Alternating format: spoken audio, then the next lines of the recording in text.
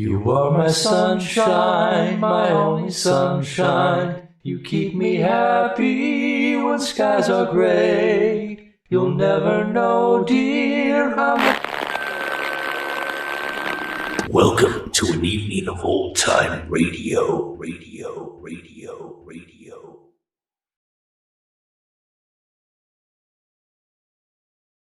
Hello, I'm Greg Fordyce, and welcome to an evening of old-time radio.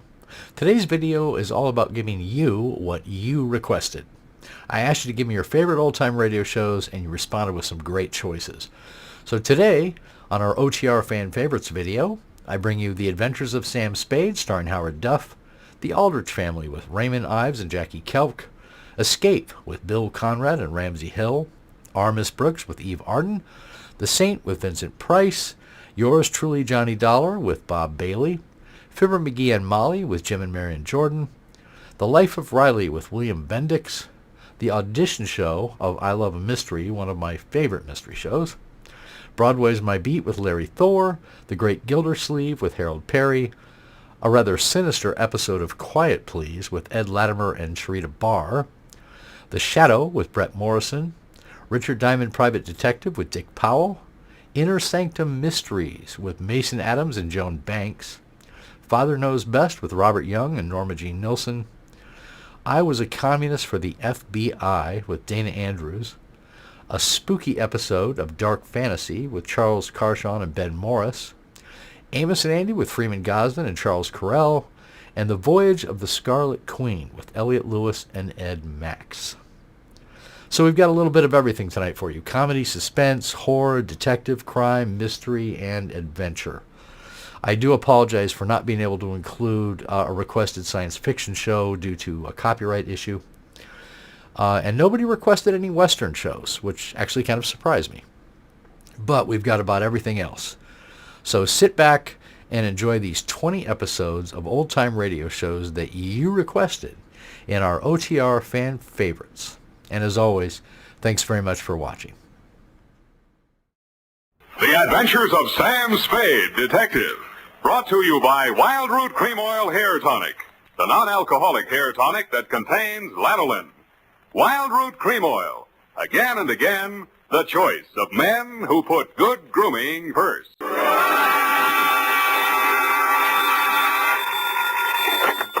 Spade Detective Agency? Hey, it's me, Sammy the Spade. Sam, it's not true, is it? Every word of it. What? That you've been consorting with unsavory characters? Well, she was a savory enough girl, Effie, although a crook. Well, according to the paper, she's practically a murderess. Not to mention that she's dancing the Roomba with you. That's a lie. There's a picture of you. Virginia Vale, gangland glamour girl, caught at the Club Iberia in barefoot Roomba with private eye. It was not a Roomba, it was a bambuco. Oh, Sam, not over the phone. I can't stop it. Stay where you are. I'll be right down to dictate my report on the Lawless capers. Dashiell Hammett, America's leading detective fiction writer and creator of Sam Spade, the hard-boiled private eye, and William Spear, radio's outstanding producer-director of mystery and crime drama, join their talents to make your hair stand on end with the adventures of Sam Spade. Presented by the makers of Wild Root Cream Oil for the hair. Say, have you gotten acquainted with Wild Root Cream Oil yet? Tell you what, mister, if you haven't, even if you don't use any hair tonic at all, why not ask at your drug or toilet goods counter tonight or tomorrow for the brand new 25-cent Get Acquainted bottle of Wild Root Cream Oil. You like the way Wild Root Cream Oil grooms your hair neatly and naturally, relieves dryness, and removes loose dandruff. You never dreamed one hair tonic could do so much. So give it a try. Get the generous new 25-cent bottle of Wild Root Cream Oil.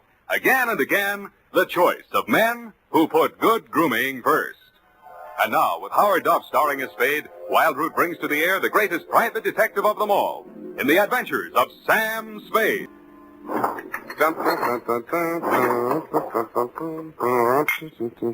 think I'm getting it. You've lost your shoes. Ready, sweetheart? Yes, Sam. No questions? No, Sam. That picture in the paper doesn't mean a thing, Effie. There was nothing between Virginia and me. Just wasn't room. Well, that bambuco, you know, that's the way we dance it. Authentic. Sam, I trouble to call my girlfriend, Edna Mae Schwartz, who is an instructor at Arthur Murray's. Mm-hmm. I quote, "The partners exchange graceful nods in the center of the dance floor and then separate. Well, As the senorita provocatively leads a pursuing caballero through a series of gay whirls, turns, and figures." there you see, provocative. But he never catches her, Sam. Well, I had my shoes off. That gave me the advantage. You know best, Sam. Well, that clears that up. Date? August 29th. I will give the date. Fill it in. That still doesn't explain your operating on the wrong side of the law. Down, Effie. This goes to John M. Lawless. A known gangster. What else? From Samuel Spade, license number 137596. Dun, dun, dun, dun, dun. Boom. Well, thank you, Effie. Subject, Joe Morales. Dear Johnny, you hired me yesterday morning, but the real start of it was back in 45. Flashback. San Francisco was just recovering from VJ Day, and crime was practically at a standstill because your number one competitor in the West Coast mobs had just been rubbed out, and you were on trial for same. Nothing about the trial made any sense. The tea-time chatter in the better pool rooms was that you were taking the rap for your worst enemy, Joe Morales. What made even less sense, the lawyer defending you was Joe's brother. So I wasn't a bit surprised to receive your check for $25, together with an invitation to be in the third row of the courtroom when the jury returned the verdict. I was. The defendant will please rise. Step forward, please. Have you anything to say why judgment of this court should not be passed upon you? Yeah, it's a bad beef. The judgment of this court is that you, John Lawless, for the crime of manslaughter, having feloniously run down, run over, and killed with a certain automobile the deceased person named in the indictment, and having subsequently departed the scene in violation of the hit-and-run statute, are hereby sentenced to a term of 3 to 10 years in the state prison of the state of California. You didn't even look at the judge while he was dishing it out. Your eyes were on the man sitting directly in front of me. The man you were supposed to be taking the rap for. The man you deliberately planted me behind, Joe Morales. I wondered what that meant. When the judge brought down his gavel, I found out. You came up the aisle with a deputy on one arm and your lawyer on the other. He seemed upset about something. I'm sorry, Johnny. I did the best I could. They give me the judge I asked You for. passed on that jury, you cheap shyster. Okay, just wait till you get my bill. Shut up. Now, wait a minute, Sheriff. I want to speak to a friend. Hey, Johnny, hurry up. We got a train to catch. Hey, you, Joe. Yeah, Johnny? I got just this to say to you. I'm going up, but I'm not staying, see? If I'm not paroled out in 3, I'll break out. Either way, I'll get you, even if it means a murder rap. Oh, now listen, Johnny. You heard me, Spade? Yeah, Johnny, I wish I hadn't. Well, Johnny, we gotta go. Okay. Don't forget what I said, Joe. So long, Sam. Good luck, Johnny. Hey, Sally. Yeah, Joe? You hear what he said? I know. He's gonna knock me. This guy's a witness named Spade. Spade, my brother Sally. Salvador Morales. You may have heard of me. Yeah, if I'm ever up in a hit and run, remind me not to hire you. Come along, Spade, where we can talk quietly. Just over here. My conference room. Look, we got nothing to talk about. Oh, yes, we have. Watch it. I just got this suit pressed. Yeah, right in here. Sally, is it all over? How did it come out? Where were you? In here, I couldn't force myself to stay out there. What did he get? 3 to 10. 3 to 10, is that... Oh, I mean, how terrible. How terrible. Best I could do. This is Sam Spade, my dear. It's Virginia Vale, Johnny Lawless's fiancée. The San Quentin widow. Well, how's tricks, Virginia? Why did they bring you here? Maybe they know. He's a witness. Witness? To a threat Johnny made against my brother's life. My own client. What's funny? Ask your brother. That threat would even get you writ against him to keep the peace. What do you mean, Sam? Sweetheart, threats don't mean anything in law unless they're backed up by some action. Even if he told you the when, the where, and the how, it wouldn't be worth anything until you're dead. But it would be worth something then? Sure, it shows premeditation. Then if he knew he was overheard and you'd be forced to testify if anything happened to Joe... Hey, beautiful. What are you trying to do to me? Well, I mean, he'd think twice before he tried anything. You'd be safe, Joe. Well, honey, I didn't know you cared. About you, I don't. I just wouldn't want Johnny to do anything foolish.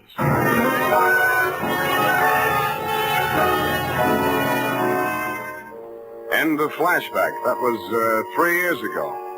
A lot of big news has broken since then, but the only items that interested you in San Quentin were printed on the inside pages of the local press. Item: Virginia Vale, your fiancée, got herself engaged to Joe Morales, your worst enemy. And item, Salvador Sally Morales, your mouthpiece, had taken over your mob. Which brings us up to yesterday morning. Yeah? That you, Sam? Who's this? Johnny Lawless, remember me? No. I was hoping you'd say that. Look, Sam, I got a job for you. Call Peeper Breen. He may need it bad enough. I've got no contacts in the mobs anymore. This is clean. How clean? A chance to save an innocent man from the gas chamber. Well, There's $1,000 in it for you. Wait till I get a pencil. Now, what was the address? The Alma Arms on Pine Street near Jones. Yeah? Buzz me 3 times. 1 long, 2 short. And make sure there's no one on your tail. Got it. I was not tailed. I found your name on the bell panel, buzzed 1 long and 2 short, and the automatic lock clicked me in. You were waiting 1 flight up in the open door of your apartment. You didn't say anything, just made sure it was me, motioned me inside, locked the door, and led me back to a bedroom. Well, there it is, Sam. Mm-hmm. Joe Morales. Dead about 3 hours, I'd say. 4 slugs, chest, shoulder, and head. Looks like amateur work at professional aims for the belly, or did you mean it to look like an amateur job? Would I be sap enough to drop him in my own apartment? Besides, he's my lawyer's brother, and I might need Sally again. Why did you call me? Well, you heard what I said to Joe after the trial. Who told you that, Virginia? Yeah, but she didn't have to. Didn't I ask you to sit there? Oh, that's one thing that worries me. Look, let's go in the other room, huh? I feel like a drink. Well, here's my pitch, Sam. I checked out of San Quentin yesterday morning. I didn't have a mark against me. The warden himself put my case before the parole board. He called me the ideal prisoner. Shall we dance? Okay, Sam, okay, but a man can change a lot in 3 years. So can a woman. Virginia met me at the gate and we drove into the city. We didn't have a thing to say to each other. The way I felt by the time the ride was over, Joe could have her and welcome. I had other plans. Such as? Well, the parole board was getting me a job with a mining firm, a surveyor. I took a course up at Quentin. You seriously expect me to swallow this line of guff? Listen, you don't get fat making a living on the mace. Take half of these guys you hear telling the world what wonders they are at puffing boxes, knocking over joints, and the rest of the lays. Yeah, not half of them make 3 meals a day at it. Then what chance has a guy without a regular racket? And, brother, that's me. I'll buy that for now. Let's talk about that dead body. All right. Well, I called Joe on the phone this morning, see, and I told him to meet me here at 3 this afternoon. I wanted to tell him, forget about what I said about how I was going to get him. Not that I wanted to write off that rap I took for him. But if he was scared, he might come gunning for me. I might have to break parole to defend myself. About Virginia, like I told you, we got nothing to talk about. Yeah, it was beautiful while it lasted. So he was due here at 3, huh? Huh? Yeah. I was held up. As a matter of fact, I was with my lawyer at the time. Sally? Yeah, I phoned the building and told the superintendent to let Joe in, and then I got here about 4:15. But I didn't find him till just before 6 when I called you, Sam. How come? Well, I just didn't look in the bedroom. I figured he got tired waiting and left, you know. Yeah. Mm-hmm. Well, look, Johnny, assuming your story is true, and if it isn't, you ought to be ashamed of yourself. Who do you think did it? Well, that depends on why. If it was somebody gunning for him, it would depend on what's going in the mob since I've been in Clinton. You know more about that than I do. If it was somebody trying to frame me... What do you mean, trying? Hey, wait a minute. I got a phone homicide. You must have known that when you called me. Yeah, that's why I ripped the wires out. That's cute. That's very cute. Oh, that look. makes you look real good. Look, Sam, look. I'm not asking you to do anything extracurricular. Sure, you have to yell cop, but you'll do it over a pay station downstairs. And by the time anybody can get back up here, that stiff will be out. It will. How's that going to be done? I got a friend in the undertaking business. Met him up at Quentin. He just installed a new crematorium. You should have called him first. I did, but I can call him off. You're stir-happy. Look, Sam, how about it, huh? So the cops come in tonight, tomorrow. Who cares? Not Joe, the weather he'll keep. What do you say, Sam? What do you say? I say you're probably bluffing, that you got no way of getting rid of the stiff, but on the outside chance that you might not be bluffing, I'll swing along with you for a couple of hours. If I don't turn up anything by then, the deal is off. Okay, that's fair enough. Yeah, but this isn't... Hey! Sorry, I gotta do it. I hated to do it, Johnny. You were out of condition and you weren't expecting it. But I wanted you to look like a hospital case. After you went down and out, I transferred my fee from your wallet to mine, examined your wounds, and decided you were good for 2 hours at St. Agnes Hospital, where I know the head nurse. Incidentally, never mind. So without further delay, I toted you downstairs, threw you into a taxi, and delivered you to the ambulance entrance. That's when I remembered that I had forgotten one thing. I hadn't given you a chance to call off your alleged undertaker friend. I was sure that part of your story was bluff, but just to make sure, I rushed back to your apartment in less time than it takes the average undertaker to back his hearse out of the garage, I thought. When I got there, I wasn't so sure.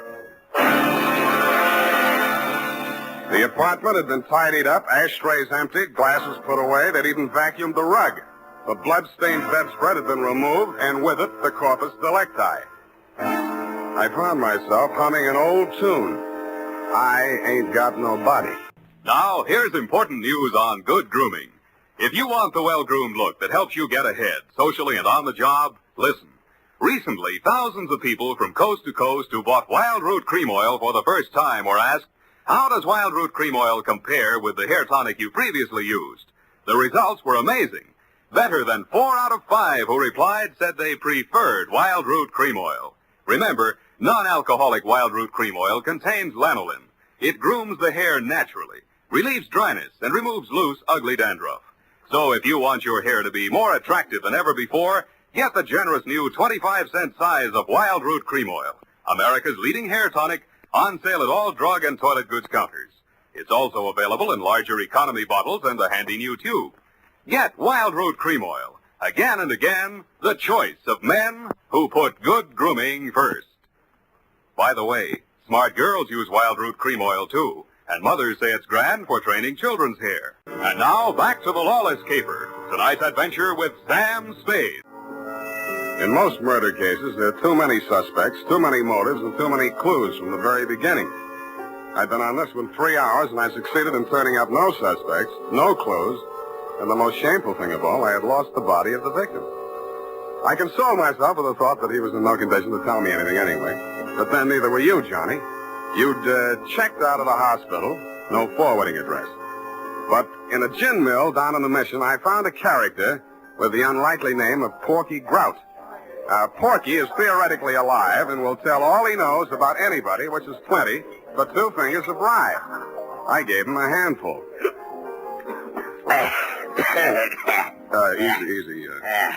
Easy. The Joe Morales mob. Yeah. They dusted this town. They moved to Las Vegas 5-6 months ago. How come Joe stayed in San Francisco? Him and his brother had a beef with each other. That's Sally Morales, the lawyer? Yeah, the mouthpiece. Not too close.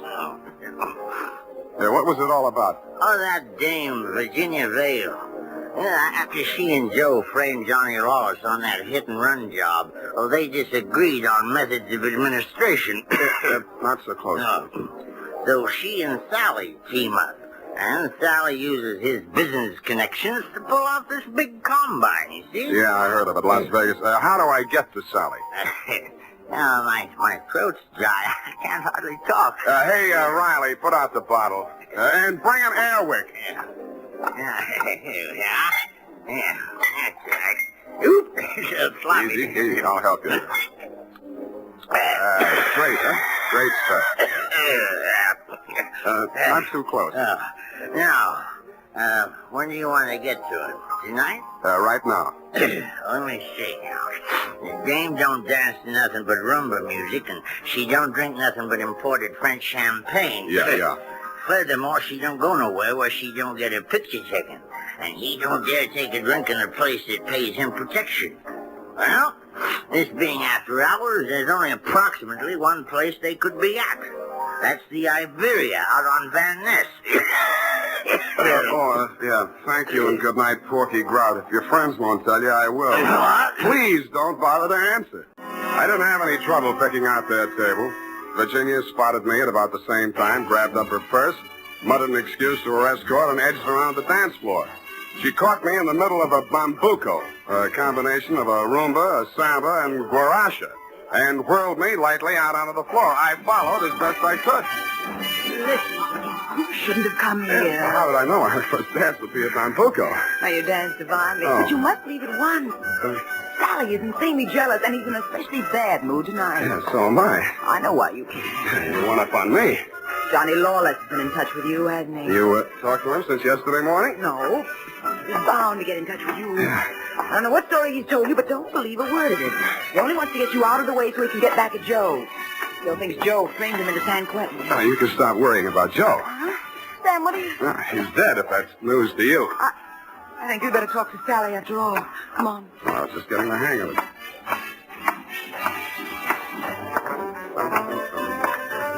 Well, my dear, so you've met another old friend. Hello, Sally.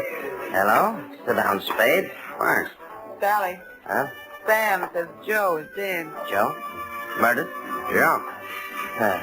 Well, it was bound to happen. I warned him to get out of town before Johnny Lawless came back.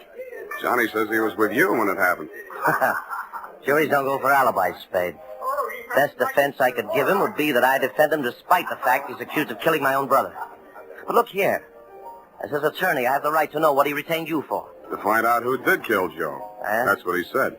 Have you found out? Not yet. Any leads? Not many. Now, what's the difficulty? The corpse. Somebody swiped it. You can't mean that. I can, and I do. Well, that doesn't make sense. Unless Johnny arranged it himself. But he couldn't have. No contacts. Of course, he might have disposed of it without help. It's been done, you know. Not tonight. I'm his alibi there. I don't believe it. I'm just telling that story to see how we'll react. That's why I'm telling it, but it's not a story. It's the McCoy. Sally, what can it mean? If Johnny didn't do it, then somebody must have done it to frame him. And if they did that, they wouldn't turn around and get rid of the evidence, would they? What? Well, the whole thing is wild. You know, there might have been two people who thought they were a team, but one of them was really working against the other and for Johnny. Huh? Well, that's absurd, isn't it, Sally? Is it, my dear? He's trying to play us off against each other. Don't fall for it, Sally. I had nothing to do with any of it. You've got to believe that. Yes, I was sure of you when Johnny was out of the way. You wanted him out of the way, you admitted. You're still in love with him, aren't you?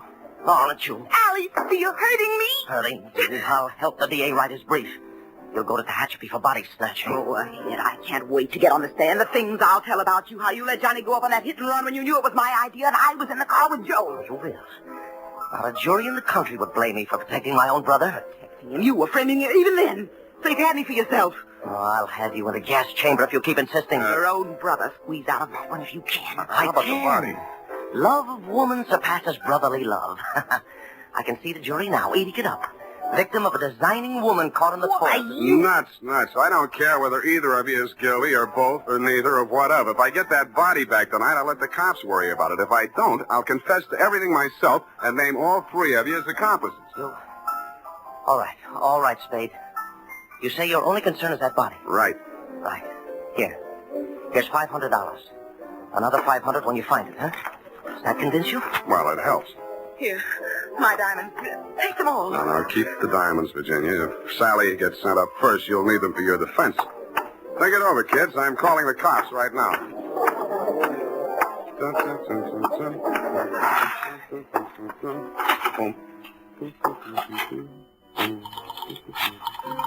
think it's 1 foot back.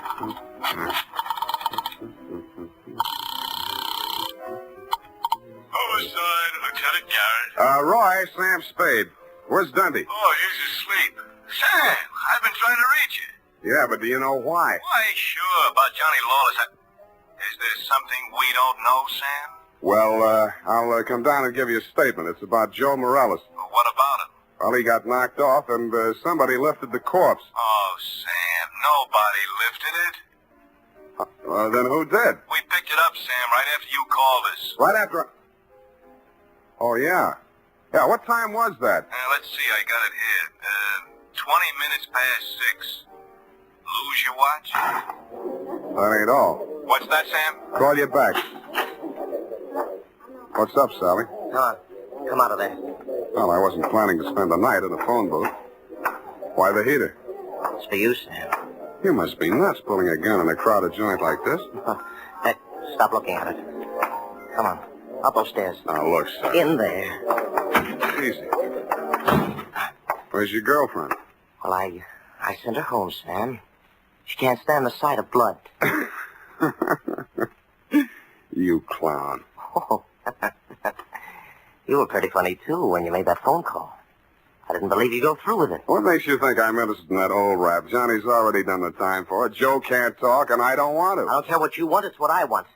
That's what counts. Does it? You wanted Virginia? You got it. Oh, not the point. Just doesn't sound good. Salvador Morella's sweetheart going up on a murder rap. Well, you trimmed it down to manslaughter for Johnny Lawless, and she's enough prettier to rate an acquittal, or are we talking about the same killing? You think Virginia killed Joe Morales, don't you? Why? Because she seems so anxious to pin it on Johnny Lawless. Well? Well, nothing. Only I've got a score to settle with Johnny Lawless myself, you see. Oh. He left me out in a limb with that body snatch. If I can pin the killing on him, I got a story for the cops. Now, show how smart you are. Shoot me. I fully intend to. Now, look. Hold it, Sally. Hello, Johnny. You can do it yourself, Johnny. I was going to do it for you, but you can do it I don't get it. He's trying to pin that murder on you, Johnny. Like you pin that old hit and run on me? It's not the same, Johnny. Joe's killing is worth life if you're lucky. I never had much luck. Let him have it, Johnny. What have you got to lose? Well, you want me to? No. Step back, Sally. Okay. He dead? Yeah. You planned it different, didn't you, Johnny? Yeah, but I might as well get two for the price of one. Yeah, I planned it different, but I don't seem to care anymore. Well, then you won't need that. Huh? Sorry, Johnny. By the way, I'd like to thank you for keeping me in the clear. How come? That phone call you made the homicide using my name. Without that, I might be going up with you. How'd you figure it? Nobody but you had anything to gain by making that body seem to disappear. You knew I wouldn't check with the police till I'd made a try at locating it on my own. You knew I'd use the disappearance as a handle to shake what I could out of Sally and Virginia. You knew they'd suspect each other because I had you alibied at the time of the body snatch, and that would start them screaming accusations at each other. Did they say enough to send them up? Yeah, I don't know how much will stick, but enough. They both admit Joe did that hit-and-run job I was sent up for? He and Virginia together. So she was with him. 3 years ago, I wouldn't have wanted to know that. Now it sounds good. I didn't think it really sounded good to you. I was sorry to hear it myself, and after all, I'd only danced the bambuco with a mouse. I'm sorry things turned out the way they did. It's a little late to be making with the advice, but, well, you know, the best laid plans of mice and men gang after glade. What? And as you say, what chance has a man got without a regular racket? Period. End of report. Well, heavens to Betsy. Oh. How can you be so sympathetic with a girl who did all those terrible things? Oh, I know, F, I know. It's a silly dance, but she looked cute while she was doing it. I don't mean the dance. You mean the best laid plans? What does that mean, Sam? That gang after glade? I'll give you a hint, sweetheart. It's something you never need worry about. Here's why, men. Here's why Wild Root Cream Oil is again and again the choice of men who put good grooming first. Wild Root Cream Oil grooms the hair neatly and naturally without giving it that plastered-down look. Wild Root Cream Oil relieves annoying dryness and removes that loose, ugly dandruff. So if you're not using it now, or if you're not using any hair tonic, get Wild Root Cream Oil at your drug or toilet goods counter in the new 25-cent get-acquainted size bottle. Also, ask your barber for a professional application of Wild Root Cream Oil Hair Tonic. Again and again, the choice of men who put good grooming first. Well, here it is, Sam. My, terribly confusing. I sensed that somehow. Who was that hit-and-run victim? Well, they named that dance after him, George L. Bambuco. I don't believe it. Sam, what does it mean? What does it mean? You know. Gang after glade? Snafu. Oh, why didn't you say so? Darlings, yes. Good night, Sam. Good night, sweetheart.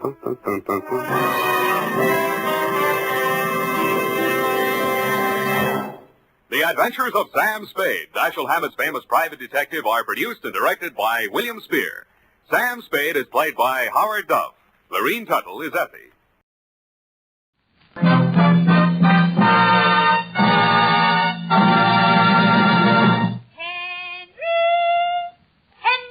Aldrich. Coming, Mother. The Aldrich family, a special rebroadcast for you soldiers, sailors, and Marines of the United Nations. Watch a teenage boy in action, and you can probably discover the source of his impulsive vitality. Whatever he does is immensely important and all-engrossing. Henry Aldrich proves that. The scene opens at the Aldrich breakfast table. Have some bacon, Alice? Thank you, Sam. I think I will.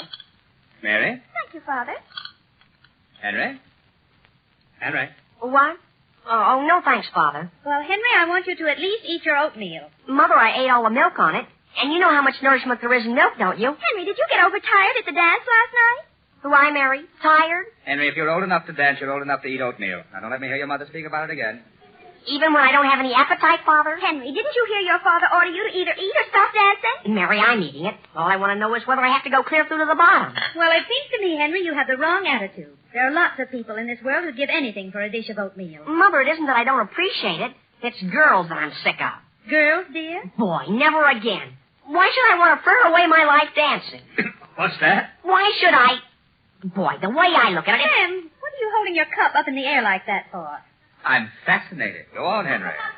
Well, I just thought things over, that's all. I don't feel I'm getting anywhere the way I'm going. You know what I mean? Being a darn butterfly. So, Mother, don't you think I could just forget my oatmeal? You certainly may not. By the way, Alice, has anyone phoned for me this morning? No, Sam, not that I know of. No. Well, if any call does come for me, it'll probably be a Mr. Gilchrist. Who? Mr. Gilchrist. And please be sure to call me. I'll probably be up in the attic working. Father, you mean you're not going to the office today? I am not. And that phone call is very important. Is that clear, Alice? Yes, Sam, of course it's clear. And Mary, do you understand? Yes, Father. And Henry? Henry, what are you staring into your oatmeal for? Who I, Father? I wasn't staring. I was just watching the spoon sing. Hi, Henry. Gee whiz, Homer, are you here? Come here quick. I've got some news for you. Henry. I'm coming, Homer. Henry! Yes, Father? When Homer came in, I was asking you whether you understood. I heard you, Father. Gee, you can depend on me. Hey, Henry, who do you think I just saw? Who do you think I just had a talk with? Who? Agnes. And do you know what she said? She said that when Kathleen got home from the dance last night, she was so upset over the fight you and she had, she couldn't sleep all night. She couldn't, Homer? She couldn't? And do you know what Agnes said she told her to do? What? She said Kathleen ought to telephone you and apologize. Is that right, Homer? Kathleen's going to apologize to me? Sure. As a matter of fact, hasn't she called you yet? No, but she probably will any minute, though. She's if she wasn't able to sleep last night, she's probably having a late breakfast. That's true. Are you going to forgive her? Well, I'll certainly be fair. That's the least I can do. Henry, could you and Homer please get out of my way? Mary, Homer and I happen to be very busy discussing something. Now, please don't hang around and try to listen. Henry, all I want to do is use the phone. Use the phone? I'm sorry, but you can't use it right now, Mary. Why not? I'm using the phone. You're using it. Why, Henry Aldrich, you're standing 10 feet away from it. And all I want to do is phone Daisy Harper and say hello. Daisy Harper?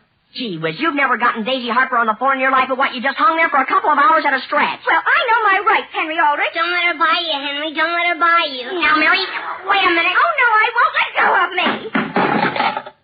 There, Mary. Now look at what you've done. Henry, I didn't knock the table over. You did. Henry? Yes, Mother? What was that? Why, I'll tell you, Mrs. Aldrich. He was just explaining something to Mary. Well, please tell him to come in here and finish his oatmeal. See that, Henry? See that? Mother, couldn't you save my oatmeal for me so I can have it for lunch? For lunch?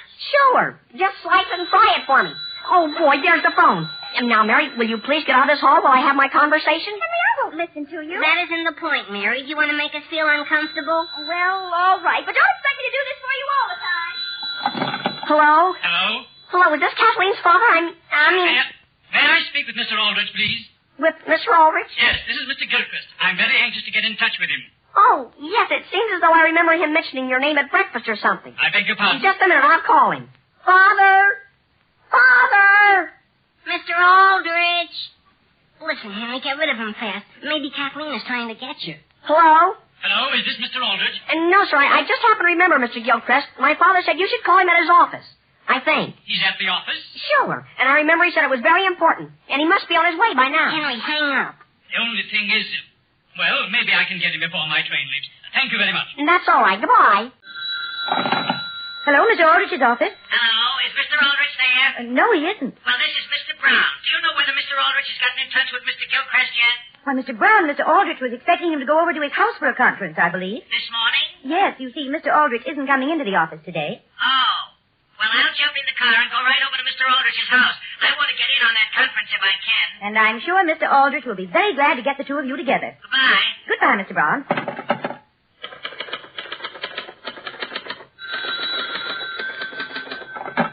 Hello, Mr. Aldrich's office. Hello. May I speak with Mr. Aldrich, please? Mr. Aldrich isn't in right now. May I take any message? Well, this is Mr. Gilchrist. About how long before you expect him in? Oh, Mr. Gilchrist, Mr. Aldrich isn't expecting to see you here. He's waiting for you up at his house. Up at his house? I just phoned his house. They said he was on his way down to the office. Really? He's decided to come down here? That's what they said. And I'm supposed to catch a train in 25 minutes. Well, Mr. Gilchrist, you better hurry up and come right down here then. You think I'll be able to see him? Oh, yes. If they told you he's coming down here, he ought to be here any minute. Very well. And then, oh, my goodness, I wonder if I can get hold of Mr. Brown. Boys, what are you going to do? Spend all Saturday here by this phone? Mrs. Aldrich, that's just exactly what I've been trying to tell him. Mother, I don't need any fresh air. I slept with my window open all night. Well, get away from that phone, dear. I want to put in a call. Now, just as Kathleen... Mother, couldn't you please wait just a few more minutes?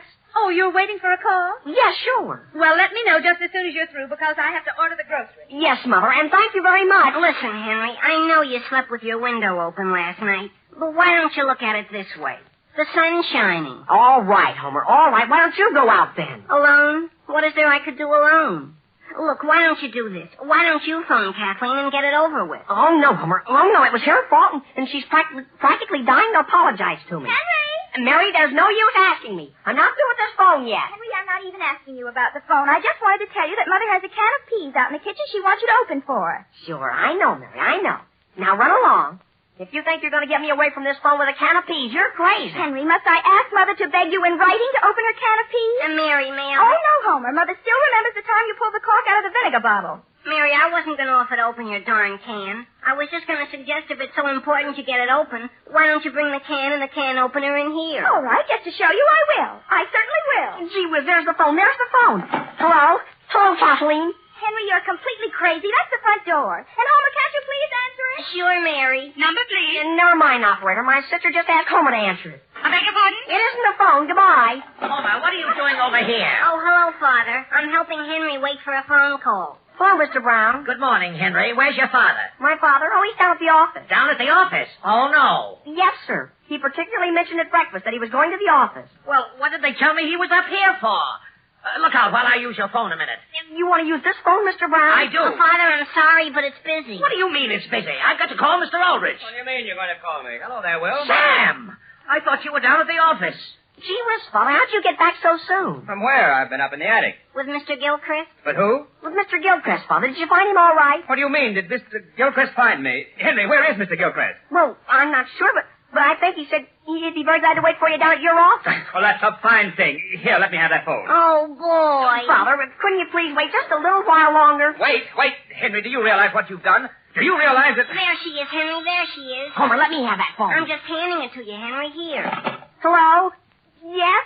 Henry, is that my office? No, it isn't, Father. It's a sort of a girl. Will, come with me. Maybe my wife knows something about Gilchrist phoning. I'm coming. Hello? Alice! Listen, Daisy Harper, this is no time to be calling our house. Now, please hang on. Alice! I'm out in the kitchen, Sam. Were you around when Gilchrist phoned? Dear, I don't know anything about it. Sam, I've got my car outside. We'd better go right down to your office. That's true. Sam, there are two things I want you to do for me on the way down. First, take this list into the grocer's and leave it. Now, Alice? Dear, all you have to do is leave it and run, and they'll fill the order. And then stop off with this note at the emergency aid. Alice, why can't you use the phone for all that? Now, Sam, I can't touch the phone. Henry's waiting for a call from Kathleen, and his heart is practically broken. And do you realize my day is practically ruined? And besides, I don't even go near the grocery store. All right, then Mary can go to the grocery. But you can stop off with this list at the emergency aid. It's right in the block above your office. What are we giving them? Some gingham aprons and 100 pounds of potatoes we have down in the basement and a few other things. And I have to carry them? No, dear, just take this list so they'll know what they're going to get. Father! Yes, Mary? I'm awfully glad you're still here. Could you open this can of peas for me? Mary, get Henry to open it. I'm going down to the office. The only thing is, though... Henry! Goodbye, Alice. Sam, did you get that list for the emergency aid? Yes. Henry! Mary, are you calling Henry? Yes, Homer, I have a job for him, and Father says no one but Henry is to do it. But gee whiz, Mary, can't you see I'm trying to use this phone? Hello? Here's the can opener, and here's the can, Henry. Thank you, Mary. Put it right down there. And if you ask me, Henry Aldrich, no girl in the world is important enough to tie up a whole family like this.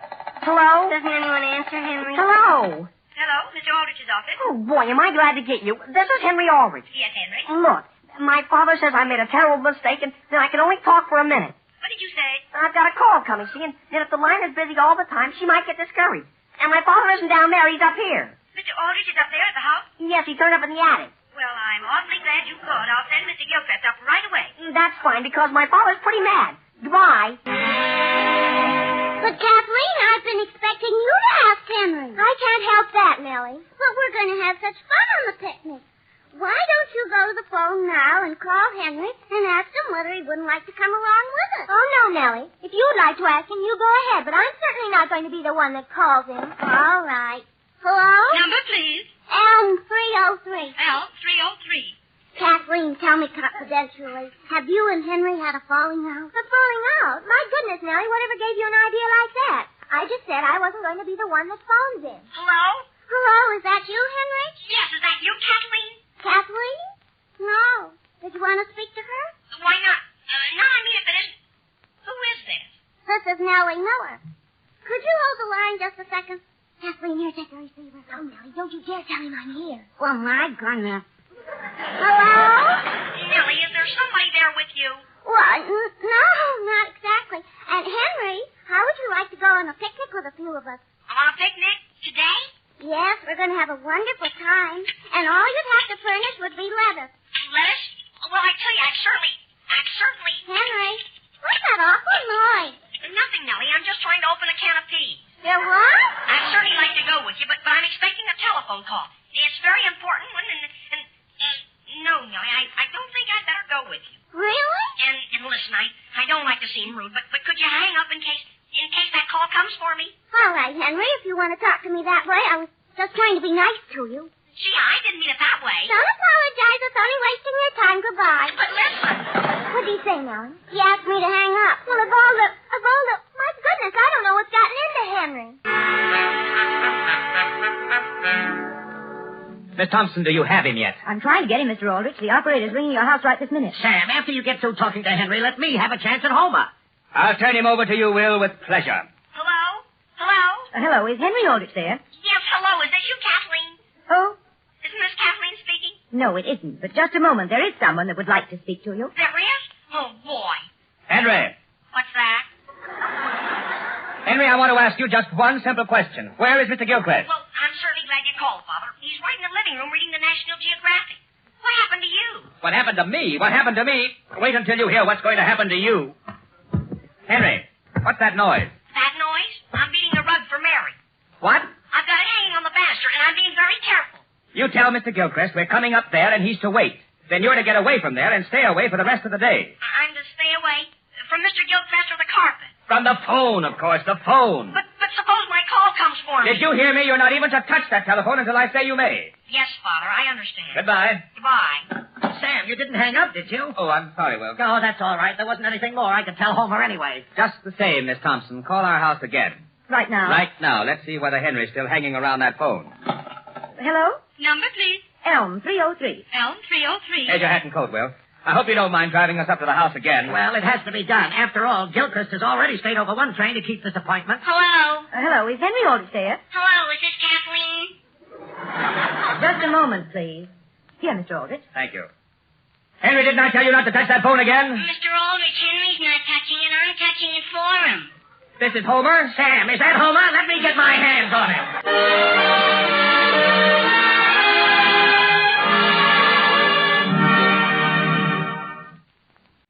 Now getting back to the troubles of Henry Aldrich.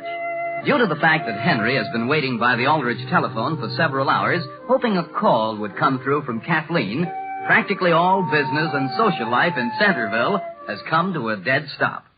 The scene opens in a nearby grocery store.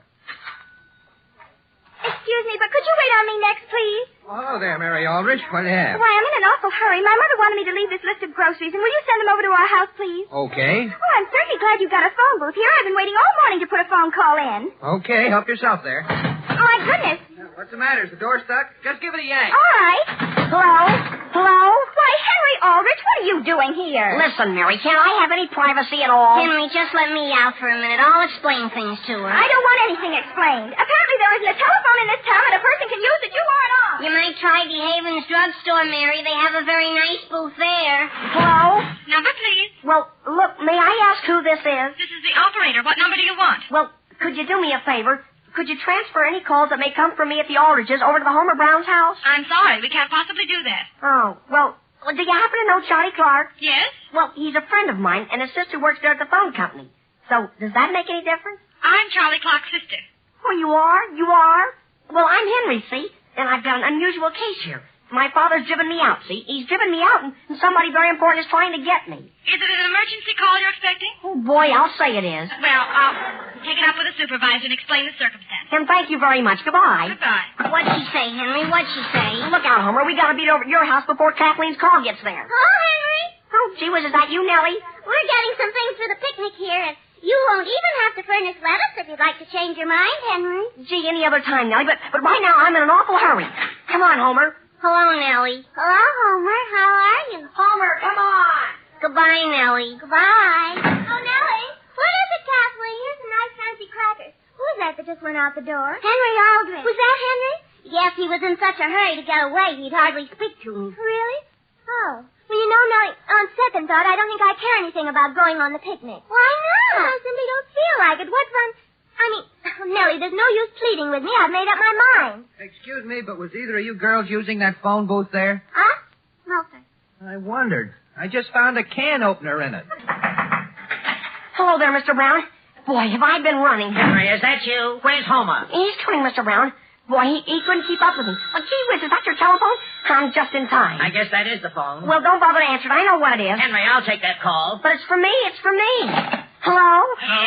Hello? This is Mr. Gilchrist. I want to speak to Mr. Samuel Aldrich. Mr. Aldrich? He isn't here. You've got the wrong house. Oh, I beg your pardon. I'm sorry. That's all right. Henry, who was that? Nobody, Mr. Brown. Just Mr. Gilchrist. He wanted to speak to my father. To your father? Where is Gilchrist? Where is he? We've been looking all over for him. Oh, why, he didn't say. He just hung up. And may I ask who gave you permission to come in here and answer our telephone? The telephone company. I asked them to. Oh, you did you? And do you see that front door? Yes, sir. March. You mean you want me to go? March. Yes, Mr. Brown. Gee, Henry, can you run? Homer, get out of here. Who, me, Father? March. Sam, will you answer the phone, please? I'll answer it, Alice. Hello? May I speak to Mr. Brown, please? Well, I'm sorry, but Mr. Brown isn't here. You must have the wrong number. I can't keep getting wrong numbers forever. Whose residence is this? This is Mr. Aldrich's residence. Well, this is Mr. Gilchrist, Mr. Aldrich. Oh! How is it when I call your house, I get Mr. Brown, and when I call Mr. Brown's house, I get you?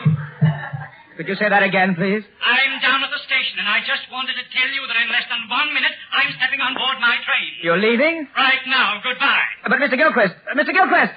Sam, that wasn't a call for Henry, was it? It was not. Alice, will you please try to tell me what has happened to this telephone system? Well, I've been wondering about that myself because Henry is just terribly upset. Henry is. Henry is. I think you ought to call the company, dear, and complain to them that Henry's been sitting here by this phone most all morning and nothing has happened. What do you mean nothing has happened? Now, Sam, this isn't any worse for you than for Henry. Just remember the poor boy's in the living room completely sunk. What's the matter with him? He's so depressed, Sam. He wouldn't eat his fried oatmeal even after I warmed it over for him. Oh, my goodness, there's the phone again. Mother, do I hear the phone ringing? You do, and if you want to answer it, you may. Well, thank you, Father. Thank you very much. And as soon as you're through answering it, I want to have a talk with you. Yes, Father. Now, Sam? Hello? Hello? Hello? Henry, this isn't Kathleen, but listen. If I were you, I wouldn't come anywhere near my house. Why not? The telephone company was just there, and they took out our phone. What'd they do that for? They said you told them to. Who, me? Homer, I give you my word. I'm coming from the Havens drugstore, and you better keep away from my father. Goodbye. But Homer! Henry, where did your mother go? I don't know, Father. What do you think just happened? I know what just happened. Alice! What is it, Sam? What is it? Alice, they just delivered some groceries. And may I ask just what it was you ordered? Why, a lot of things. Did you order 100 pounds of potatoes? No. Did you order any lentils? No, we've got all that down in the basement. It's what we're giving to the emergency aid. Well, the store just delivered them to you with a note pinned on the potatoes saying they're all out of gingham aprons. Sam Aldrich, how could they have done a thing like that? Does Henry know anything about that? Henry! Henry! He probably went upstairs. I'll answer it. Hello? Hello, Mrs. Aldrich. Is that you? Yes? Well, this is Kathleen Anderson. Oh, hello, Kathleen. I guess I know who you want to speak to. Oh, no, I'm calling you, Mrs. Aldrich. Me, dear? Yes, my mother just looked over the list of things you promised to donate to the emergency aid, and she wanted me to phone and thank you right away. Well, wasn't that nice of her? I hope you need potatoes. Potatoes? You mean you're going to give potatoes, too? Aren't potatoes and lentils on the list? No, I don't think so. I have your list right here. 2 pounds of butter, 1 pound of cheese, 2 pounds of bacon, 5 lamb chops, dozen and a half of eggs, 2 cans of pineapple. Kathleen, where did you get that list? Why, Mr. Aldrich left it at the emergency aid on his way to his office. He took that and Well, isn't that nice? Yes, it certainly is. Yes, it is, isn't it? Kathleen, could you hold the phone just a second while I speak to Mr. Aldrich? Oh, you want to ask him about the potatoes? Yes, that's That's exactly what I want to ask him about. Just hold the line. Sam! Sam Aldrich, where are you? I think he went upstairs, Mother. Gee whiz. Mother, did you know someone left the receiver off the telephone? Mother? Oh, gee whiz. Hello? Hello? Oh, gee whiz. Hello? Hello, is that you, Henry? Listen, Kathleen, listen. What, Henry? Oh, imagine that. How long you been waiting there? Why, Boy, am I going to give the phone company the deuce. the phone company. Boy, I've been waiting all... are you doing anything tonight? No, I'm not. Well, how would you like to go on a picnic this morning? Henry, it's afternoon. It is? That's what I mean. How about the movies? Tonight. I'd love to. All right, swell. I'll see you at 8. Goodbye. Goodbye. Henry, you didn't hang up that phone, did you? Why not? There wasn't anything more to say, Mother. I finally got my call. Hello? Hello? Number, please. Operator, this is Mr. Brown. I've been trying to get Elm 303 for 2 hours. What's the trouble? Elm 303. What is the name of the party, please? Aldrich, Mr. Samuel Aldrich. I'm sorry, but Elm 303 has been disconnected.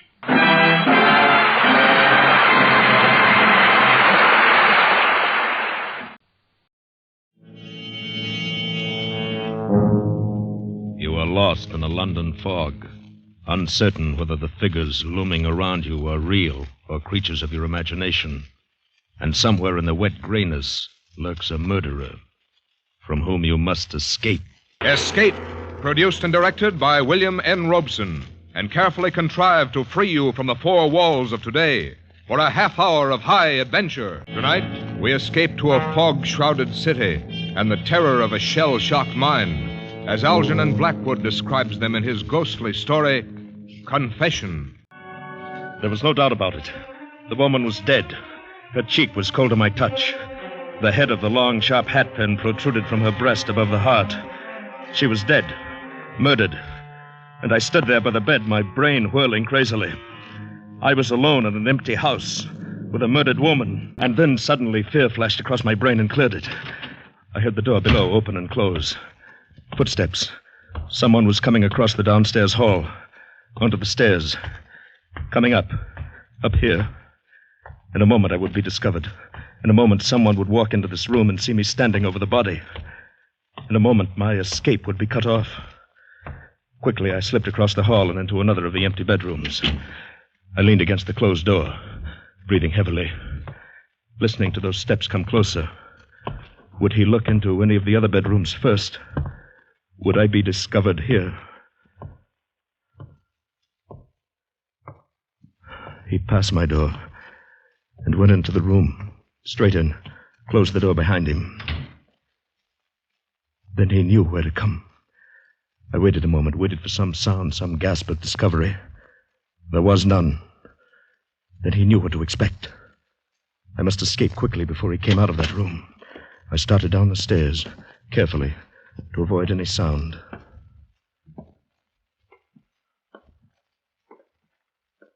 And suddenly the door of that room opened. The beam of a flashlight searched down the hall. I took the stairs 3 at a time, burst open the front door, and fled into the street, fled into the sanctuary of the fog. How long and how far I ran, I do not know. I could see nothing, feel nothing but the clammy dampness of the fog. I don't know whether he was still following me or not. I ran out of sheer terror, up one street, down another, with no idea of where I was or where I was going.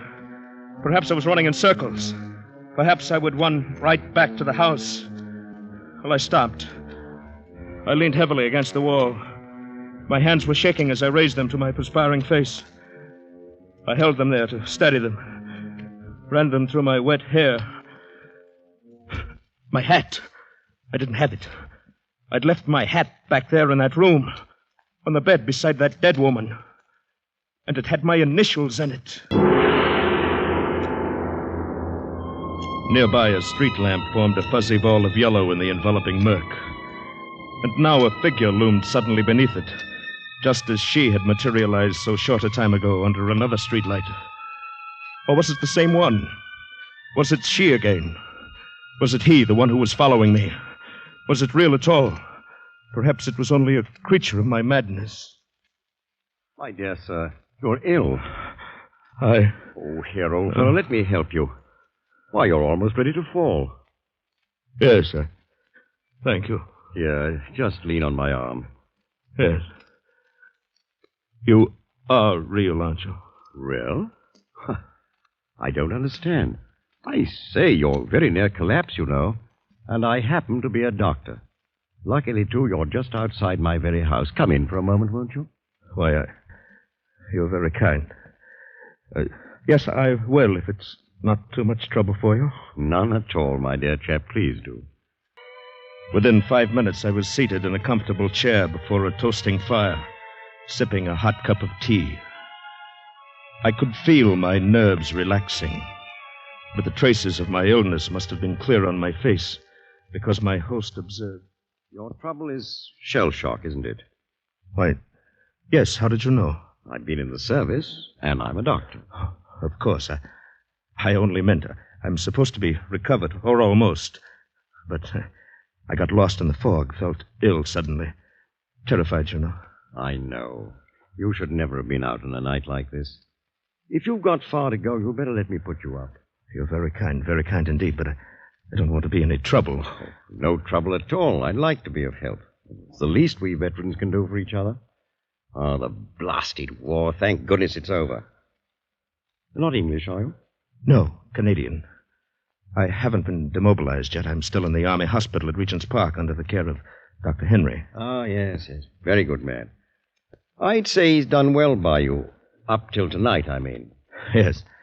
Of course, we had no idea there would be a fog. I still get in a panic when I feel all alone. Well, that's usual, but then there was something more than that tonight, wasn't there? What do you mean? Simply that you've had rather a severe shock quite recently, haven't you? How did you know that? My dear chap, I'm a doctor. My business to know.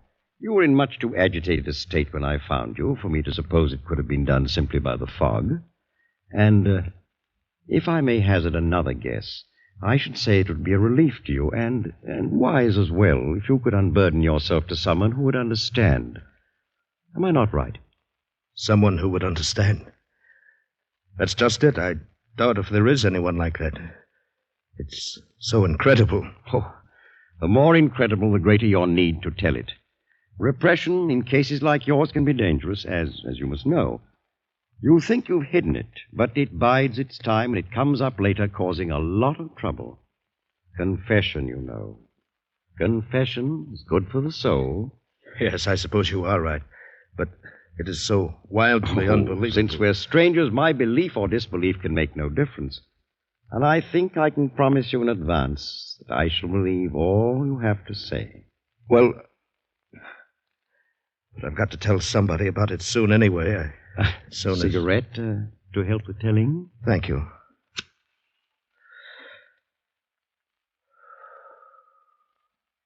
Thank you. Well, I'd better start back at the very beginning of the adventure, then. It started today at the sanitarium.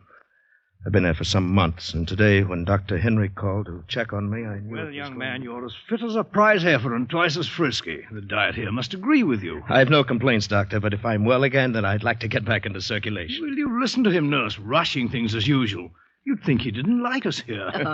The way he bothers us to let him go into town, I'm sure of it, Doctor. He's getting so healthy, he's bursting at the seams. There, you see?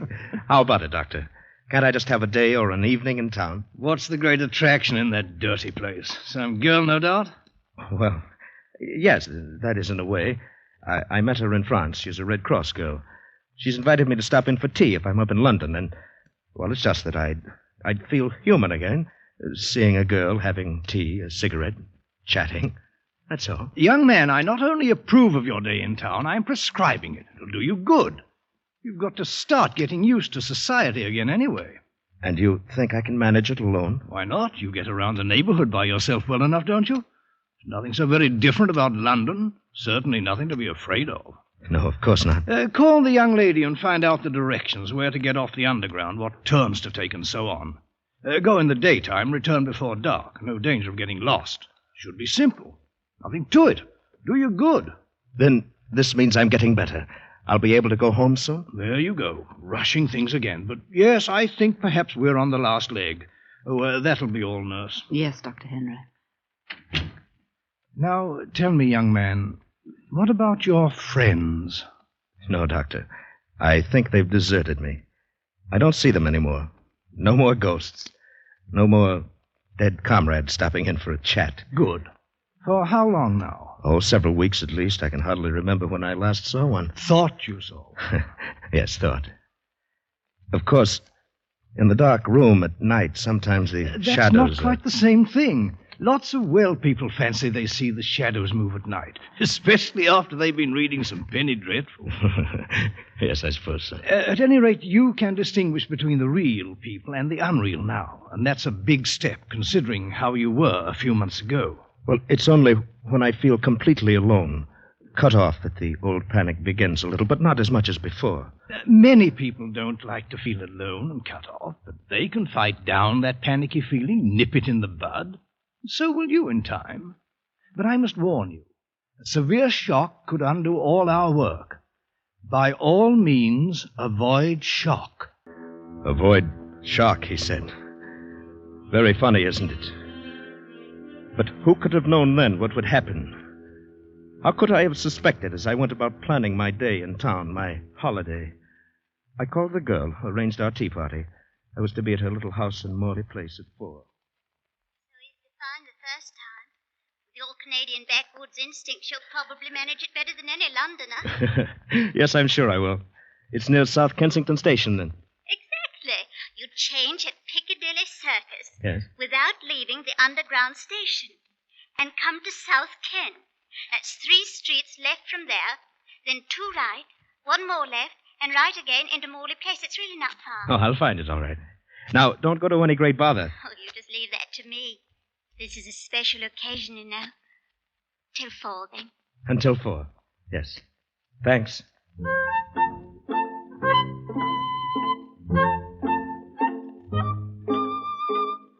And so it all started out as a cheerful adventure. And everything went well into the city. I made my change underground at Piccadilly, took the local to South Kensington Station. And there I came up at surface again. And when I walked out, I stepped into a solid, opaque blanket of white fog. I could hear the traffic, the rumble of the city around me. I could hear footsteps, an occasional muffled voice. But I could see almost nothing. This is how a blind man feels then.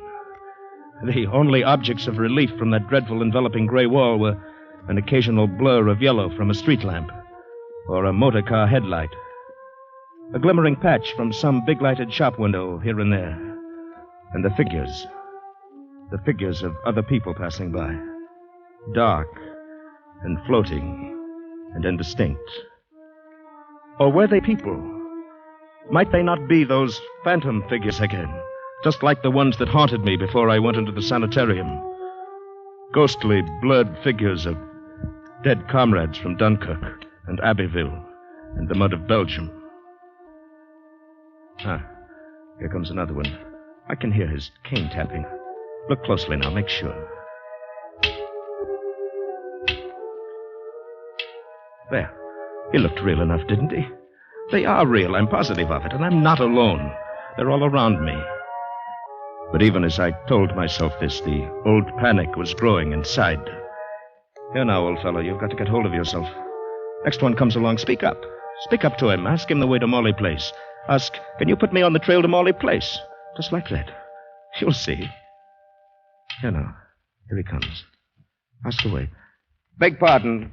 Can you put me on... I say, is this right for the tube station, do you know? I'm utterly lost. I want South Kensington. Why, yes, I have just come from there. Straight along, I think. Oh, thanks awfully. Oh, but I say, can you put me on the trail to Morley Place? He's gone. Well, no matter, he was real enough. He spoke up like a real person, all right. Maybe the next... Oh, I say, I beg your pardon. Oh, I'm frightfully sorry. I didn't see you and you standing still. I'm afraid I must be lost. Can you direct me to Morley Place? Oh, dear, I think you've missed your turning. You'll have to double back a street, and maybe 2, and take the first turn to the right, and go 1 street, and then double back 2, and then left again, then you'll come. I say thanks. That was first right, and then... She's gone. Disappeared. Like a ghost.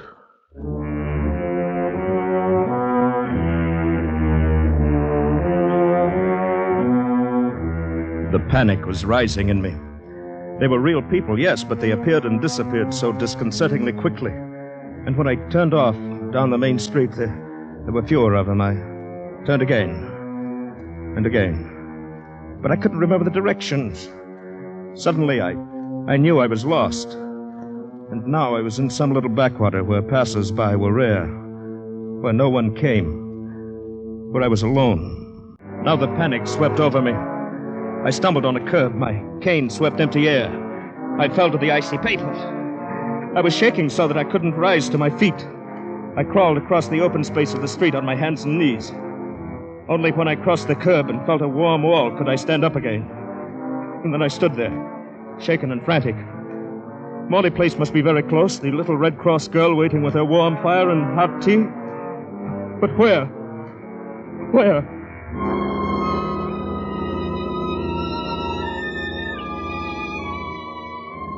Suddenly, in the yellow blur of the nearest street lamp, a faint darkening of the fog caught my eye. It was not a figure this time, only the shadow of the pole grotesquely magnified. No, it moved. It came toward me. It was a figure, a woman. It came right up to me. Fear gripped me, and then I remembered the doctor's advice. Don't ignore them. Treat them as real. Speak to them and go with them. You will soon prove their unreality then, and they will leave you. And so I gripped the wall behind me and spoke to her. Lost your way like myself, haven't you, ma'am? Do you know where we are, at all? Morley Place I'm looking for. Where am I? Well, I say you're more frightened than I am. May I help you? I'm lost. I've lost myself. I can't find my way back. Same here. I'm terrified of being alone, too. I've had shell shock, you know. Let's go together. We'll find our way together, eh? Who are you? Name's O'Reilly, Canadian. I'm going to have tea with a friend in Morley Place. What's your address? Do you know the name of the street here? I came out suddenly, unexpectedly. I can't find my way home again. Just when I was expecting him to. I say steady, ma'am.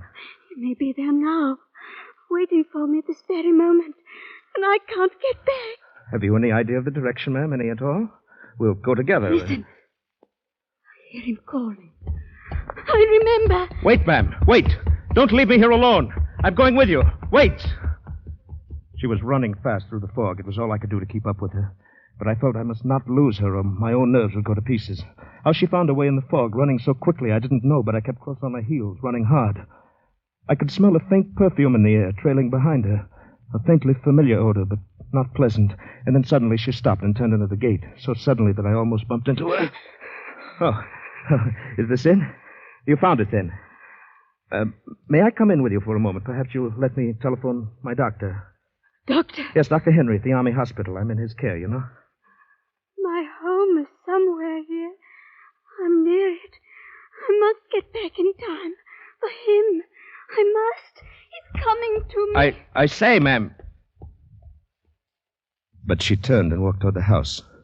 For a moment I hesitated. This woman was acting very strangely. But no matter, she was at least real, and I needed help. Quickly, I followed her up the steps across the porch. The door was ajar. She slipped through, and I followed into the dark house. It was so dark inside I couldn't see anything at first. I stopped, groping. But she went on quickly, easily, as if she knew the way. She was ignoring me completely. I heard her steps cross the hall, go up the stairs quickly. I waited and listened. She walked along the hall upstairs.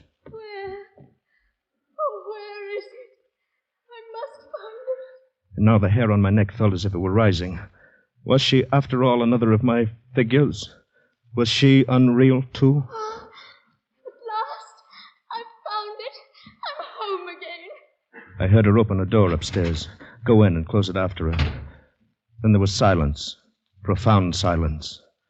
And I was alone in a dark, unoccupied house. The white-covered furniture in the hallway loomed like ghosts. And there was no sound. I felt my panic coming back. But she was upstairs. And at least she was companionship. I groped my way up the stairs. Along the upstairs hall. There was no sign of life. Where are you? I want to help you. Which room are you in? There was no answer.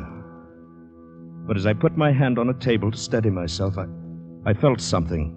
It was a candle stump. With a gasp of relief, I took it up and lighted it.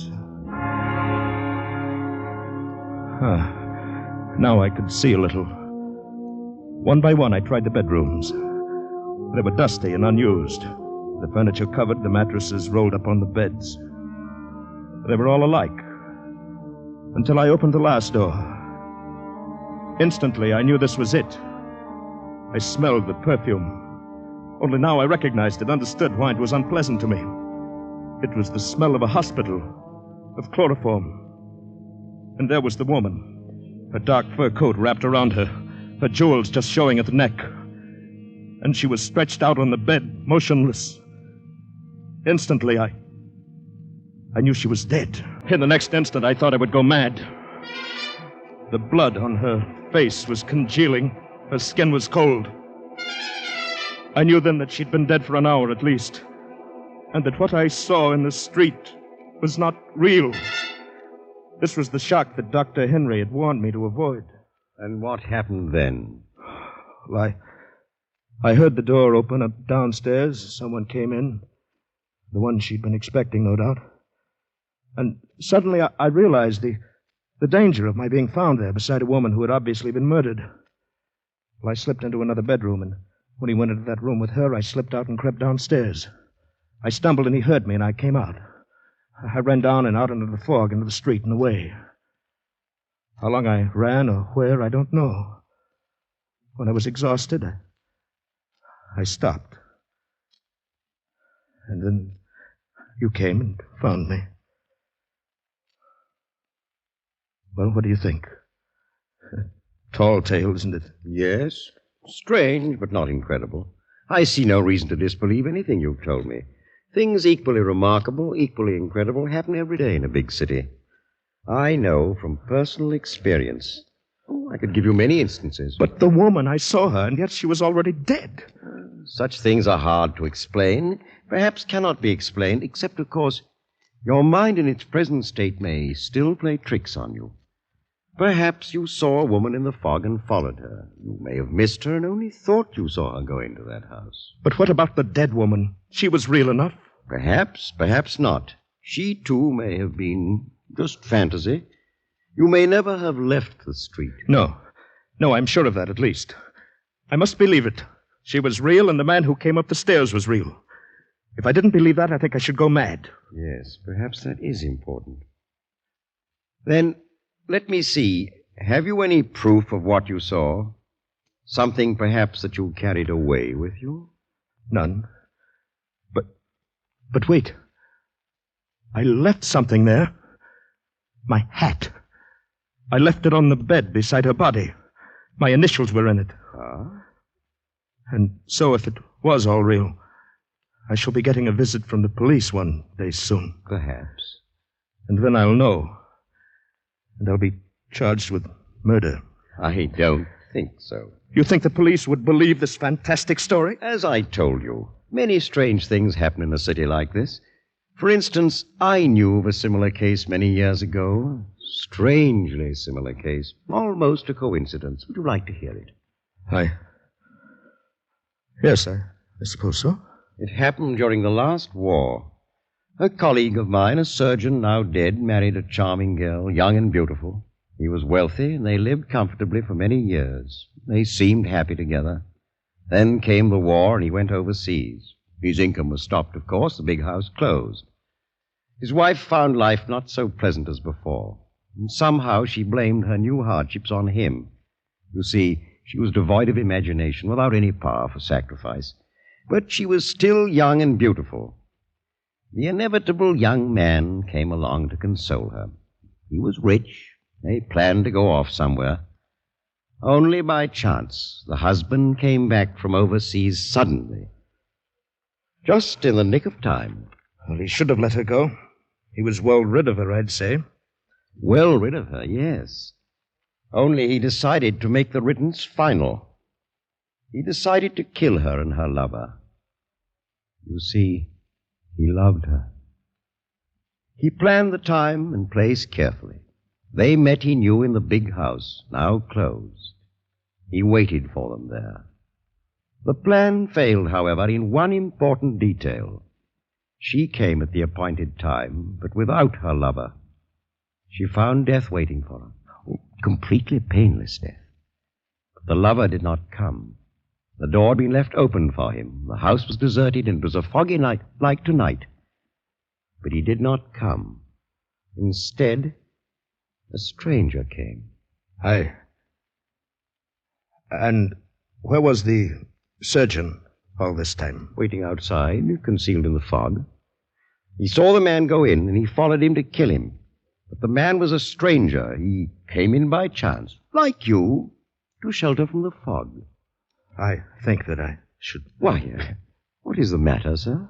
Well, I really must be going. Oh, of course, if you wish.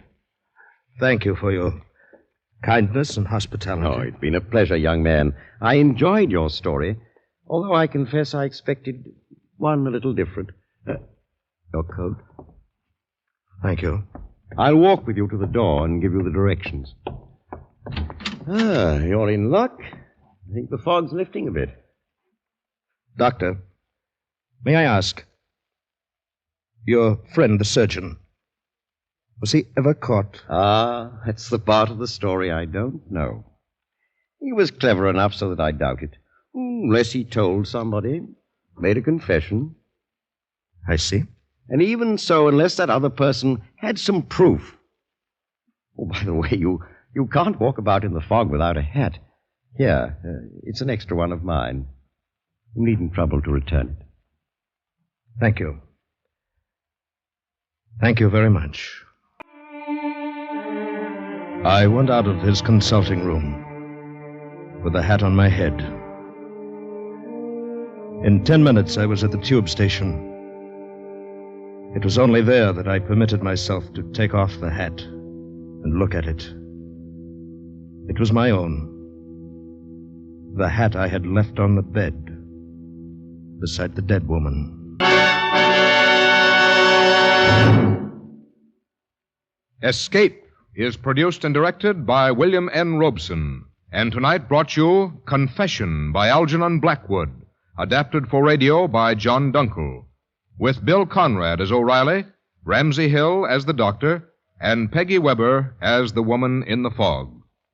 Music was conceived and conducted by Cy Feuer. Next week... You were trapped in the dark maze of the native quarter of Mozambique. A dead man at your feet, the police closing in around you. And beside you is a girl with whom you must escape.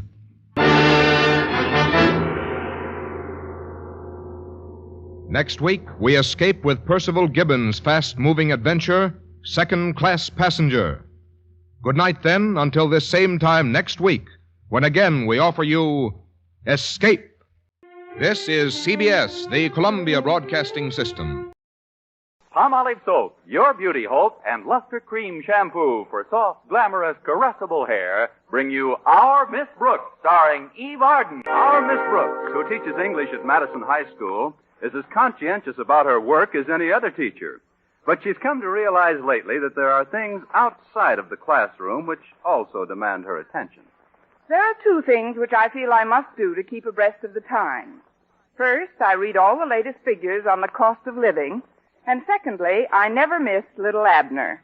It's not that I approve of Little Abner's grammar, but with my salary as a school teacher, I have to know what's going on in Dogpatch so I won't seem like a yokel when I move there. Against this day, Mrs. Davis, my landlady, started last week to pack me a lunch so that I could save the money I'd spend in the school cafeteria. Although she's come up with some pretty weird recipes, the first sandwiches she constructed for me were made out of loganberry jelly and cucumbers. I was still grateful that I didn't have to eat the miserable food they've been serving in the cafeteria lately. Anyway, last Friday when the bell for lunch period rang, I realized I'd forgotten to bring my lunch from home. So I picked up my purse and a fifth of bicarbonate and... But before I reached the door of my room, it opened, and our principal, Mr. Osgood Conklin, came in. Good morning, Miss Brooks. On our way to lunch, were we? We? Oh, you mean my purse and me? Yes, sir. We were going to live dangerously again. That's what I dropped in to talk to you about, Miss Brooks. Those kind of remarks about the cafeteria have got to stop. Oh, I realize that the food they serve isn't as good as the Waldorf Astoria or the Ritz Hotel. Or Pete's Pigsty. But you must remember, Miss Brooks, that our cafeteria is operated at a very low margin of profit. Now, I've just had some very disturbing news from Mrs. Dipson, the school dietitian. What happened? Did she eat there?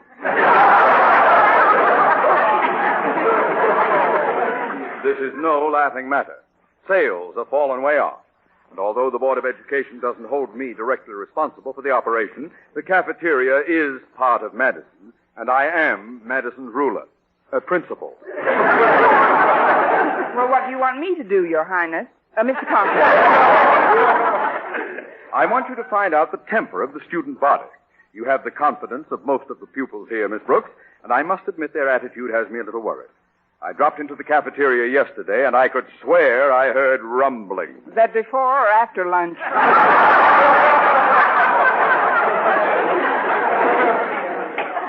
Very amusing, albeit extremely ill-timed. Now then, Miss Brooks, I'm counting on your cooperation. Will you carry the ball for me? Yes, Mr. Conklin, I'll carry the ball, provided I can have someone to run interference. You know, help me out. Someone like who, for instance? Someone like whom? Don't show off. Who do you want to help you? Well, I thought maybe Mr. Boynton would be good. The students in his biology class are very fond of him. They're not the only ones. Why, Mr. Conklin, you've been muscling into my subconscious. That is, I usually have lunch with Mr. Boynton, and, well, together we... Very well. Draft him. Aye, aye, sir. But impress upon him the necessity for discretion. May all be just a tempest in a teapot. And remember, I want as little publicity in this affair as possible. Yes, Mr. Conklin, I understand. Good. As you were. Let's see now, how was I? Oh, yes, on my way to the... Come in. It's me, Connie. You forgot your lunchbox this morning, so I brought it down for you. Oh, that was very sweet of you, Mrs. Davis. What's in it? What would you like to be in it?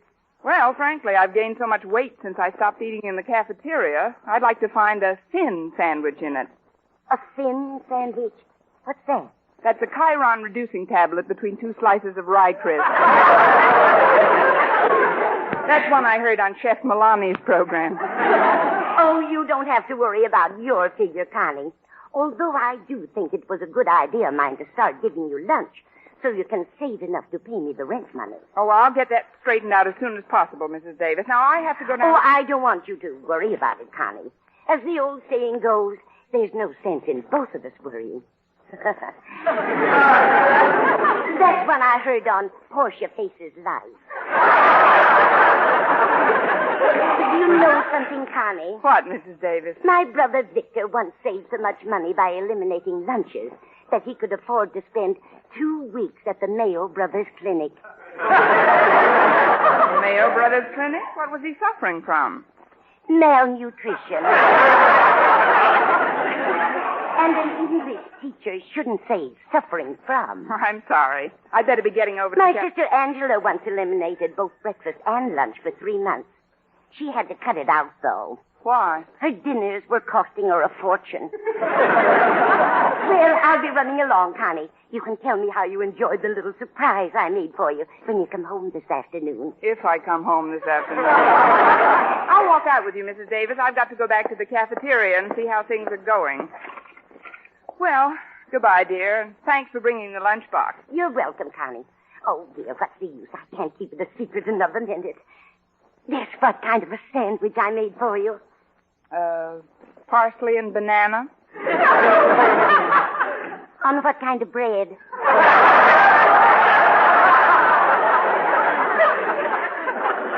Gluten. I hope you enjoy it.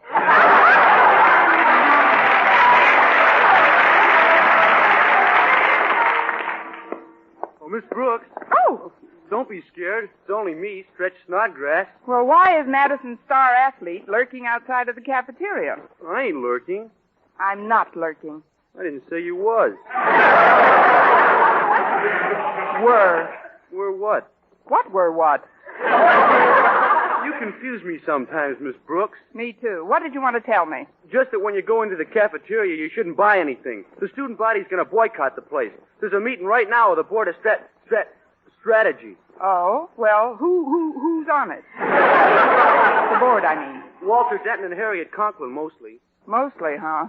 Well, Harriet's father will mostly take care of her if he finds out about this. Where are they meeting? In the room where they print the school paper. You know, the Madison Monitor. I know the name of the paper, Stretch. I made it up. Oh, yeah? It's a very good name, Miss Brooks. Madison Monitor. What I like about it, it rhymes. It rhymes? With what? Well, I don't know with what. It just rhymes. Madison Monitor. See what I mean? If I did, we'd both be in trouble. Pardon me, but is this the Office of Strategic Services? Oh, come in, Miss Brooks. Close the door, Harriet. You see, Miss Brooks, this is a secret meeting about the food in the cafeteria. We don't want the faculty to get wind of it. Well, how can they help it? On a clear day, you can smell it in Catalina. Miss Brooks, this is Mr. Dunbar. He used to teach here at Madison. How do you do, Miss Brooks? Hello, Mr. Dunbar. I just stopped by to see Mr. Conklin, but he wasn't in his office, so I dropped over to one of my favorite old haunts when I taught here, the newspaper room. Oh, did you used to haunt the newspaper room? I mean, were you connected with the school paper? Oh, yes, indeed. I was faculty advisor. That's what Miss Brooks is now. Oh? Well, I don't want to disturb you. Go right ahead with your meeting. I'll just look through some of these old copies of the Monitor. Okay, Mr. Dunbar. Now then, Miss Brooks, did anyone see you come in here? I know, Walter. Are you positive?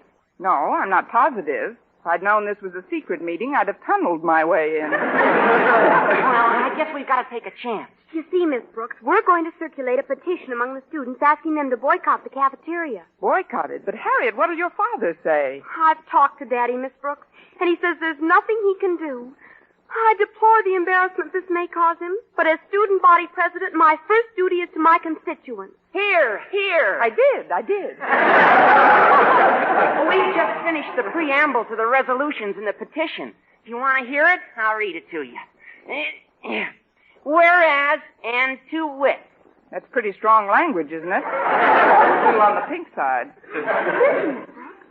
When in the course of students' events, it becomes necessary to turn one's back on one's stomach, we, the undersigned, exercising our constitutional right peaceably to assemble and to form a committee to seek redress of grievances, do hereby announce our firm intention of patronizing the Madison High School cafeteria only to use the tables, chairs, water, napkins, and toothpicks provided therein, until such time as the duly appointed party or parties, namely Mr. Osgood Conklin, principal, or the Board of Education, responsible for the operational bog-down which has befallen this installation, do take such action which will improve the food, lower the prices, and better the service in said cafeteria. It is also recommended that the person in whom this authority is vested do immediately proceed to the present chef in charge of preparing the food, and without further frippery or fanfare, chuck him the heck off the premises. Well, Miss Brooks, what do you think of it, huh? How much are you asking for the picture rights? Isn't it great, Miss Brooks? And look over here. We just painted these placards. That's in case the students vote to picket. Picket? Oh, now, wait a minute. This is Look getting... at this sign here, Miss Brooks. Let's see. Remember Ptomaine. Here's another one. Don't worry about your old age. Eat here and you'll never make it. Here's what Stretch made up. It goes, remember the saying, whatever goes up must come down? Well, in our cafeteria, whatever...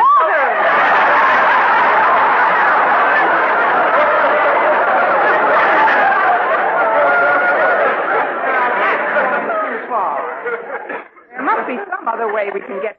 What you kids are suggesting is practically mutiny. Now, I know the food isn't very good in the cafeteria, but... Just not very good, Miss Brooks? Well, pretty bad, then. Just pretty bad, Miss Brooks? Well, brutal. Hey, she's on our side. Here, Miss Brooks, take this sign. We're making you an honorary picket. But I don't want to be a picket. Don't you see, we've got to avoid all publicity, or Mr. Oh, Conklin... it's too late now. You're in this thing as deep as we are. I'm in this thing as deeply as you are. Well, this has certainly been an interesting little caucus, but I'm afraid I'll have to be running along now. Glad to have met you, Miss Brooks. Oh, thank you, Mr. Dunbar. Goodbye, Mr. Dunbar. So long. Goodbye, kids. Very nice fellow. Yeah, he used to teach English, too. Of course, now he's the editor of the Evening Gazette, one of the biggest papers in the county. He's been investigating conditions in the schools in this area. Oh, well, that's certainly a commendable sort of... investigating conditions. But he just heard me say the food here was brutal. So? So I want you to be sure and watch for my picture in the Gazette. Do you think it'll be on the front page? No, in Little Abner. There's going to be a new schoolmarm in dog patches. Our Miss Brooks, starring Eve Arden, will continue in just a moment. But first, here is Vern Smith. Ladies, what's your complexion problem? My skin's so dingy. Mine's oily. My skin's dull, coarse-looking. Doctors have proved that many complexion problems respond wonderfully to proper cleansing with Palmolive soap, regardless of age, skin type, or previous beauty care. Oily skin looks less oily. Dull, drab skin, fresher and brighter. Coarse-looking skin appears finer. To win such complexion improvements, simply use Palmolive soap. Nothing but Palmolive is needed, the way doctors advise. Wash your face with Palmolive soap 3 times a day. Massage with Palmolive's wonderful beauty lather for 60 seconds each time to get Palmolive's full beautifying effect. Then rinse. Look for improvement within 14 days. Remember, 36 doctors, leading skin specialists, advise this way for 1,285 women with all types of skin, and proved it could bring lovelier complexions to 2 out of 3. So forget all other beauty care. Use Palmolive soap the way these doctors advise for a fresher, brighter complexion. And ladies, enter the $100,000 49 Gold Rush contest. The makers of Palmolive soap offer $49,000 first prize and over 4,900 other prizes. Get entry blanks and complete rules from your dealer now. You may win a fortune in cash. Well, I finally prevailed upon Walter and Harriet to postpone the cafeteria boycott until I could talk it over with Mr. Boynton and report back to Mr. Conklin. Then I hurried down to the biology laboratory. Come in. Excuse me, Mr. Boynton, but I've got to talk to you about something. Could you come to the cafeteria with me right away? Well, but I haven't been eating lunch in the cafeteria, Miss Brooks. I bring my lunch. Oh, I do too. See, I've got my lunchbox with me. But I thought we'd go to the cafeteria for some coffee, and I could tell you I've got a thermos full of coffee, and it's so much cozier than the cafeteria. Won't you have lunch here, Miss Brooks, with me? Well, Mr. Conklin, I tried. I suppose I could tell you what's on my mind after lunch. Oh, good. Sit right down at that table over there. Just push those jars to one side. All right, Mr. Boynton. Now... What's the matter? One of these jars just smiled at me. Oh, don't be alarmed, Miss Brooks. A friend of mine sent those to me from Africa. They're shrunken heads. Well, if they're here for lunch, they can have mine. I'll just be a minute, Miss Brooks. I'm feeding my pet frog, McDougal. You remember Miss Brooks, Mac? Hi, Mac. I always feed Mac before I eat myself. Just like the cowboy stars do in those Western movies. They always feed their horses first. Well, good for you, partner. Of course, I've never owned a horse, but old Mac here is as close to me as any pet I've ever had. Yes, I know. Why don't we throw a saddle on him and go for a ride after school? Look, Mr. Boynton, maybe I shouldn't wait any longer to tell you what I discussed with Mr. Conklin. Please, Miss Brooks, not while Mac's eating. This is a festive occasion. Let's not talk about anything serious. I heard a brand new joke the other day. Would you like to hear it? I might as well. It's sort of a riddle. It goes, why can't a woman swallow her apron? I don't know, Mr. Boynton. Why can't a woman swallow her apron? Because it goes against her stomach.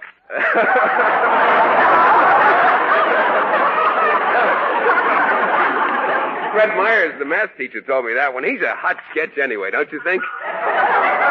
Yeah, he's funnier than trigonometry. That new French teacher, Mr. Leblanc, has a good sense of humor, too. As a matter of fact, he's supposed to have lunch with me today. He said he'd prepare something typically French at home and bring it into the lab. What do you think he'll prepare, Mr. Boynton? Frog's legs? Calm down, Max. Yeah, she didn't mean it.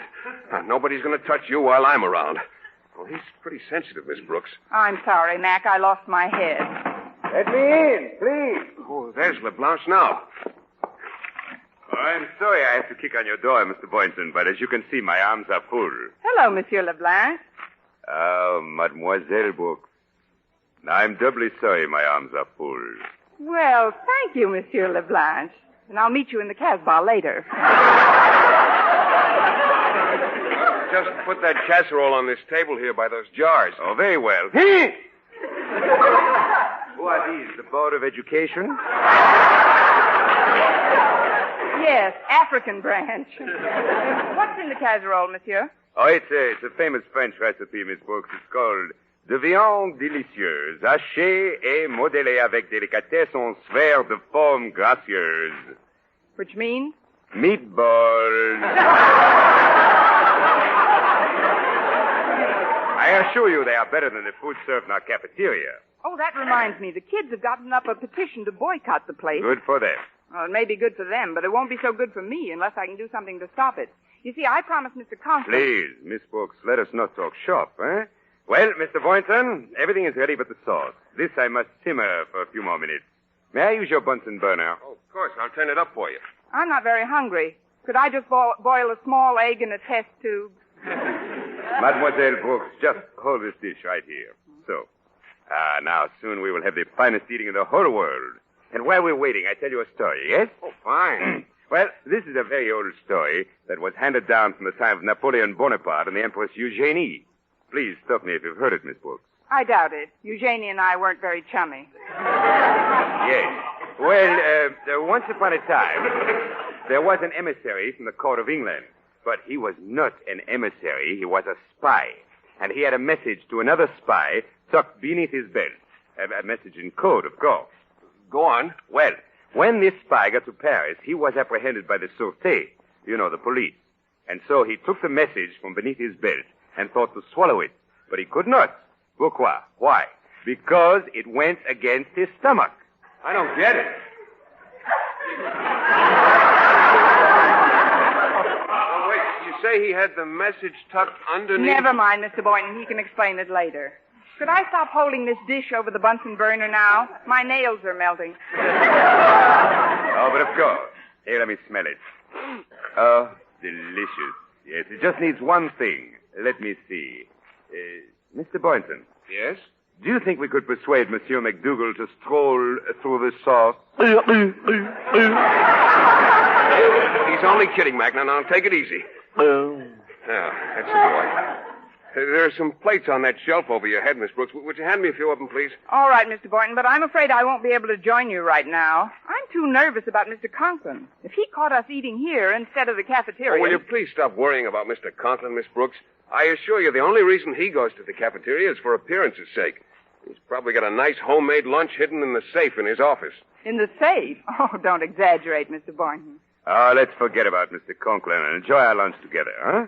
Just the three of us, like the Three Musketeers. No, I make a toast. All for one and one for all. All for one and one for all. All for one and one for... Wait a minute. We're drinking formaldehyde.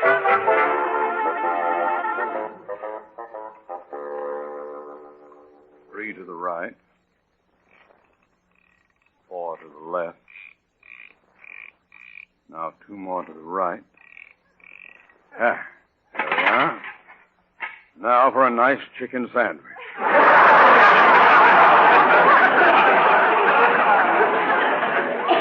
Just the way I like it. Plenty of lettuce. Come in.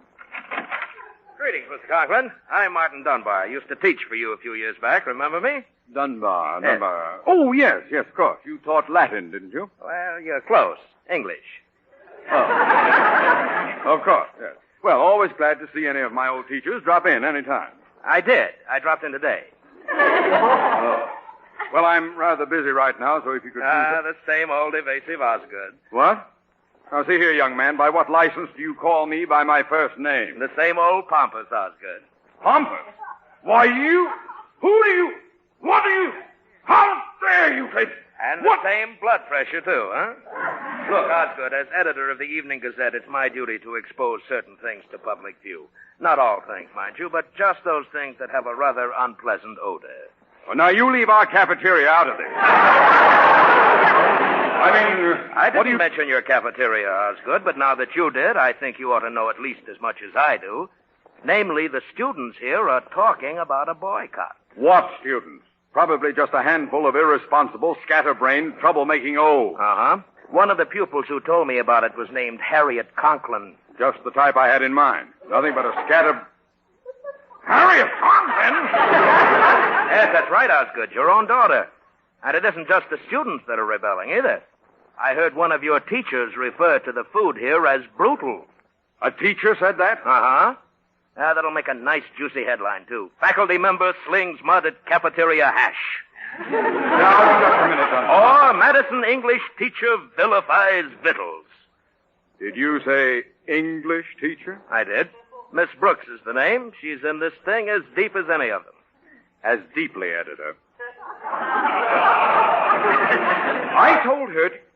Look, now there must be some way we can straighten this thing out. I'll tell you what, Dunbar, old boy. Yes, kiddo? Meet me in the cafeteria in 5 minutes. We'll have lunch together. I was on my way down there when you came in. Oh, all right. But, where are you going now? I'm going to find Miss Brooks and make her eat her words. Or worse, I'll make her eat in the cafeteria. I'll see you in a little while, Dunbar. Oh, Mr. Conklin, before you go... Yes? You'd better slam that safe again. Your lettuce... Voila, that is the end of the story. But if he has the message under his belt... Mr. Boynton, why don't you get another meatball under your belt and forget the story? Aha! Just as I thought. Oh, hello, Mr. Conklin. Hello, Mr. Conklin. Hello, Monsieur Conklin. Don't hello me, you culprits. Qu'est-ce que c'est, culprits? Mr. Conklin will qu'est-ce tell you in a minute. Miss Brooks, I entrusted you with a mission. A simple mission that a child could perform, and you failed me. Instead of bringing me news of this insurrection, you joined it. Oh, but Mr. Conklin, There's no time for apologies now. I want you to run down to the nearest good restaurant and buy the best lunch that you can and smuggle it into the cafeteria. What's that I smell? Oh, it's from this dish here. Say, that's a wonderful aroma. Oh, but of course. It's my own recipe. De viande délicieuse hachée à démodeler avec délicatesse. 11 verres de forme gracieuse. Meatballs, eh? Are they really good? Oh, yes, sir. They're wonderful. Well, that saves somebody a trip. Bring the whole plate up to the cafeteria immediately, Miss Brooks. You are acquainted with Mr. Dunbar, I presume? Dunbar? Yes, we've met. Don't sound so innocent. According to him, you shot your mouth off like it was the 4th of July. I'll get that food into the cafeteria immediately. But Mr. Conklin... Immediately! Well, I must say that was the best food I've ever had in or out of a school cafeteria. Well, I wish you'd repeat that statement, Dunbar. I see my daughter Harriet and her idiot consort approaching. Oh, hello, kids. Hello, Mr. Dunbar. Hello, Mr. Conklin. Why, Mr. Dunbar, you've cleaned your plate. Of course he has. The food was wonderful, wasn't it, Mr. Dunbar? It certainly was. Oh, that means we can call off the boycott. Well, what did you do, Daddy? Fire the chef? Better than that, my dear. Look, behind the steam table. An order of meatballs, please. 1 meatball coming up. Eve Arden returns in just a moment, but first... Dream girl, beautiful luster cream girl. Tonight, show him how much lovelier your hair can look after a Luster Cream shampoo. Only Luster Cream brings you Kay Daumit's magic formula blend of secret ingredients plus gentle lanolin. Gives loveliness lather even in hardest water. Glamorizes your hair as you wash it. Luster Cream. Not a soap, not a liquid, but a dainty cream shampoo. Leaves hair fragrantly clean, free of loose dandruff, glistening with sheen. Soft, manageable. Gives new beauty to all hairdos or permanents. 4-ounce jar, $1. Smaller sizes, either tubes or jars. Tonight, try Luster Cream shampoo and be a dream girl, beautiful luster cream girl. You owe your crowning glory to a Luster Cream Shampoo. And now, ladies and gentlemen, we would like to bring to our microphone the Western editor of Radio Mirror magazine, Miss Ann Daggett.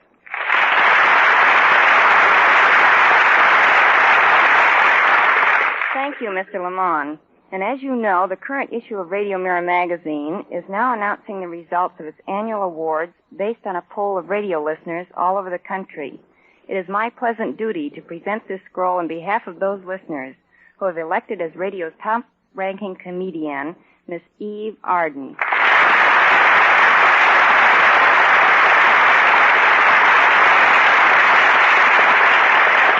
Thank you, Miss Daggett, and my sincere thanks also to you listeners who made this award possible.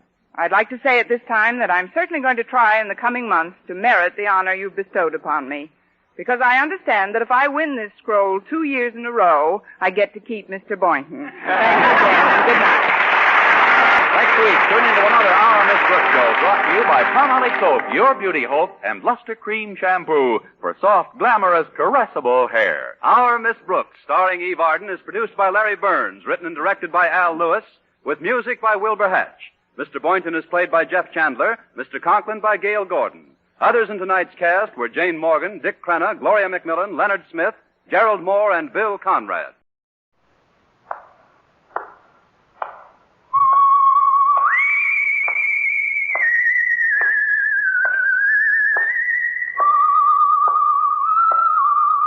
The Adventures of The Saint, starring Vincent Price.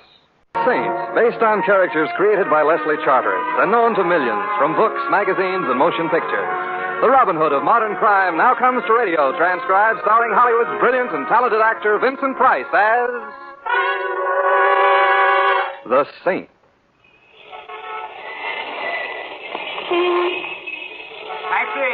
Taxi! You don't want a taxi, Mr. Templar. I got a car right here. What? Well, Augie Coffleplate. When did you leave Alcatraz? Oh, I got my diploma a couple of months ago. Now I'm back on the Apple. Oh. Hop in. Are you going my way? Yeah, I'm going your way. All right, thanks. You're sure it's no trouble? It's no trouble. Move into the driver's seat. You want me to drive? That's right. Why? Oh, don't tell me this is a hot car, and you don't want to be found at the wheel. How did you guess? Augie, didn't you learn anything in prison? Yeah, I learned crime does not pay, besides which it is against the law. Well, I'm glad to hear it. Didn't you know? I mean, I'm glad to find out you know. Oh, sure, Mr. Templar. I learned my lesson. I'm off crime for keeps. But, then this car. Ain't it a beaut? And the keys was in it. With a setup like that, it'd be a crime not to take it. And like I said... Yes, you're off crime for keeps. Yeah. Now, let's go, shall we? Start her up. Oh, but Augie... Do like I tell you. Oh, certainly, Augie. That's right. Now, put her into first. Oh, Augie, why didn't you swipe a car with automatic drive while you're at it? I just wasn't thinking. Augie, why the gun? So you'll do like I tell you. Oh. That's how come you're driving. I want to keep my eye on you. The eye I don't mind. It's the gun I resent. Put it away and I'll be grateful as long as I live. Trouble is, you ain't going to live very long. Oh, so that's how we stand. Yeah. I'm sorry, Mr. Templar, but what can I do? The job's a job. Chuck the job. You know the saying, all work and no play. Oh, I'll play after I knock off. You mean after you knock me off? That's right. But, Augie, you know, if you kill me, you'll hate yourself in the morning. Yeah, I know. But if I don't, I'll hate myself tonight. It's a cash deal. And if I top whatever you're getting? No dice. I got my reputation to think of.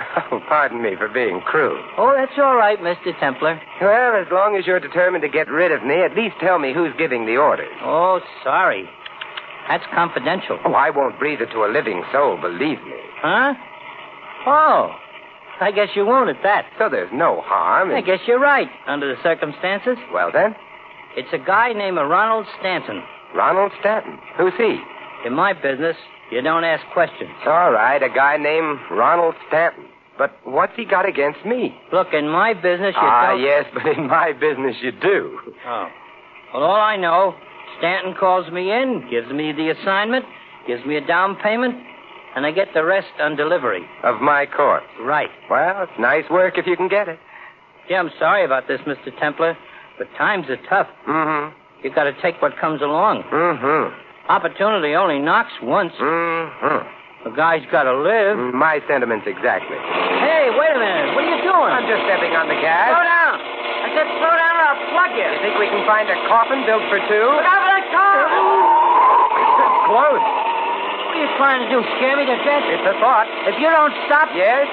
If you don't stop... You said that before. Please, Mr. Templar. Oh, you want me to stop? Yeah. Well, all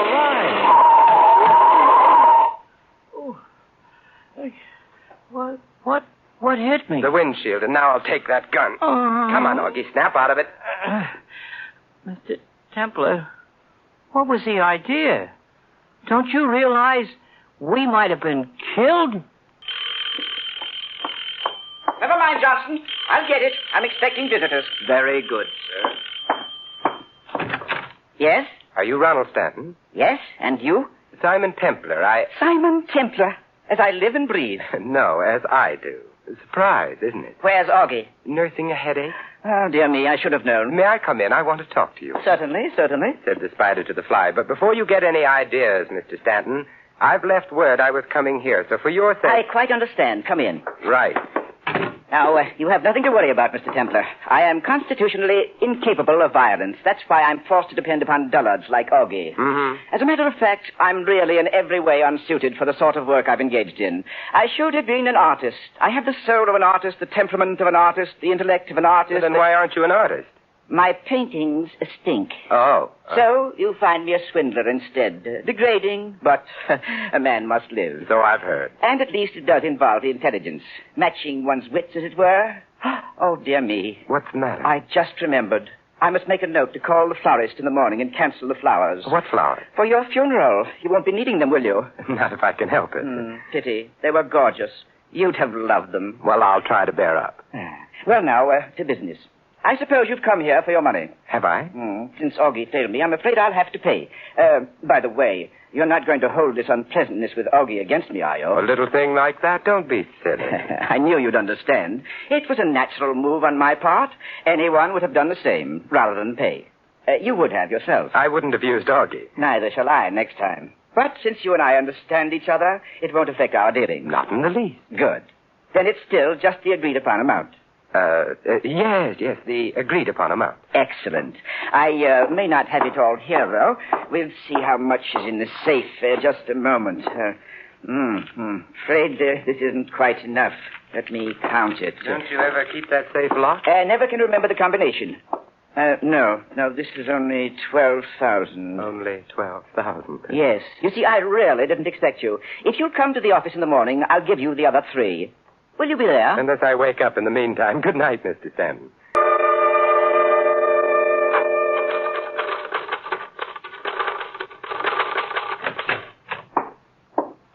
Yes.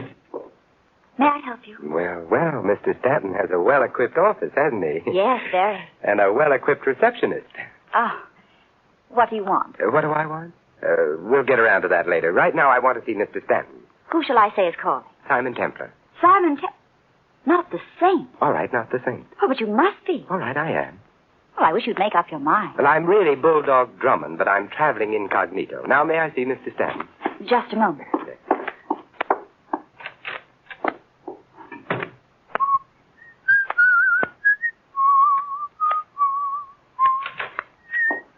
Mr. Templar, this is Mr. Briggs, Mr. Stanton's secretary. Oh, hello. Yes. Templar, what is it, sir? What is it? I'd like to see Mr. Stanton. Mr. Stanton is a very busy man, sir. Very busy. He'll see me. Well, now, I don't know. But I do know. As a matter of fact, I don't believe he's in yet. Don't believe he is. Well, I'll wait.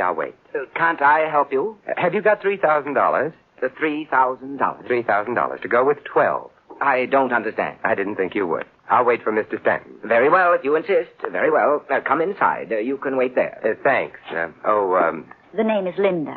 Oh, well, I hope you'll be here when I get back. I'll make a point of it. Lead on, Mr. Briggs.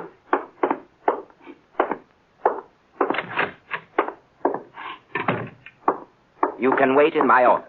This door right here. Go on in. Thanks. Do you... Oh...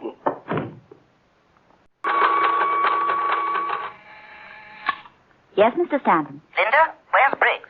Isn't he in his office? I've been buzzing. No answer. Go find him, will you? Yes, Mr. Stanton. He was here a little while ago.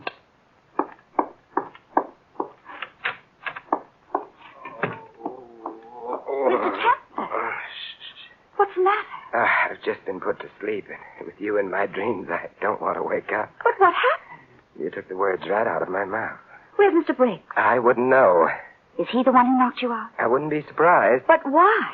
That, as they say, is the question. And why did he tell you that Mr. Stanton wasn't in? That, as they say, how many questions are there? And as long as questions seem to be in order, allow me, is Mr. Stanton in? Yes, he's been in all morning, so I couldn't understand Look, what... help me up, will you? Oh, of course. Oh, thanks. What? It's nice. Leaning on you. I must remember to get knocked out more often. Do you think you can walk? Probably, but I don't feel inclined to find out. Well, we can't just stand here with our arms around each other. Can't we? Well, on second thought, perhaps we can. On third thought, we can't. Here comes Mr. Stanton. Well, isn't this chummy? This is Mr. Templer, Mr. Stanton. He's just had a frightful experience, and I... Frightful? Quite the contrary, I'd say. I mean, he was knocked out. Naturally. One look at you and any man... I mean, literally. With a sap, a blackjack. What? Oh, no. Oh, yes. But that's incredible. Who? Why? I'm afraid you'll have to ask your secretary. Oh, yes, Briggs. Where is he? I can't find him, Mr. Stanton. He seems to have left the office. Could he have left without your seeing him? Yes, Mr. Templer. Through the back. But are you trying to say that Briggs knocked you out, Mr. Templer? Is it so hard to believe? I just don't understand it. Well, I came here for sugar, so I suppose he decided to give me my lump. Quite good. Ah, yes, sugar. You want the 3,000. I'll get it for you, Mr. Templer. All right. And we're agreed this settles my account with you, eh? Yes, Stanton, it does. But I still have an account to settle with Mr. Briggs. Hello, Linda. Oh, Mr. Templer. I didn't expect to see you. I invited you for dinner. Did you think I'd stand you up? I mean, under the circumstances. What circumstances? Haven't you heard? They've found Briggs. Good. I'll settle with him later. Right now... But aren't you afraid you'll be seen? Now, don't tell me you have a jealous husband. I don't have a husband. There, you see, life can be beautiful. But the police... are a very dull topic of conversation. I prefer... But they're looking for you. For me? Yes. So I'll buy a dog license. It's not about a dog license. I told you, they've found Briggs. So you did. What's he been saying about me? Nothing. Dead men never do. Well, then Dead men? Yes, didn't you know? He's been murdered. I beg your pardon, monsieur. Would you care to order now, sir? I'll be very honest with you, Captain. I'm not a bit hungry. But, monsieur, may I suggest... No, thank you. But the chef has prepared pheasant under glass. Tell the chef to have one on me. Very well, monsieur. Now, Linda, what were we talking about? Oh, Simon. So I'm suspect number one. Yes. Did you do it? Kill Briggs? I hardly knew him. I only kill old friends. You don't seem to realize how serious this is. My conscience is clear, and I've got a good lawyer. Tell me something about Stanton, Linda. What about him? What's his racket? Why, he's in the real estate business. So it says on his door, but what's his racket? I don't understand. I wonder. All I know is Mr. Stanton has some big project underway. He's been selling stock in it. So that's it. What? The racket. I don't know about it being a racket. It's a business deal. I thought it was legitimate. Look, you don't pay off somebody to the tune of $15,000 to shut him up about a legitimate business deal. Did Mr. Stanton do that? Mm-hmm. Well, I don't know much about it. I've only worked for him a short while. Who did he pay off? Me. You? But you said you didn't know. I didn't. But then we all make mistakes. You mean Mr. Stanton is a swindler, and he thought you found out, so he paid you to shut up? Mm-hmm, that's right. And you accepted his money? Well, it seemed a shame to spoil his fun, but I'll contribute it to a worthy cause. Do you feel like a worthy cause? But what made Mr. Stanton think that you knew? Briggs, obviously. He must have been blackmailing Stanton in my name. Why your name? If I say so myself, Linda, and I do, it's a name that carries weight with the underworld. But why didn't he use his own name? He anticipated Augie. What? Blackmail is a hazardous occupation. Briggs wanted to avoid the hazards. So he used my name, probably intending to send a messenger for the money. But Stanton jumped the gun by sending Augie after me. Who is Augie? One of nature's mistakes. That's not very specific. If I were any more specific about Augie, I'd spoil your appetite, and it's time for dinner. So let's forget about Augie and order, shall we? Taxi! You don't want a taxi, Mr. Templer. I got a car right here. Well, speak of the devil. Were you speaking of the devil, Mr. Templer? Figuratively, Augie. Oh. Linda, This is Augie. I see. Likewise. I am charming to have met you. It is a pleasure. Now scram. What? Scram. I'm afraid you'd better scram, Linda. But will you be all right? Yes, I'm sure Augie will take care of me, won't you, Augie? Yeah. Now look, sister, you don't scram so good. You want I should show you how? No, she don't want you should show her how. Go on, Linda. I'll call you later. All right, Simon. I'll be waiting. And you, Mr. Templar, get in the car. But, Augie... You heard me. Me a gun again. Augie, this is where I came in. You mean this is where you get in? Go ahead. Oh, all right, Augie. Only this time, I drive. Oh, I'm hurt. You didn't like my driving. So you're hurt. I let you drive, we'll both be hurt.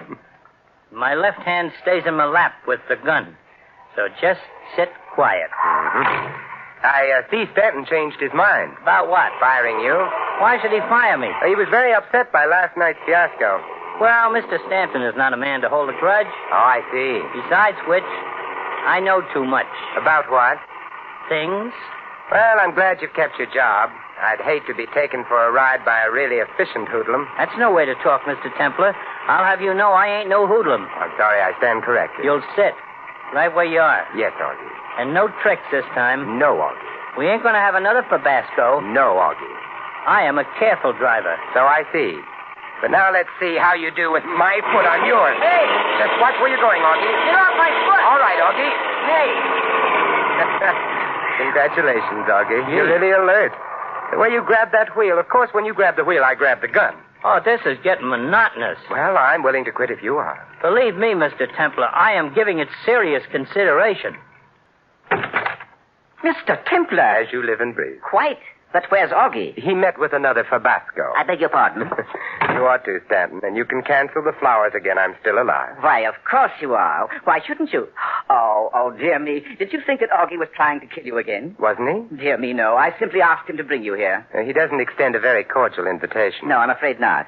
But here I am anyway, Stanton, so what do you want? It's rather difficult to ask without Augie. It shouldn't be hard to ask. It might be hard to get. Yes, but since Augie failed again, why did you come? To find out why you sicked him on me again. I understood that when you paid me off this morning, we were quits. Ah, but that was before the murder. That alters matters. How? You have $15,000 of mine. Yours? I don't wish to discuss ethics, Mr. Templar. Let's just view this pragmatically as simply a bit of tit for tat, as it were. Very well, pragmatic tit for tat. What does it mean? I paid you $15,000 for silence. I thought you might care to repay me the 15 for same. What would I want you to be silent about? Your whereabouts. The police are looking for the man who was in Stanton's office this morning. I see. If you were here in Augie's custody, I could offer you the choice of freedom or arrest. But since Augie once again failed me, the whole matter becomes an academic question. Mm-hmm. But you can't blame me for trying. After all, you would have done the same. In fact, you did the same, eh? Every man for himself. And no hard feelings, right? Quite. Good night, Mr. Stanton.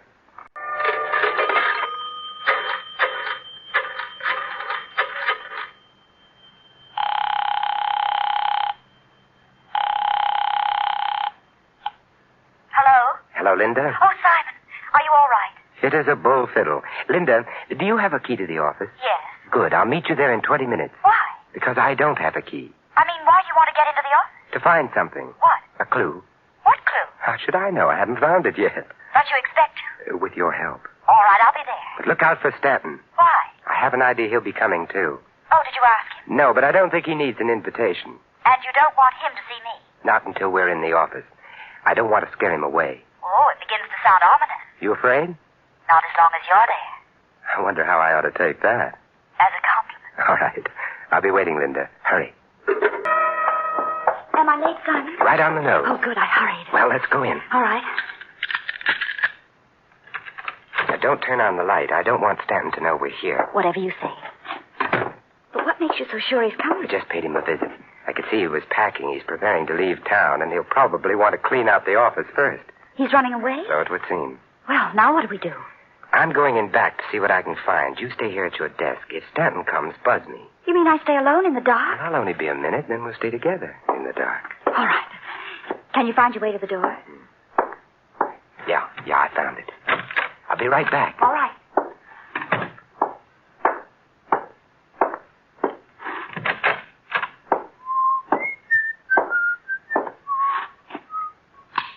Simon? You want something? Has Stanton showed up? Not yet. Well, I'll be right out. Did you find what you were looking for? Yes, Already? already. Amazing. You don't know the saint. I'll be right out and give you a chance to learn.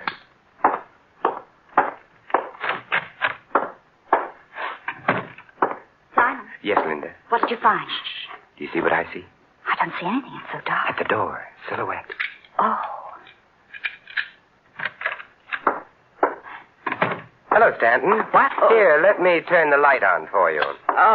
Oh, Templar and Linda. Yes, we've been waiting for you, Stanton. How did you know? Elementary, my dear Stanton. Seems you've beaten me, Templar, to everything except the draw. Put up your hands. I thought gunplay was out of your line, Mr. Stanton. Sometimes one is forced to take matters into one's own hands. But I assure you I don't relish it, so please do as I say, both of you.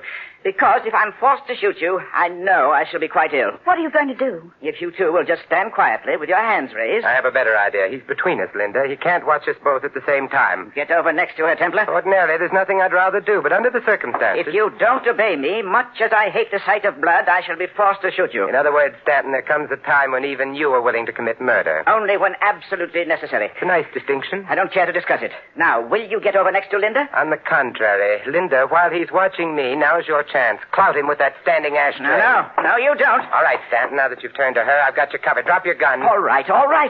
Don't shoot. As I've told you, I can't stand the sight of blood, especially my own. Pick up his gun, Linda. Oh, I've got it. Good. Dear me. Perhaps Augie isn't so incompetent after all. Gunplay can be quite complicated. Well, we'll send you where you can learn the art from experts. Let me have his gun, Linda. And then you can call the police. All right. The police? But you can't. Can't we? You promised. If I paid you... I didn't promise a thing, Stanton. That was Briggs. What?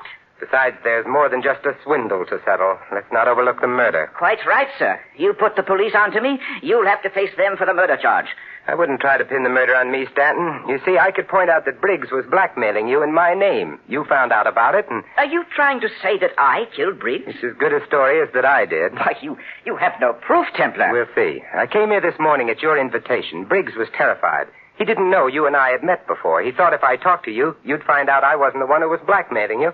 It might give Briggs his game away, so he knocked me out to keep me from meeting you. That still doesn't prove anything. Ah, yes, proof. The proof of the pudding is in the eating, and you can't eat your proof and have it, too. What on earth does that mean? Nothing at all. Go on, Linda, call the police. Yes, Simon. Templar! Shh, please, the lady is phoning. Hello, operator? I want the police, please. Hello, police? Can you send a car to the Stanton Real Estate? 8th and Hudson Street. We have a swindler and a murderer, that's right. Yes, that's right, 8th and Hudson. Goodbye. Templar, you're making a big mistake. I know, but I wanted to give Linda a chance to complete the call, Stanton. Naturally, she wouldn't have if I'd said she is the one who killed Briggs. Simon! What? Linda, it looks like we never will get that chance to sit in the dark together. This is absurd. Why would I want to kill Briggs? Because you were in on his scheme with him, and you were afraid if he were caught at it and talked, he'd implicate you. So you killed him while I was unconscious. Why, You're crazy, is the usual line at this point. Well, you are. I had nothing to do with Briggs. Yet when I came here and asked to see Stanton, you left your desk and went in to get Briggs instead of talking to him on the intercom. Well, You wanted to talk to him behind my back in case he wanted to cook up a story. No. Then why didn't you use the intercom? It's connected with his office and it works. I checked. So that's what you were looking for. You think you're so clever. Well, you can just... Linda, careful. Remember, I'm a saint.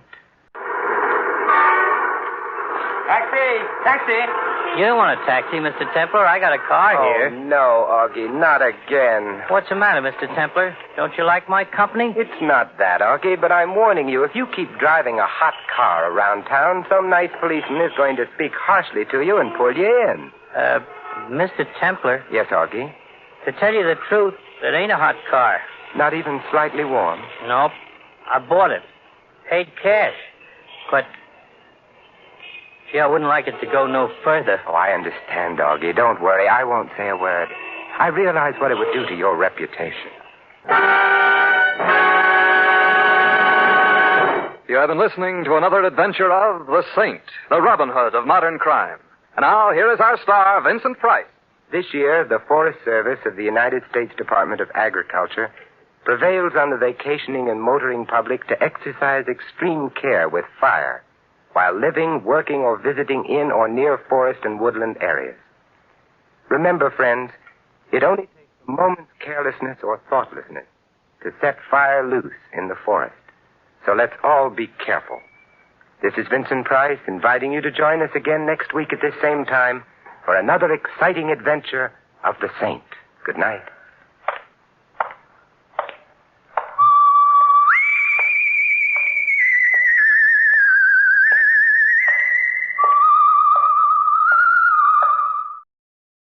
From Hollywood, it's time now for... Johnny Dollar. Joe McNabb, Northeast Indemnity, Johnny. Oh, hi, Joe. What's up? At the moment, my blood pressure. Too much work? No. Prospect of having to pay off on a $100,000 life insurance policy. Uh-oh. Fella I think you know, Johnny. Art Wesley. Oh, sure. Been a pal of mine for years. Reporter. Yeah. Apparently he's working on a story right now that somebody doesn't want him to report. What do you mean? Night before last, he got beat up in an alley. Yesterday, a car made a pass at him at high speed. What about today? It's early yet, Johnny. Oh, yeah, sure. But let's hope it's not too late. Bob Bailey in the exciting adventures of the man with the action-packed expense account. America's fabulous freelance insurance investigator. Yours truly, Johnny Dollar. From Special Investigator Johnny Dollar to the Home Office, Northeast Indemnity Affiliates, Hartford, Connecticut. The following is an accounting of expenditures during my investigation of the Big Scoop matter. Expense account item 1, $18.40. Transportation and incidentals to New York City. I called Art Wesley's paper. He wasn't in, and nobody seemed to know where he was. Then I remembered a small bar called Tony's over on 3rd Avenue. I took a cab, that's item 2, $1.25, and found him in a corner booth. Sorry, Johnny, no bodyguard. The informants I'm working with will take off fast till they spotted one. No informants, no story. That insurance policy your paper took out on you, who's the beneficiary? A dear departed wife, Joan. Departed? I thought... We split up a couple of months ago. Oh, I'm sorry to hear that, Art. We were living in 2 different worlds. I wanted a home and family. She wanted a trip to the moon every night. Where is she now? Who knows? On her way to the moon, I guess. Hey, look, this story you're working on, Art. It's hot, Johnny. And big, real big. A national gambling syndicate. And run by a guy right here in New York. Who? I'm getting close, but I'm not sure yet. When I am, then out come my articles. What's this guy gonna do when you push him into a corner? Look, I'm worried about you. You look, Johnny, I'm not as foolish as you think. I've got his name written down and put in a safe deposit box with what evidence I got. That's my real insurance. Oh, Art, look, we've been friends a long time. I'm not gonna let you do this alone. Sorry, Johnny. I've got to go it alone. Since I'd gotten nowhere with Art, I decided to try his wife, Joan, even though they were separated. I found her in an apartment on East 68th, but she was hardly what you'd call cooperative. Look, Mr. Dollar, so you're a friend of Art's. At the moment, I'm not. Mrs. Wesley, your marriage with Art is none of my business. But that insurance policy his paper took out on him is. And incidentally, you're still the beneficiary. So? So he could be in danger, those articles he's writing. Why doesn't he drop it? Oh, look, you know Art better than that. Then what am I supposed to do about it? That story is his business. How I feel about things is my business.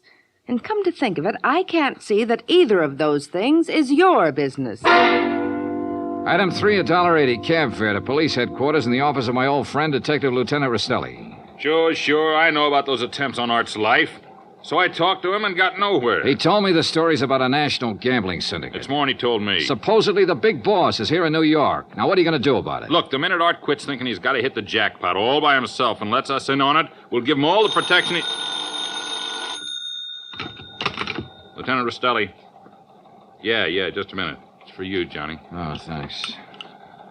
Hello? Art Wesley, Johnny. They told me at your hotel where to reach you. Anything new, Art? I'm leaving town for a few hours. This could be it, Johnny. Tonight could be the jackpot. Well, listen, let me go with you. Sorry, I gotta go alone. It's part of the deal. Art, it could be a trap. I can take care of myself. Call you when I get back. Wish me luck. Well, look, wait.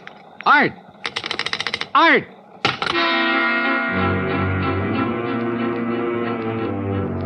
Item 4, $1.80 cab to Art's apartment, where I persuaded the manager to let me in. I was looking for anything that would give me a lead. Then, near the phone on a scratch pad, I found where he'd written the word Watika several times. Sure, Lake Watika, upstate. Art had a lodge there. Item 5, $25 even for a rented car. It was a 3-hour drive to Lake Watika, which was bad enough. But to top it off, it started to rain, and rain hard.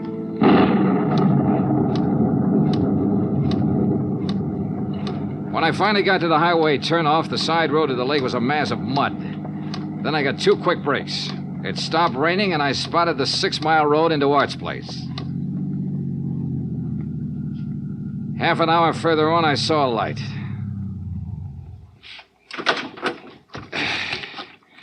Art's car was parked at one side, and the front door of the lodge was wide open. When I got to it, I saw why. Art was lying in the doorway. Yeah. He was the one who wanted to hit the jackpot.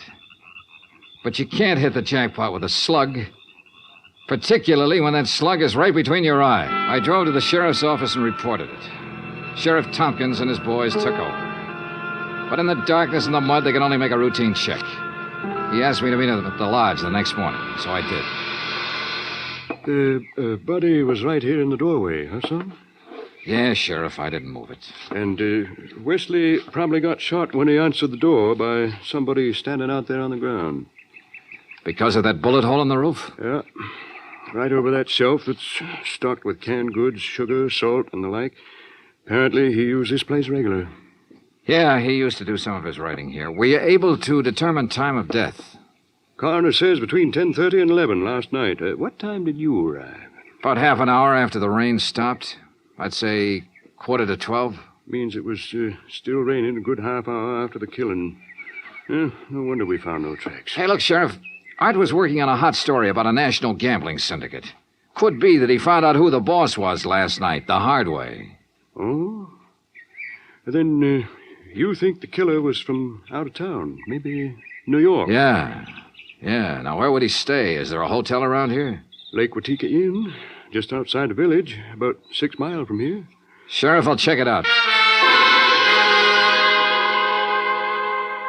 Guests here at the inn, Mr. Dollar? Well, we have only 2 who checked in yesterday. It's the off-season, of course. Yeah, clerk, who are they? Well, Mr. Cooper yesterday afternoon and Mr. Buckley around dark. Uh-huh. They still here? Mr. Cooper is sitting right out there on the terrace, but Mr. Buckley paid in advance and left quite early this morning. I see. Did Buckley give any reason for stopping here? He said he was a traveling man and didn't like to drive in the rain. Okay. I'd like you to write down a description of him. I'll pick it up on the way out. Oh, I'll be glad to, sir.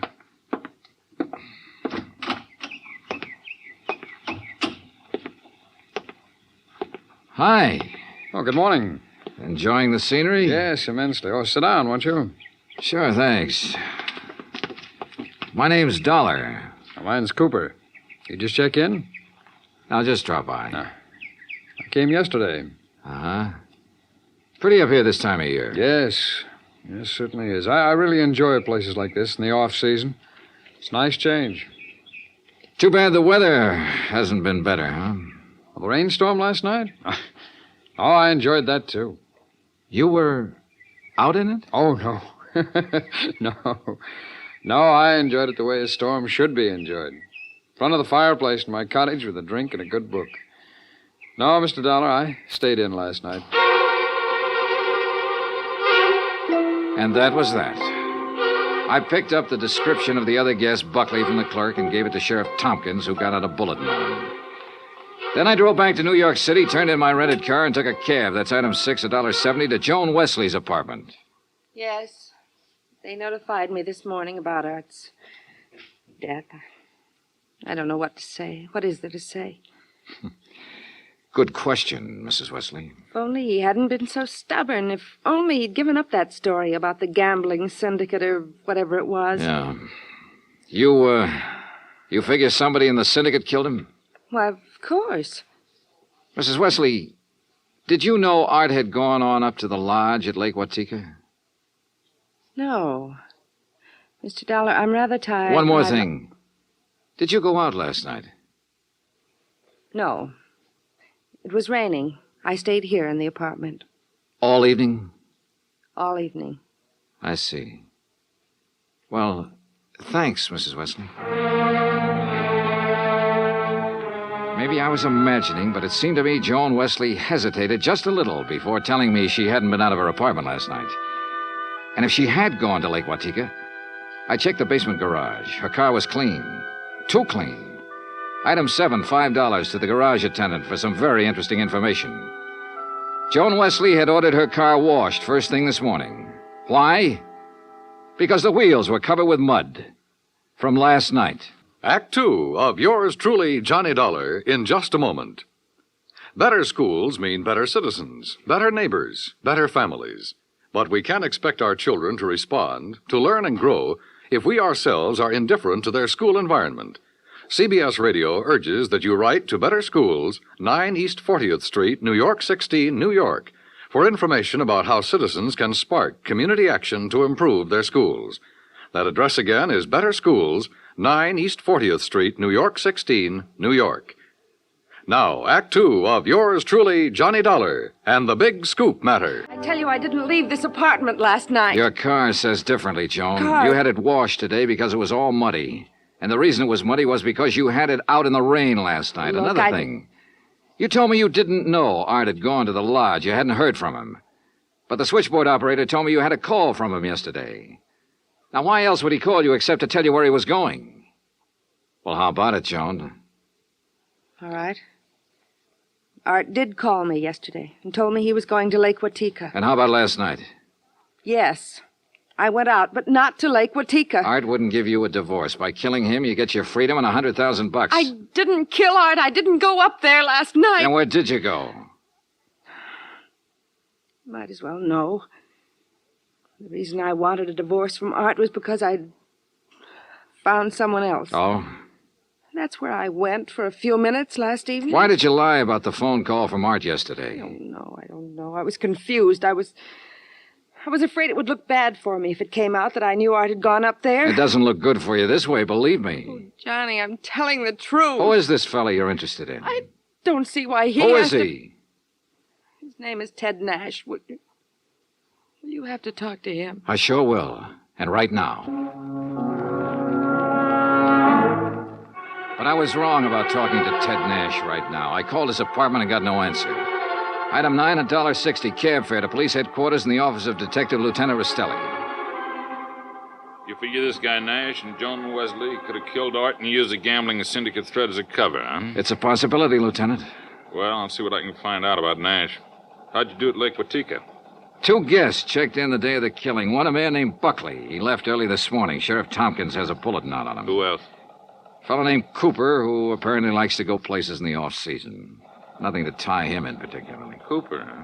We had a rumble some time ago that a guy named Cooper was involved in that gambling syndicate. What? Trouble is, we got no proof. Hey, wait a minute. What's the matter? Art told me he'd put the name of the man he was after in a safe deposit box.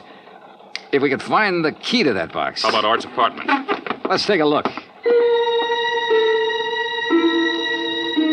So we looked, and we found the key tucked away in a desk, but only a number on it.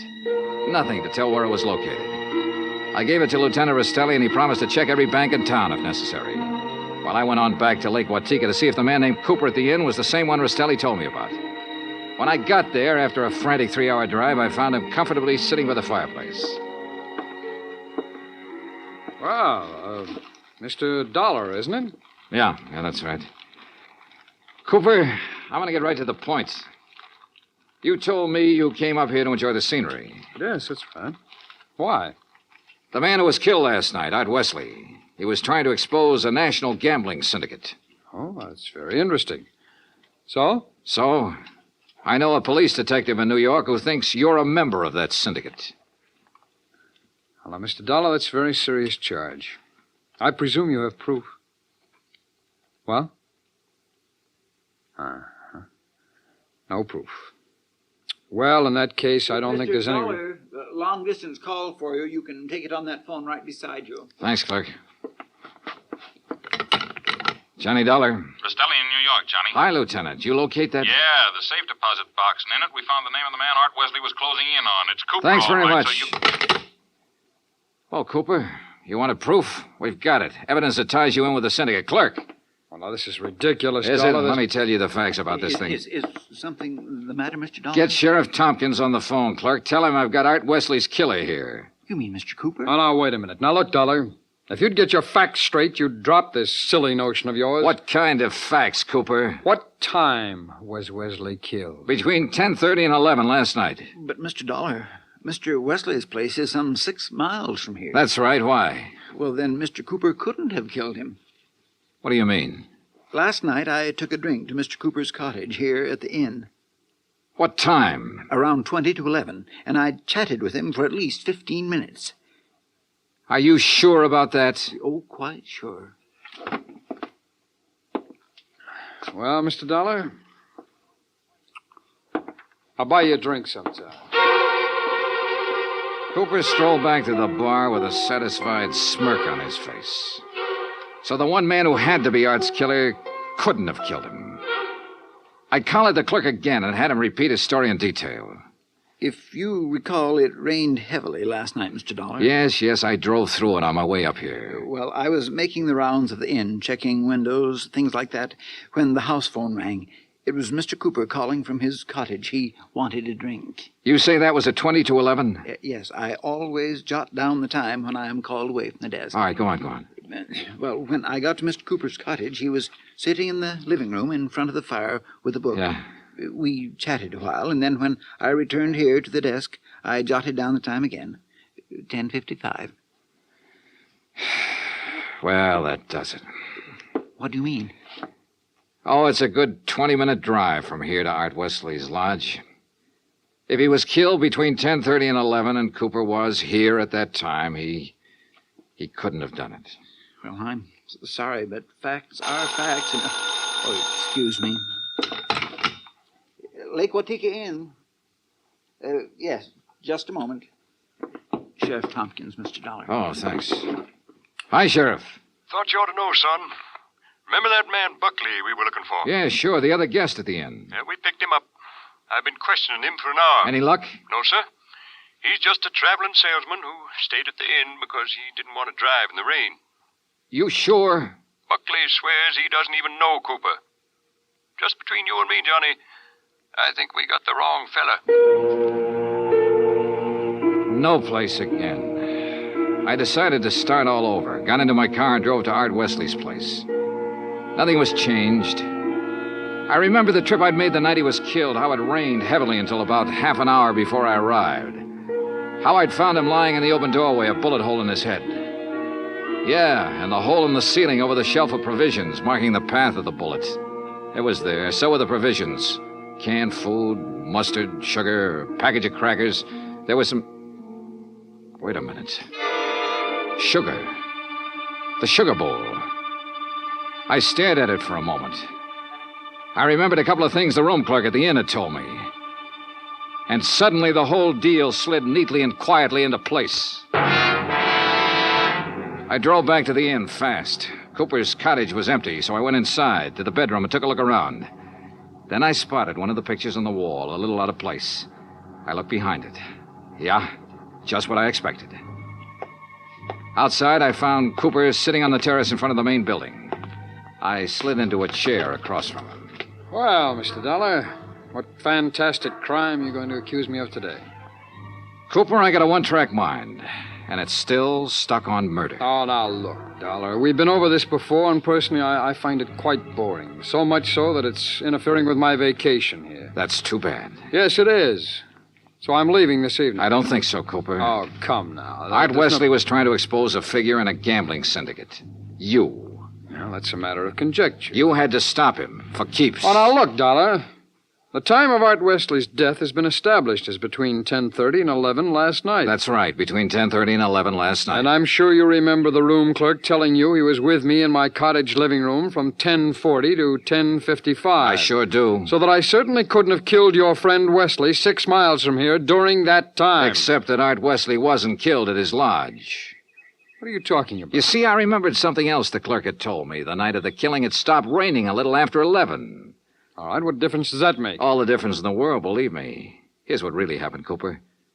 You killed Art Wesley in the bedroom of your cottage here at the inn. Oh, don't be ridiculous. You immediately called the room clerk over and chatted with him in your living room for about 15 minutes. He didn't know there was a corpse in the next room. Oh, really? After he left, you took Wesley's body the 6 miles to his place and planted it in the doorway. Oh, now look, Dollar... Your problem was to make it look like he'd been killed there.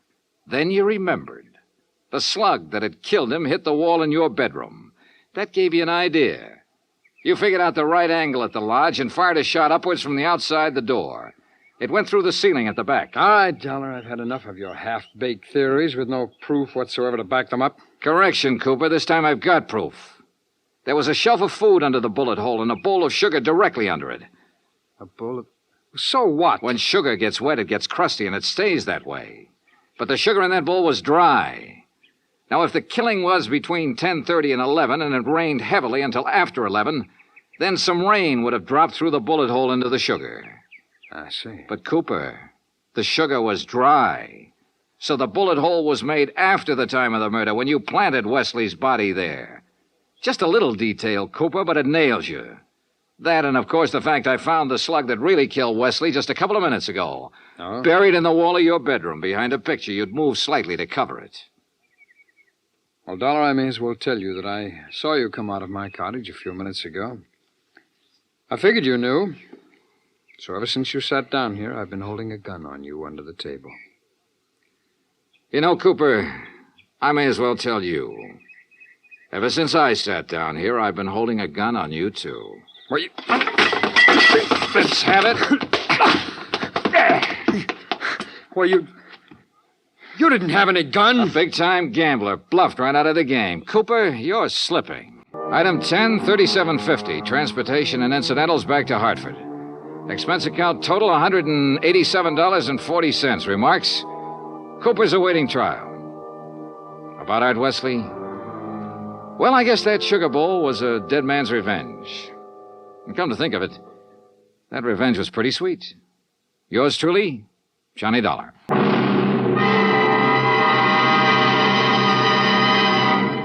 Our star will return in just a moment. In days long since gone by, one had to go out in search of daring do. But in a fast-moving world, exciting things are happening right around the clock. Things you can be in on no matter what else you're doing, as long as your radio is nearby. With CBS newsmen on the job, you can make CBS Radio your listening post for world events. Stay tuned now for 5 minutes of CBS News, to be followed over most of these same stations by the FBI in peace and war. Now, here is our star to tell you about next week's story. Next week, colorful New Orleans, from nightlife in the Latin Quarter to the dismal, deadly swamps. Join us, won't you? Yours truly, Johnny Dollar. The Johnson's Wax Program with Fibber, McGee, and Molly. The makers of Johnson's Wax products for home and industry present Fibber, McGee, and Molly with Bill Thompson, Arthur Q. Bryan, and me, Harlow Wilcox. The script is by Don Quinn and Phil Leslie. Music by the King's Men and Billy Mills Orchestra. All the water in Niagara Falls can't wash your car clean. Water just won't cut through the stubborn, greasy traffic tarnish, exhaust fumes, tree sap, oil, and bugs that make your car look shabby.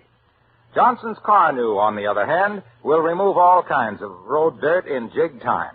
You see, Johnson's Car New contains a fast-acting, powerful cleaning ingredient that cuts through any kind of grime. Car New actually does two things at once. It cleans as you apply it. It polishes when you wipe it off. You merely apply the creamy wax-fortified liquid, rub a bit where the grime is hardened, and then let dry to a white powder. Wipe off the powder, and the job's done. Your car will gleam and sparkle the way it did the day you drove it out of the showroom. No, sir, water won't remove traffic tarnish. Johnson's Car New will. There's no better way to clean and polish your car than with Johnson's Car New. It's easy to use. It cleans and polishes at the same time. Use Johnson's Car New to bring out the beauty of your car. When Mr. McGee got a call to come down to the bank this morning, neither he nor Mrs. McGee ever dreamed it would change the whole course of his alleged career. And as a matter of fact, it probably won't. But to hear him tell his wife about it, he thinks it will, as we listen to Fibber, McGee, and Molly.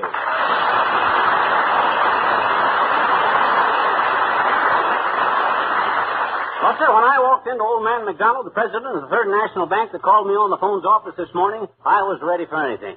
Overdrawn again, were you? That's what I thought. But before I could open my mouth, old McDonald introduces me to a friend of his that's a professor at the college here. And you know what? What? He wants to buy our house. Wants to do what? Yeah. Oh, McGee, you Yep, he says he's looked all over town, and this is just the kind of a quiet, peaceful neighborhood he wants.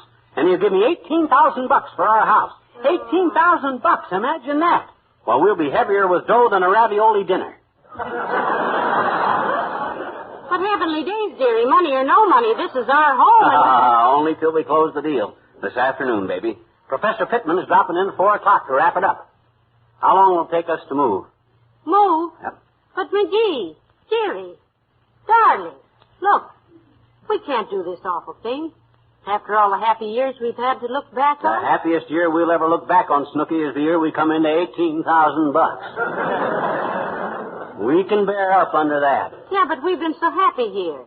I've loved it from the day we moved in. Yeah. The day we won it on a raffle and the agent gave you the key to the front door and you lost it. Then I boosted you up to get in the window and the policeman arrested you. Then it took us 2 days to prove it was our own home because we couldn't describe it because we'd never been in it. And then when you finally carried me across the threshold, you stumbled and fell and broke your leg and woke up in the hospital. And the first thing you said was, "It's a nice little house, baby, but it smells like carbolic acid." Oh, we need a change, kiddo. After all, I've given this place 11 of the best years of my life. And by George... Come in. Oh, it's the old-timer. Hi, old-timer. Hello, Mr. Oldtimer. Hello there, kids. What you smirking about, Johnny? You look mighty satisfied with yourself, and if you are, you're awful easy pleased. Well, he's a lot happier than I am, Mr. Oldtimer. Go on, tell him, McGee. I don't even like to talk about it. Well, you'll get used to it, kiddo. We're going to move, old-timer, out of this neighborhood. Is that so, Johnny? Neighbors get up a petition, did they? No, but he has an offer for this house that's more than he can resist. $18,000, cash on the barrelhead. $18,000, eh? Say, I says, if I had me $18,000, kids, you know what I'd do? What'd you do? I'd get back to the South Seas and buy a little island. One of them that I was onto when I was a CB. Say, that's right. You were in the CBs, weren't you? Sure was, daughter. They had me building booby traps all through the jungle. Booby traps? Yep. Caught more boobies than anybody. The biggest one being my company commander. Oh, I love them South Sea Islands, kid. They must be very romantic. Oh, daughter, you'll never know till you see them. Strange and wonderful place. 90-foot palm trees, giant turtles, crabs 6 foot 2 inches long, weighing 180 pounds. Wait a minute, a crab that weighed 180 pounds? Yep, that was my company commander, Johnny. What a crab. Should have seen him run sideways when the planes come over.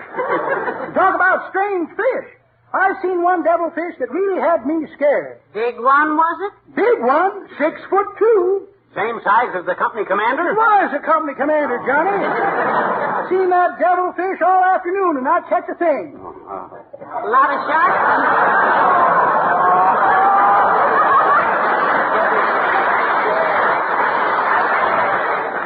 A lot of sharks in those waters, too, aren't there? Yeah, we had to keep a sharp eye for them when we were down diving for sponges. Oh, did you find any sponges? Brought up one, Johnny. Biggest sponge you ever seen. 6 foot 2, weighed 180 pounds. Oh, you mean? Yeah, the company commander. Used to sponge off everybody. My goodness. Why did you dislike your company commander so? Greatest reason in the world, daughter. Owed him $82. But I paid him back. Yeah? Diving in the lagoon one day, I brung up the biggest pink pearl I ever seen in them parts. Big around as a bushel basket. My gosh, a pearl that big must have been worth a lot of money. Not to me, Johnny. This was Pearl Jones, the company commander's girlfriend. Well, let me know where you moved to, kids. I'll drop in to see you. Okay.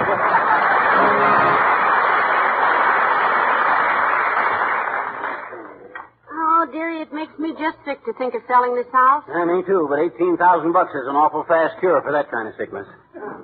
But where will we go? Oh. Where will we live? My gosh, that's a trivial detail. I'll simply get you on a few quiz programs, and we'll have another house with 7 refrigerators before you can say truth or Linkletter. Hey, we better get started packing, kiddo. We got any barrels or anything to pack dishes into? Oh, please, McGee, don't talk like that. I love this house. I'm happy here. Yeah, me too, but with $18,000, I can be happy in a hollow tree. Besides, this ain't so much of a house. What's the matter with this house, may I ask? Plenty. Look how long the grass is out in front. I cut it and trim it and water it, and in less than 6 weeks, it's all shaggy again. Now, that isn't what... Hello, Molly. Hiya, pal. What's new? Well, according to my little rooster here, Mr. Wilcox, we're flying the coop. Rolling our nest egg in front of us, which will be a neat trick if we can do it. You're what? We're moving, Junior. Moving? Socially, we're stepping up a notch. This has been a rather decent little home, of course, and I shall always remember it rather affectionately, but with our improved economic status, it's naturally a trifle, shall we say, infradig. Let's not say that till we look it up. Hey, wait a minute. You're selling this house? Who's buying it? Some professor, Mr. Wilcox, says he wants a quiet home in a quiet neighborhood where he can write a book.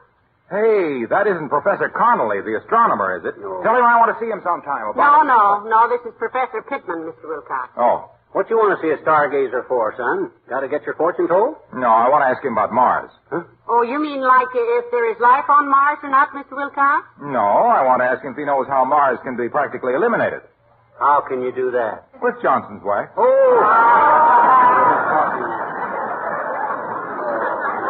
McGee, and you're always warning me about how Mr. Wilcox always... You see, if he's moving into this house, which Molly has spent so much loving care on, beautifying and protecting it with Johnson's wax, making it positively glitter as it does with that rich, warm hospitality... Oh, Mr. Wilcox, you're just saying that.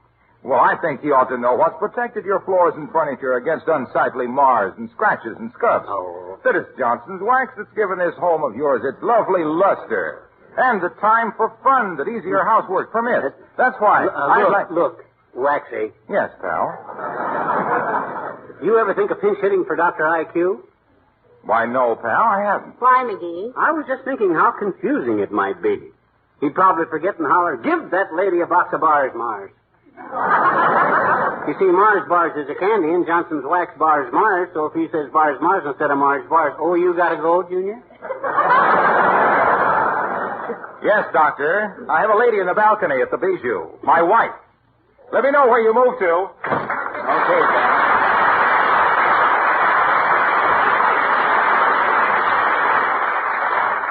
What's at the Bijou? Mrs. Wilcox. No, I mean... And a very funny Walter Lang comedy called Sitting Pretty. I'd like to see that, but maybe we'd better save it. Save it for what? When we sell this house, we may be sleeping in theaters. And I'd much rather laugh myself to sleep than cry. I don't know what makes you so pessimistic. My gosh, with 18,000 smackaroos to horse around with, we won't exactly be huddling in doorways. Well, I've got to go out in the kitchen and plan the packing, dearie. Let me know when the professor gets here. Okay. I want to meet him and put the evil eye on him. Okay, Tootsie. Ah, there goes a good kid. Imagine her being so sentimental about selling this house. It ain't as if we'd been born here. Although I can think of several occasions when we've died here. Ah, the professor. Come in, Professor. Come in who, mister? Huh? Oh, hi, Teeny. Hi. Shut the door. I was expecting a guy that's going to buy this house. I'm selling it. Oh, gee. Where you going to move to, mister? Where are you? Well, I don't know, sis. I'm getting quite a hunk of dough for this house, so we may just spend a few years traveling around. You know, like England, South America, and maybe the French Riviera. Oh.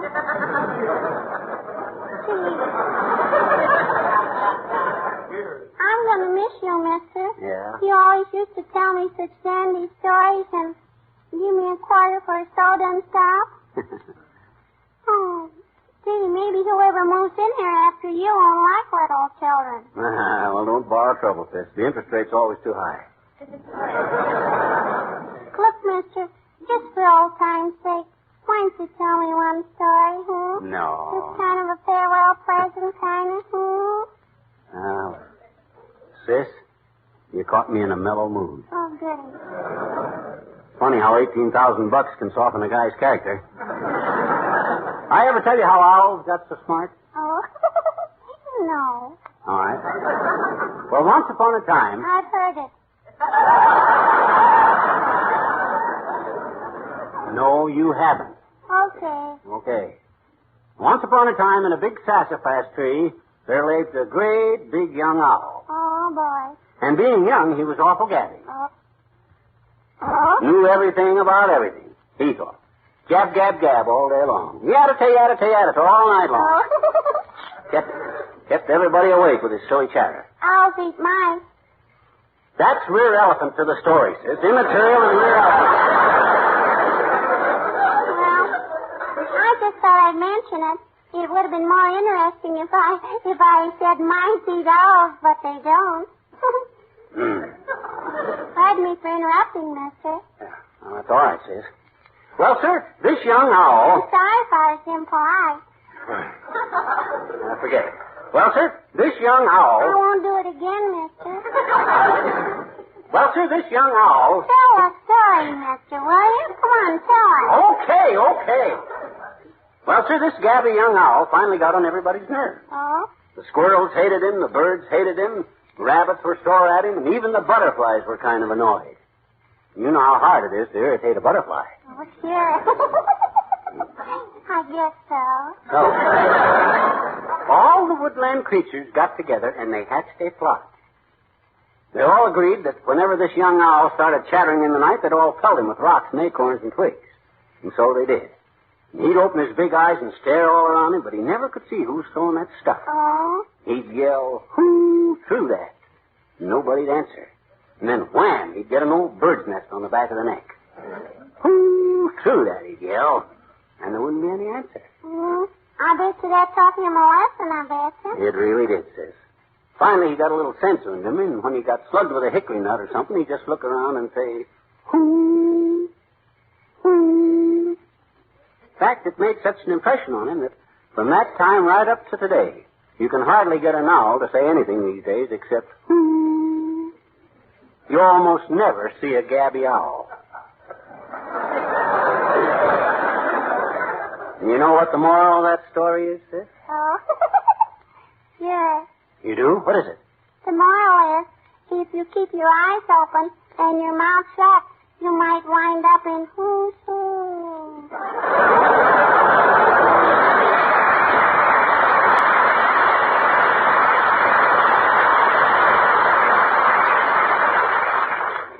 Well, I will say, dearie, for a man who's about to sell his house right out from under his back, you're pretty relaxed. Certainly. Well, didn't need to get unrelaxed yet, kiddo. After we seal the deal this afternoon, then we can get excited. When we get our hooks on those 18 G's. Think of it. I am. We'll be rich. And homeless. Yep. We'll throw our furniture into storage, hand the Croft the key, warn him about that loose step on the back porch, cut off the morning paper, and hit the road. You hit the road, dearie. Huh? If I'm going out of town with any part of $18,000, I'm going in the fattest old drawing room that the Pullman Company ever dreamed of. Yeah, you said it, baby. I'm kind of tired of upper berths myself. I practically went to California and back on a ladder once. But that was long before... Oh, this might be him now, McGee. Come in. Boy. Oh, it's dear Dr. Gamble. Nice to see you, Doctor. Thank you, my dear. And good day to you, Wind Tunnel. Hi, Broadbeam. Pull up a chair and sit down. I hope it won't be our living room much longer for $18,000. Cash. You might translate that into ordinary English for me, Molly, if you're in the mood.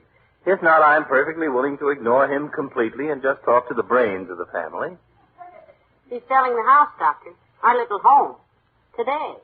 He's what? Yep. I'm closing the deal this afternoon. Lock, stock, and barrel, Bottom. Oh. So you're selling your home, are you? Yep. I don't suppose you've given any thought to the problem of where your wife is going to live. I'm assuming, of course, that you'll go through that $18,000 like a babysitter through a Rebop album. Oh, I'll live wherever he does, Doctor, of course. Nonsense. He can always go back where he came from and be happy. But how can you live under a flat rock? Nobody's going to live under any flat rocks, Baconhead. And any time I want any advice about my private life from you, I'll go ask somebody else. A guy at the university made me an offer for the house. And Yes, Professor Pittman, Doctor. Yes. They say he's a highly intelligent man. That'll be a stunning novelty for this house, won't it?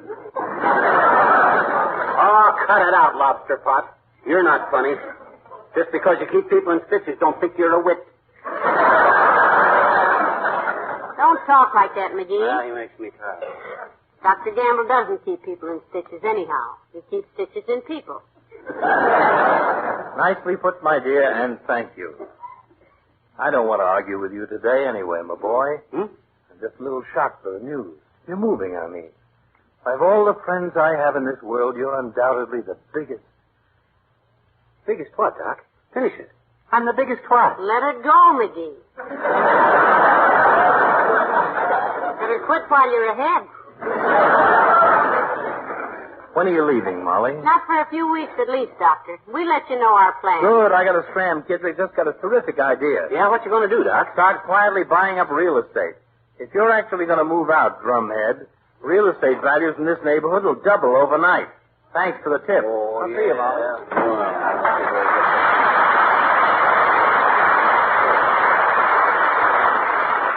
Isn't he a sweet old character, McGee? Oh, we can argue that out later, kiddo. It's about time for the Prof to show up here, and I want to be sure everything is peaceful now. Listen, can you hear that upstairs faucet? No. No, I can't. Good. I'd hate to have this deal blown up by a simple little drip like that. Oh. Don't ever give Dr. Gamble a line like that, sweetheart. He'll murder you. I can just hear him. Oh, here he comes, Molly. Quiet now. Now, don't let him sit in that rocking chair. It squeaks. Everything quiet? Do you think this dress is too loud, dearie? I could run upstairs. No. That's okay. Come in! How do you do? Mr. and Mrs. McGee? That's right, Prof. I'm Mr. McGee, and this is my wife, Mrs. McGee. Molly, Professor Pittman. How do you do, I'm sure.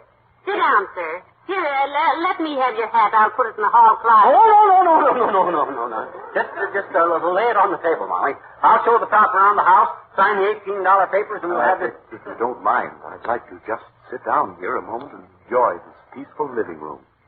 Lovely neighborhood here. Oh, yes. We like it all right. Sometimes the birds get a little noisy, but... Yeah, it's wonderful. It's a steal at 18 G's, Prof. Quieter than the inside of the public library. Oh, I can't stand the public library. Huh?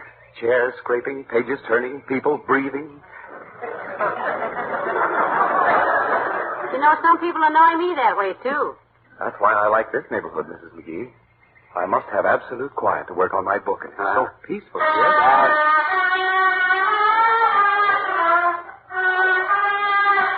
Oh, my gosh. What's that? That's Mr. Williams next door, dear. Huh?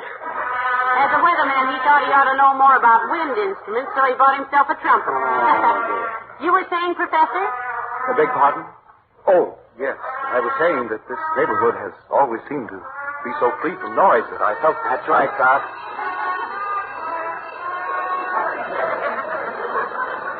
That's the ice cream man. The children have a ball game going on out there. But I interrupted you. Well, I was saying I must have quiet to work on it. Oh, this is awful. Relax, Prof. I'll go on that wall.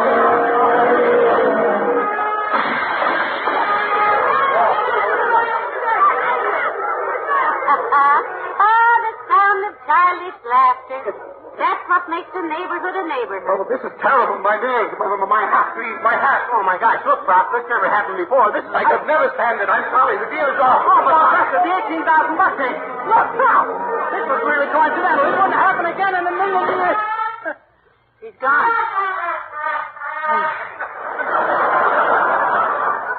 Of all the dirty, rotten breaks. You just saw $18,000 put on a funny-looking hat and walk out on us, Tootsie. Won't that break your heart? No, I can't say that it does. What? Oh, McGee, you wouldn't really have sold our little home, would you?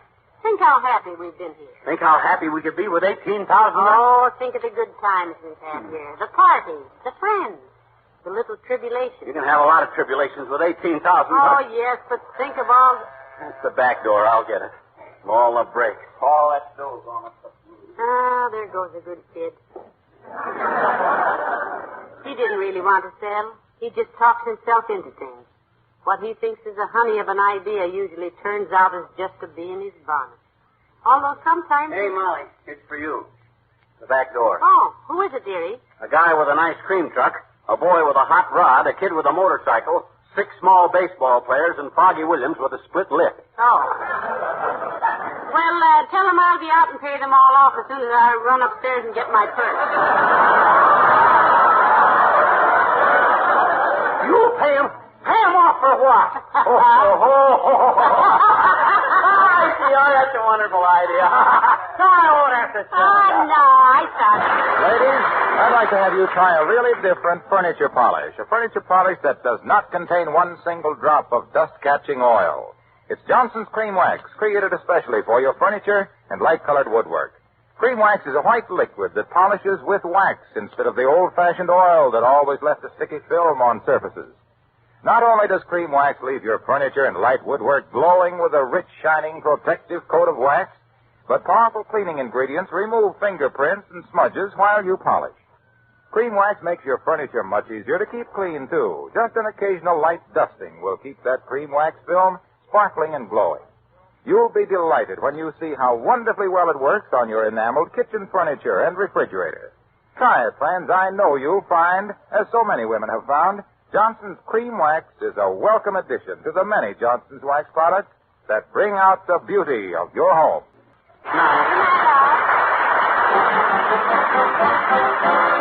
Makers of Johnson's Wax products, Racine, Wisconsin, bring you Fibber, McGee, and Molly each week at this time. Be with us again next Tuesday night, won't you? Good night. This is NBC, the National Broadcasting Company. The Life of Riley. The Life of Riley with William Bendix as Riley. Chester A. Riley is a man who gets kicked around considerably by an unkind world. But he can afford to shrug off these rebuffs with a smile. For he knows that no matter how he may appear to others, at home there is one to whom Riley is the greatest hero in the world. His 13-year-old son, Junior. Now this may surprise you, but after all, how much does a 13-year-old boy know? The other day, however, Junior began to show signs of wising up. Junior? What are you doing, Junior? Hi, Mom. I'm hanging up this picture of Hank Luzetti. Well, why is he in his underwear? Well, that's his uniform. You mean you don't know who Hank Luzetti is? Why, he's just the greatest basketball player in the world, that's all. He's terrific. Oh, is he a shortstop like Johnny Lou Jack? Mom, he plays basketball, and Johnny Lou Jack plays football, and shortstops play baseball. Oh. Well, run along, dear. I got to clean up your room. Okay, I got to finish the composition. Hank, where are you? I'm in Junior's room, dear. Hiya, Dumpling. Hello, Riley. Did you have a nice day? Nice day. The foreman caught me smoking and threatened to fire me. I got kicked off the bus because I lost my transfer. I had to walk all the way home. A cop almost gave me a ticket for crossing against the light. When I came up on our front porch, that loose board jumped up and cracked me on the knee. Some nice day. Well, if you had to walk home, how'd you get here so fast? No, I got a lucky break. A bulldog chased me. You poor dear. You must be worn out. Oh, I don't mind. As long as when I get home, there's a little woman waiting for me and a couple of sweet kids. There's nothing like kids. Oh, boy, I feel sorry for bachelors. They're so lonely. Believe me, bachelors would be a lot happier if they had a couple of kids. Hiya, Pop. Oh, hi, son. What's that you got there? Oh, I wrote a composition. It's called The Man I Admire Most. Well, I can guess who that is. Read some of it, son. Well, the last part goes like this. Mm-hmm. He is intelligent, quick-thinking, ever alert, never daunted when the odds are against him. True. True. His sense of fair play, his clean-cut physique, and his code of clean living is an inspiration to me. Oh, come now, Junior, let's not exaggerate. Well, there's a lot in what you say. Go on. And that is why the man I admire most is Hank Luzetti. Very good, son. Very, very good. You like it? Yeah, but only one little criticism, Junior. When you read it in class, watch your diction. When you said Chester Riley just now, it sounded just like Hank Luzetti. Hank Luzetti? Who's he? Well, he's the man I admire most. What? Since when is he your father? Hank, what do you know about this? Well, I'm surprised at your ignorance, Riley. Everybody knows Hank Luzetti is the greatest basketball player in the world. So that's the man you admire most. And all the time I thought... Now, Riley, don't be... It's perfectly all right. He's entitled to his opinion. But he shouldn't be a hypocrite about it and pretend that I'm the one that... Oh, but, Pop... He even asked me for my picture to hang in his room. I spent my last $6 getting it framed so it would look nice on the wall. Well, Pop, your picture... Don't deny it. There it is, hanging on the wall there, staring you in the face. Wait a minute. Who undressed me in that picture? Riley, that's not your picture. Oh, Junior, you shouldn't have taken your father's picture down. After all... Don't bother, Peg. You gotta expect this when you have kids. Come on, let's leave him with his basketball player. Oh, Pop, I didn't mean to. Fine son. Riley, don't take it like that. It's just a phase. He's captain of the school team, and naturally everything's basketball right now. Yeah. Besides, you can't go on expecting him to believe you're the most wonderful creature in the world forever. Why shouldn't he believe it? I do. And what's good enough for me is good enough for him. Frankly, Riley, I don't see that you got such a big problem. But I told you, Gillis, the kid don't admire me no more. So make him. I had the same trouble with my egg white. For years, I'm his hero. All of a sudden, he drops me, and he's got a new hero. Itchy Fingers Malloy.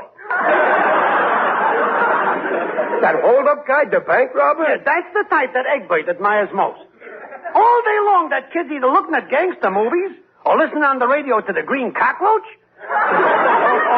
or reading them comic books. So naturally, his ideal is a bank robber. No kidding. Oh, what that kid didn't do. Yeah. Every week he wrote a fan letter to Alcatraz. Once he asked Malloy to send him a picture, and he did. No. Yeah, autograph. Yours for life. Number 14823. All Egbert thunk about was that bank robber. Wouldn't even look at me. Well, so what did you do? He worships bank robbers, so I became a bank robber. Gillis? Yeah. Every week I rob Egbert's piggy bank. This not only makes him worship me, but it gives me a nice income. Oh, that's terrible. That's a bad example to set the boy. Oh, I ain't really keeping Egbert's money. I'm just saving it up for him. And I'll give it to him when he's a man. On his 41st birthday. Well, I wish Junior would worship me, but he worships basketball players. So it's a cinch, Riley. Become a basketball player. But, Gillis, I don't know nothing about the game. Well, Junior don't have to know that. Tell him you was a big basketball star in your youth. You mean I should lie to my... Oh, no, not me. I don't like to lie to my kid. He always catches me. Well, he won't this time. Play it smart. Remember that time in Coney Island when I won that solid gold brass trophy for shooting at them baskets with a basketball? Oh, yeah. Yeah, I remember. It showed a guy holding a basketball and it had written underneath, Champion 1928. Yeah, I'll give it to you. And the buck I owe you from last week, we'll call it even. Yeah, I could tell him I won that trophy for basketball when I played for good old MIT. Oh, don't overdo it. He'll never believe you played for the Massachusetts Institute of Technicology. No, this MIT is the Manhattan Independent Truck Drivers. Oh, great. Yeah, tell him you was a big star. That's what kids love when their old man was a hero. Yeah, I'll do it. To make him happy, I'll fib to him. This one. Yeah, play it up big. Tell him when you had that ball, nobody could stop it. Yeah? You was quick as a pussycat. Yeah. Nobody could dribble that ball like light. Yeah, I'll tell him they called me Dribble Puss Riley. On the level, Pop, you really won this trophy playing basketball? Yes, sir. Well, gee, why didn't you tell me you were a great basketball player? I just found out myself. I mean, well, I'm not one to brag, son. I mean, you know me, modest. Nothing ever goes to my head. Your father's right, Junior.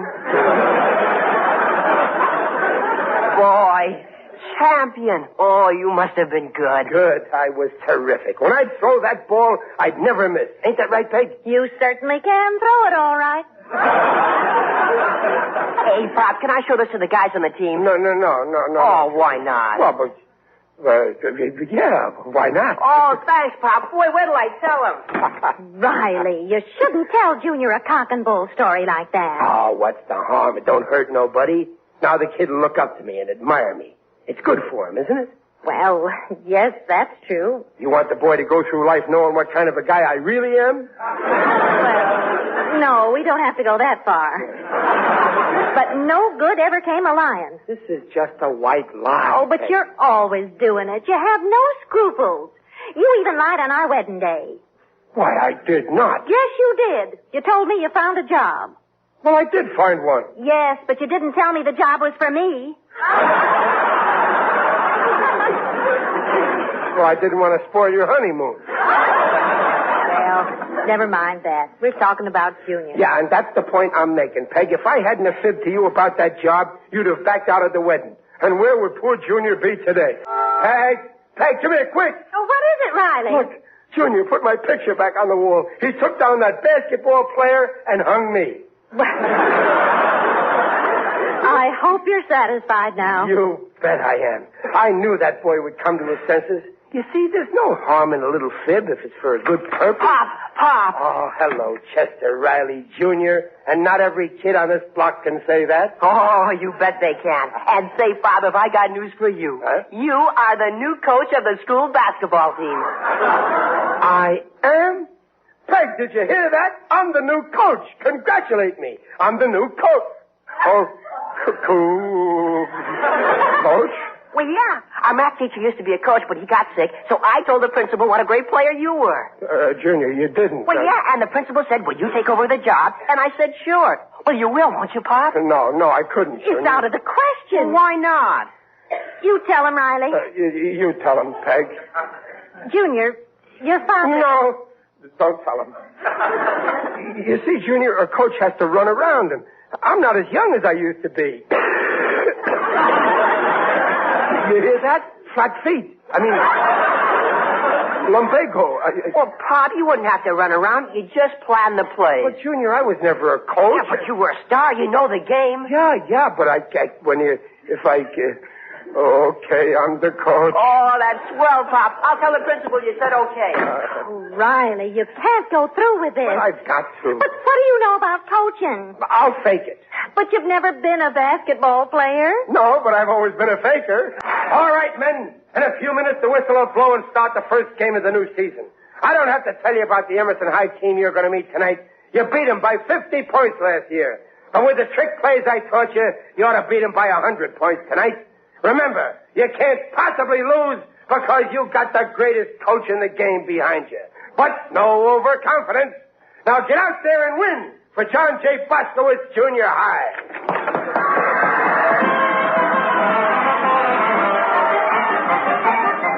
And here are the basketball scores of last night's game in the Junior High League. John J. Boskowitz Junior High 12, Emerson High 62.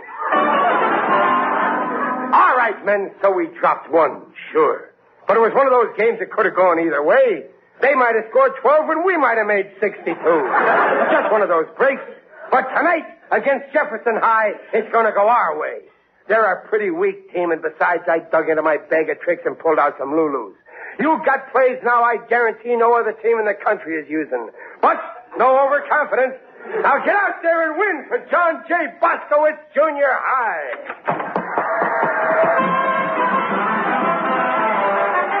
And in the Junior High League, John J. Boskowitz 22, Jefferson High 7. Correction, please. Jefferson High 77. All right, men, so we dropped 2. But there's a reason why we lost the last one. They didn't play fair. Every time we had the ball, they took it away from us. But let's forget about that. Tonight is the game we got to concentrate on. So get out there and win for John J. Boskowitz Junior High. John J. Boskowitz Junior High 14, Manual Arts 84. John J. Boskowitz Junior High 10, Westwood 92. John J. Boskowitz Junior High 3, Milford 66. All right, men, so we dropped 12. But you can't win them all. And tonight our luck is going to change. I didn't really want to meet this Marymount team. The competition ain't stiff enough. It's only an exhibition game, but they challenged us. So tonight, go out there and whip that Marymount team and teach those girls a lesson. On your toes, men. Get out and win.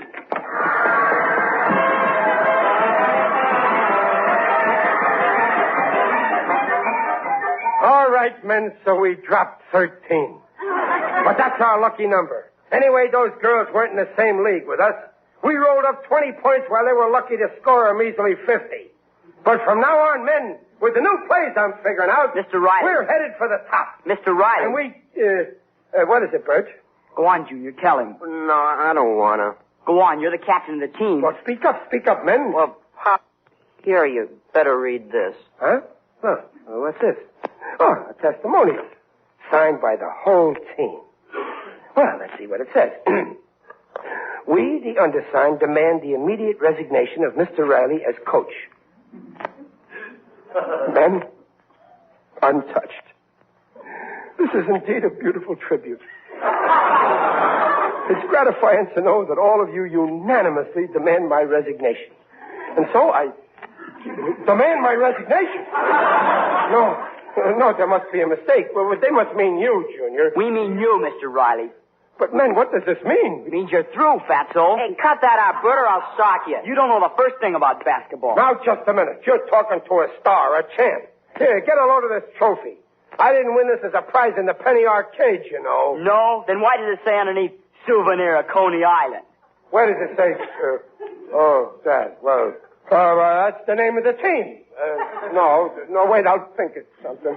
You're a phony. Junior, you gonna let him talk to me that way? Pop, you really didn't win this? Of course he didn't. He never played in his life.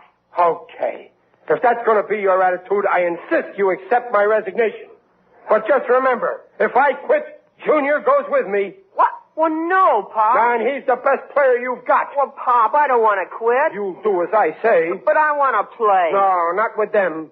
I got my pride, and no son of mine is going to play with a losing team. And now back to the life of Riley, with William Bendix as Riley, still smarting from the injustice of being fired as coach of Junior's basketball team.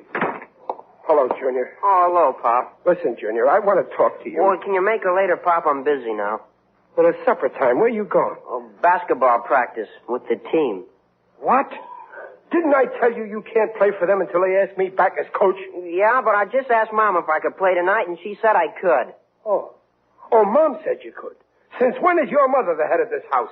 When I give an order, I expect it to be obeyed. Yeah, but Mom it's said... what I say that goes. She had no right going behind my back and countermanding my orders. And I'll tell her so right now. What's that you're saying, Riley? Who's saying anything? What's this all about, anyway? Peg, we might just as well have a showdown. Did you tell Junior he could go out and play with the team? Yes, I did. And when you told him, did you know that I'd forbidden him? Yes, I did. And you deliberately went over my head? Yes, I did. I can't believe it. I'd like to hear you say it in my presence. Say what? That he can play with the team. Go on, say it. I dare you. Junior, go and play with the team. Well?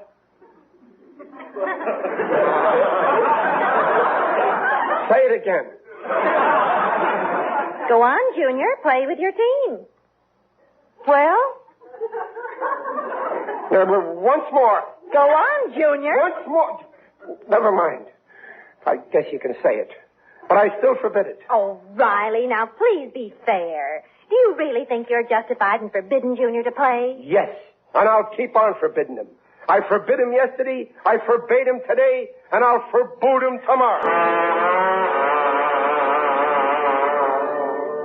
Oh, what a mess. Nothing but worries. Other fathers are having fun, but I'm standing here in my house worrying. I might as well lie down and worry. Oh, that feels good. I could lie like this forever. It can be arranged.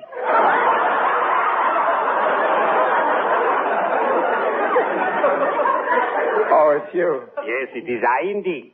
Digby Odell, the friendly undertaker. I didn't hear you come in, Digger. I got worries on account of my boy. Ah, yes, children can be a problem.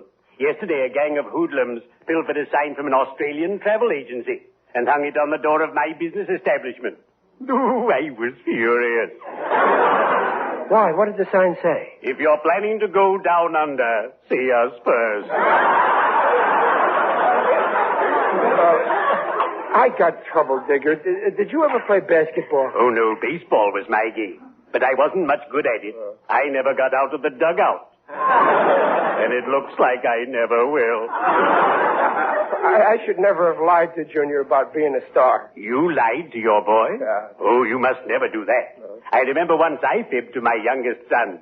He had a fixation on prize fighters. So I told him I was a prize fighter. Yeah, and he found out that you fibbed? Ah, yes. One day he visited my place of business and caught me boxing a fellow.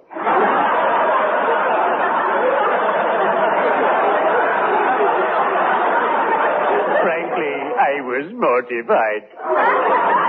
But I got made coach of Junior's team, and they fired me. Oh, too bad. Yeah, but I got even with them. I ain't letting Junior play until they take me back as coach. That's my revenge. Revenge doesn't always work out the way you think it will, Riley. In my youth, I was in a different line of business. I had a fight with the boss, and he fired me. Odell, he said, I'm blacklisting you. You'll never get a decent job in this town. I won't rest until I see you digging ditches. Well? Well, I'm digging ditches, all right, but he's resting in one of them. Cheerio. I'd better be shoveling off. Oh, Riley, where are you? In here, Peg. Riley, I have some news for you. Junior went down to the school to practice with the team. What? You went behind my back again? I left strict orders that until I'm taken back as coach, I don't... Get excited. They've taken you back as coach. They did?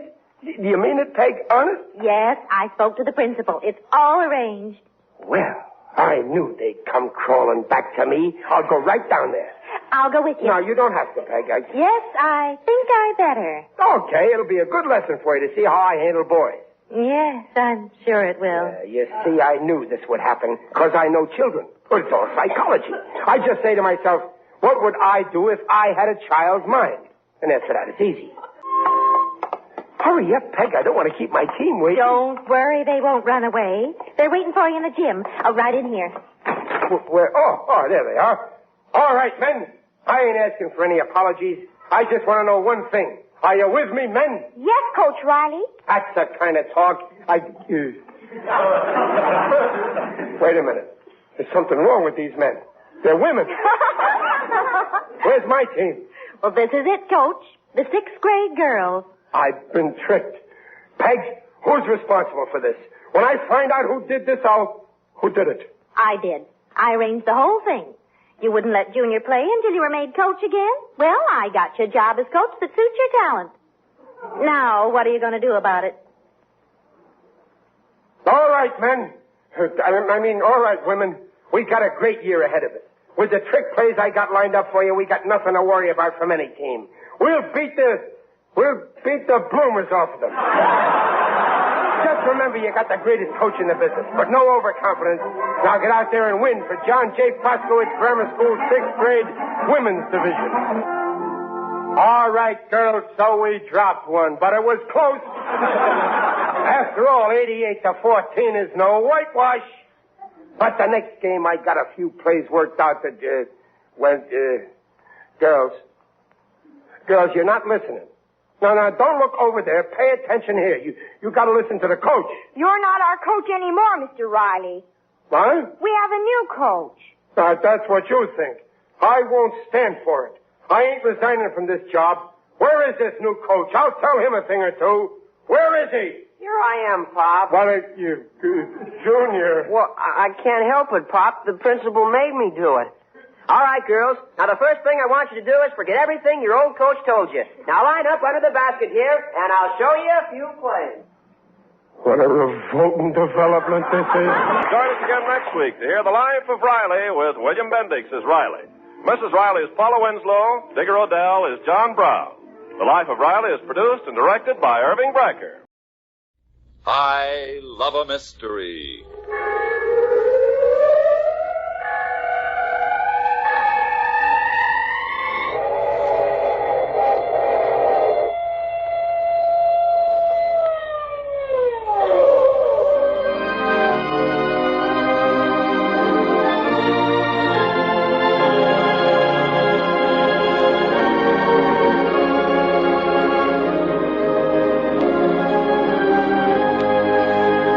Grandma, what big teeth you have.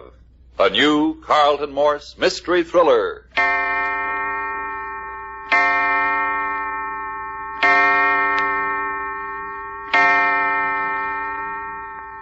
4 o'clock in the afternoon. In the office of the A1 Detective Agency, around the corner and one flight up, just off Hollywood Boulevard. It's hot, and Mary Kay Brown, the cutest secretary in Hollywood, is dressed for it.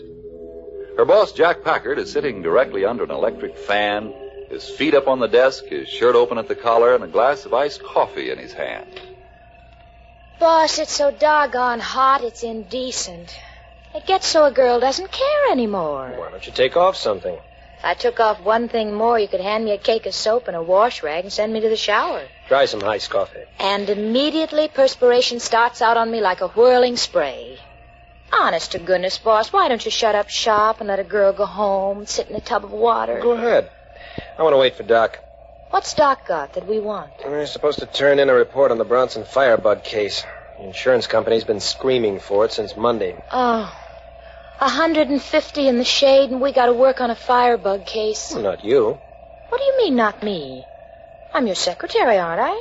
I'm not sure sometimes. You're not sure about what? Those clothes.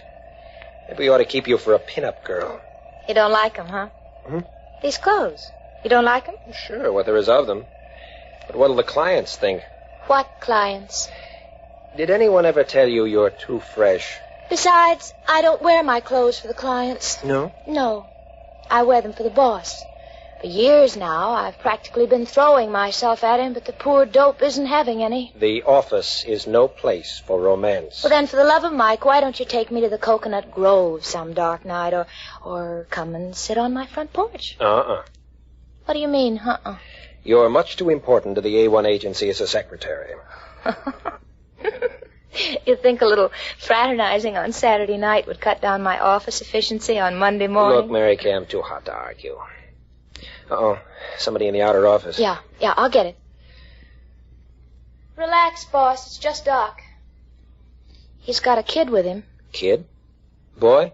Surprising as it may seem, it's a boy. See you for a minute, Jack. Sure. Okay, fella, in with you.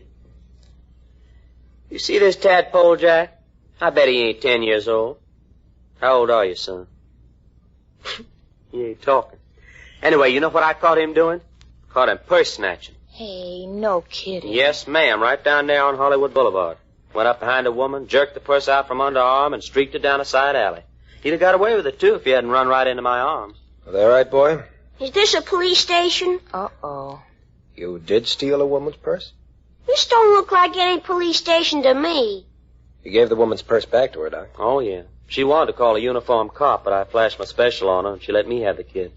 You've been purse snatching for quite a while? Look, if this is a police station, where's the cells where you lock people up? As a matter of fact, this isn't the police station. Oh. We're private detectives. Yeah? I'm Jack Packard. The man who brought you in is Doc Long. Is she a private detective, too? No, she's our secretary. She's hot stuff. Say. Out of the mouths of babes. Why, where'd you get that kind of talk? You ought to have your mouth washed out. Touchy, ain't she? What's your name? Bud Edwards. At the police, I'm not scared anymore. Oh, that's good. How old are you? I'm 11. Hey, you sure about that? For crying out loud, don't you think a guy knows how old he is? Well, you don't look 11 to me. Pass it. Where do you live? 6213 Selma. Well, that's just around the corner. With your folks? Huh? I say, do you live with your folks? Oh, yeah. Yeah, sure, my grandmother. Is that all? Yeah, that's all. Just my grandmother. Does she know that you're a purse snatcher? No. You go to school? I used to. You mean you don't go to school now? Kid 11 years old? I don't sleep very good. A growing boy 11 years old doesn't sleep good? What's the matter? Your conscience bothering you? No. Then why don't you sleep good? Well, some nights I do. Some nights I have dreams. Uh-huh. What do you dream? I don't know. Oh, yes, you do. I don't want to think about them. Nightmares? Bad dreams, huh? Yeah. Oh, it might do you some good to tell somebody about them. Like to try?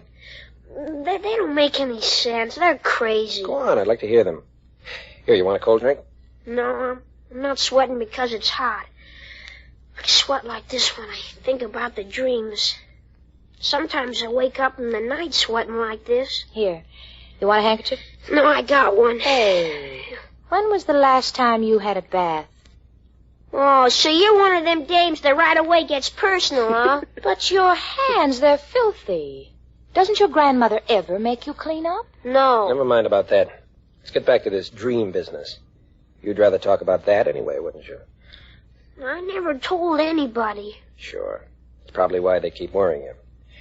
You tell us about them. It'll probably make you feel a lot better.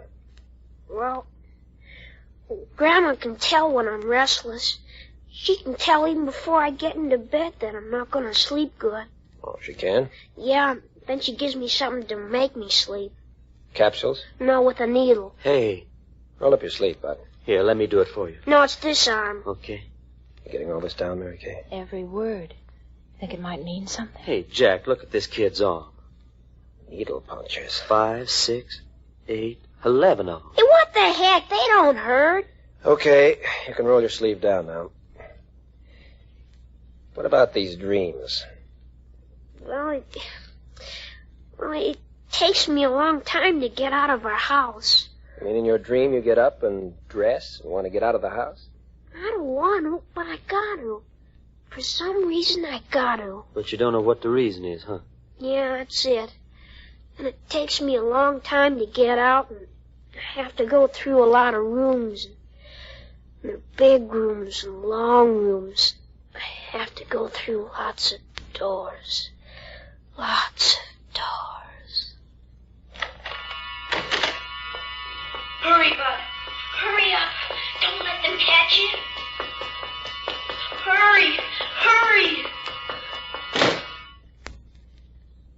In every room I went into, my voice sounded different. Hurry, Bud. Don't let them catch you. Hurry, hurry. Bud, hurry, hurry. They're after you. Don't let them catch you. You gotta hurry. You gotta hurry.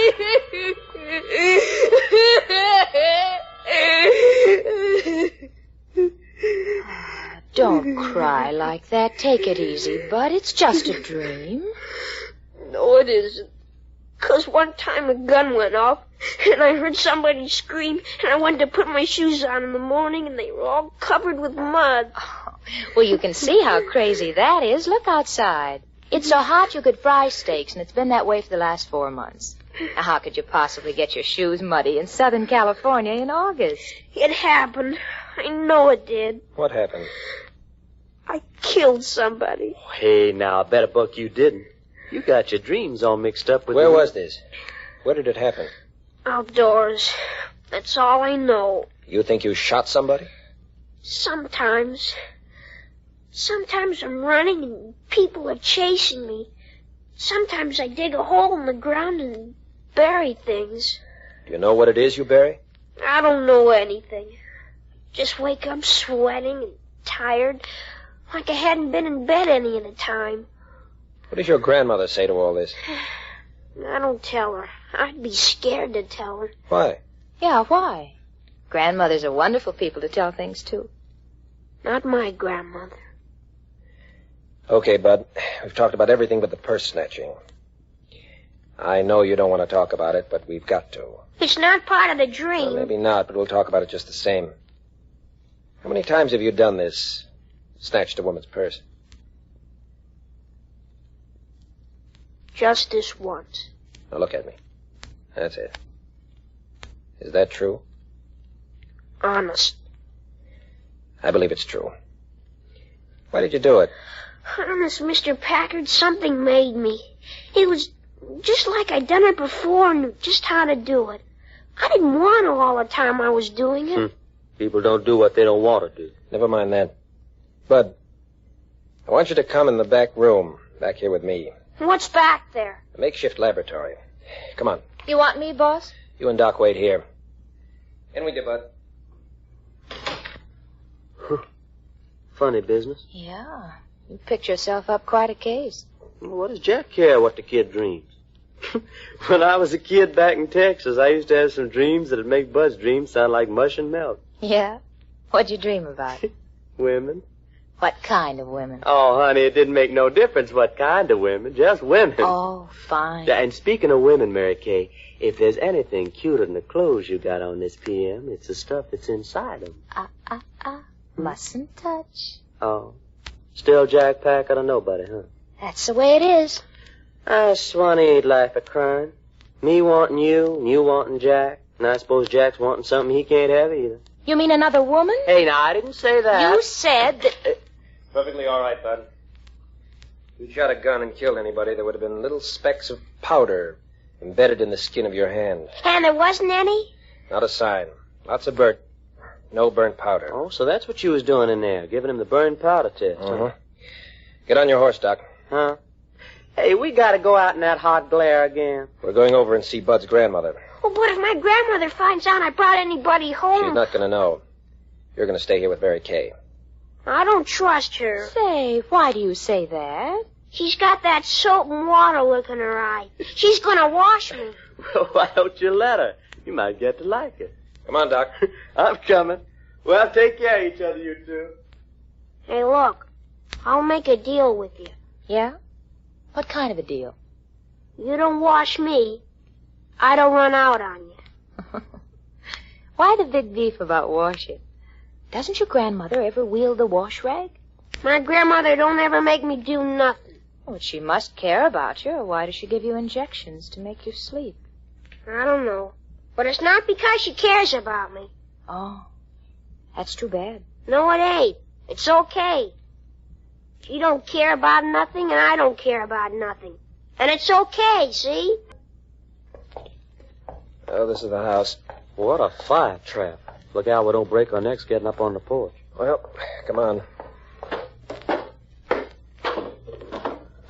Now, don't rap too hard. You'll knock the door off its hinges. Maybe Grandma ain't home. Oh. Maybe she's out playing bridge at Beverly Wilshire or having tea with the upper. Hold it. Hmm? Somebody's answering the door. I don't hear nothing. He's listening just inside the door. Why don't you try knocking again?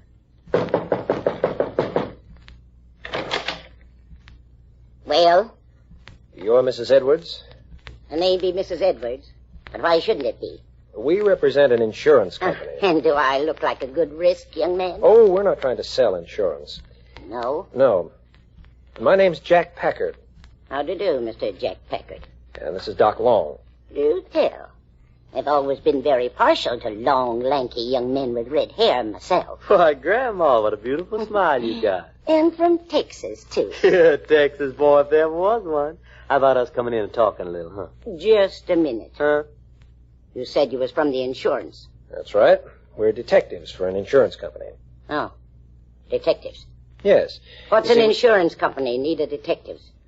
Why, I don't know whether I should tell you this or not. Yes?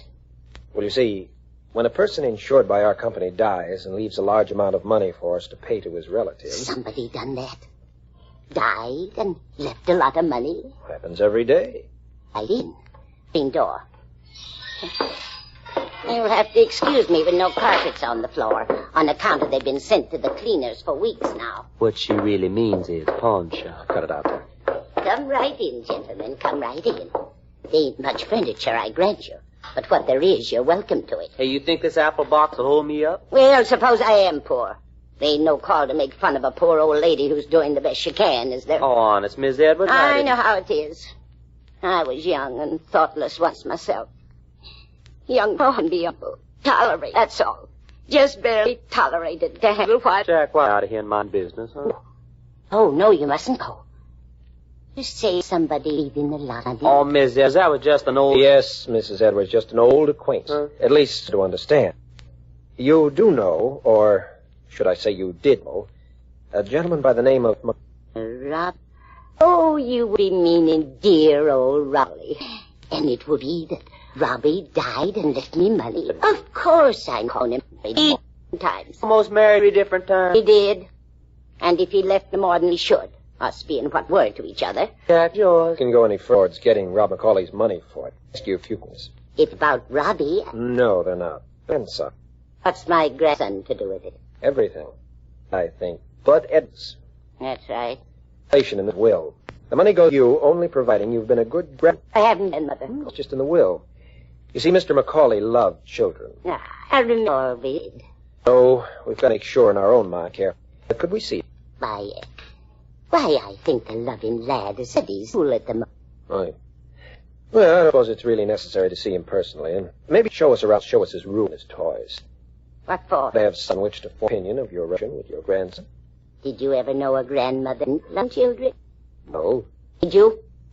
Oh, no, not that Well, Bud and I mother care how. He'd tell you the same thing if he was home. So what more? The way, Doc. Another appointment. Look, it's almost 4 o'clock.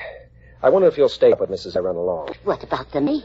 Doc will finish talking with you about that. It's nice to find old and such as you, Miss Woods. Take good care of Mrs. Ed. Well, he certainly had to get up and go in a hurry. Yeah, that's Jack. Abrupt. Hey, you know what I think, Miss Edwards? What? I think Jack just got up and left on account of he wasn't getting anywhere with you. Getting anywhere? Why, sure. The minute you laid eyes on me and seen I was lanky and red-headed and from Texas, you wasn't interested in what he was saying at all. But what about Robbie Macaulay's money? Oh, shucks, you ain't interested in money when you got a lanky Texas boy here. Who says I'm not interested in money? Why, Grandma, what greedy eyes you got. You wouldn't by any chance be one of the original 1890 gimme girls, would you? Just what is this, anyway? Grandma, could I ask you something? Don't call me Grandma. And you get out of this house. Oh, gonna get tough, huh? You want me to call the police? Why, sure. You want me to get them on the line for you?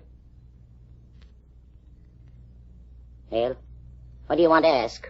Grandma, what's that stuff you've been shooting into Bud's arm at night with that syringe? Hey, Grandma, don't look so scared. Where's Bud? Where's my boy, Bud? Just take it easy now. Nothing's the matter with Bud. Bud's a sickly boy. Bud's not well and... What's that? Huh? What's what? There's somebody in my bedroom. Hey, maybe you got burglars. Or maybe you're just hearing things. Listen. He's standing just on the other side of that door. Why, Grandma, what big ears you got. Look. The doorknob's turning. The door's opening.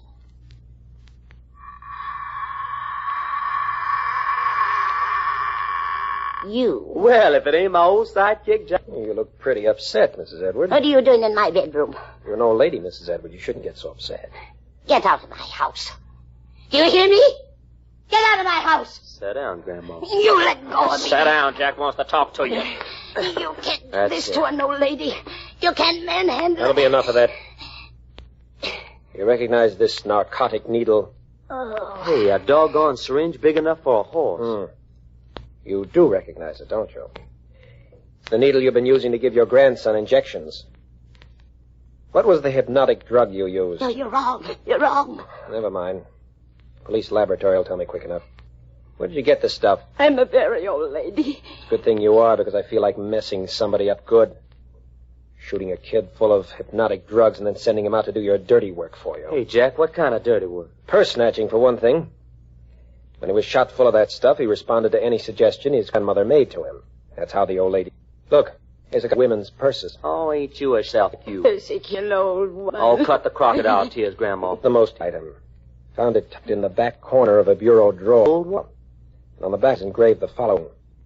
Jumpman from the Los Angeles Police Commission. Patrolman Beekman. But he's been missing 3 weeks. Well, the department's been like a bunch of caged wildcats. What's the matter? Nothing to... That's wood either. That was a dirty bit trying to make a 10-year-old kid think he did it. Well, that hit up and you had the shot. Hear the officer's death cry. Over and over, killed. He woke up. He believed it. Record. He persecute me. There's not much I can do about it. You'll say all true. If I'd done all this, there's got to be a place. That's right. Have you the body? Grandma, you should have cleaned shoes. Shoes? Mother. Where would a boy get muddy shoes walking around hood and all? I don't know. I didn't either. Out and looked around. There's been some new street work not so long ago. What happened? Did a water main break? I don't know what you're suggesting. I'm suggesting that Patrolman Beekman was onto your little narcotic business. He told his office he was onto something. I think he came out here, put the bee on you, and you took care of him. Took care of him? Yeah. Then planted the body out in the street excavation where they were repairing the water main. It was at night. Bud told us that much. And that's how Bud got his shoes muddy. So you think somebody shot somebody? That's right. Sit down, Grandma. You take your hands I off told of you me. to sit down. Just a minute. Manhandling an old lady. You think you're going to walk out on us? Who's walking out on anybody? You'll come with me. Where? Calling a body a murderess. I'll show you. Hey, watch her, Jack. She don't give you the slip. Who's giving anybody the slip? Stand aside so I can open this door. Hey, this old shack's got a basement. And what if it has? I'll show you if I'm a murderess or not. Keep on her heels, Jack. She's tricky. Well, you don't need to walk on the hem of my skirt. What's supposed to be down here? There now. Hey, just a dirt floor. Dank and soggy as a marsh. And now you know why my grandson got mud on his shoes. Hey, you must have an underground spring here. Oh, watch your step. It's danker than the inside of a cow. Is that why you brought us down here? To show us this soggy basement? Turn your flashlight over in the corner there. Give me your flashlight. Yeah. Huh. There you are. Now say I'm a... Where is he? He's gone. Who's gone? What are you talking about? I had him tied up down here. How did he get away? You had who tied up down here? That snoopy policeman. You had Officer Beekman tied down here in this basement for 3 weeks? He was hurt. I was nursing him back to health. Tied up down here in this pneumonia hatchery and you was nursing him back to health? You're nuts, Grandma. Doc, call the homicide squad. Tell them to bring their picks and shovels.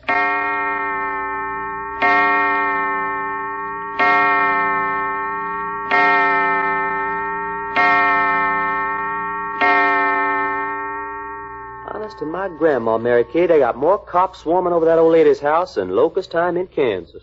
Mrs. Edwards is under arrest for murder? Well, they ain't booked her yet. They're looking for Officer Beekman's body. Oh. They're digging up the street in front of the house and in the basement. It's buried there someplace. Why's Jack got Bud in his office? Well, I'm supposed to be catching you up on what's happened while he tries to pry something out of the kid. Now that his grandmother's in hock, what's to become of him? But, I don't know, juvenile court, I reckon. Oh, that's too bad. Honestly, he's nice people. Once I got some of the dirty off his hands and face. Hey, he let you wash him? Sure. We got to be as pally as... Hey, I got a grandmother, too. No kidding. A nice girl like me? Of course I have. She and Grandpa live in the country. Uh-oh. Jack wants us to come in. Yeah. No kidding, though, Doc. You know, I'm sure. What's the matter with the idea? Don't ask me. If Bud likes it and your grandma likes it. Come on in, you two. Hey, you got anything new, Jack? Bud and I have been talking about where he'd live. Yeah, I know she wasn't very much of a grandmother, but, well, golly, when she's the only grandmother as a fella got. Hey, Bud, I was just thinking. Yeah? Yeah. I got a swell grandmother, a country grandmother. How'd you like to have a share of her? You think she'd want me? Make you bet. You mean real country with cows and butter and stuff? Honest to goodness cows and honest to goodness butter. Hey, that's something I've always wondered about. Say, when you get butter right out of a cow, who do you pay your red coupons to? Oh. I'll take it, Mary Kay. Hello? Yeah, Packard speaking. Oh, hello, Inspector. Hey, what's that? Well, you don't say. Well, that's better than Oh, out of his head, huh? Well, good. Yeah, murder always leaves a bad taste in my mouth. Thanks for calling, Inspector. Check. Hey, what are you grinning about? Officer Beekman's alive. Well, shut That's wonderful. The old lady did have him tied up. She fired at him, but only creased him. Tied him up and dragged him into the cellar. You said something about out of his head? Well, he's in the county hospital. Picked up wandering dazed on the street, out of his head with fever. He's gonna live. Yep. But how did he get away? Old lady got careless or something. But he's alive, Bud. And you know that's a wonderful thing for you? Yeah? You bet.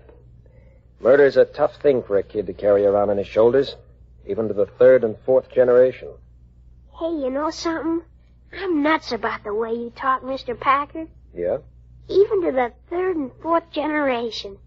Yeah, someday I'm going to talk like that. You could do a lot worse, Bud. Talk like him, act like him. Hey, I think you're in love with him. He thinks she's in love with him. Talk about your Department of Understatement. Well, what's the matter with that, you dope? I'm not the dope. Jack's the dope.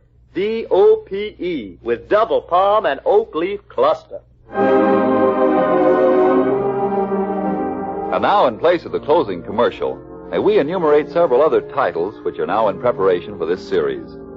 The Great Airmail Robbery, Marriage by Death, The Voice from the Grave, The Wife Came Home, and The Crime of a Man Named Jones. Also, may we remind you that the first motion picture version of I Love a Mystery is now playing at your local theaters. The second and third pictures are now in production at Columbia Studios.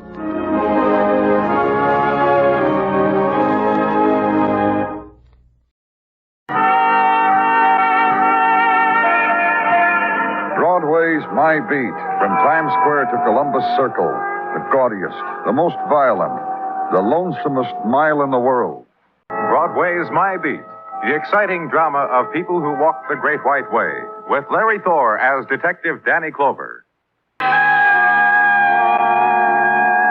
Afternoon sun strikes glints on Broadway's pavements, and the perfumes of summer drift in from meadows never known, from tropic seas that were never sailed, from green hills veiled in mist and imagined in childhood, drift and die against neon bled of its color. But the illusion still rides the silken vessel of a girl's summer frock, and the season dances in her slow, languid walk, and her passing is reflected in chrome and steel. There's crowd between you and her, and there's loss. So walk away from it, kid, and order the beer, and skim off the longing. Summer, too, will finally pass from Broadway.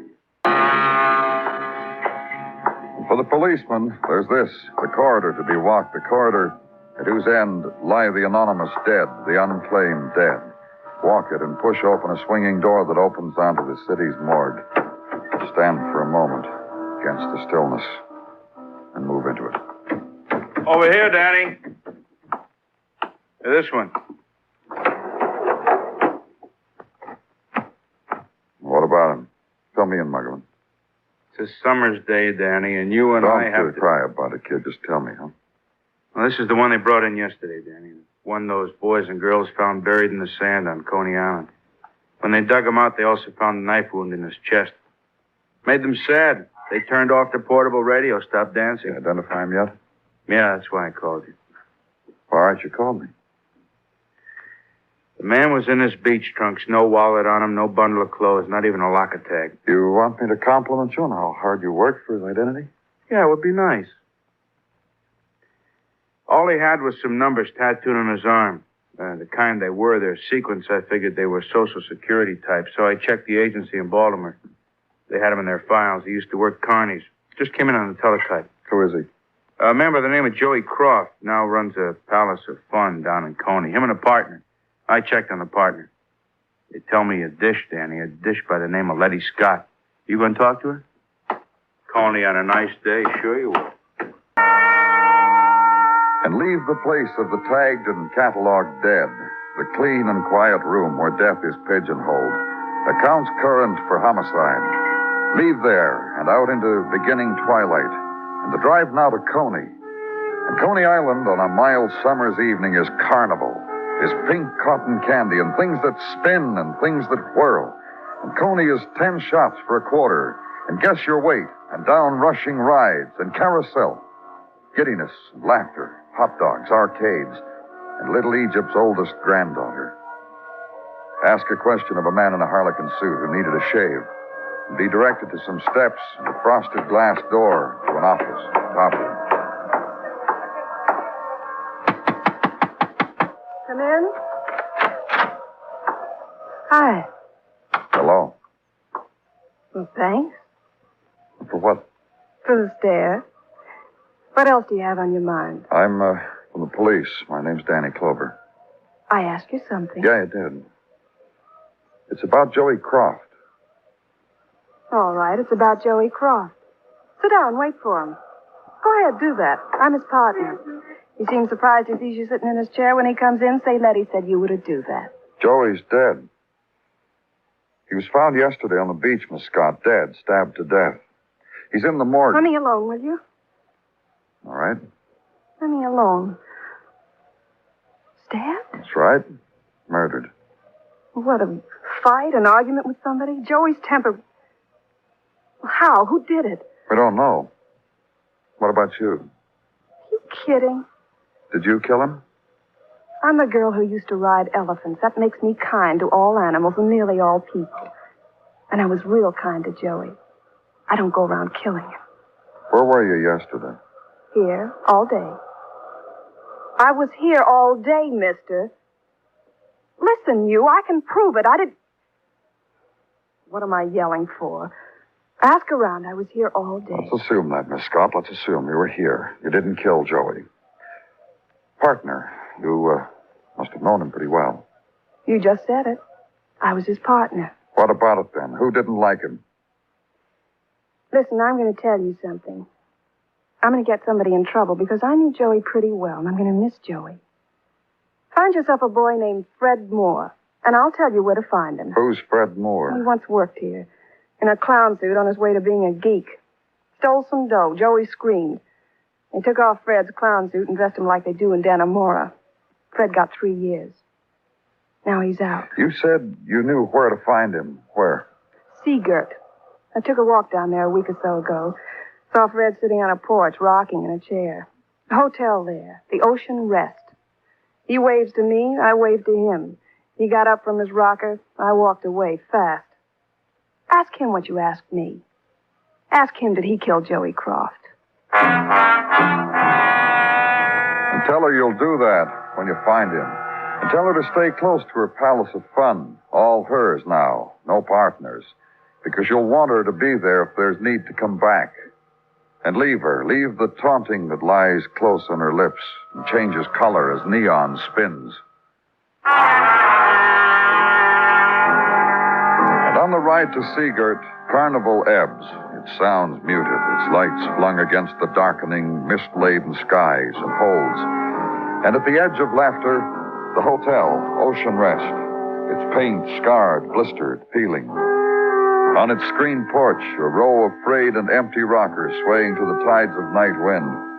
And inside, a woman sweeping the sand leavings of the happy vacation time folk. And be told, if you want to know anything, ask of the property owner. The owner, Mr. Zabrowski, a knower of everything. Proper party to ask. Ask in the morning when Mr. Zabrowski comes back from catching night fish. Question her about a guest named Fred Moore. Be told, not here, not no more, checked out. Be told Zabrowski. Everything is Zabrowski. So issue an all-points bulletin on Fred Moore. Go home, sleep out night.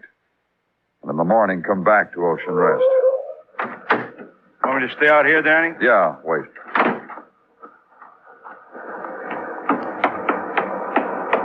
Don't go inside, you. What? Out here is better. You're the police fella asking around the cleaning woman last night? That's right. You, Mr. Zabrowski? I didn't catch no fish in case you would care to ask. You don't care, huh? I'm looking for Fred Moore. Freddy the geek, Freddy the guzzler, Freddy the ex-con? How a man can do such things to his body. Go fight a geek. Your cleaning woman said he checked out. When? Maybe 2 nights ago. Maybe same 2 nights ago on day Joey Croft was killed. I read this morning's paper. I say to me, was this same 2 nights ago Joey Croft was knifed?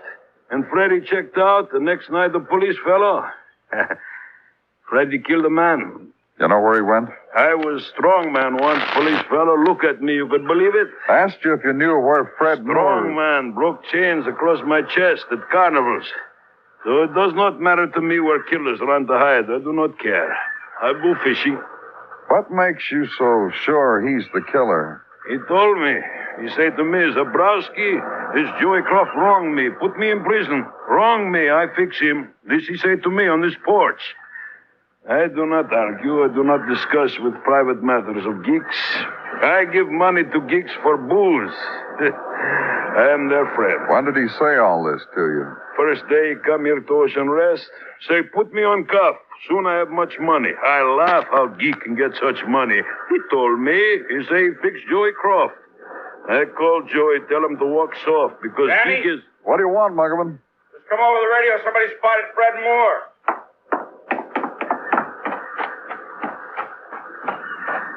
A citizen spotted him West 16th, Danny, in Manhattan. Okay, let's go.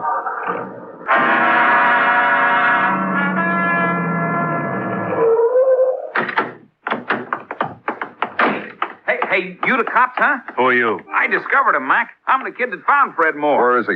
Up there, second floor. He's in the front. Come on, Muggerman. I was walking down the street out front, made a purchase at the drugstore, including a newspaper. So right next to the box scores is this picture in the paper. This man wanted for questioning in connection with murder. Then walking back down the block, there he is, going into here. And the shades went down from that room there. You've been a big help, mister. You just walk down the other end of the hall and wait there. Hey, now look, I'm the kid that discovered him. Walk. Sure.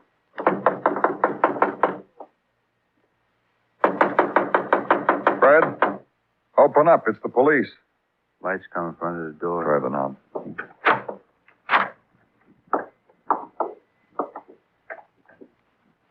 Drunk.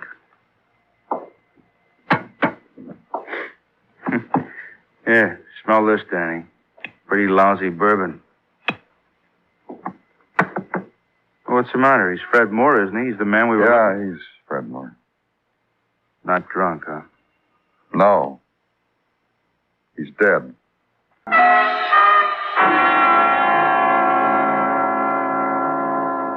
Broadway's My Beat, written by Morton Fine and David Friedkin, and starring Larry Thor as Detective Danny Clover. The summer day on Broadway is a slow carousel, and the mob walks in dream time, easy, and stops there to watch the juggler and the pancakes spinning in the window, and there the spectacular and death-defying act of the jaywalker, and walks again, stops again to drink at the enameled and lighted fountain of eternal orange juice. It's the languid time on Broadway, the easy smile time, and it's clown and a girl blowing kisses, the end of the fabulous ride that costs only a dime. And all of it comes to one corner or another, turns off, ebbs, searches a side street, or goes home. And where I was, the house on West 16th, the seeking was over with, done. Death was here. Slugged on the back of the head, huh, Danny? Maybe. But what's with the maybe? Fred Moore was beat right here where the blood is. You're not going to fight me on that, are You heard me, just maybe, Muggy. Oh, go call the boy who spotted Fred. Yeah. Hey, you. Me? Yeah, come here. You're in here. Here he is, Danny. What's your name? I wasn't wrong, huh? That's Fred Moore, all right? Lieutenant asked you something. What's your name? Ray, I'm Ray Kendall. Hey, what's the matter with him? What's all... Let me out of here. Just take it easy, Mr. Stone. He hurt bad? He dead? Anybody else walk in or out of this apartment house while you were standing outside? Sure. I guess so. You guess so or you know? I'm no cop. I said, sure, I guess so, because I guess so. Can you describe anybody who went in or out? I don't know who went in that house. I see a wanted guy. I'm supposed to be a deputy or something. I'm supposed to walk up to him and say, hey, Buster, no more of that. You're pinched. I'm a guy, that's all. I don't do things like that. Me, I'm scared to death half the time, and you expect me to get... Yes? This is the second time I called. Nobody answered the first time. Who is this? I'm Nora Forrest. You're in my apartment. Where will I find you, Miss Forrest? Not far. I'll be in East River Park, one of the park benches on 23rd. Stay where you are. I'll be right there.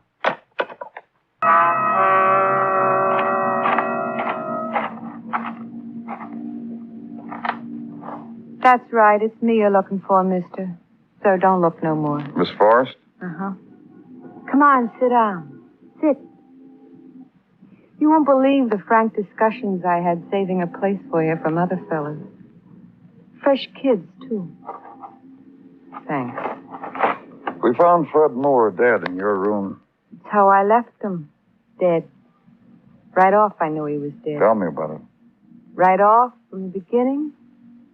Like to the tune of Dear Hearts and Gentle People? Like that? Any way you want. You know, that's the first time that's been said to me. Anyway, goes back to a vacant lot in Sedalia, Missouri. Even the weeds were burned dry. It's where they set up a carny, and I did the hoochie coochie in front of a sideshow tent. Miss Forrest. You said any way I want. You said that. All right, go on. Thanks. It attracted. Even Freddie it attracted. Freddie the Lush. He stood close up front, and he cried. Real tears, mister. Honestly. Memories. You went out with him? Couple times. Girl said to me, Nora, baby, what are you building? What's the percentage in a sure thing geek? That's how they talked to you when you were crazy enough to go out with Freddie. They didn't know I'd seen this lush cry. You saw him after that? A couple more times till I couldn't stand it no more. Then... Well, then what? Then the Connie lost him. After a while, they lost me, too. Then I read in Billboard Freddie's up in Dannemora on a larceny rap. 3 years without booze.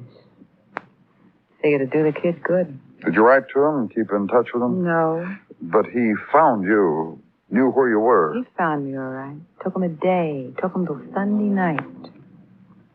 That's when he comes beating on my door with a bottle of booze. It's Sunday night, all dressed up, no place to go.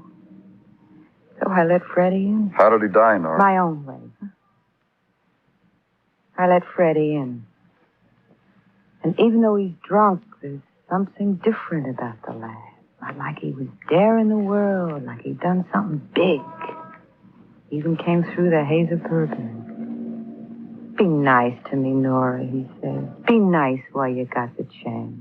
There's others standing in line, he said. That Dannemora does things. How did he die? First he danced, real nice. Real deep. Turns, box step. Then he passes out on the couch. This morning he wakes up, goes out to buy more hooch. Comes back in 5 minutes and turns the radio on real loud and gets fancy. Opens the bottle. Tries to pour some down my mouth and spills it on my shoulders. And I push him away. He falls. His head hits the sink pipe. Right to the beat of the music. Like it was a drum or something. Like... Well, if it was like that, why did you run away? He was dead. So what could I do for him? So take her to city jail, hold her as material witness. Then leave her, back to my office, order the coffee and the ham sandwich, and sit there, think about it. A man found dead Saturday on Coney Beach, identified as Joey Croft, Sunday. And a lead as to his killer, a man named Fred Moore. Fred Moore, an ex-con with a motive for murder. And find him Monday, dead. And think about it some more, and it all gets mixed up with the carnival sounds, roller coasters and hawkers and calliope, mixed up with a strong man gone to fat and 2 carnival women. In the middle of all of it, a door opens and Sergeant Tartaglia interrupts. Here, Danny. Coffee and a ham sandwich on white. I told you no mayonnaise, Gino. Don't knock it. It don't cost extra. Eat, Danny, eat. The way you're holding the sandwich, you're going to drop the lettuce. I told you no lettuce, Gino. Danny, Mama Tartaglia had a proverb she used to tell us anent food. It went like this. Do rabbits get scurvy? No, they nibble lettuce. The way Mama said it, it rhymed. Thank you, Gino. Next time, no lettuce, huh? As is your wont. Now to work, maybe? No mayonnaise either. You're interrupting, Danny. On the way up from the delicatessen, I stopped at my desk to pick up several items for your perusal. Well, let me have them. Eat, Danny, so eat already. I'll tell you about them. Item 1, a memo from Gordon of Technical to wit. Flecks of blood found on drain pipe near head of deceased Fred Moore. More or less bear out the story of Miss Nora Forrest. Well, go on. An examination of Miss Forrest by our own Dr. Sinsky reveals several bruises such as might be inflicted in a tussle of the type she described to you. Is there anything there on the record of Fred Moore? Indeed, Danny. Fred Moore, in between jail sentences for petty theft, assault, and the like, worked around Cooney. His last jail sentence was for 3 years for larceny and thereby hangs a tail. Oh? Indeed. The deceased Fred Moore was a model but lonely convict. In all of his 3 years there, Danny, no visitors. In spite of the amount of letters he wrote to everybody he ever knew, no visitors. Except Letty Scott. Letty? Uh-huh. Well, she was Joey Croft's partner. Be that as it may, Danny, she visited Fred in the pokey. Twice. The last week he was in prison and the week before. And this is all I have. Thanks, Gino. All in all, you did very well.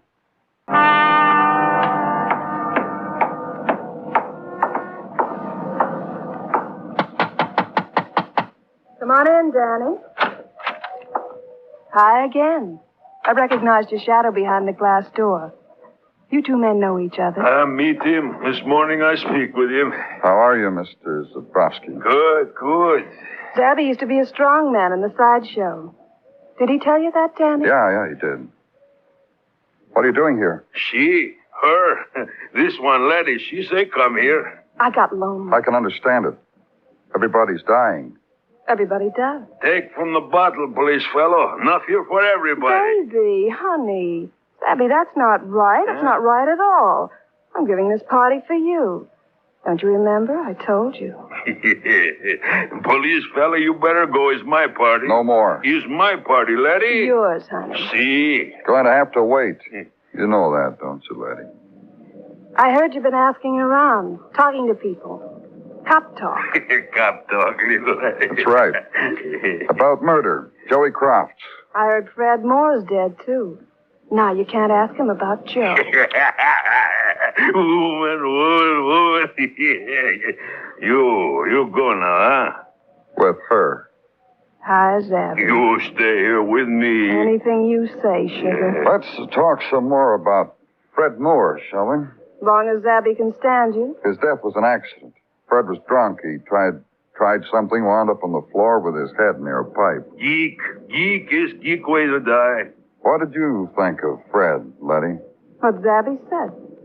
Why did you visit him at Dannemora? My little girl don't visit Geek. Twice, just before he was released. Why, Letty? Business. What business? Oh, don't worry about it, sugar. Just you and I 1 minute from now. You got real tired of your partner, Joey Croft, didn't you? Yeah, I got real tired of Joey Croft. It happens to me. Don't you worry about it, Zabby. It takes a long time. Man like Fred, no friends, in prison for 3 years. A girl like you, a beautiful girl, comes to visit him. Something, huh?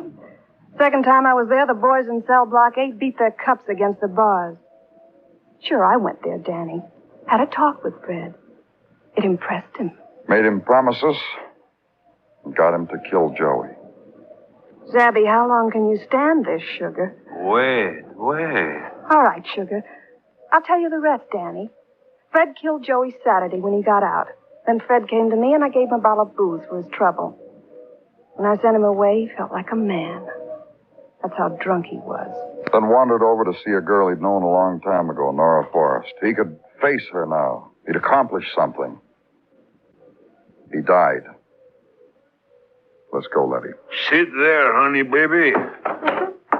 You police fellow, Letty don't go with you. She do nothing. She bought herself a murder. You do that, Letty? Get him. Break him for me, Zabby, like you used to do to Chains. Yeah. He's spoiling your party, Zabby. Get him. Such thing to do to Geek. Get him! You're not pretty anymore. Take her away, police fella.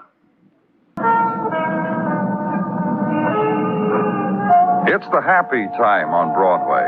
It's after the movies. Nobody wants to go home. It's a place strung against the night like a phosphorescent alley. And they're heaped there. The golden girl, the bright-eyed kid, the man with promises, and the guy who believes in.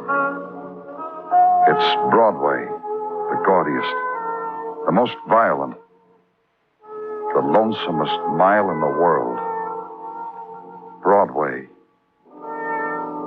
my beat.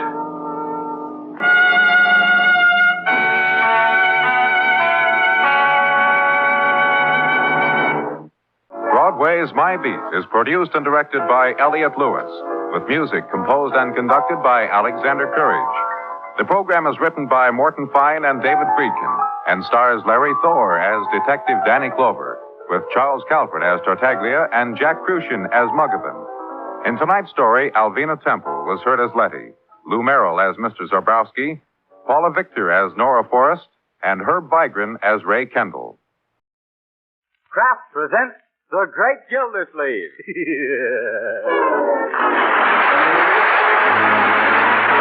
Each week at this time, Kraft presents from Hollywood, California, Harold Perry as The Great Gildersleeve, written by Leonard L. Levinson.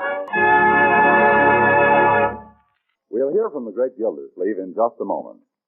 But first, here's something I'd certainly be puzzling about if I were a housewife these days, and that's the problem of how to serve my family all the wholesome, nutritious foods they need and still keep within my budget. Well, here's one way to help solve that problem, and it's a mighty pleasant way, too. Yes, for nourishment your family needs, and for flavor they're sure to like. Serve them delicious, economical parquet margarine, made by Kraft. You see, parquet margarine is a highly nutritious food that's one of the best sources of food energy. And to parquet's natural wholesome goodness, Kraft adds vitamin A, 9,000 units to every single pound. But rich food value isn't all. Important, too, is parquet margarine's flavor, that delicate, appetizing taste that makes it the favorite of thousands of families, for table use, for seasoning, for baking, and for pan frying. Just one taste will tell you about parquet's flavor. So why not try delicious parquet margarine tomorrow? Yes, ask your dealer for parquet, P-A-R-K-A-Y. And now let's visit our friend, the great Gildersleeve. Don't eat your luncheon so fast, Leroy. Yes, Leroy. Where do you think you're going in such a hurry? To a fire. Uncle Mort gave me a quarter to burn the leaves. Yes. Say, leaf burning might be a good business for me to go into. Better get outside, Leroy. There's a wind coming up, and you're liable to blow your business right down the street. Okay. Hey, does anybody see my sweater? Excuse me while I take this book. Yeah. Hello, Bertie. Mr. Gildersleeve in? Yes, Mr. Will. Just finishing lunch. Come on in, Judge. Thank you. Well, hello, Ted. Hello, Judge Hooker. This is an unexpected pleasure. Would you gentlemen care to indulge in a cup of coffee? No, only going to stay a moment. Mr. Wills and I have a little matter we want to discuss with you, Gildersleeve, in confidence. Oh, surely. Let's go into the library. Thank you. Well, Leroy, what are you looking for? My sweater. I left it here somewhere. Yes, on my moose head. That's no place for a sweater. I put it in your room. Thanks. Oh, hi, Judge Hooker. Hello, Ted. Now, Leroy. Say, who do you think's going to win the game tomorrow? Leroy, we've got some business to talk over. Now, please imitate a priority and make yourself scarce. 23 skidoo. 23 skidoo? Yes, scram. I get you. 23 skidoo. Must be a new kind of jive. Wait till I spring that one on the guy. Yes, jive. Well, now that we're alone, let's get to the point. Yes, let's get right to the point, Judge. What is the point? Well, Ted tells me that you're interested in civic and municipal affairs. Yes, I am. It was Thomas Jefferson who said, or was it Benjamin Franklin? No, it was Thomas Jefferson who said, what did he say? Well, whatever it was, you can be sure it was right to the point, Judge. We've got an organization here in Summerfield, Gildersleeve, known as the CGA. Yeah? We strive to make our city a finer and cleaner place to live in, and now that you've become a resident of Summerfield, we want you as a member. Well, that's a great honor. I'm not sure that I deserve it, Judge. By the way, what is the CGA? The Clean Government Association, TP. Oh. I suggested that you were just the man to add the proper weight. Huh? The proper weight in the right places. Right places, yeah. We want you to head the committee investigating conditions at our city jail. Oh, well, city jail, eh? Well, thanks. What's wrong down there? If I told you what's going on, it'd make your mustache curl. Yeah, the place can't hold on to its guests. What's the trouble? Poor service? No. Prisoners keep escaping. Turnover is suspiciously high. We're getting ready to demand a cleanup. We want to get rid of the jailer. Everybody says he's made the place what it is. Yeah. Well, it sounds like he's created quite a stir. But we've got no evidence that we can put before the grand jury. Oh. We need the testimony of a reputable citizen who can gather the facts secretly. Well, now, how could we do that? One of our members offered to have himself arrested on some minor charge just so that he could get inside information. Splendid idea. Yeah, it would have been, except everybody knows him. The jailer and his gang would smell a rat. In fact, all our members are prominent, well-known citizens. Oh, that's too bad. Would have been a peachy plan. Well, if there was some good, substantial citizen who was new here in Summerfield. Yes, who wouldn't be recognized when he broke some petty law and landed in jail. Oh, that's right, a new man. A very excellent... Oh, no, you don't. I can see what's coming. I'm the guy you're leading up to. I won't do it. Pull your chin in, Gildersleeve. I'm disappointed in you. I thought you were going to be a useful citizen. But I don't like jails. What's wrong with them? I don't want to find out what's wrong with them. For one thing, they're too confining. They give me claustrophobia. Oh, poppycock. That's just your imagination. It is not. I've got claustrophobia so bad I can't even wear a double-breasted vest. But you're just the man we need. Where else can we find someone with your alertness and intelligence and daring? No place. Thanks for the compliment, Ted. I appreciate the honor, too. But no matter how thin you slice it, it's still 30 days in the clink. Oh, what's the use, Ted? He's all bull and bellow. No beef and brawn. No, look here, you. One more crack like that, and I'll fracture your skull with a hot marshmallow. Gildersleeve, you couldn't fracture a poached egg without getting winded. Why, you little legal linthead, I've got a good idea. Oh, you haven't had a good idea since you put on long pants. That settles it, Ted. Don't hold me back. I'm good. Gentlemen, please. This is a meeting about law and order. Well, just because he's the law, he can't order me around. I am not trying to order you around, guilty old man. Oh, so now I'm an old man, am I? Stop acting like a baby. If you had any gumption, you'd help us clean up this town, Gildersleeve. It could lead to a long and honorable civic career. Someday they'd put your statue in the park. Yeah? Who knows? Maybe they'd even name the park after you. Think of it. The Throckmorton P. Gildersleeve Memorial Park. Memorial Park? You quit burying me. I'm not dead yet. But this plan is foolproof, TP. The minute you have all the evidence, let us know, and Judge Hooker will get you out of jail with a writ of habeas corpus. Sure. You see? Oh, will you do it? What do you say, TP? Well, I didn't know about that, the habeas, about that. Then you'll do it? Well, if I really can make this town a cleaner, finer place to live in, yes. Ooh, what am I saying? I knew he'd do it, Ted. Well, what's our first move? Gildy's got to get himself arrested for some minor offense. Now, let's see. What could he do? I know. Go downtown Gildersleeve and pick a fight with a policeman. Talk back. Make him mad. Sass him. Say, that's something I've always wanted to do. Sass a cop. This is going to be fun. Yeah, maybe. Better pick a small cop. Oh, yeah. Well, if everything's settled, I'll drive you home, Judge. All right now, boys. And don't forget, Hooker, when I give the CGA the SOS, you get me out PDQ. Well, children, how do you like your uncle's new fall outfit? Why, Uncle Mort, you look like a tramp. Yeah, what's the idea of the dark glasses? I'm going downtown to have myself arrested. What's the matter? Lose a bet on the Dodgers? No, Leroy. I'm only doing this to help make Summerfield a finer, cleaner place to live in. Not going to jail? Yes. Don't tell a soul, but I'm going there to investigate conditions for the Clean Government Association. Oh, I didn't understand. Yeah. Well, don't you get it, sis? Unk something like a G-man. Yeah. Oh, boy, wait till I tell the gang. Leroy, if one word leaks out about this, I'll be thrown right out of jail. Oh, gee, Unc, I wouldn't want that to happen. Yeah. I'll keep quiet. But I still don't understand why you're wearing those terrible-looking old clothes. Yeah, boy, is that a corny outfit. It's a disguise, Leroy. You like it? It's an old sack suit. Sack suit, huh? Looks like you forgot to take out the potatoes. Yeah. Well, it's 7 or 8 years old, Leroy. I wonder if suits fitted tighter then or if I've expanded. You shouldn't wear those pants, Uncle Mort. Huh? You can't stand up in jail all the time. Yeah. Excuse me, Miss Marge. Who that man? What you want with these children? Go where you train. Take it easy, Bertie. It's me, Mr. Gildersleeve. You sure? Why, of course. Well, you done frightened me from here to Christmas. What you doing dressed up like a scarecrow, only not so skinny? Well, Bertie, the truth of the matter is... Oh, don't tell her, Uncle Mort. You know how women are. They can't keep a secret. Yeah. She'll be telling it all around town before you even get to jail. Jail? Who's going to jail? You, Mr. Gildersleeve? What for you going to the pokey? What did I tell you? She's starting to broadcast already. Leroy, you spill the beans yourself. What beans? Now, what's going on around here? Oh, Margie will explain to you later, Bertie. And meanwhile, if you just keep quiet and don't mention this to anybody, I'll be able to get any jail without any trouble. You will? Yeah. Well, there's a lot of things I could say at this point, but I'm just going to keep my mouth shut. Oh, run along, Bertie. I'll try to explain to you later on. If I ever find out myself. Yeah. Okay, but I got a feeling in my bones and it ain't rheumatism. Yeah. Well, what do you think, children? Do I look shabby enough? Sure, you look pretty good. That is pretty bad pretty good. Don't you think so, Marge? Well, I don't know. There's something that doesn't quite fit in with the rest. Oh, yes, your mustache. That's it. Now, see here, Marjorie. I'm not going to shave off my mustache, even if it means I won't be able to get into that jail. Oh, you needn't shave it.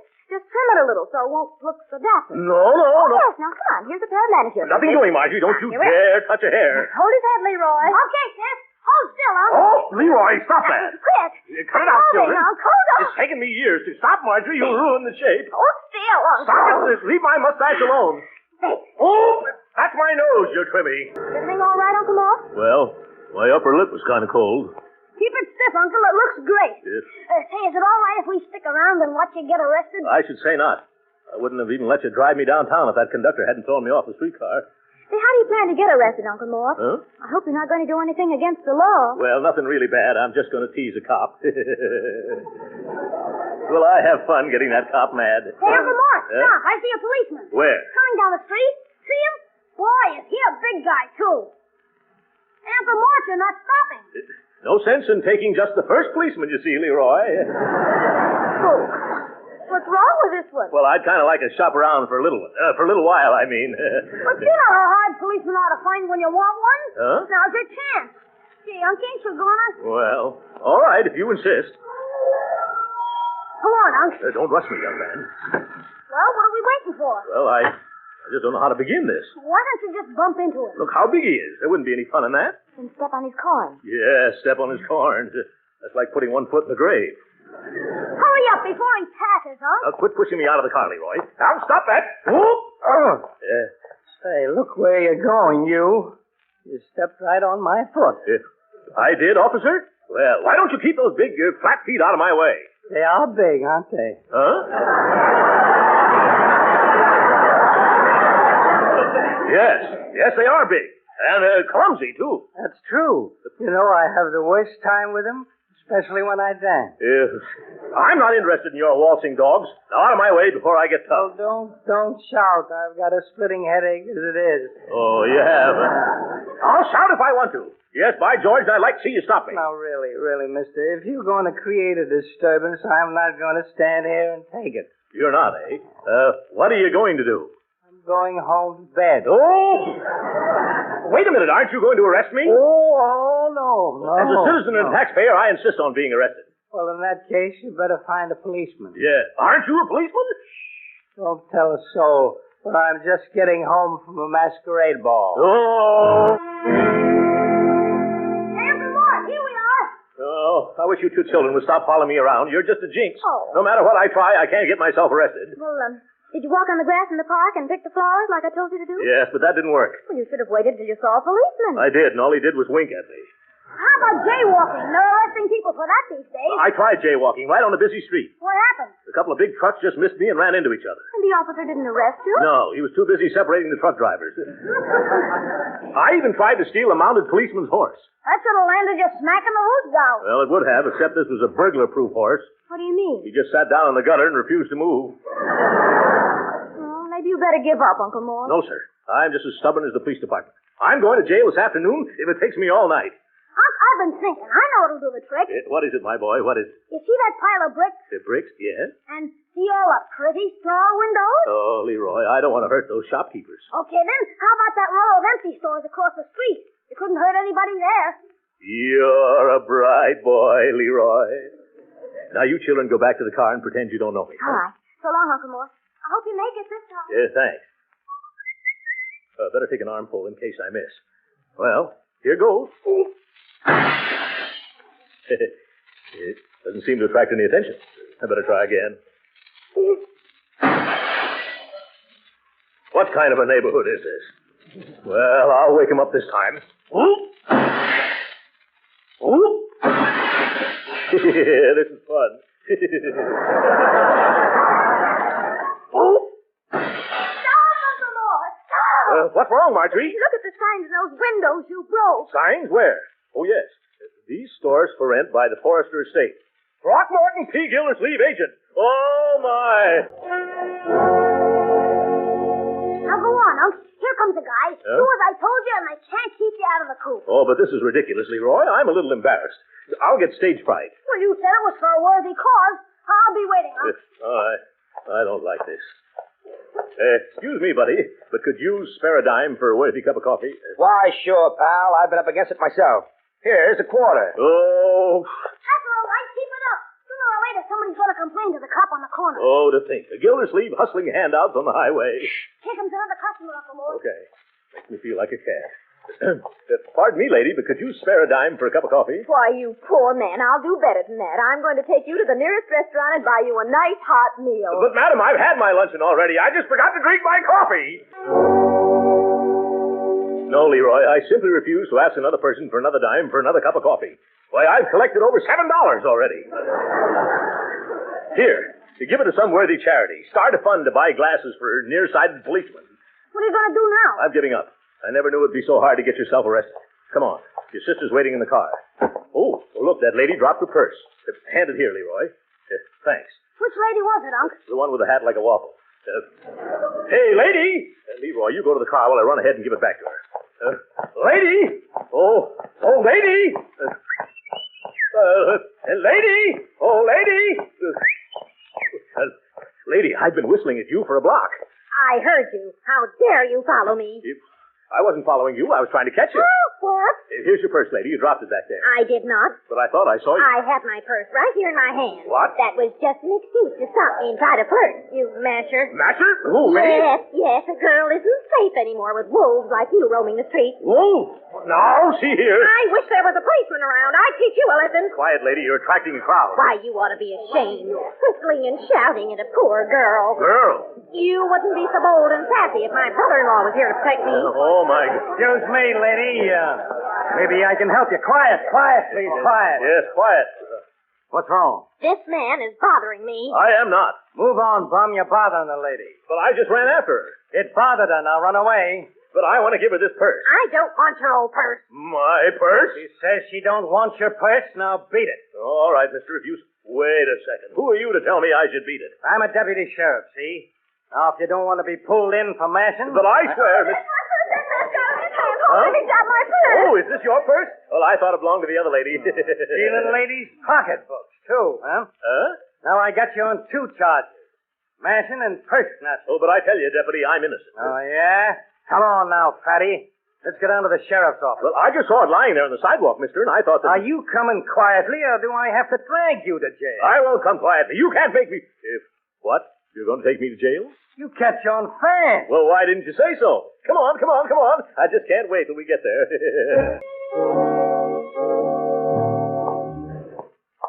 In here, fatso. If that's so. Come on, step in there. You think I'm going to carry you across the threshold? No. I'll walk. Hey, Spud, you got a roommate. Show this guy the ropes. Sure. Well, make yourself at home, Bunky. What's your name? Gildersleeve. Throckmorton P. Gildersleeve. Boy, did you pick yourself a phony moniker. What? Nobody'd ever believe that one. But I assure you, sir, that's my name. Look here, Spud. I don't want to stay around here a moment longer than I have to. Who does? How's the chances of getting out? I don't know. Got a good lawyer? No. I mean, how's chances of escaping? You mean take it on the lam? Well, if you want to be technical, yes. Not a chance in the world, Bunky. This joint is airtight. But I've heard otherwise. Sure, so did I. But I'm still here. What? Why, I bet I tried everything. And I know all the tricks. You do? Yeah. That's why I'm here. Oh. On account of busting out of all the other joints. But I was told that lots of you robber chaps got free. Then somebody gave you a bum steer, pal. Huh? Why, this is the place that gave him the idea for Alcatraz. Oh, my goodness. Nobody's ever cracked this jug. Oh, I can hardly believe that. Oh, no? Huh? Well, I'll show you. Hey, deputy. Oh. Yeah? What is it, Spud? Anybody ever escape out of this cooler? No, nobody's ever escaped out of this cooler. Oh. Hey, Gildersleeve. Yes, sir? You got visitors. Oh, thank you. Come on. Fine mess Judge Hooker and Ted have gotten me into. The hot cooler. Hello, children. Are you all right, Uncle? Gee, you made it after all, didn't you, Uncle? How did you manage to do it? Oh, it's a long story, Marjorie. Remind me to tell it to you some cold winter night when we've got nothing better to do. Now, I want you to get a hold of Ted and Judge Hooker. Yes? Tell them that their information was all wrong. Nobody's ever escaped out of this cooler. You mean you're just wasting your time? That's it exactly, Roy. Now, you tell them to get me out of this rabbit hutch quick like a bunny. Judge Hooker's chambers. Let me talk to Judge Hooker, please. This is Ted Will speaking. Oh, sorry, Mr. Will. He just left. Oh, I see. When'll he be back? Well, in about a week, he said. What? A week? He can't do that. Oh, yes, he can. He's just gone to New York on court business. But he can't go. He's left someone in the lurch. Oh, my goodness. Where's the judge stopping in New York? Well, he hadn't decided decided. He's going to let me know. What's the trouble? He's left an innocent man here in jail. Oh, that's what all you lawyers say. Oh. Goodbye. Marge, Leroy, what are we going to do? Poor Uncle Mort. Yeah, poor Uncle Mort. Darling, you and I know the reason why I'm going to get out of this jail by and by. Oh, stop it, Throckmorton, stop it. That's all you've been doing all day long. What are you so cheerful about? You'll soon see, Spud. I'll be out of here quicker than you can walk across this cell. Yeah, well, cut out that singing. I'm punished enough without that. I can't help it. I'm so happy about leaving this place, I've just got to sing. Darling, you and I know... Hey, Gildersleeve. Huh? You got a visitor. Oh, you see, Spud? What did I tell you? Thank you, Deputy. Darling, you and I know the reason why I'm such a happy guy. Oh, well, hello, Bertie. I'm glad to see you. Where is everybody? They was afraid to come down, Mr. Gildersleeve. Afraid? What were they afraid of? Afraid of you. They sent me down to break the bad news. What bad news? Judge Hooker done forgot all about you and went to New York for a week. What? Yes, sir. I told you something bad was going to happen. He can't do this to me. Bertie, did you ring me a habeas corpus? I'm sorry, Mr. Gildersleeve. All I brought you was a roast chicken. I don't want a roast chicken. Hey, I do want a roast chicken. Where is it? The man at the door, he done took it away from me. Why, that petty chiseler. But I don't think he's going to enjoy eating it. Why not? I stuffed it with some little salt, some fire, and a little gun. Let me out of here. You can't keep me in here. It's against the law. Throckmorton, if you don't shut up, the warden's going to send you to solitary. Let him send me to any place, as long as it's out of here. You know, you're the screwiest cellmate I ever roomed with, Bunky. Yeah? The other prisoners are circulating a petition demanding your removal. Oh. Now, why don't you just sit down like a good little fella and write another letter to the newspaper? No, I've been framed and double-crossed, and they were going to name a statue after me in a memorial park. I'm really a member of the Clean Government Association. Well, you certainly don't act like it. Huh? In the past 3 days, you've tried to set the cell on fire 4 times. Yeah. And the rest of the time, you're either trying to bribe the guards or you're organizing a jailbreak. Gildersleeve, you ain't playing the game.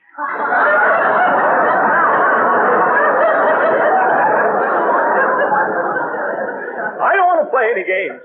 I just want to play the anvil chorus on a certain judge's head with a baseball bat. All right, Gildersleeve, get your things. You're leaving. Leaving? I am? Oh, I can hardly believe that. Oh, this makes me very happy. That makes it unanimous. Oh, goodbye, Spud. Try to keep out of mischief from now on, Spud. Well, goodbye, boys. Behave yourselves. Get out of here, bum!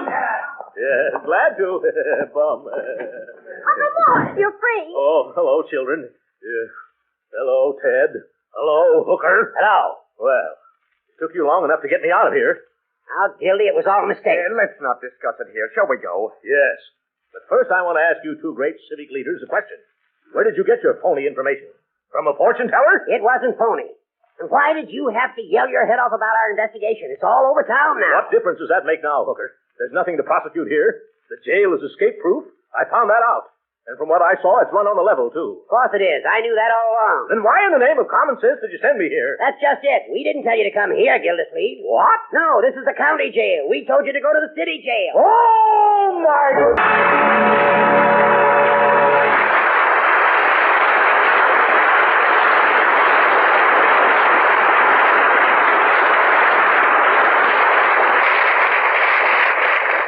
The great Gildersleeve will be with us again in a few minutes. But right now, I wonder how many of you housewives baked a cake or some cookies yesterday for your Sunday dinner today. A lot of you did, I'm sure, because there's just nothing like that real home-baked flavor. Well, here's a hint for the next time you bake. For luscious extra flavor in cookies, cakes, or pastries, use delicious Parquet margarine for the shortening. You see, Parquet margarine is a genuine flavor shortening, not just a bland, tasteless fat. Yes, the same delicious flavor that makes Parquet grand for table use makes it marvelous for baking, too. And that's why so many women also use Parquet margarine for seasoning hot vegetables and for pan frying. But whether you use Parquet margarine at the table, for seasoning, for baking, or for pan frying, you're adding valuable nourishment to your family's diet. And every pound of Parquet contains 9,000 units of vitamin A. And remember, good as Parquet tastes and nourishing as it is, Parquet is so economical, you can use all you want. So why not join the thousands of Parquet users and order a pound or two tomorrow? Just ask for Parquet. Parkay. It's the margarine that's made by Kraft. Hello? Throckmorton? Yes? Throckmorton, this is Spud.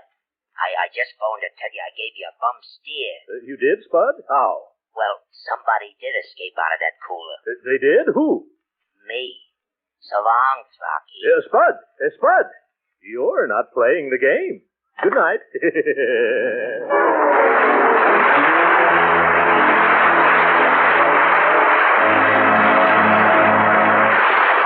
Original music heard on this program was composed and conducted by William Randolph. This is Jim Bannon speaking for the Kraft Cheese Company and inviting you to be with us again next week at the same time for the further adventures of the Great Gildersleeve. This is the National Broadcasting Company. Quiet, please.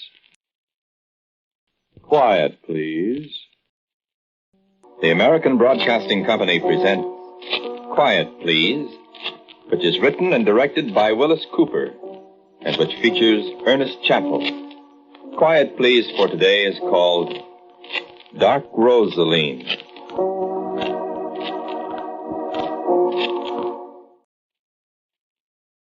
There was a time when I loved the rain at night in the streets of New York, but that is a time long gone, and I remember the wet dark of a March evening only dimly now.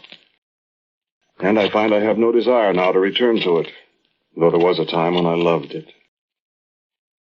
I remember the night I thought was to be my last night on this earth, and the streets were wet with the bitter rain of a waning winter that night. And I remember the sounds of New York that night.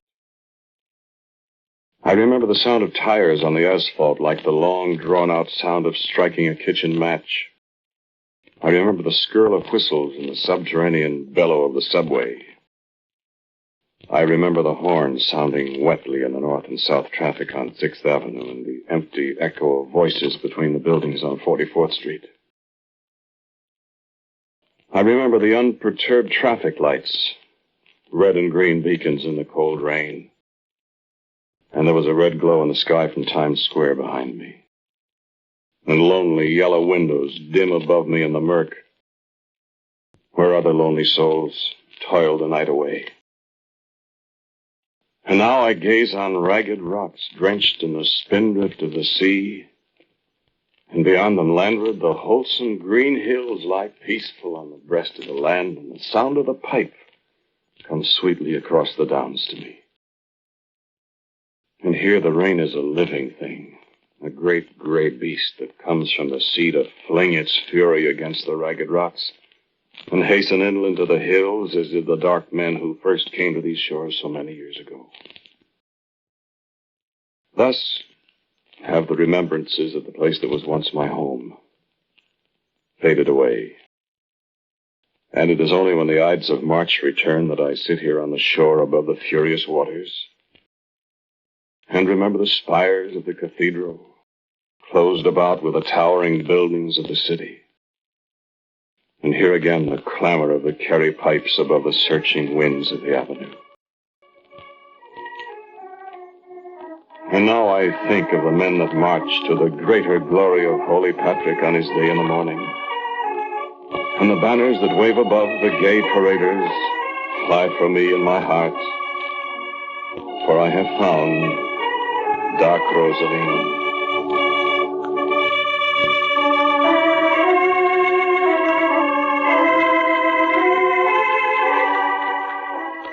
It was such a weary time ago that I sat in that room in New York and heard those fatal words that sullen night of Friday the 13th.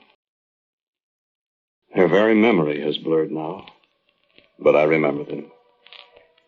The door opened, and Arnold closed it again quietly and stood for a moment silently against it. I remember how he did not look at me, how he stood there a moment in the thick, sick-room silence.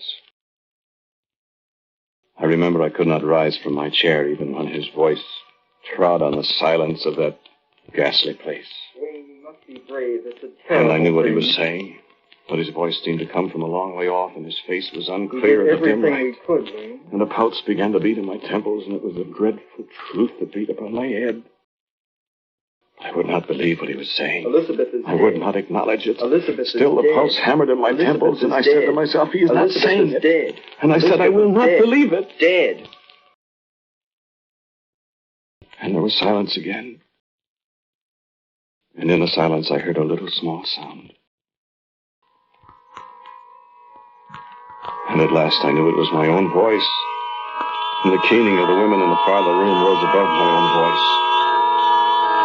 And many hours after, I was alone. And there was no light. There is small comfort in speaking to you of the hereafter at this time, Wayne. Let me alone. There is some comfort, perhaps, to remember that her last hours were peaceful. There was no pain, and she died in her sleep, unknowing. Next Saturday was to be our wedding day. I am sorry for you, Wayne. I am beyond sorrow. It will pass. Time is a great healer, Wayne. Time will not heal these wounds, time nor anything. This is the end of my life. You mustn't talk that way. This is the end. I was a fool to think it was the beginning. I know how you feel, Wayne. You know how I feel. How can you know? You didn't love Elizabeth. You knew her, and she was another woman, another patient to stand over and to give medicine to. And to let die as you let her die. Wayne! I didn't mean that, Arnold. You did all you could. But she died. Elizabeth died. Oh, no. No, no, no. Wayne, you mustn't. Shall I tell you about Elizabeth? Shall I tell you of the dark hair of her flung wild in the wind of a summer's afternoon when we stood on a hill together? Shall I speak of her laughter like minted gold in the long morning light beside the sea? Did you know her blue eyes in the candle flame at midnight in the old high house where the road turns? I have held her hands in mine and marveled at her voice in the gloaming. And Elizabeth has said she loves me. And you say to me you must not. What is there left for me without Elizabeth? How shall I live without her? I will not live without her. No. You can't hold me here, Arnold. Wayne! Elizabeth! No! Elizabeth!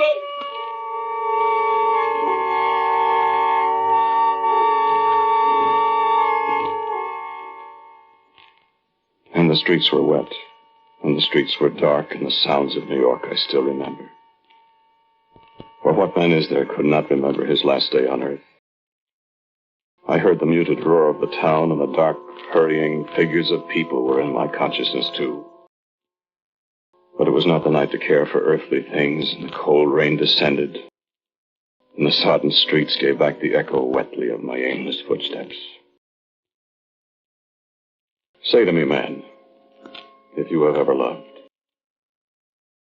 And remember the black emptiness of your own heart if your mind was ever crossed with the thought of losing forever that dear one of yours. Say to me, woman sitting there, what you would have done in your own bright youth if the skinny hand of death had snatched your lover away. Or you too. Look at your wife, you man. Woman, look at your husband. Should the curtain of death descend between the two of you, what would your first thought be? Would you not say first in your grief, Death, take me too? And so it was with me that bitter, bitter night, when I sought the arms of death, even as you would do.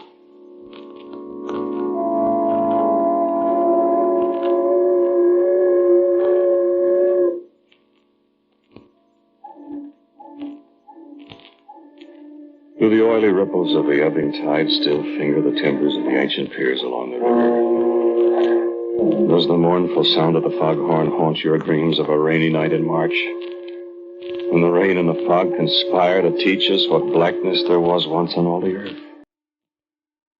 Do all the sad boats still ply across the bay in the night, and all the people on them huddle into the lighted places and think uneasily of what lies deep in the waters below? I stood there at the side of the water, And there I made my peace with the city that lay behind the swirling fog and the rain. The tall backdrop against which I played my final scene. And presently, as I stood composing myself, thinking sad last thoughts, all but forgetting lost Elizabeth in the grandeur of my own final gesture, presently a figure came away from the shadows and walked slowly toward me. And I, like an actor who has lost his cue, paused irresolutely on the rain-soaked edge of the dock. And when he came closer, I turned impatiently, and my footing was insecure in the wet and the dark, and I all but fell into the swirl below. Have a care, man. Let me be. You'd have fallen into the water. Let go of me. The tide being at the ebb, you'd have struggled in vain, and there'd be no one about to hear you choking and screaming in the dark. You'd be drowned, do you see? Will you let me alone? Come away from the water's edge, man. It's not safe. Get away from me. Drowning yourself in the river will not bring Elizabeth back. What did you... Who are you? Don't pull so. You'll fall. What do you want? I want you to come with me. Well, I haven't done anything. You were going to drown yourself. Is it any of your business? Come with me, Wayne. Come on with me. How do you know my name? I know your name, Wayne. And I knew Elizabeth. Come with me. You're a policeman? No, I'm not a policeman. You said you knew Elizabeth. Come with me. Where? Well, wherever it is, it's better than the watery death, son. No. Son, I'm an older man than you. And I tell you, it's no good. You're not older than I. Oh, yes, I am, Wayne. You knew Elizabeth. Elizabeth wouldn't want you to do this. Elizabeth wants you to live, Wayne. Live? What's there to live for? Why, will you come with me then, and maybe I'll show you.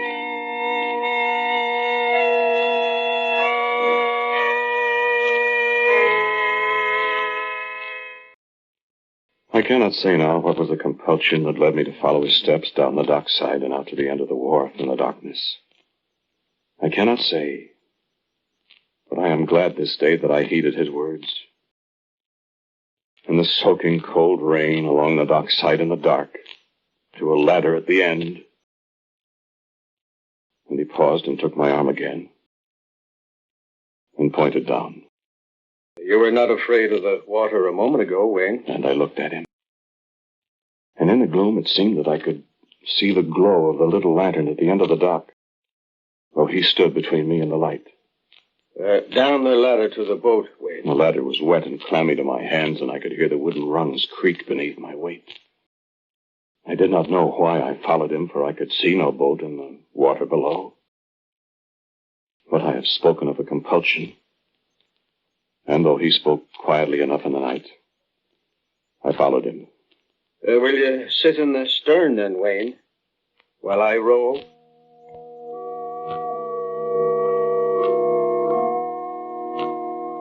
Now, was there ever such a scene? The bereaved man, the lorn lover, the grief-stricken man about to take his own life for a lost love and foiled at it by an utter stranger in the dark, and setting off in a cockle shell of a coracle in the windy waters of a March night with the same total stranger. I said to him, "Where are we going?" And I could feel that he was smiling, although he didn't answer. I said again to him, "Do you know where you're going?" For a young man that was about to take his own life a few minutes ago, you show overmuch concern. We'll be run down by a boat. We will not. But if we do, you will drown and die, and is that not what you want? Well, You want to choose your own way of dying, is that it? Where are we going? You're forgetting Elizabeth in your concern for yourself, Wayne. I've not forgotten Elizabeth. Do not forget her, Wayne. For if you forget her... What? Do not forget her. Where are we? What do you care? Well, Be silent. And think of Elizabeth.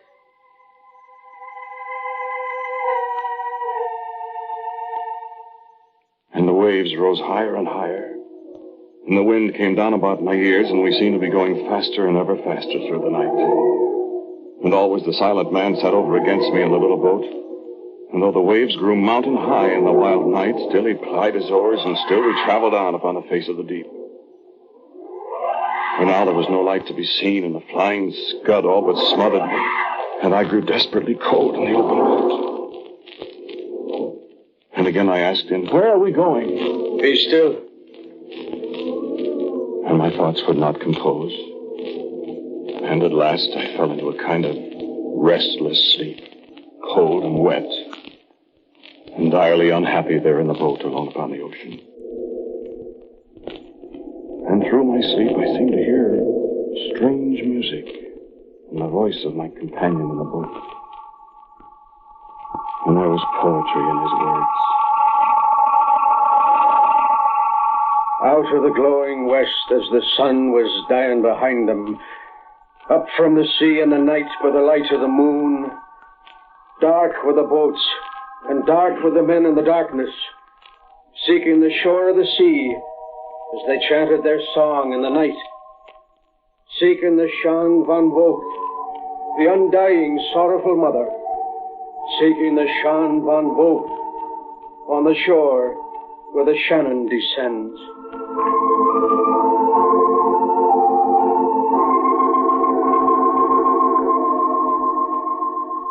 Stretch out your arms, O Shan van Vogt. Stand on the headlands and show us the way. Weep for your sons, O sorrowful mother. The black boats are sailing. Bring us the day.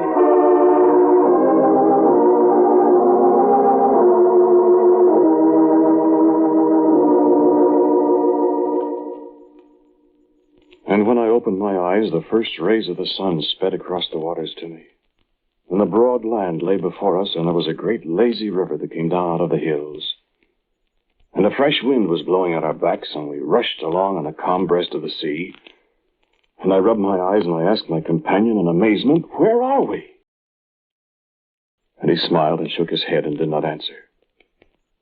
And the shore drew nearer and nearer. And I remembered the poetry in my dreams, and I leaned over to him, and I said, "Answer me." Well, you haven't asked me anything yet, Wayne. I said, "Where are we?" You'll know in a moment. And what is the Shan van Vogt? Ask rather, who is the Shan van Vogt? Who is she? Why, Wayne, she has many names. But the name we know best is the sorrowful mother, the weeping one, who does not always weep for grief, but sometimes for joy. Who? Ah, she has many names. And of all the women of all the world, she is the fairest, my son. And she is the one that the Firbolgs, the very dark men, sang to as they sailed their black boats across the sea from beyond the setting sun. I heard you in my dreams, I think. I spoke of them. I spoke of the song they sang, and it may be I even sang it. She and I are old friends, the Shan van Vogt and I. And what is this place we're coming to ourselves? Oh, have you forgotten Elizabeth and all your curiosity, then? I've not forgotten Elizabeth. Where are you taking me? Why, to a certain place, Wayne. Wayne, Seamus, Colum, O'Phelan.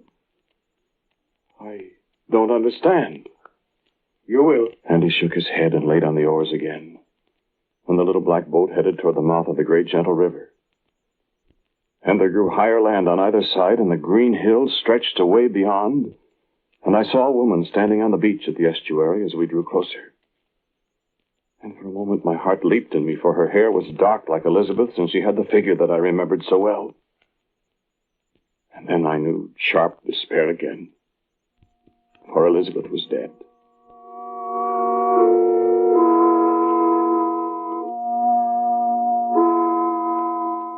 But I think my companion must have seen the gathering tears in my eyes, for he spoke very gently.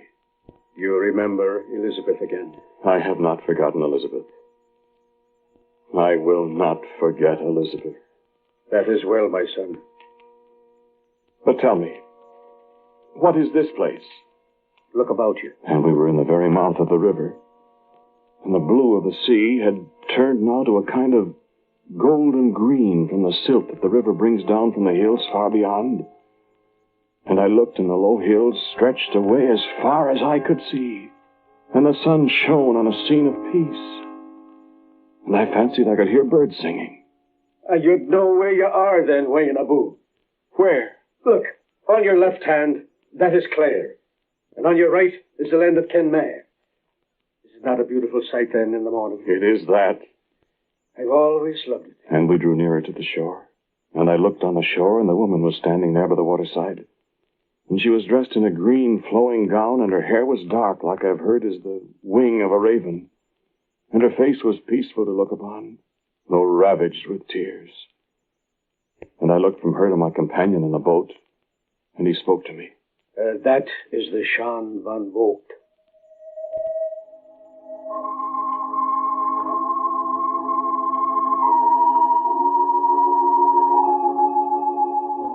And the keel of the little boat grated to the shore, and I stood up, and the woman spoke to me.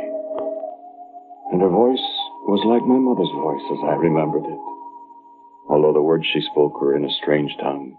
See it, Miller, Piles. And she took my hand, and I stepped out of the boat, and she turned to my companion. And see it, Miller, Piles, to you, Paddy. You have been away over long, Paddy. And I said, Patrick. Patrick! And when I turned to look at him again, he had vanished from my sight. And I turned back to the lovely woman who had greeted me, and she was smiling on me. Welcome home, Wayne Seamus Callum O'Fire.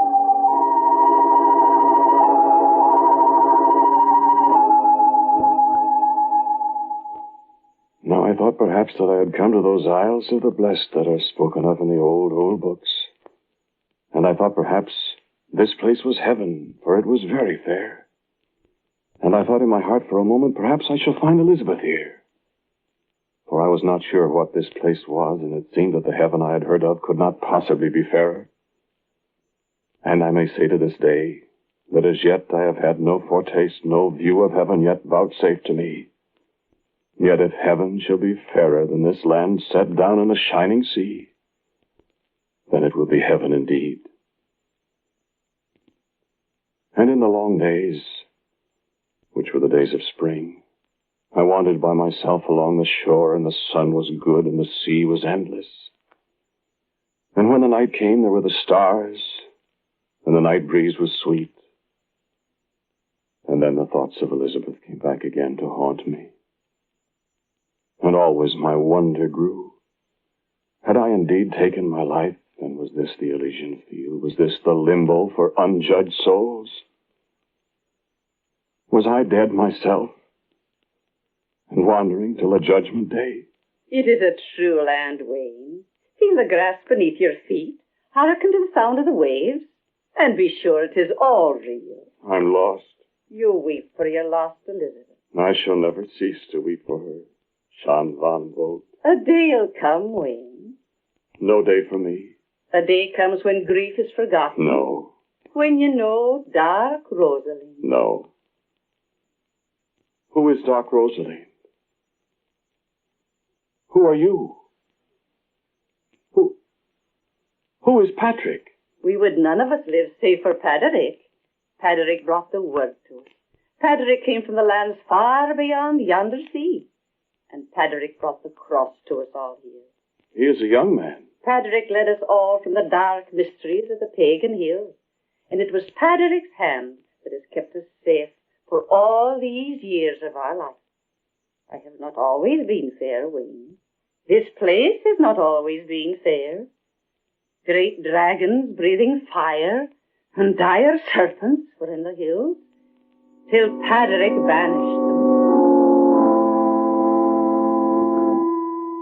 And I have found much to weep for.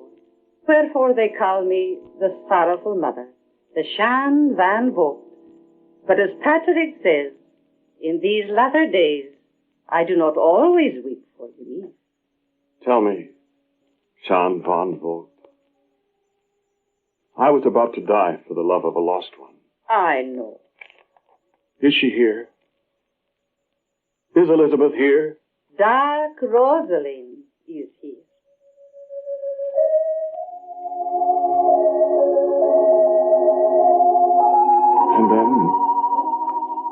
looked up at her from the ground, there was another woman standing where she had stood. And this one was young and fair, and her hair was dark, and her eyes were blue, and she smiled upon me. And for a moment my heart stopped, for she spoke in Elizabeth's voice. Siad mille failta, my love. And I sprung to my feet, and my voice shook as I took her hand in mine, for the hand was the hand of my lost love, Elizabeth. I am Rosaleen, dark Rosaleen. Elizabeth. My lost Elizabeth. You look on me, and you find in me whatever love you have lost. I will be in your heart forever, and you will never cease to love me. I am dark Rosaleen, and you will die for me if the time comes, my lover, as so many have died for love of me before. I will never die. I live forever, and you are mine. You will be faithful to me forever. Who are you?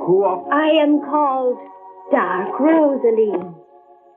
And sometimes I am called Shan Van Vogt, but I have another name. I am called Erin. And by that name am I loved in every quarter of the globe. It is my harp that you hear in the night. It is my kisses that the soft breeze of midday brings to you. In me is Elizabeth, and Helen, and the blood of Martha sings in my veins. And I am every woman, every man of Erin has ever loved. You are my lost love. You are... I am dark Rosaleen. And Holy Patrick, hear my vow. When the sun rises up on the day that is yours, whether I walk the sands of the desert, or whether I shall sail the seven seas, whether I prosper or whether I beg in the streets, whether I be living or though I die, I swear I will remember dark Rosaleen to her eternal honor.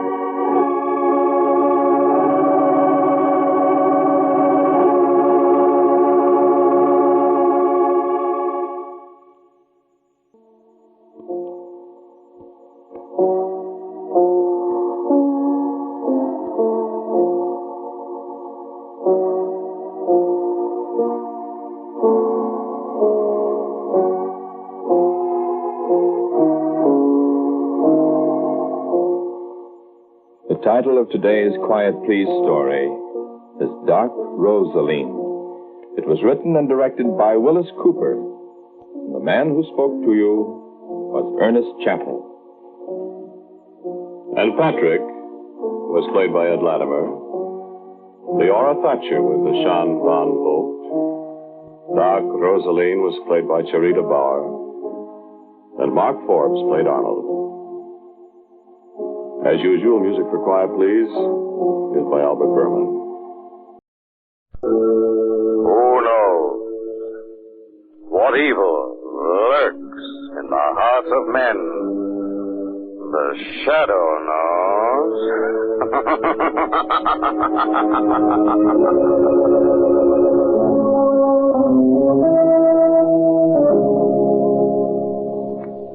The Shadow, a serious character who aids the forces of law and order, is in reality Lamont Cranston, wealthy young man about town. As the Shadow, Cranston is gifted with hypnotic power to cloud men's minds so that they cannot see. Cranston's friend and companion, the lovely Margot Lane, is the only person who knows to whom the voice of the invisible Shadow belongs. Today's story, The Killer's Rendezvous.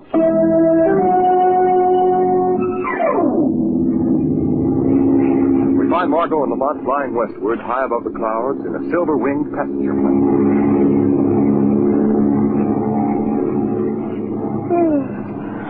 Oh, dear. Bored, Margot? Oh, no, not at all, Lamont. Perhaps you'd like to play a little game. You mean cards? No, just a pastime that I've been indulging in for the last 15 minutes.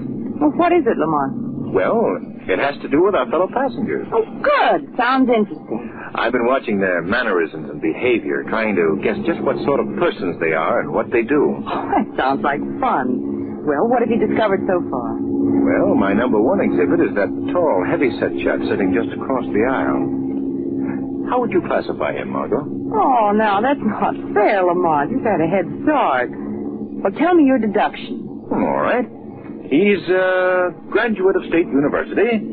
Class of 32, he's married, has 2 children, and he sells jewelry, precious gems. Now, just a minute, Mr. Holmes. How did you find all that out? Oh, very simple, my dear Watson. In fact, elementary. Oh, please, Lamont. Tell me, how did you learn all that? Oh, why should I divulge my secrets of the trade? Oh, now, stop it.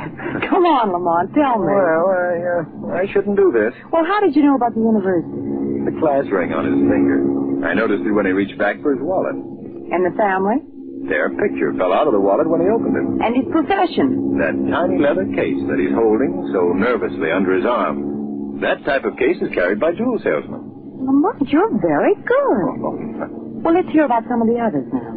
Well, that man sitting directly in front of our jewel salesman is, he's a bit more difficult. Well, why's that?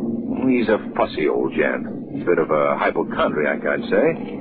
He's been constantly having the stewardess fetch him glasses of water, which he uses to down the endless succession of pills. Well, maybe he's an invalid. Oh, I don't think so.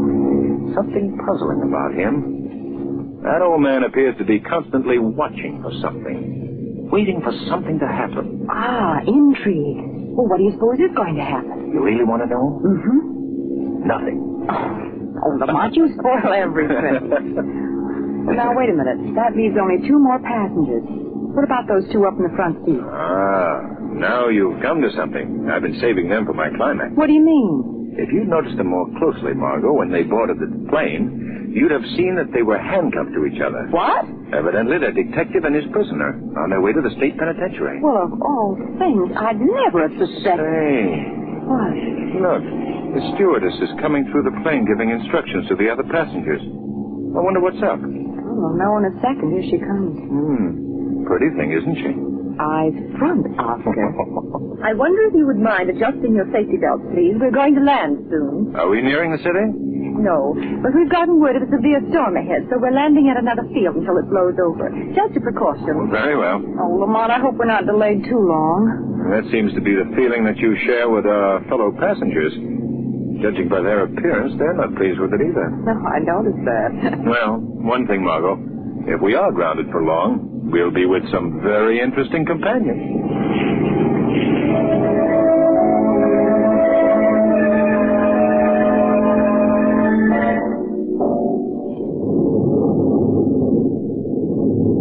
I'm very sorry to have to tell all of you that word has just come through that we'll probably be grounded for the night. Oh, what's this? Grounded for the night? Why, that's an outrage, Stewardess, fetch me some water. We'll take a pill at once. Your fussy old man is running true to type, Lamont. Yes. We can't stay in this little hangar all night. My jewel salesman is provoked too, Margot. Yes, you know, the only ones who seem untouched are the detective and his prisoner. Yes. Please, gentlemen. Wait, the stewardess wants to talk. We might as well hear what she's got to say. Thank you. We've arranged for a car to come here. It's outside now. I don't suppose it can get very far in this storm, but it can take you all to a small inn up the road. Take us to an inn? You mean we're spending the night around here? Is that it? Is that what I understand? I'm afraid you'll have to. Oh, no, Oh, we've gotten word that all roads leading to any of the towns are flooded. Well, I've got to get through. I can't spend the night here. Well, it doesn't look as if we have much choice. So I think we should all make the best of it. Perhaps we'd better introduce ourselves. I'm Lamont Cranston, and this is Miss Lane. Cranston and Lane, Cranston and Lane. My name's Carson. It's almost the same. I made a poem, didn't I? That's a hot one. Where's that girl with my water? I got to take my fill. It's nice to have met both of you. Well, my name is Waterman. I'm happy to meet all of you. Same here. I'm sorry that you're not able to get through, Mr. Waterman. Yes, it's quite upsetting. I have a delivery to make, you see, a most important one. I have it here with me in this case. Oh. Well, if it's something of value, Mr. Waterman, perhaps you could leave it here in the plane. Oh, no. I'll carry it with me, thank you. What about the detective and the prisoner, Lamont? Oh, yes, I didn't get your names, gentlemen. Our names? Yes.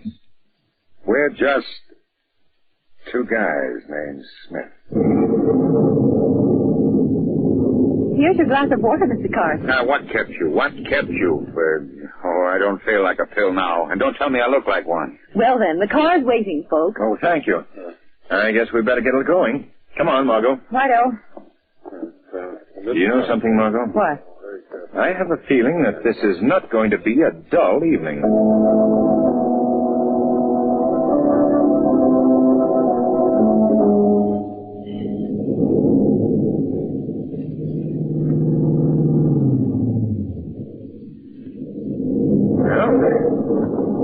I guess we've reached our destination. Is that where we're spending the night, that place? I guess so. Cheerful-looking spot. What there is left of it. Yeah, the woman's right. Cheerful. I hope she was being sarcastic. It appears to be some sort of a roadhouse. You see the sign above the door? The Rendezvous? Rendezvous. Sounds like a nightclub. I imagine it was at one time. Judging by its broken down appearance, that time has long since passed. Well, are we going in? Oh, might as well. Hey, you take my coat, Margot. It's raining pretty hard. Oh, thank you, Lamont. Come on, everybody. You run ahead, Margot. All right, Lamont. What an experience. What an experience. Where are my pills? Can't you forget those fool pills, Carson? No. How about the two Mr. Smiths? You getting out, gentlemen? Yeah. Come on. You'll return for us in the morning, driver? Right. Fine. Good night. Good night. Oh, what's the matter? Why are you all standing outside? Very funny, that question of his. Lamont, the door is locked. No one seems to answer. Oh. Open up in there. I'm getting soaked. Why doesn't someone answer? Well, someone in there. Oh. What is it? What do you want? You want to get in out of the rain. Why? Why do you wish to come in here? Good heavens, man, we're getting drenched. Well, I'm sorry. The inn is closed. Oh, no, you don't close that door. Yeah. Come on, folks. Pay no attention to him. Come on. You can't do this. You can't come in. Yeah, but we are in. Somebody close that door. Phew. Who are you? Why did you come here? Our plane was grounded, sir. We understood that you could put us up for the night. Oh. Stupid of me. I remember now. They called about you. Oh, then you have rooms for us? Oh, yes. Yes, I have. Oh, good. This is Miss Lane. How do you do? Mr. Waterman. How do you do? Mr. Carson. Yeah. And, two gentlemen named Smith. Lane, Carson, Waterman, and two gentlemen named... Why, it's... Yes? Two gentlemen named Smith. Where are the rooms? Where are the rooms in this place? They're upstairs. The rooms are upstairs. I'll get some wood and start a fire. You must be uncomfortable from the rain. I'll be back. Give you the creeps, wouldn't he? Wouldn't he give you the creeps? Look, Lamont, our friends the Smith brothers are going upstairs. Yes. They haven't much liking for our company. I imagine, though, that the detective prefers to put his prisoner in a room where he can keep a close watch on him. I don't know how the rest of you feel, but I don't like this place. Something about the atmosphere and that old man. I wouldn't worry about it, Mr. Waterman. After all, we're all in the same... You hear that? What was that? Those were shots. I may be a nervous wreck, but I know shots when I hear them. Yes, and they came from upstairs. Did he come down here? Did you see him? Whom are you talking about? My prisoner. He escaped? Did you see him? No. He didn't come down the stairs. Well, he's gotten away. Now listen, all of you. You've got to help me. Well, what happened? I was taking that man to the state prison. He was a dangerous criminal. Yes, but how did he escape? Just slipped out of the cuffs when I got him to the head of the stairs. I fired at him, but it was too dark up there to see anything. Then he must still be up there. Yes, that's right. We better go look for him. Will you fellas help me? Well, certainly I will. And you, Walter. Oh, just a minute. I don't think you'd better include me in that. Well, why not, Walter? I'd prefer to remain down here, that's all. Well, if he stays, I stay. That's all there is to it. Very well, Carson. You want to stay here too, Margot? No, I should say not. I'm coming with you. Good. Let's go then. I have a flashlight here. I have one, too. Fine. Now, why don't you search that corridor, and we'll go down this way. Okay. If you see anything, holler. Right. Come on, Margot. All right. Lamont, do you think the man is still in the house? I don't know. Why do you suppose that Mr. Waterman refused to join in the search? Well, he might be concerned about his jewels. Did you notice how quickly old Carson volunteered to stay with us? Yes, I did notice that. But there was something else that happened downstairs that was more important than either of those things. What was that, Lamont? The behavior of the old innkeeper. Did you notice his startled expression of recognition when he saw the detective and the criminal? Yes, I did notice that. He knew that criminal. I'm sure of it. There's a look about that old man in his roadhouse that has the familiar ring of a criminal background. Lamont, do you think that this is a gang hangout? No, not anymore, no. But it could have been a few years back, in Prohibition days. You know, Margot, it's fairly possible that the old man not only knew the criminal, but he might even have helped him escape. Lamont, do you really think that? Yes, but there's only one way to prove it. That old man is going to receive a visit right now from the Shadow.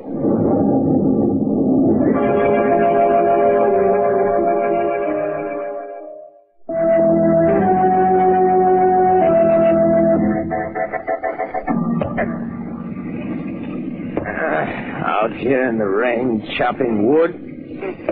There's really no need for a fire. They'll all be warm enough tonight. Yes, with that killer loose. Huh? What was that?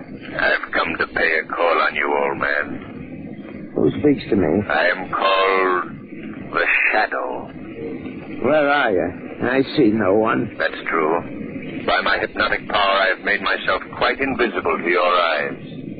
What do you want of me? I want you to answer some questions. What about? Did you know any of the people who came here tonight? No. You're lying to me. You knew one of the men who was introduced to you as Mr. Smith. I don't know what you're talking about. He wouldn't have been an old criminal acquaintance of yours, would he? What do you mean? Someone that you might have known in the old days when this inn was a criminal hideout? Who told you that? It's true, then. This was a gang hideout. That was a long time ago. But not so long ago that you wouldn't remember an old companion. Am I right?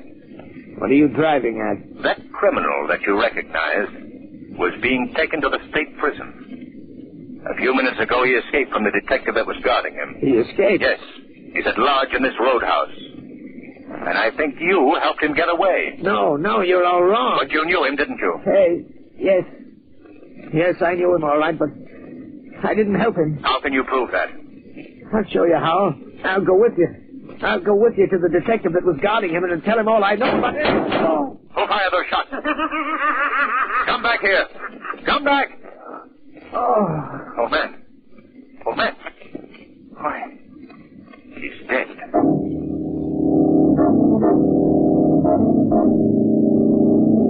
I can't stand any more. After all, what were those shots? The old man, the old innkeeper was shot and killed. It was the criminal, the escaped criminal. He did it. Did anyone see the killer? No, we just heard the shots outside, and when we got out there, the murder was gone. What a night. What a night. Get me some water, somebody. I need a pill. What are we going to do? All of us are in danger. Well, I'd better phone for the police. All of us dead. The wires have been cut. No one can go out in the storm either. Lamont, what can we do? Well, Margot, we'll just have to stay here till morning, I guess. Wait till the car comes for us. Look, gentlemen, there's something I must tell you. Yes? What is it, Mr. Waterman? In this leather case, I have some very valuable merchandise. It's something that the killer would be very anxious to get his hands on. I must ask all of you to help me protect it. Don't you worry, Waterman. We'll take care of you. My only real concern now is to capture that man. I'm responsible for him. Well, tell me, did you see any trace of him upstairs? No, not a sign of him. I see. Well, I have a suggestion to make, and I think that you all should follow it. Yes? What? What is it? All of us should go to our rooms. That is, all of us except you, Detective... Hawkins is the name. Well, thank you. I think that Detective Hawkins should stand guard, and the rest of us should try to get some sleep. Get sleep. Get sleep with a killer running loose? Are you crazy? He's right, Carson. If my escape prisoner thinks we've all turned in, he might come out of hiding. But, Mr. Cranston, would we be safe in our room? I think so, Mr. Waterman. At the first sign of anything suspicious, I suggest that we call out. Well, come along. It's the best thing to do, really. Do it under protest. Only under protest. I understand, Mr. Carson. Come along. This night better end soon. I'm running out of pills.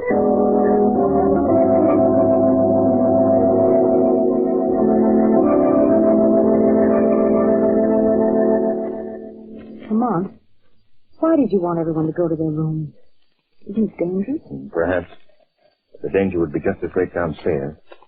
Besides, Margot, I wanted to talk to you alone. What about? Were you downstairs when the old man was shot right outside the door? Yes. Who was missing from the room? Well, the detective, of course, and let's see. Oh, yes, Mr. Carson. Carson, eh? Mm-hmm. I wondered about him. What do you mean? That old boy is doing his act too well. His pills and his nervousness are too conspicuous to be genuine. Why, do you think that he's in league with the man who escaped? I don't know. There's something mighty strange about his behavior. Lamont, did you learn anything from that old man Baxter before he was killed? Not anything that really counted. He knew the criminal, all right. He seemed just on the verge of revealing something important about him when he was shot. Why do you suppose Mr. Waterman wanted to tell us about his case of jewels? I can't figure that either. Unless he really did want protection. Oh, I must say I don't trust him either. What was that? I don't know. Come on, Margot.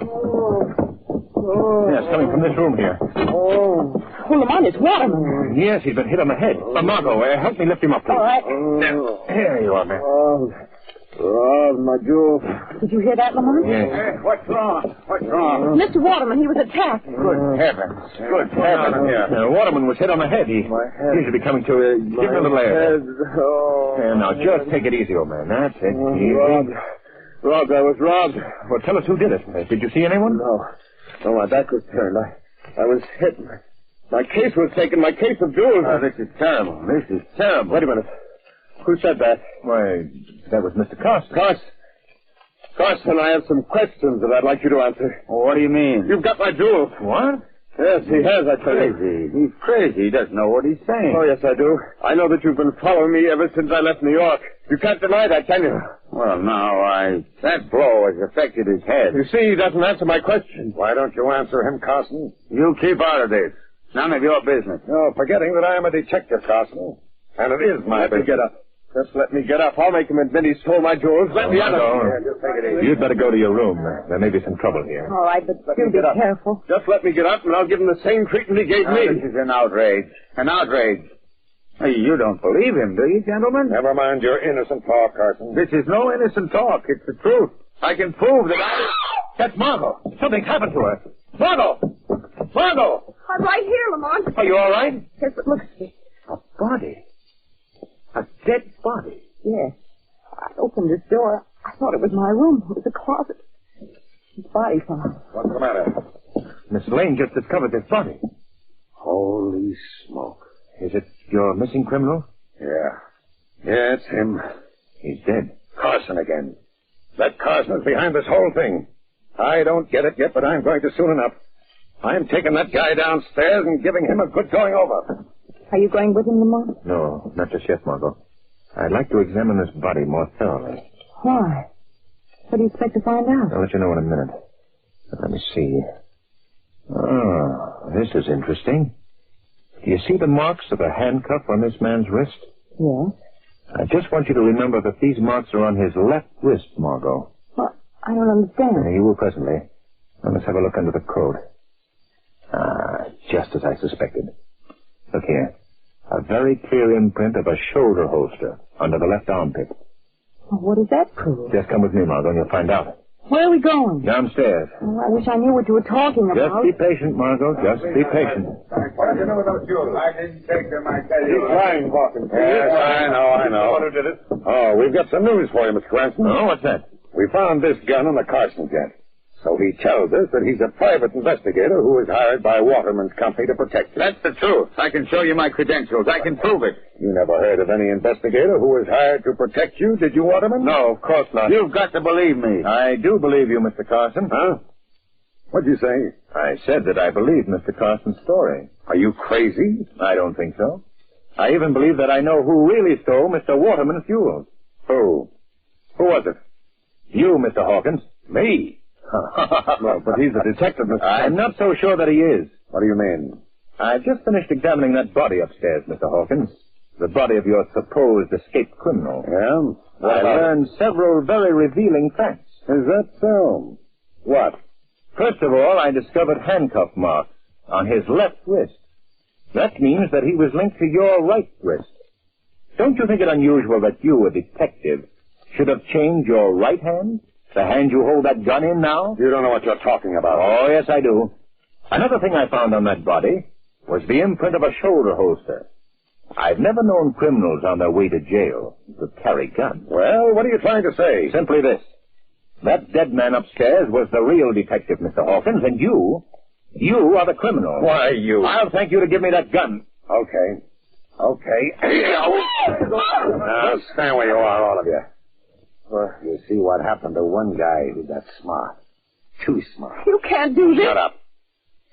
I've killed 2 guys tonight, sister. And the night ain't over yet. Why, what do you mean by that? This place we're in now is an old hangout of mine. We had a lot of excitement here one night a few years back. 5 guys knocked off. Yeah. Right in this room, too. Lined up right at that bar over there. Oh, please stop. Yeah, that's why I had to kill that old man Baxter. He remembered me. Lamont. Get away from him, sister. Oh. Are you Waterman? Pull him into that room over there. No, you don't. I said pull him into that room.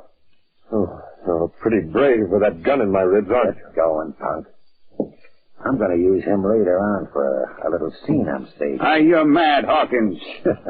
Maybe you're right. But you're going to enjoy this scene. Yeah. You all play important parts in it.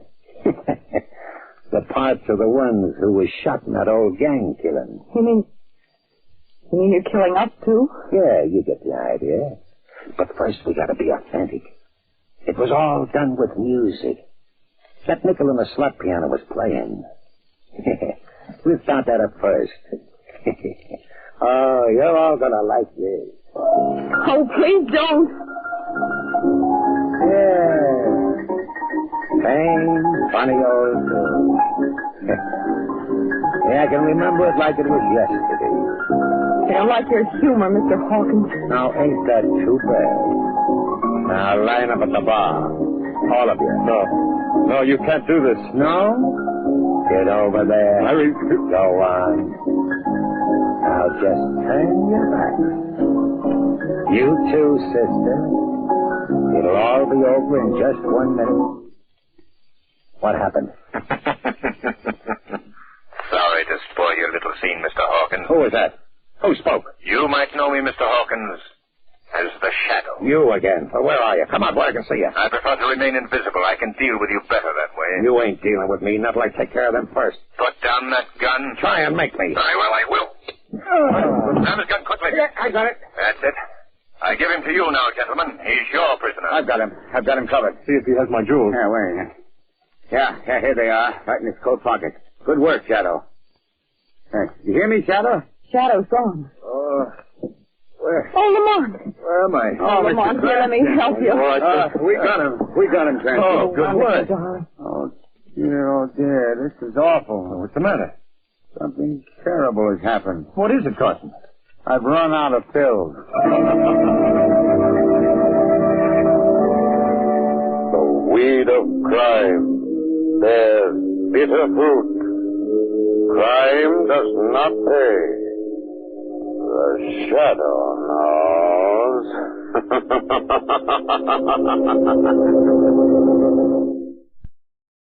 Here is another in NBC's great parade of new shows. Now, Dick Powell as Richard Diamond, private detective. Hello there, this is Diamond. You know, I saw something the other day that's as typical of New York as the Empire State Building. I was walking down 2nd Avenue when I spotted some kids around the fire hydrant. They'd turned it on, and the whole gang was splashing around, keeping cool. They'd done something else, too. They'd found a barrel. And I suddenly remembered when I used to play in the gutter with the same kind of barrel. It's open at both ends, and when it's held over the gushing hydrant, it acts like a big hose, and a lot of passing New Yorkers can end up pretty wet. I stopped and watched, and just like always, one of New York's finest showed up and the kids scattered. He turned off the water and the fun was over. Oh, but not for long. Somebody was sure to give the kids a monkey wrench, and 10 minutes after the cop had disappeared, the street would be flooded again. Yeah, a kid can have a lot of fun, even in a big city. But it's unfortunate that every once in a while there's a boy who forgets to have fun and heads for trouble. Like a case I got mixed up in not long ago. It all started in a candy store under the L on 9th Avenue.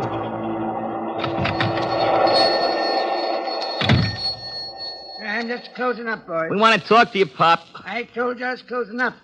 Come back tomorrow and we can talk then. Eddie said he wanted to talk to you, Pop. You better listen. Yeah, what is this? You kids get out of my store.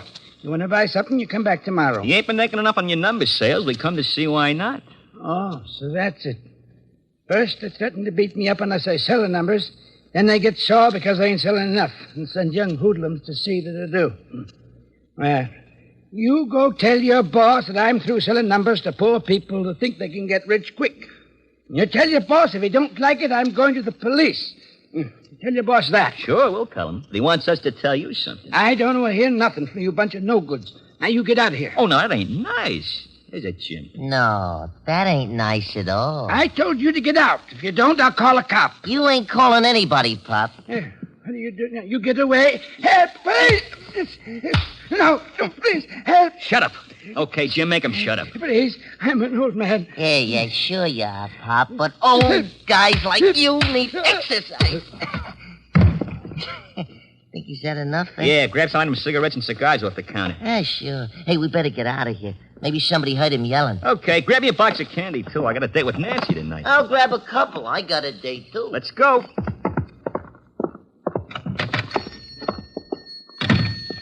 Down this alley. Yeah. Okay, slow it down. Let's get over to 27th Street. Okay. Come on, Mr. Parrish wants to see us. Right. Hey, Ed. Yeah? You going to see your brother today? Yeah. How's he doing? He's doing all right. Ain't he scared or nothing? What's the matter, Eddie? Oh, hey, what'd I say, huh? I told you once not to say nothing about my brother. I was just asking. I didn't say nothing, hey? You asked if he was scared, didn't you? Okay. Well, he ain't scared. He's a big shot. He wasn't scared of the guy knocked off by the cops or nothing else, see? Not even a hot seat. Hey, that's the cops. Spotted us. Come on.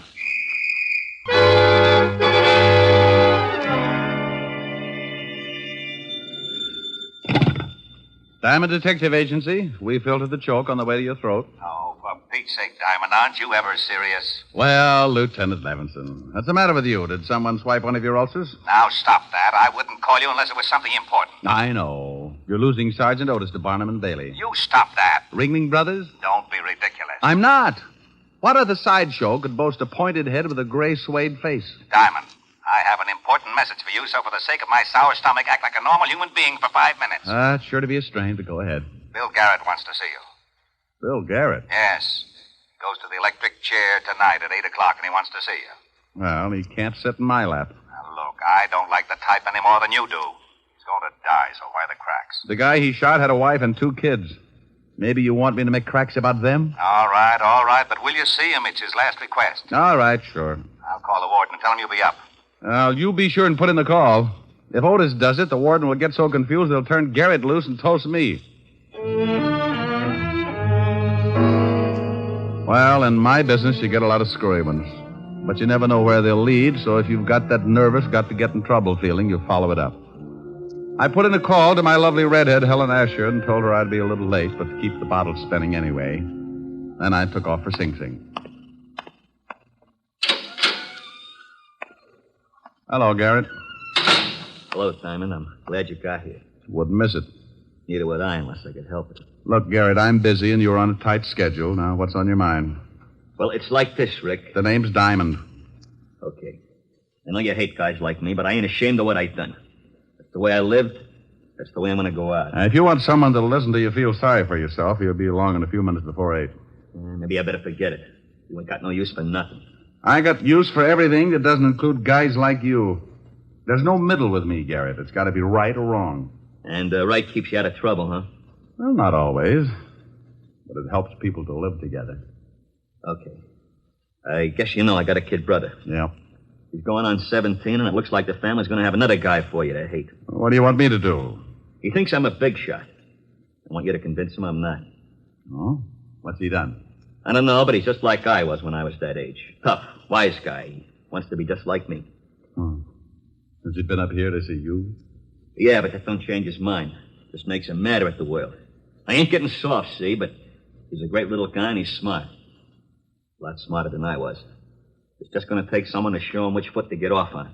Okay. What's his first name and where can I find him? His name's Eddie. He's got a club they call the Panthers. You know the kind. Yeah, with me it was the Brownies. It's over on 26th Street, and he's got a girl he told me about. Her name's Nancy Hyde. She lives with her aunt over at 37th Street. Okay, I'll see what happens. He's tough. Oh, lots of guys are tough, Garrett. Sometimes if they get a break, they turn out to be so tough they even get to be All-American. Hey, I'd like that. I'd like to see the kid get to be All-American. That might be a little difficult, but you never know. Maybe they've got television down there. The kid's around here, boss. Okay, tell him to come in. Okay, Eddie, go on in. Thanks, muscle man. Hiya, Mr. Parrish. Hello, Eddie. We took care of old man Thompson like you said. Good. You, beat him up bad? Bad enough. Yeah, we really waked him over. We got Shut some up, stuff... I'll do the talking. What do you think's running this mob anyway? Okay. Get a load of that, Bart. We got a big shot. Yeah. You run your bunch pretty good, don't you, Eddie? I run the whole club. The Panthers got 23 members now. You hear that, Bart? 23 members, and Eddie's the big boss. I like that. I like you, Eddie. You and me and the 23 Panthers is gonna go a long way. Well, that's something I wanted to talk to you about, Mr. Parrish. We're getting awful tired of just beating up guys. We want to start doing something big, like knocking over gas stations or something. So you want to start doing something big, huh? Like knocking over gas stations, huh? Yeah. Well, you got a lot to learn, Eddie. Well, I've been doing all right, ain't I? Well, you're gonna do a lot better. How would you and the Panthers like to start making some really big cash? Hey, we'd like that. Shut up. Well, what does the boss say? The boss says great. What do we do? It's a cinch. Bart, go out in front and see that we ain't disturbed. Yeah, sure thing, boss. Bart carries a gun, don't he, Mr. Parrish? Yeah, Eddie. He carries a big one. I'm going to carry one someday. Sure you are. You're going to be a big shot. But you got to learn first. You got to start from the bottom to be a big shot. Now, here's the pitch. You get your gang together and explain that... Parrish says we swipe cars, so we swipe cars. I don't know, Ed. Beating up guys is one thing, but swiping cars is pretty dangerous. Look, it's a cinch. We go out on the road someplace, and one of us thumbs a ride. When the car stops, we all jump in. Later on, we knock the guy over the skull and take the car. Oh, stealing cars is a tough rap. If you get caught, but we don't get caught, see? If we catch a stoop out on the road someplace, it'll take him a long time to get to a phone. We drive the car to Mr. Parrish's warehouse and collect $50. Easy. I don't know. You better know. You're in the gang, and that means you're in on it whether you like it or not. Okay, Ed. You're the boss. Okay. We pull the first job tonight. I thought you had a date with Nancy. Oh, I got a date. I can break it. She does what I tell her. Yeah, but... Hey, what do you want? Yeah. This is a private club. I'm, looking for Eddie Garrett.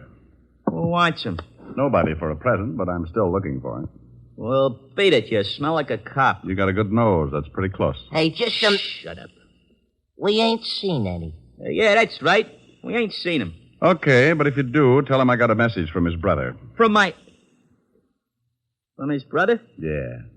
Tell him that if you see him. Oh, wait a minute. I'm Eddie Garrett. Good for you. Proud of it? Oh, you're a wise guy, ain't you? I'll tell you later. Your brother says he thinks you're in trouble, are you? Trouble? That's a hot one. What made him think that? He runs around with it. He says you think you're a big shot. Maybe I do. Then you're in trouble, Sonny. What are you talking to this guy for, Eddie? He talks crazy. Why don't we throw the bum out? How are you going to do it? Grow 12 feet? Oh, you're a pretty wise guy, you are. You wouldn't act so wise on the other end of a shiv. Shut up, Jim. Come on, get out of here. What about this wise guy, Ed? You want to be left alone with him? Yeah. Okay, but I'd still like to work this wise guy over. Hey, what's the idea? You tripped me. Ed, you see that? That wise guy tripped me. You're pretty clumsy, Sonny. Now beat it. No, why you hate him? Beat it. You're lucky you didn't pull that knife, Jim. You'd look pretty silly with a broken arm. Yeah? Okay, wise guy. I'll see you again. Now tell me what you want, and then you get out of here, too. Nice clubhouse you got. It's all right. It's 6 o'clock. So it's 6 o'clock. Doesn't it bother you? 2 more hours and your brother dies. So what? So he doesn't want you to end up the same way. Don't you worry about me, mister. Your brother's worried about you. He wants me to help you. How about it? I don't need no help. You're a copper. It's guys like you that sent my brother to the chair. I'm not a cop, Eddie, but I used to be. You ain't a cop? No, but if I was just a plumber and I had the chance to put your brother away for a killing, I'd do it. Yeah, I thought so. You look like the type. You're still a copper and you're no good. Now go on, get out of here. I don't need no help from a lousy copper. I don't need no help from anybody. Hey, Eddie, Oh, didn't know you was entertaining. This guy's just going. Come on in, Bart. Let's go, Eddie. What do you mean, let's go? I want to talk to you. We'll go up to my place. I ain't going nowhere with a lousy copper. Copper? Yeah, he's been in here preaching to me. Better leave, Flatfoot. Come on, Eddie. No, I ain't going nowhere. You heard what the kid said. Now, look. Yeah? Well. Guns and everything. Like it? Goes bang, bang. Hey, wait a minute, Bart. I don't want no killing. Oh, don't worry, Eddie. I'm just going to put the Flatfoot to sleep. No. Hey, you slugged him with the gun. Mr. Parrish wants to see you about tonight. Huh? Okay. He ain't dead, is he? No, I just tapped him a little one. Come on.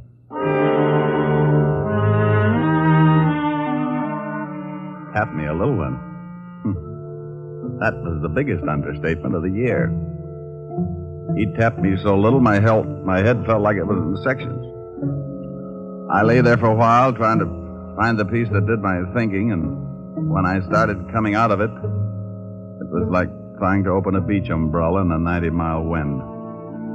I didn't know how long I'd been lying there, but when I finally opened my eyes, I saw something that made the beating a welcome relief. Hey, look, Lieutenant. He's with us again.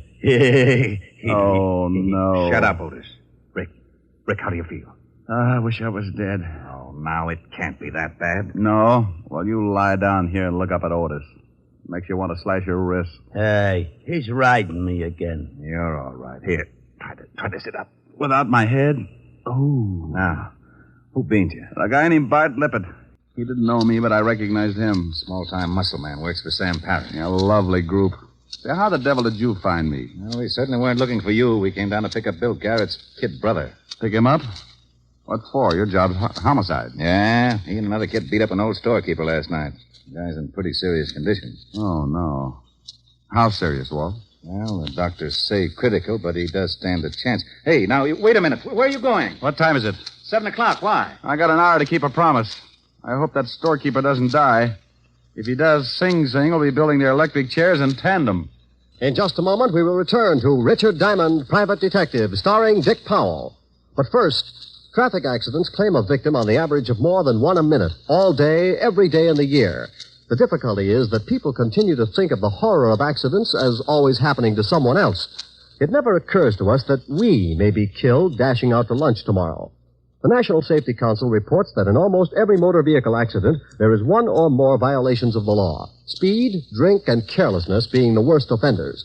Every motorist and pedestrian is urged to support actively the safety movement in his own community. Be careful. The life you save may be your own. And now back to Dick Powell as Richard Diamond, Private Detective. Well, the law was after Eddie Garrett, and I'd promised his brother that I'd keep him out of trouble. If the storekeeper died, Eddie was sure to get life. But if he lived, and I could make him give himself up, I'd stand a good chance of helping him. I remembered that Garrett had said Eddie had a girl, so I took off to 37th Street in a hurry. Yes? Are you Nancy Hyde? Why? Well, I'm looking for Eddie. Oh, well, I haven't seen him. Huh? You're a little nervous. No, I'm just a little worried. About Eddie? Who are you? Well, I know his brother. He wanted me to find Eddie. Oh, his brother. Well, I don't know where Eddie is, and you stay away from him. You, don't approve of Eddie's brother? No, and I'm not afraid to say it. Eddie's a good boy, but he worships his big brother, and he thinks he's tough. So you can just go tell his brother that Eddie's not going to turn out like him. Not if I can help it. Oh, he's not if I can help it either. I am a private detective, Nancy. My name's Diamond. You said that Eddie's brother wants you to find Eddie. He does, but he wants to keep Eddie out of trouble as much as you do. Oh, well, honestly, Mr. Diamond, I don't know where Eddie is. He called me a little while ago and said that he might be able to come over later. And he didn't say where he was? No. Well, if he does come, try to keep him here, and I'll get in touch with you later on. All right, Mr. Diamond. I went down the hall and back down the steps in a hurry. When I reached the street, I stopped and waited for a cab to come along. I took out a cigarette, was just about to light it when I spotted a shadow ducking in behind the doorways and making its way up the street toward me. I slipped back in the building and waited. Hey, what is this? Take it easy, Eddie. Oh, the copper. Let me go. That storekeeper you beat up may die. I'm taking you down to the station. What? That's right. He's in a bad way. Now, come on, let's go. I might have known it. But you said you wanted to help me. That's a laugh. This is the only way I can help you. Oh, sure. Well, if the law picks you up, you won't stand a chance. May even get shot. Well, I'll take my chances. Not tonight, you won't. Let me go. Let go of my arm. Now, look, I don't want to hurt you, so stop kicking. Yeah, this is swell, this is. Everybody wants to help me. My brother's going to chair, and if that old guy dies, I'm going to prison. Please let me go. I just as soon get shot. I ain't got nothing to live for. Now, take it easy, kid. The old boy might not die, then we can work something out. What was that? That's Nancy. That's Nancy. Let me go. Come on. I turned him loose, and we both went up the stairs 3 at a time.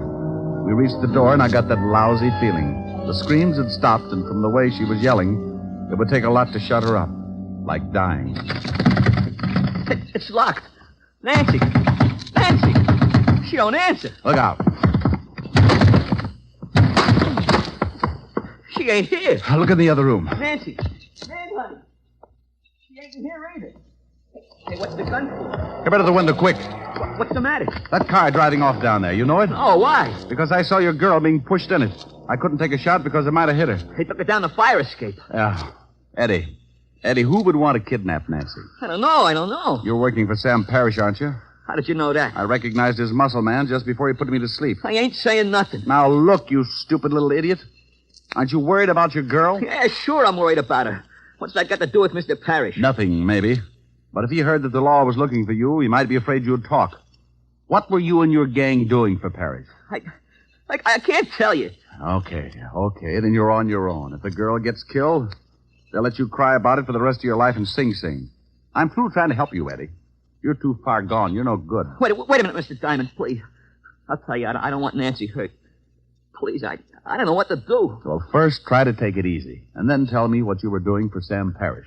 Well, we used to beat up guys that wouldn't sell enough numbers. Mr. Parrish controls a lot of the numbers racket. We were supposed to start swiping cars. He was going to pay us $50 a car. Oh, call him. Call him? Yeah. Here's the phone. But for Pete's sake, don't let on that you know anything's up. Okay. I want you to tell him that you've decided to give yourself up. Okay. If he's got Nancy, I'll kill him. You just be sure and tell him that you're going to give yourself up. He'll tip you whether he's got Nancy or not. Yeah. Mr. Parrish? Eddie, is that you? Yeah. Oh, good. Me and Bart have been looking all over town for you. The cops are after you. I know. I'm going to give myself up. You what? Yeah, it's better this way. They might go easier on me if I do. Look, kid, you got to stop talking like that. You're going to be a big shot. You can't go turning yourself into the law. No, I'm going to do it. You come down here and talk to me first. Where are you? It's no good, Mr. Parrish. I'm leaving for the station right now. Eddie? Yeah?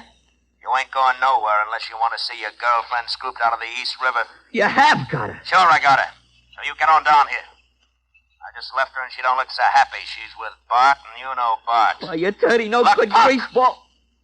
You get out of my office in 20 minutes or I'll call Bart and the little girl dies. Now get down here. Hello. He's got her, Mr. Diamond. I got to get down there or he'll kill her. Where's his office? He don't have Nancy there. He told me she was with Bart. I got to go. You do, and he'll kill you. Then he'll do the same with the girl. You can't take the chance. What are we going to do? I only got 20 minutes. Does Parrish have another office or a hideout? No. Wait a minute. Yes, he does. Sure, the warehouse. He told me about it this afternoon. We were supposed to take our stolen cars there. Okay. I'll call Lieutenant Levinson and tell him to meet us there. You think that's where they got Nancy? I hope so. 20 minutes isn't much time. I put in a call to Walt and briefed him in a hurry. Then Eddie and I took off for the warehouse. It was at the foot of 14th Street, and by the time we got there, we had only 10 minutes left. The building was as dark as a foggy grave and locked tight. We found a window in the basement and finally jimmied our way in. You all right, Eddie? Yeah, but I can't see nothing. Come on. That looks like some stairs. Maybe we guessed wrong. Hey, what was that? I don't know, but there was a jockey on it. Come on.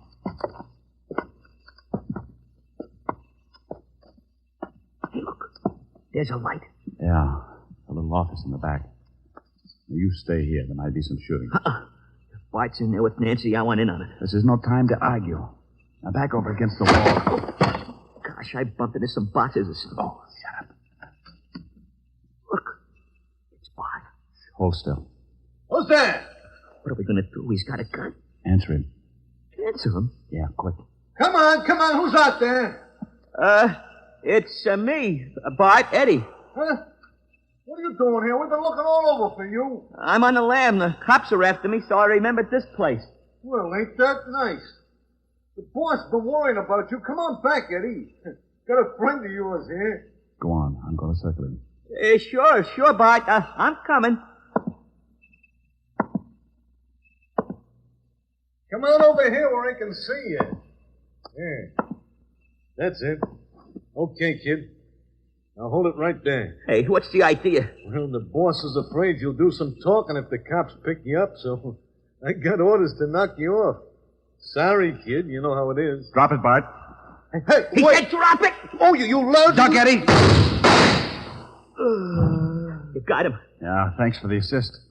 Let's see if the girl's in the office. Yeah, they got a gag in her mouth. Nancy. Oh, she's okay. There. Oh, Nancy, honey. Oh. Here, I'll get those ropes off you. Man, I'm in some pretty bad trouble, but I swear if I get out of it, I'll go Oh, straight. you'll be all right, Eddie. I know you will. Oh, ain't that cozy? Look out, Eddie. Hold it right where you are. Well, things are really getting crowded. That's Parrish, Mr. Diamond. I guessed. You shoot pretty good, Diamond. I saw you get barred. I guess I'm going to have to pay you back for that. The law's on its way. So they find a more. Eddie! Don't shoot Nancy, please. Shoot me, but don't shoot Nancy.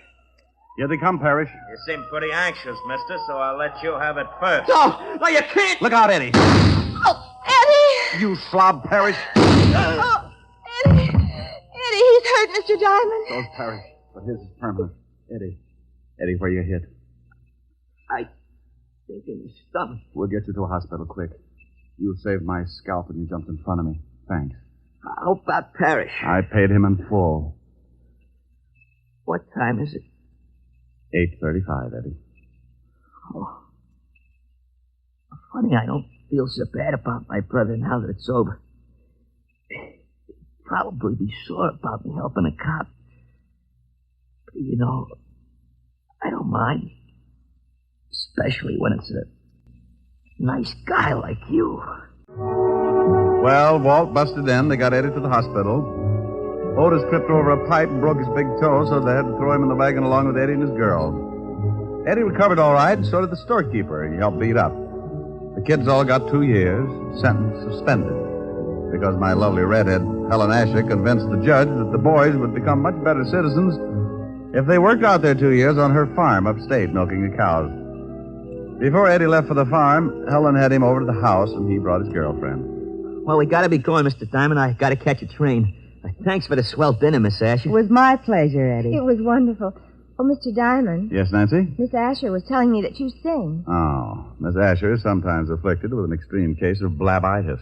Rick. Hey, I'd like to hear you sing something before I take off. Would you, Mr. Diamond? Certainly he would. Do you want it after I tear out your pretty tongue with the lungs, or before, you dear, sweet little girl? Now, you mustn't talk that way in front of guests, Rick. They'll think we're married. Oh, he's not as tough as he sounds. Now, come on, Mr. Diamond, give. Yeah, I'll give you a hit in the head. Helen, after Eddie hears me, he may realize that crime does pay. It's on your pretty head. Just sing. Stop making like a prima donna. What do you want to hear? Oh, something romantic. Oh, bless your little pointed head. You kids go sit on the sofa. Okay. Come on. Rick, look. Well, how do you like that? They're stealing our stuff. Come on, Eddie, break it up now. You got to catch a train. Eddie. Nancy. Oh, my goodness. You have just heard Richard Diamond, Private Detective, starring Dick Powell. Helen was played by Virginia Gregg, Lieutenant Levinson by Ed Begley. Also in our cast were Wilms Herbert, Sheldon Leonard, William Tracy, Mary Shipp, Sidney Miller, and Bill Conrad. Music was under the direction of Frank Worth. Richard Diamond is written by Blake Edwards and directed by Richard Sandville. And now, Dick Powell. Friends, I want to remind you of the wonderful group of programs NBC has on tap for tomorrow afternoon and evening. Shows like Hollywood Calling, Guy Lombardo, Four-Star Playhouse, The Ethel Merman Show, and the NBC Symphony. For the best in radio listening tomorrow and always, keep your dial turned to your favorite NBC station. Dick Powell soon will be seen in the screen version of the best-selling novel, Mrs. Mike. Now, this is Eddie King, inviting you to be with us again at the same time next week, when we will again bring you Dick Powell as Richard Diamond, Private Detective. This program has come to you from Hollywood. This is NBC, the national broadcasting company.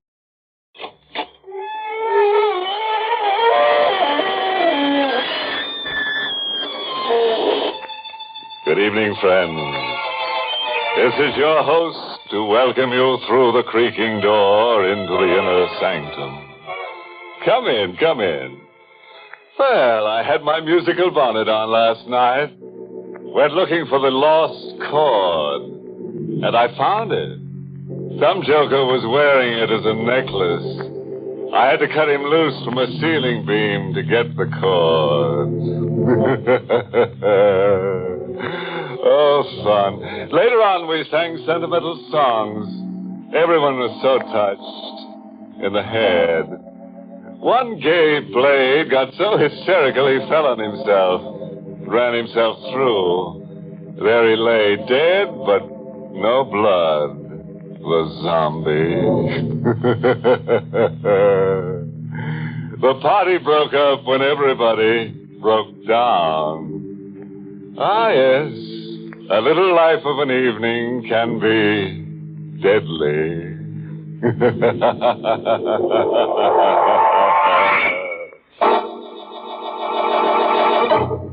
Tonight's Inner Sanctum mystery, The Devil's Workshop, was written by John Robert and stars Mason Adams in the role of Tony with Joan Banks as Tina.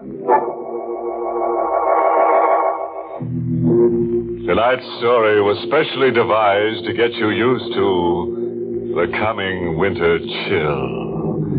Just try to shrug it off, I dare you. Our hero is Tony Murillo, creator of The Devil's Workshop. A talented young man with a genius for evil. The Devil's Workshop. I created it and I live in it. Living with me is every murderer who ever amounted to anything. Hatchet men, pathological killers, Bloody Mary, and the devil himself. We live in it, all of us, with one difference only. I'm flesh and blood, and they're wax. My hands made them. It's a good business. I can't keep up with the cash orders pouring in from wax museums all over the world. It's a good business, except that sometimes it gets in the way of your love life a little. Your girl wonders about you sometimes. Tony, how did you ever fix on such a strange occupation? Maybe because I'm strange myself. And maybe because my name is Murillo. Murillo? See that figure standing alongside the refrigeration room? A chubby little bald fellow with the face of an angel. Hmm? He'd shot 9 men before a sheriff's posse got him. He was Cesar Murillo, my old man. Sometimes your girl Tina forgets the blood around her is make-believe and the lunatic faces of homicidal killers are only wax. Tony! Did Bloody Mary just swing at you with her axe? No. No, not Mary. It was the devil. I could swear he moved just now. Tony, look. What do you want me to see? The devil grinning and moving his lips. Look, Tony, I'm not crazy. No, you're not crazy. He's always grinning and moving his lips. Always? And moving around the room, always restless. Today he's behind this killer, tomorrow that killer. Or watching Hickman the butcher. And always grinning and moving his lips like he was egging them on. Tony, do you know what you're saying? Forget it.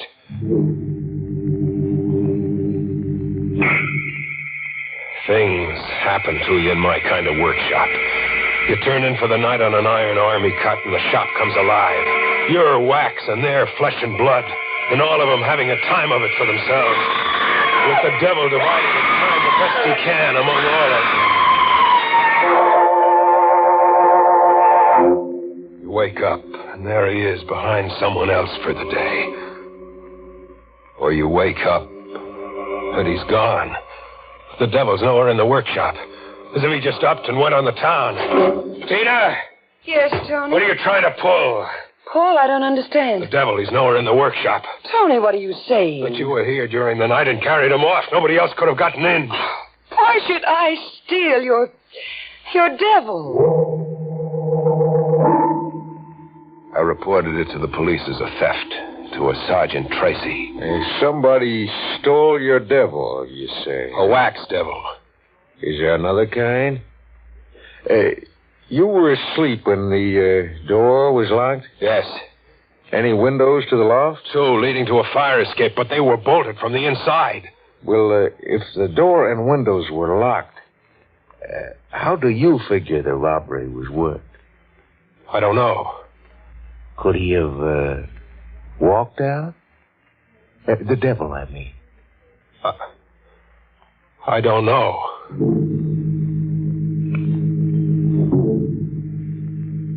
I returned to the workshop by way of the docks. Just a door or 2 from the workshop, a man stopped me. A man in black. Black as if he was wearing the night around him. He wore a hood. Just his eyes showed like small batteries of light. Make an outcry and I'll kill you. You're going to rob me? No. Commission you. Commission me? You Tony Murillo? Yes. Where's your workshop? 2 doors down. I came to you because of your genius with your hands. You want a figure? No. Just a face. A face for me. You see, I have no face. I mean, no adequate one. In the workshop, the eyes gleaming from holes in a hood turned on me. Sit down while I unmask. Sit down? It may be a shock. I'm not pretty. Every day I see things you're not pretty to see. Very well, then. Look! Where's your face? All that there is, you see. You're just a skull, like death. I can breathe. But through holes. I can eat and talk. But your mouth is just a slit, no lips, and no flesh, like your face was eaten away. It was eaten away. It was how? You really want to know? I can stand it. It was a bandit somewhere in desert country. The bandit had a sense of the grotesque. He didn't like my face, he said. You want a face for me? Yes. But a wax face, what good would You're not. You're only to comply, not to judge. You will rebuild my face. You will model a nose, lips, and a chin. But out of wax, it's crazy. Better a surgeon. Surgery's done miracles. I want a wax face. Tempered as firmly and durably as those dummies. But handsomer. I want to be handsome. In fact, as handsome as you. As me? Yes. Make my face in your likeness. Well, why do you keep staring? You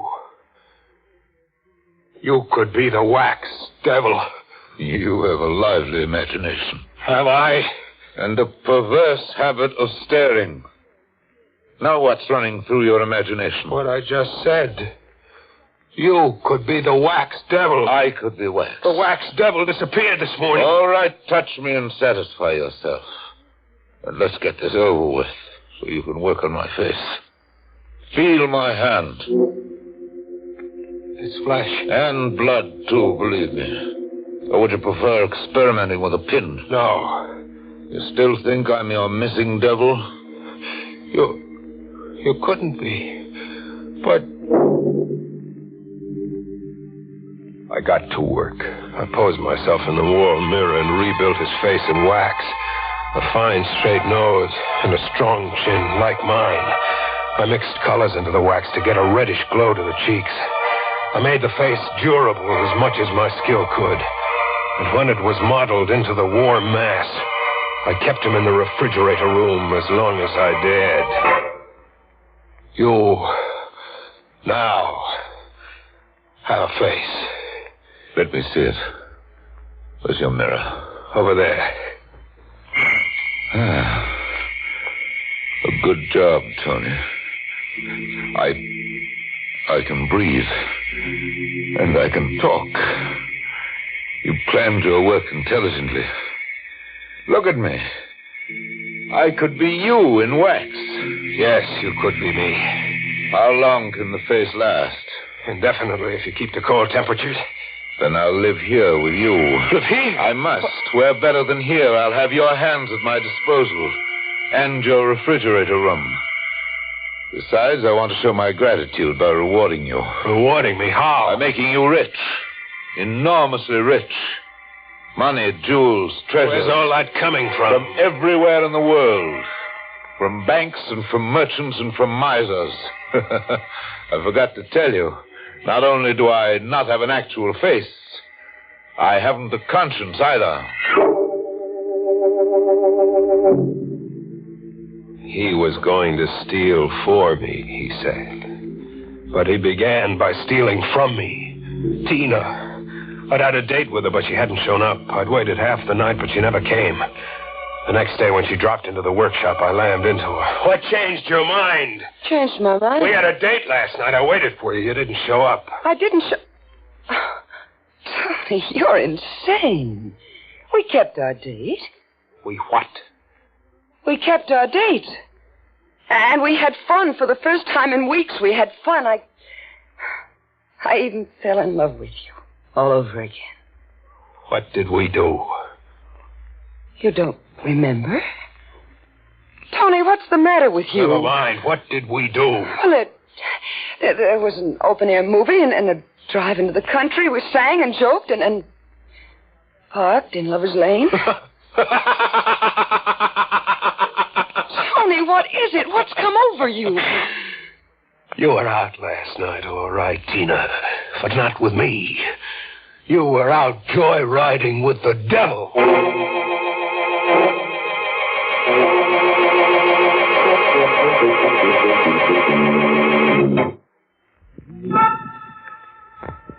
After that first date, the devil and Tina kept palling together night after night. Dates every night.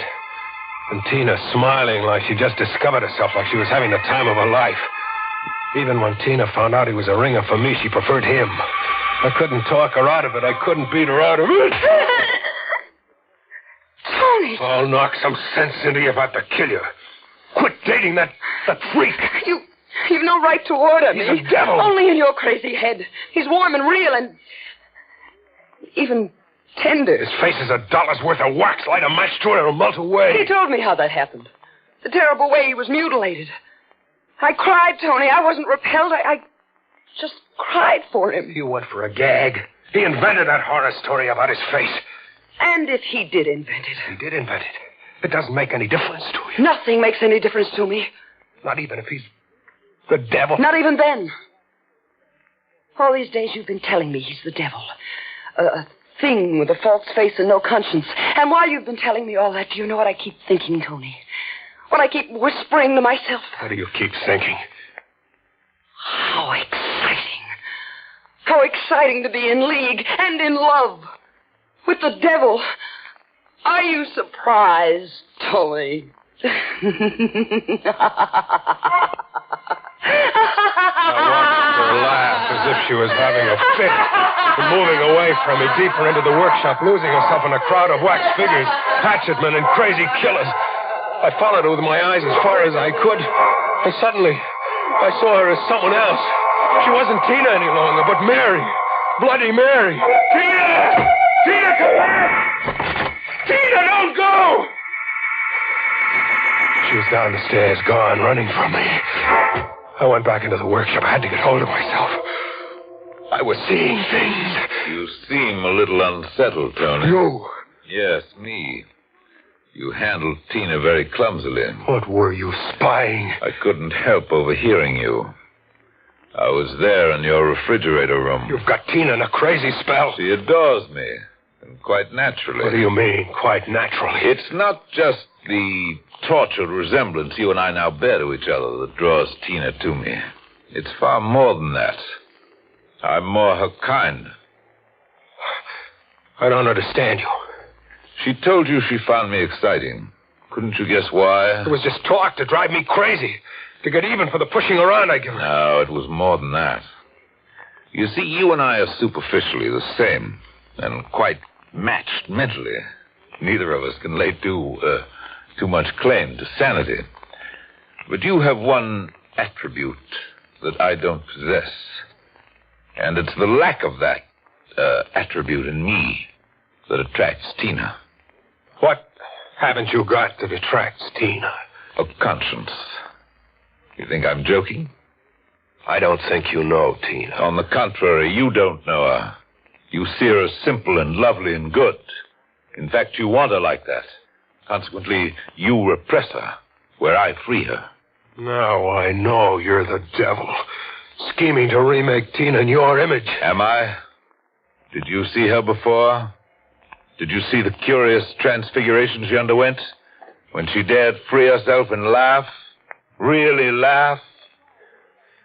Yes. She seemed to change right under my eyes. She seemed to change into what? An older face, wild and crazy and gloating. Like Bloody Mary waving her axe. Bloody Mary back there with the wax figures. Like Bloody Mary. That night I crept along after them, the devil and Tina, as an observer, along the harbor front where ghosts of ships float into blackness, to a small park in the fancy East End, where tired men sit on benches and dream into the river. I watched them work as a team, Tina and the devil, smoothly, every move coordinated as if they were both powered by one instinct. The sitter got up to go, and then he screamed suddenly and struggled. The devil had his arms in a vice as Tina swung the axe. I'd been wrong about Tina. The devil was right. Her face looking down on a victim was the face of a maddened killer. The face of Bloody Mary. The devil had promised to reward me by making me rich. He hadn't forgotten. For you, Tony. A small down payment on my gratitude for this face. A man's wedding band. It's not much, but the wretch had little worth stealing. Only a watch, a few paltry dollars, and this ring. The money goes to Tina. I will keep the watch. I don't want the ring. But you must take it. It brings the three of us closer and ensures two of us against notions you may entertain about the police. It also suggests another way that you will eventually become a problem to me. How will I become a problem? You took the wedding band reluctantly just now, but soon you'll become bolder, greedier. Soon you'll want more. Soon you'll demand Tina, too. You'll try to recapture her from me. I want no part of Tina. I do. Tina. Yes? I never want to lose you to Tony. I don't think you ever will. Will you marry me then right away? Tina, no. Whatever you've done, but not that. You can't marry the devil. But I can, Tony, I can. And I will.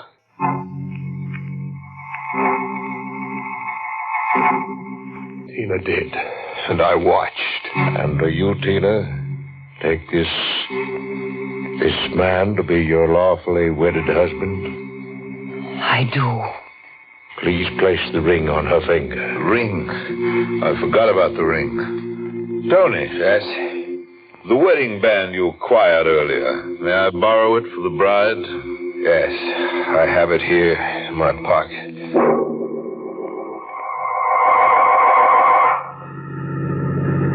It was a beautiful ceremony. You don't think so, Tony? It was a nightmare. You're bad company for honeymooners. Drop us in the nearest motor court and then be on your way. Be on my way? Yes. We'll manage without you. Nicely.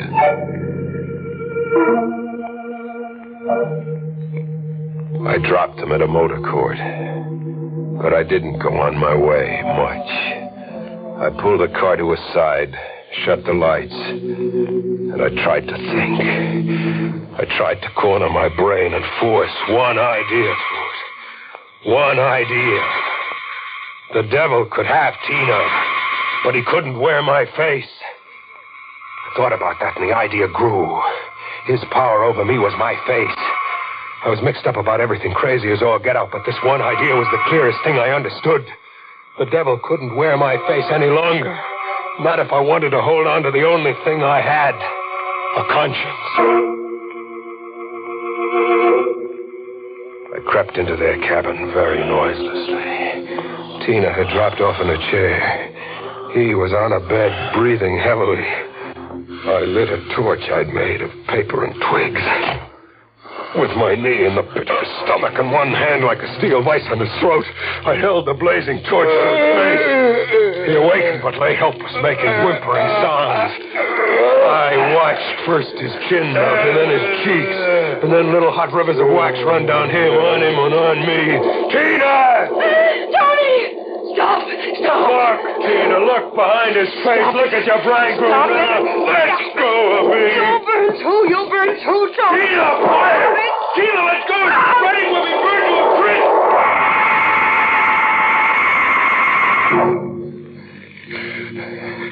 I escaped. I rolled in the dirt outside to stop the flames on my clothes. Tina didn't escape. When she saw the flames were too much, said it was too late to save him, she flung herself across him on his funeral pyre.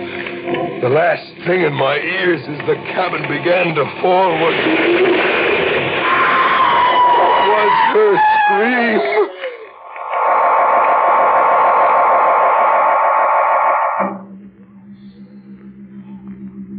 I'm back in the devil's workshop now, winding everything up, making plans to junk everything here for keeps. Sergeant Tracy is here with me, trying to make sense out of what he checked of my story. I had a whole group of specialists go through the rubble of that cabin that burned to the ground. I started the fire. I destroyed his face and Tina Ford with me. Yeah, no. You told us that already. There weren't two corpses in the rubble, Tony. Just a lot of wax. Wax over everything. The devil? Was undoubtedly that wax figure you reported missing. But Tina? We're checking over your workshop just now. I find another figure in your inventory missing. Another figure? Bloody Mary. Bloody Mary is missing. See for yourself. I didn't know exactly what you did the other night in acting out your hallucination, but there's no doubt in my mind that the two people who were burned in that fire was a wax devil and a Bloody Mary. A man was axed to death and robbed in the park on the East End, you said. That murder never took place, Tony. I'm as crazy as that? Well, let's just say you took that weird business you're in a little seriously. Yeah, that just about explains everything, more or less. Or does it? Or does it? There's one big question mark we're trying to slough off at the department, because if we don't, we'll all start looking under our beds nights. One big question, Sergeant. We went through the rubble of that cabin with a fine comb. All we found, as I said, was wax and this. This? A wedding band. A man's wedding band.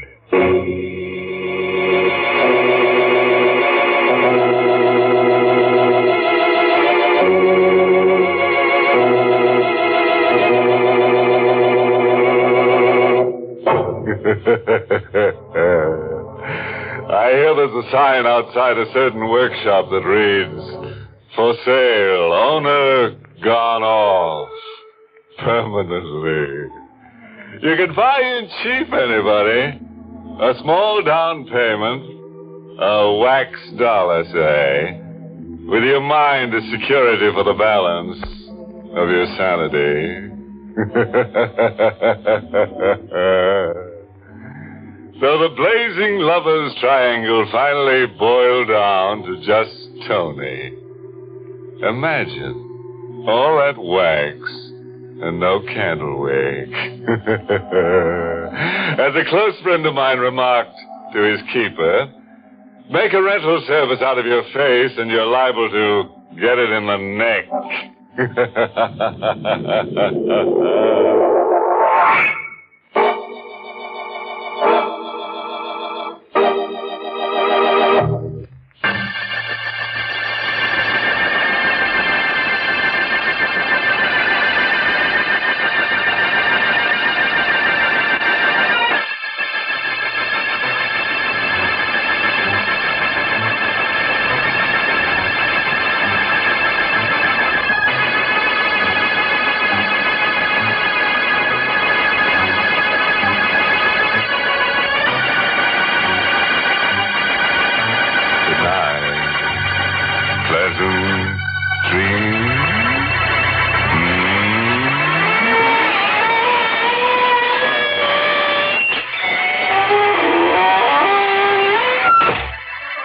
Sanctum was heard in the United States over CBS, the Columbia Broadcasting System, and has been rebroadcast for servicemen and women overseas.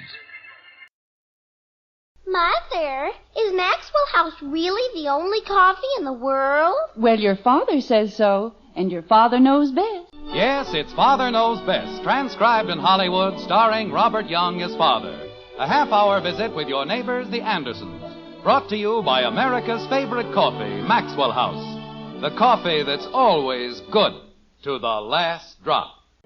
Since the dark beginnings of time, superstition has played a dismal part in the fumbling progress of man. We, however, live in an enlightened age, and, thank goodness, we've thrown off the yoke of ignorant superstition. Well, I mean, knocking on wood isn't really a superstition. You do it just because, well, anyway, in Springfield, in the white frame house on Maple Street, we find Jim Anderson packing for a trip to Chicago. And for a change, everything is peaceful and quiet, like this. Jim, it certainly won't hurt to take them along. Margaret, I'm only going to be gone 3 days. How many pairs of socks do you think I can wear? Well, you never can tell, dear, and it's best to be on the safe side. 12 pairs of socks. Anybody think I was going to Alaska for the entire winter? Jim, they weigh practically nothing, and I certainly think... All right. Put them in. I'll have enough socks for everybody at the whole convention. Dad! We're upstairs, Bud. Jim, you don't need all those shirts. What do you mean, all those shirts? I'm only taking 6. But you'll only be away 3 days. You said so yourself. But, honey, I've got to look neat. All the big shots from the home office will be there. I think 3 shirts are quite enough. You just have to be a little careful, that's all. Okay, 3 shirts. Fine thing, a man can't even pack the bag the way he wants to. Say, Dad, can I talk to you for a minute? About what? Well... Handkerchiefs. Mustn't forget handkerchiefs. I've already put them in, dear. Oh, thank you. Well, what is it, Bud? Could I have $3? No. What, happened to that bottle opener I had in the top drawer?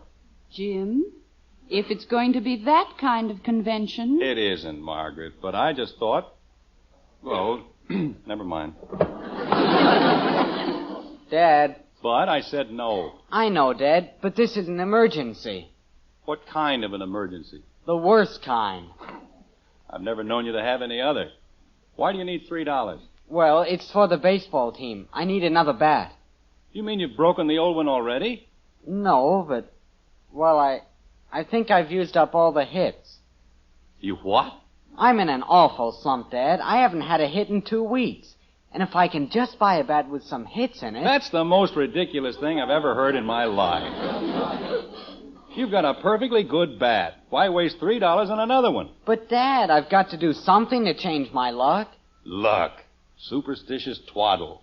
If you can't get a hit with the old bat, you won't get one with the new one either. But, Dad... Particularly if I have to pay for it. Well, I guess I'm all packed. You haven't forgotten anything, have you, dear? I don't think so.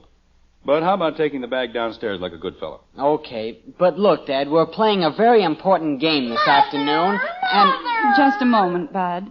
What is it, Kathy? I don't care what she says, you can't go. Mother, Betty says I can't go to the club with her this afternoon, and you said I could. I said I'd ask her, dear. Mother, it's bad enough going out with a boy I don't even know. But if I have to drag her along... They're going to play tennis, and I want to watch. Kathy, if Betty says you can't go, then you can't go. Now stop arguing. You love her more than you love me. That's why you're always sticking up for her. I'm not sticking up for anybody. You can watch Bud play baseball. No! What? Holy cow, Dad. You don't know what you're doing.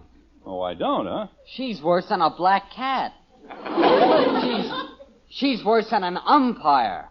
Now, listen, Bud, there's no reason... But, Dad, you've never heard her. She sounds like a fire siren. She gets both teams rattled. Bunch of sandlotters. It's all right, Kathy. You can stay home with me this afternoon. But I want to do something. We'll find something to do. How about the bag, Bud? Okay. Not having enough trouble. They want me to take her along. Father. What is it, Betty? Is Mr. Davis's nephew tall and dark? How do I know? I've never even seen him. What difference does it make anyway? Well, Janie Liggett told my fortune yesterday, and the card said to be careful of a tall, dark man. And if he's tall and dark... Betty, if he's 8 feet tall and has hair made of licorice, you're still going out with him. He's only going to be in town this weekend, and I gave Ed Davis my word. But, Father... Most idiotic thing I've ever heard in my life. Just because Janie Liggett hasn't got a brain in her head... It wasn't Janie's idea, Father. She has a fortune-telling set, and it's wonderful. It cost $4. Oh, pardon me. I thought it was one of the cheap $2 sets. Jim, I know you're going to say it's silly, but I did have a dream about a wedding last night. Margaret, not you, too. Well, you remember my grandmother Williams. The Hottentot kid. Jim, Grandmother Williams was a very sweet woman. And she said when you dream of a wedding, it means trouble. Well, that depends on who's getting married. Jim. Margaret, you certainly don't believe in that poppycock, do you? Well, no, but if Betty's going to feel uneasy... Feel uneasy about what? Since when is a dream something to be afraid of? I'm not afraid of dreams, Daddy. 9 years old, and she's the only intelligent one in the whole house. You're a very sensible little girl, Kathy. I'm not afraid of anything. Because I've got a lucky penny and a rabbit's foot and a horseshoe and... Margaret, what's gotten into this family, anyway? These aren't the Middle Ages. This is the 20th century. We're supposed to be intelligent human beings. Jim, it's not that we believe in these things. Then what does it mean? All this twaddle about dreams and fortune tellers and bats with hits in them? You sound like a bunch of Stone Age simpletons. Why, Father! Now, just a moment, Jim Anderson. You have just as many silly little superstitions as anyone else. I certainly do not. You most certainly do. Kathy. Yes, Daddy? Go downstairs and help Bud. What's he doing? How do I know what he's doing? Go downstairs and find out. And help him. Gee whiz. Now, see here, Margaret. Yes? In my time, I've walked under hundreds of ladders, broken thousands of mirrors, ignored millions of black cats. And if you can call that being superstitious... I'll bet that's Charlie. Who? Charlie Davis. And, Father, if he's tall and dark... Betty. But, Father, Janie said... I don't care what Janie said. You are going out with Charlie Davis. Oh, pooh. Betty, it's for you. She'll be right down, Bud. Go ahead, Betty. If this is the 20th century, why do I have to be treated like somebody's slave? I don't know what's gotten into that girl. What are you looking for, dear? My gray hat. It was right up here on the shelf. It's downstairs in the hall closet. I mean my old gray hat, the one I always wear to conventions. Jim, it was all worn out. It was dirty, and the ribbon was faded. Margaret, what did you do with my hat? Well, I gave it to Mr. Adams. Mr. You mean the junk man? Yes, dear. You gave my hat to the junk man? Jim, you have a brand new hat. Margaret, how could you do a thing like that to me? That was my luck. I mean, how could you? But you said... I've worn that hat to conventions for 15 years. You know I never go to a convention without it. What were you thinking of? Father, he is tall, and he's got the blackest hair you ever saw. I won't go with him, and you can't make me. Oh, I can't I? Betty Anderson, you'll go out with that boy, or you'll never go out again. But, Father... You're not having enough trouble. Give a man's hat away at a time like this. Betty, after all, your father knows best, and if he thinks... All right, I'll go. But if anything happens to me, you'll have no one to blame but yourself. Betty, your father's going away. Aren't you going to say goodbye? Sure. Goodbye. And I hope you have a very nice time. Most ridiculous thing I've ever heard. A perfectly good hat sitting up on a shelf, not hurting a soul. Jim, you said you weren't superstitious. Superstitious? What has superstition got to do with it? I liked that hat. It was the best hat I've ever had. But it was all worn out. It was a perfect hat for going to conventions, and you know it. Bud! Jim. You want me, Dad? Get Mr. Adams on the phone. Who? Mr. Adams. The junk man? Tell him I want my gray hat back. It's in the closet, Dad. My old gray hat. Tell him I'll give him $5 for it. For that hat? Bud. Okay, Dad. Jim, you're being very foolish about this whole thing. Oh, I am I? Just because I have a lucky...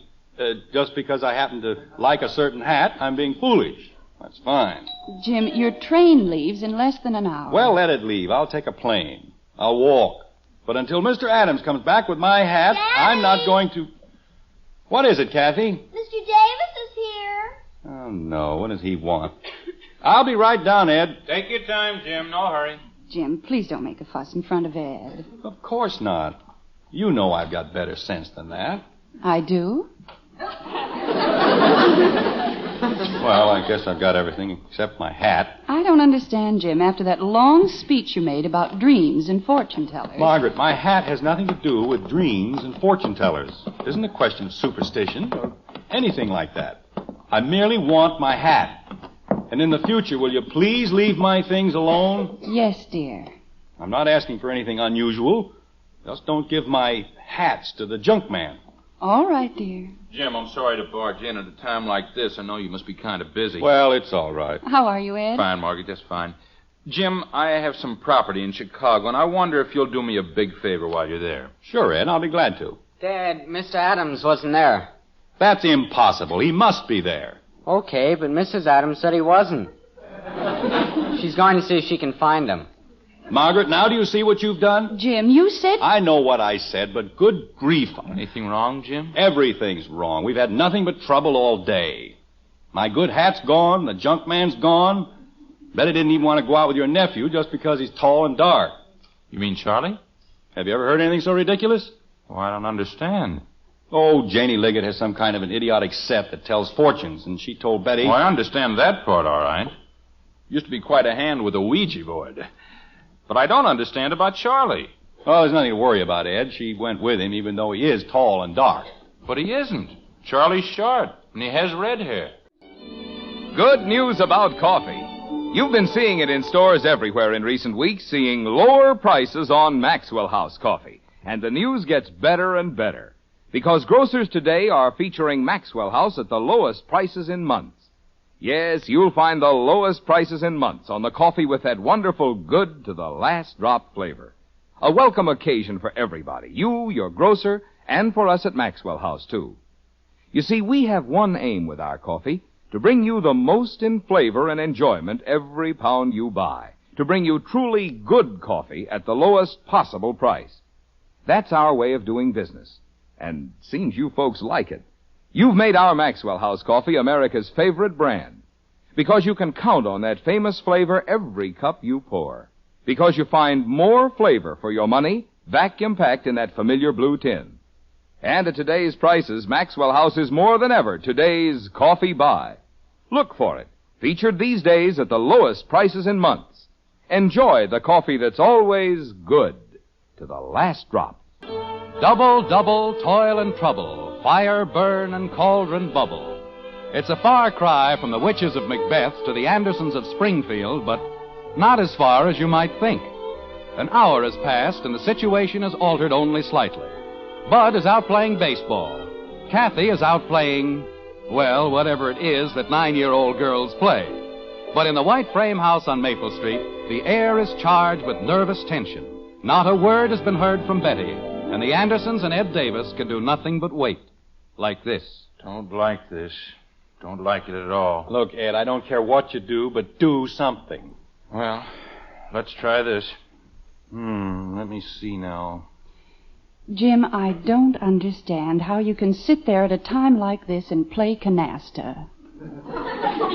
Well, what do you want me to do? Margaret, we haven't left a stone unturned. We've called all her friends, the club, all the authorities, and they've promised to let us know the second either one of them turns up. There must be someone else we can call. Like who? I'm not even sure calling the police was such a good idea.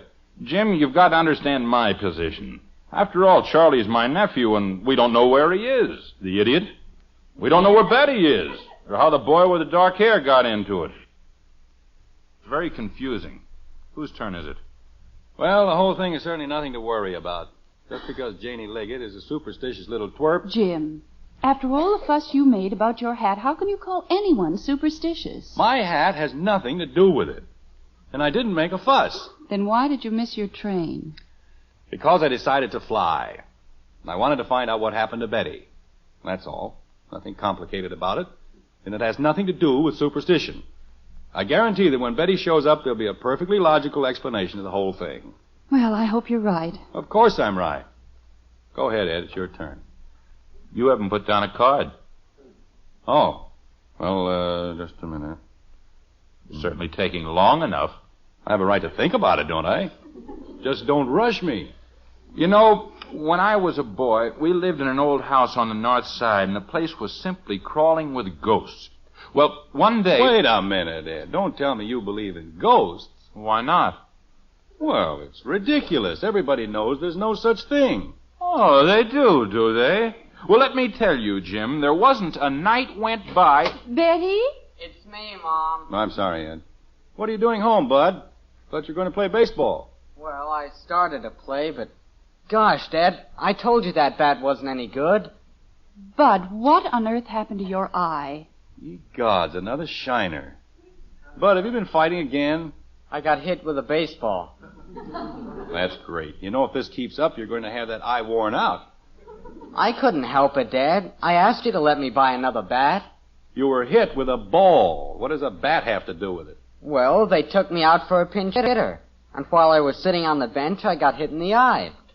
There, you see. That's what you get for being superstitious. Why aren't you on the train? Who said anything about a train? Jim, Bud is only doing the things you taught him. I taught him. When did I teach him anything about a bat with no hits in it? Well, it amounts to the same thing. Just because you're concerned over a silly old hat. I'm not concerned about my hat. The hat has nothing to do with it. And, Margaret, will you please stop changing the subject? Oh, no, not again. What was that? The glazier's delight. Kathy! Bud, tell Kathy to come in here, please. Okay. Tells me I can't get a new bat and then blames the whole thing on me. As I was saying, Jim, we had a rocking chair in our living room. And every night it went back and forth, back and forth, back and forth. Well, what does that prove? Well, it certainly wasn't moving all by itself. You know, Ed, you certainly have some very peculiar ideas. I don't see anything peculiar about him at all, and if you weren't so doggone stubborn... Stubborn? Me? You're the one who's being stubborn. I'll show you a dozen books that prove there's no such thing as a ghost. And I'll show you 24 books that prove there are. Jim, my grandmother Williams said that when she was a girl... Now, there's a great authority for you. A dame who spent half her life running around with Hottentots. She was a very sweet woman, and you have no right to make fun of her. I'm not making fun of her. I'm merely trying to tell you that superstition is silly. Where did you get that hat? What? Oh, nothing. I was just thinking. Come on, will ya? Well, stop pulling me. Why do you always have to pull me? Kathy, what did you do out there? I couldn't help it, Daddy. I was trying to make everybody lucky. She heaved a horseshoe through the garage window. Oh, fine. We just had it fixed. But, Daddy, I was worried about Betty, and they told me if I threw it over my right shoulder... Your left shoulder, dopey. Oh, well, no wonder. Kathy, do you see what you've done? She was just trying to be helpful, dear. Sure, and I'm going to be set back another $4.20 for a window. But, Daddy, they said it was lucky. Who said it was lucky? The man who fixed the window. Look, Kathy, let's examine this thing calmly and with simple logic. Why is a horseshoe lucky? Well, everybody says it is. Horses have millions of them, and are they lucky? Some of them are. That idiotic rabbit's foot you carry around. Where's the rabbit it used to belong to? Did it bring him any luck? Well, he was lucky while he had it. But it didn't keep him from getting shot, did it? He had 4 feet, 4 nice, lucky rabbit's feet, and he still got shot. He must have looked at the moon over the wrong shoulder. Now, look, Kathy. Jim. I'll answer it. Dear, if it's Betty, please don't lose your temper. Oh, silliest family I've ever seen. I think we were living in the Middle Ages. Horseshoes and rabbit's feet. Father, how could you do this to me? How could you? You get inside. I'll talk to you later. Officer? We found her at Crandall's drugstore, Mr. Anderson. She was having a soda. And he wouldn't even let me finish. Oh, well, sorry you were put to all this trouble, officer. I'll see that it doesn't happen again. Oh, that's okay. We're used to it. Jim, is it Betty? Mother, why did you do this to me? Having me dragged home by the police and everybody looking at me. Darling, we were so worried. Where's Charlie? What did you do with that rattle-brained redhead? Did you want the boys? Nobody told me to bring them. You mean there were two of them? Father, why didn't you listen to me? I told you I didn't want to go with Tommy. You said it was Charlie. I didn't say it was Charlie. I said he was tall and dark, and Janie Liggett said I was going to have trouble. But you wouldn't listen. I'm sorry I listened in the first place. Who was the other boy? Tommy? Tommy who? I don't know, but he's a friend of Charlie's, and Charlie was trying to get a date for him. And he knew he was going to be late, so he sent Tommy, and we met him down at Mr. Crandall's, and it's all your fault. What's my fault? If you hadn't started that ridiculous thing about Janie Liggett and the tall, dark man... Will you be needing me for anything else? Oh, thank you, officer. I think everything's under control now. Well, I wouldn't be so sure. Sounds to me like the whole house is infested with leprechauns. Better leave a bowl of milk out for them tonight. Otherwise, you'll have nothing but trouble. Thank you, officer. We'll do just that. Now we've got leprechauns. Betty, what happened to that idiot nephew of mine? Nothing. When the policeman came, he and Tommy didn't know what to do. So they're having another soda. Just wait till I get my hands on that carrot-headed numbskull. Just wait. Oh, it wasn't his fault, Ed. The whole thing was a very unfortunate misunderstanding, that's all. It's more than that. It's a perfect example of what I've been trying to tell you. Do you see what superstition has done to this family? Jim, it's not that important. It is important. We're supposed to be a healthy, normal American family. And what happened to us? We become involved in a bunch of old-world superstitions, and all our lives are affected. Bud gets a black eye, Kathy breaks a window, Betty gets the whole neighborhood upset with her tall, dark stranger. Jim, it's very well to scoff at superstition, but when I was a boy... Ye gods, now what? I tell you, that chair rocked back and forth. Back and forth. Mr. Anderson, my friend, my wonderful friend. It's about time you got here. Where's my hat? Jim, you mustn't blame Mr. Adams. I gave him the hat. Mrs. Anderson, look what I brought for you. The biggest box of candy I could find. This is the biggest box of candy in Springfield. Why, Mr. Adams. Go ahead, take it, take it. I want you to have it. It's for you. Mr. Adams, all we want is the hat. May I please See, have... I brought a doll for the little girl. Presents for everybody. A baseball bat and perfume. Mr. Adams, I have to go to Chicago. May I please have my hat? Look, Mr. Anderson, cigars. The biggest box I could find. Mr. Adams. 3 for a half. That's expensive. But nothing is too good for my friend. Thank you very much. Now may I have my hat? The hat. That wonderful hat. You know, all my life I've been an unlucky man, a junk man, a poor peddler. And then you gave me that hat, that beautiful hat. I said I'd give you $5. Oh, I couldn't sell the hat. Not that hat. $10. Jim. Mr. Anderson? $15. I wouldn't sell it for $1 million. Haven't you heard what it did for me? I just won the Irish sweepstakes. It's been wonderful news the past few weeks. Maxwell House Coffee featured at lower prices. And today, in big stores and small, grocers are featuring America's favorite brand of coffee at the lowest prices in months. I know how welcome that news is for you folks who know and love Maxwell House. And for you folks who haven't been getting that wonderful good to the last drop flavor in your cup, now's the time. Open up a blue tin of Maxwell House and see how much more pleasure you find in coffee when it has the world's most famous flavor. Flavor you can count on always, because we're proud of it, and we'll never compromise on the quality of a single pound.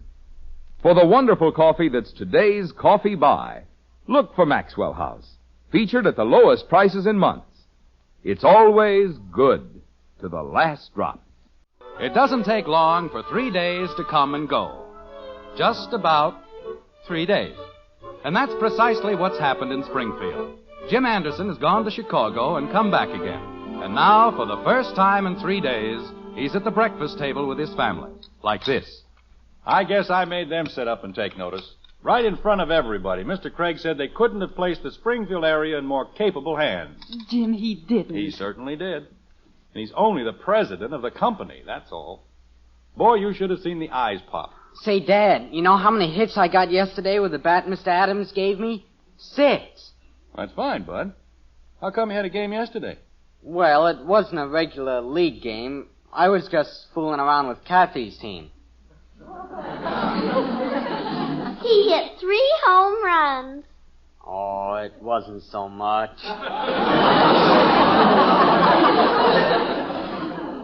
Father, Yes, Betty? I'm going to a formal next Friday, and I saw the most beautiful dress. Again? Betty, your father just got home. But, Mother, Tommy said it was going to be the most exclusive formal of the year. Tommy? You mean the tall, dark one? Uh-huh. You know, maybe we're going to have trouble with him after all.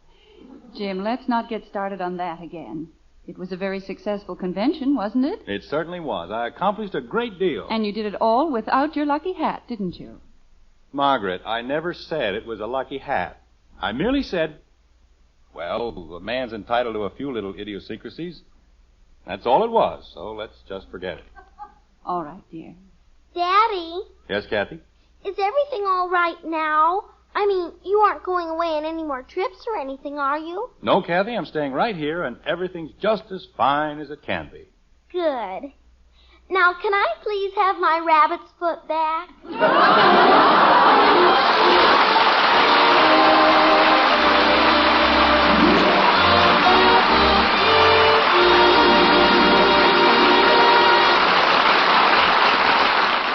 Did you know now there's an instant coffee with roaster fresh, pure coffee flavor?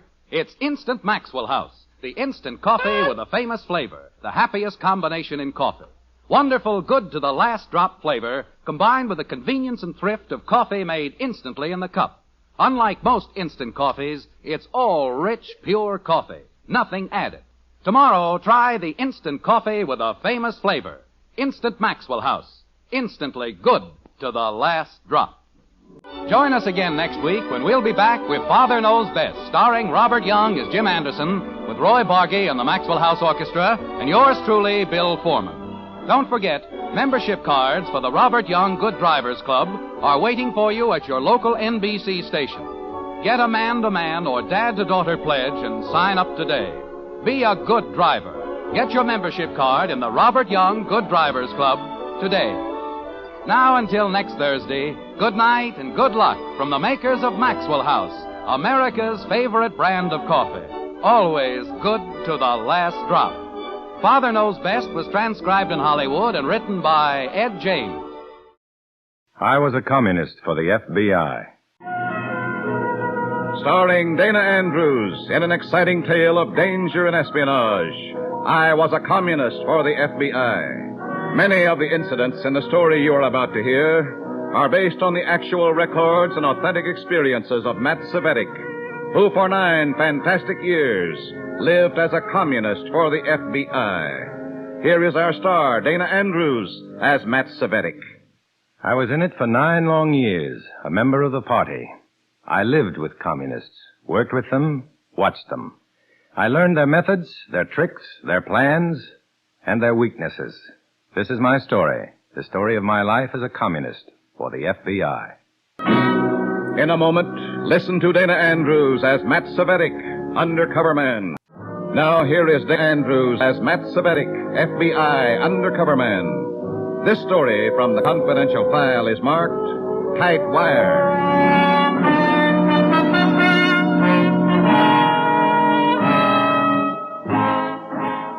There's no 8-hour day for an undercover man, no 40-hour week. The working day is 24 hours. The week is 7 days long. It's not a job, it's a way of life, a tough way, and a dangerous one. You've got to be ready for anything, anytime. Play it tight, and you play it smart, or you're out of the game. And there's only one way out, the hard way. Whenever possible, you plan your schedule to contact the FBI, but they don't have a schedule, of course, so you never know when or how.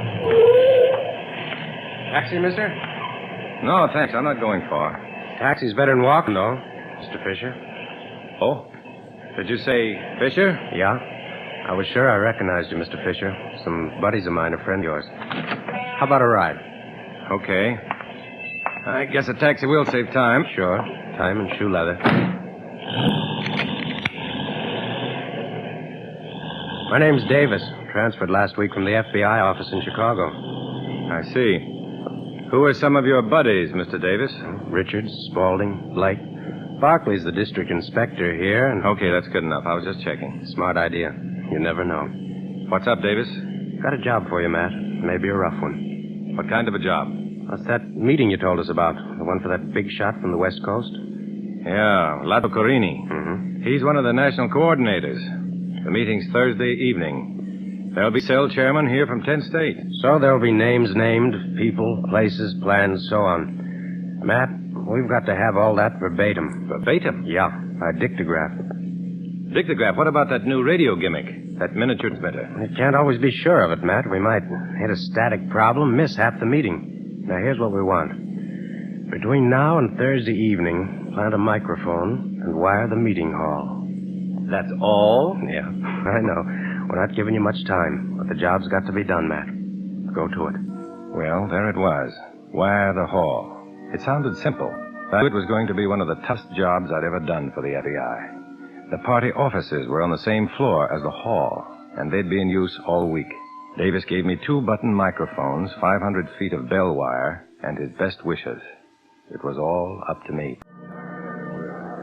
At 7 o'clock that evening, the cell leads met to discuss plans for the meeting. I was present at the table. I had a plan of my own. All right, comrades. Now, we're pretty well lined up on how to handle the delegates from out of town. I don't think there'll be more than 85. You agree, Comrade Mapes? Carl Jones was cell chairman at the time. Definitely, Comrade Jones. 85 is more than safe. Mapes, the local secretary, a transfer from Kansas City. Then we'll plan accordingly. Now, is there anything else we have to work out? Yes, there is, as a matter of fact. Let's talk about security measures. This meeting is big. Agents' names will be mentioned. A few plans will be discussed. The FBI would love to get in on it. True enough. But unless there's been some new development, I don't see why... There has been a new development. Take a look. What is it? A piece of wire. Where did you get it, Comrade Svedik? In the corridor, a few feet from the door of the hall. Well, my goodness. It was caught between the edge of the rug and the baseboard. I saw it by sheer accident. It's mic wire, all right. I'll bet on it. And I'd say there's only one answer. The FBI has got in somehow. Yeah, that was my idea. Comrade Svedik, I'd like you to follow this up. All right, comrade. Go over the hall with a fine-tooth comb. Your job is to find the microphone. To it. I'd played an outside chance, tried an approach right in the open, and it had worked. My orders from the FBI were to wire the hall, and my job for the commies was to find the FBI's wire, the same wire I was going to install myself. With a little luck, I might combine the 2 jobs. But luck was just what I didn't have.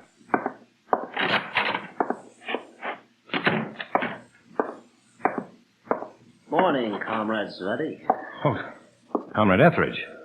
What are you doing here? Well, you don't act very glad to see me, Matt. No, it's not that, Ben. I'm surprised, that's all. Comrade Jones said I'd have the hall to myself today to look for that FBI wiring job. Yeah, I know. I've been assigned to help you. You know, Matt, there's only one way the FBI could have wired this place. How's that? By having an agent planted in the cell. Yeah. I thought of the same thing, Ben. I've been keeping my eyes open. Any results? No. Not yet, at least. Well, let's get to work. Any time. We'll start at one corner of the hall and go over it in the square yard at a time. Mm-hmm. Floor, walls, ceiling, everything. Mm-hmm. Okay, Ben, let's go to work. Well, my bright idea was knocked right in the head. I'd planned to make the installation during my supposed search. But now, with Comrade Ben Etheridge breathing down my neck, I didn't have a chance. All I could do was go through the motions and try to figure some other angle.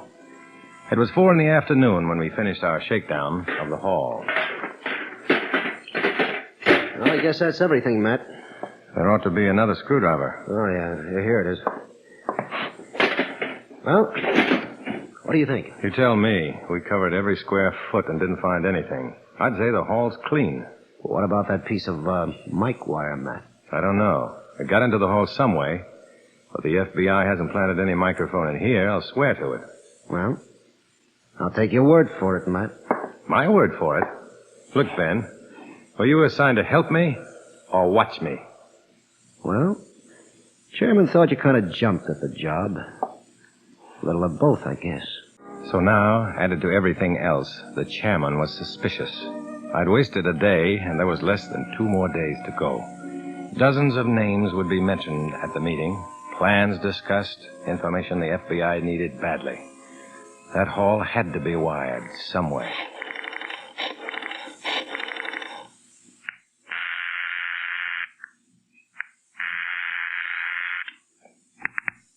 Richard speaking. Fisher here, Bob Fisher. Check. Go ahead. Listen, that wire job's not going so good. It's got to go. Washington really wants this one. Yeah, I know.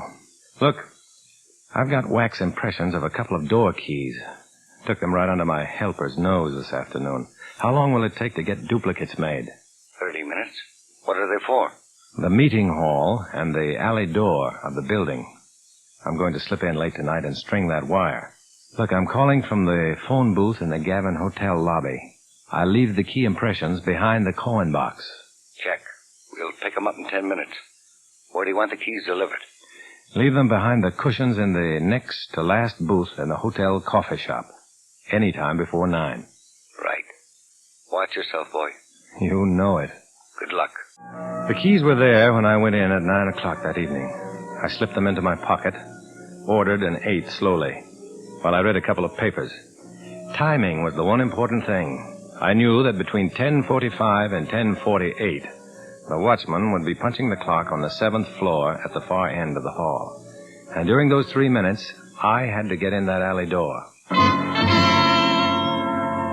The time was 10:47 when I slipped my key into the lock of the alley door.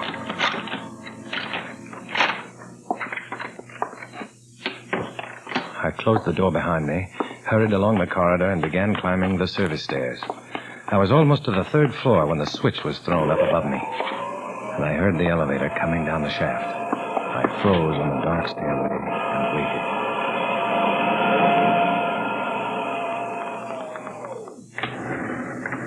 Good.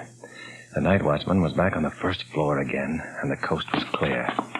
I climbed the few remaining steps, hurried along the 3rd floor corridor, and fitted my 2nd key in the lock of the meeting hall. Inside, I took the microphone buttons and the wire from my coat pocket, went to work. In 20 minutes, the job was done, inside the hall, that is.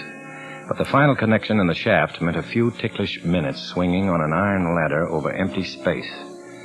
I used my knife blade to spring the catch on the shaft door, and I slid it open, stepped in on the ladder, and closed the door. I could see the top of the elevator 3 stories below me, and the height made me sick and dizzy. I worked quickly and had just finished the connection when the elevator started up. There was no space in the shaft for me and the elevator, and no time to get out the door. I did the only thing I could. As the elevator reached me, I stepped onto the top and clung to the cable. We kept going up. 6th floor. 7th. I could see the spinning drums winding the cable above me. Coming closer, closer. 8th floor. 1 more to go. The drums were right over my head. I threw myself flat on the top of the elevator. Prayed. When we stopped, I had barely 18 inches clearance. When the watchman closed the doors and started back down the shaft, I clung to the iron ladder and stayed there until he reached the main floor. Then I fumbled at the catch on the shaft door, slid it open, and stepped out onto the 9th floor. Okay, Matt. Don't move. Ben, what are you doing here? Waiting for an FBI stool pigeon. For you, Matt. Now back to Dana Andrews, starring as Matt Cvetic in I Was a Communist for the FBI, and the 2nd act of our story. I stood there in the dim corridor in front of the elevator, staring at the gun in Ben's hand. 1 move and he'd kill me, he'd said, and I knew he would. Ben impressed people as being good-natured and easygoing, but underneath, he was a fanatic. I knew that, and I knew he meant what he'd said. Matt, what are you doing here this time of night? I'm just looking around, Ben. Checking up on things. What things? What were you doing in the elevator shaft? Look, comrade, maybe I've got a couple of questions of my own. What's your reason for being here? A hunch, Matt. I got to thinking. So I came over, had the night watchman let me in. I don't follow you. Got to thinking. What? How would be a smart idea for an FBI agent planted in the party to search the hall with a witness and then come back and put in a microphone after the search? I'm afraid that's pretty weak, Ben. Weak? Yeah. I think we'd better talk to the chairman. I'm way ahead of you, Matt. We're going downstairs to the party office. I'm going to phone him and have him come right over. Okay. And don't forget, Matt, the gun's still loaded.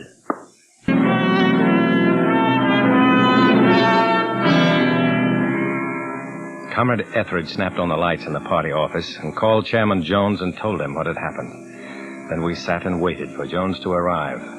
I kept trying to think of some way out. One fortunate thing, I'd hidden the keys, the extra wire, and my tools on top of a girder in the elevator shaft. I was clean, and that was some advantage, but not much. Well, you made a quick trip. Sounded as though the situation called for it. Well, Comrade Svedik, it seems we've been mistaken about you. That depends on what you mean by... Shut up! Get up, Svedik. How long have you been working for the FBI? I haven't been, comrade. That's your mistake. Mistake? When Comrade Etheridge caught you right in the act tonight? There are a couple of ways of looking at that. Look, Comrade Jones, you're the one in charge here, aren't you? Of course. Then why is Ben holding the gun? Well, I wasn't trying to take over any authority. Here you are. Thanks. Feel better now, Svedik? Yes, it was making me nervous having a gun pointed at me by an FBI agent. Oh, no, wait on. Ben, you claimed you came here tonight because you suspected me of planting a microphone in the hall. All right, where's the mic? Well, I didn't have any chance to look for it, you know that. But the mic was there this afternoon, Ben. Why didn't you find it then? Huh? What are you driving at, Svedik? One of the sections of the hall Ben searched included the electric outlets next to the radiators. Did you take the cover plates off those outlets, Ben? Well, no, they hadn't been tampered with, and it... One of them had. It's got a button mic planted in it. What are you The wire runs behind the baseboard. I saw it this afternoon. How come you didn't? Well, there wasn't any wire. There couldn't have been. I don't see how you could have missed it. That's why I didn't say anything this afternoon, and that's why I came back tonight. Wait a minute, Svedik. Maybe you wired the place tonight before Ben caught you. How? As you said, Ben caught me. Search me now. I don't have any wire or tools. The hall is locked. I don't have a key to it. That's another thing, Svedik. How did you get into the building? Ask the watchman. Watchman, that's a joke. What do you mean? The front door of the building was unlocked tonight, and the watchman was asleep in the lobby. I walked right in past him, and he didn't even move. Security. A microphone planted in the hall, and my so-called helper didn't even see it. Now, take it easy, comrade. All right, so I'm mad, and I've got a right to be. The party's the biggest thing in my life. I'm giving my life to it. And when things happen like they have today, a helper who's either too stupid or too crooked to see a microphone when he stumbles over it, now, and a so-called watchman who goes off to sleep and leaves the door of the building wide open, of course I'm mad. Well, it worked. Temporarily, at least, I was off the hook as far as my party membership was concerned. But the last chance of getting that hall wired had gone right out the window. Davis, the FBI agent, agreed when I told him the story the next morning. You went at it the right way, Matt. There's no question about that. You just had a run of bad luck, that's all. Look, Davis, I've been thinking about this most of the night. I've got a halfway idea. It may sound crazy, but... Let's have it. I haven't even got a halfway one. Well, Richards was telling me a couple of months ago about that new miniature shortwave transmitter. Yeah, but we only use that as a last resort, Matt. This is a last resort. How big are they? Oh, about the size of a couple of packs of cigarettes. What do you got in mind? It has a built-in mic, I suppose. Oh, yeah, it's a complete unit. You just switch it on, and it's good for about 20 hours of continuous transmitting. Life of the batteries. Davis, suppose one of those transmitters were planted in the hall. Could you pick it up? Sure. They've got a radius of about 6 blocks. We could park a truck on the street as a mobile receiving unit. But can you do it, Matt? With a little luck, I think I can.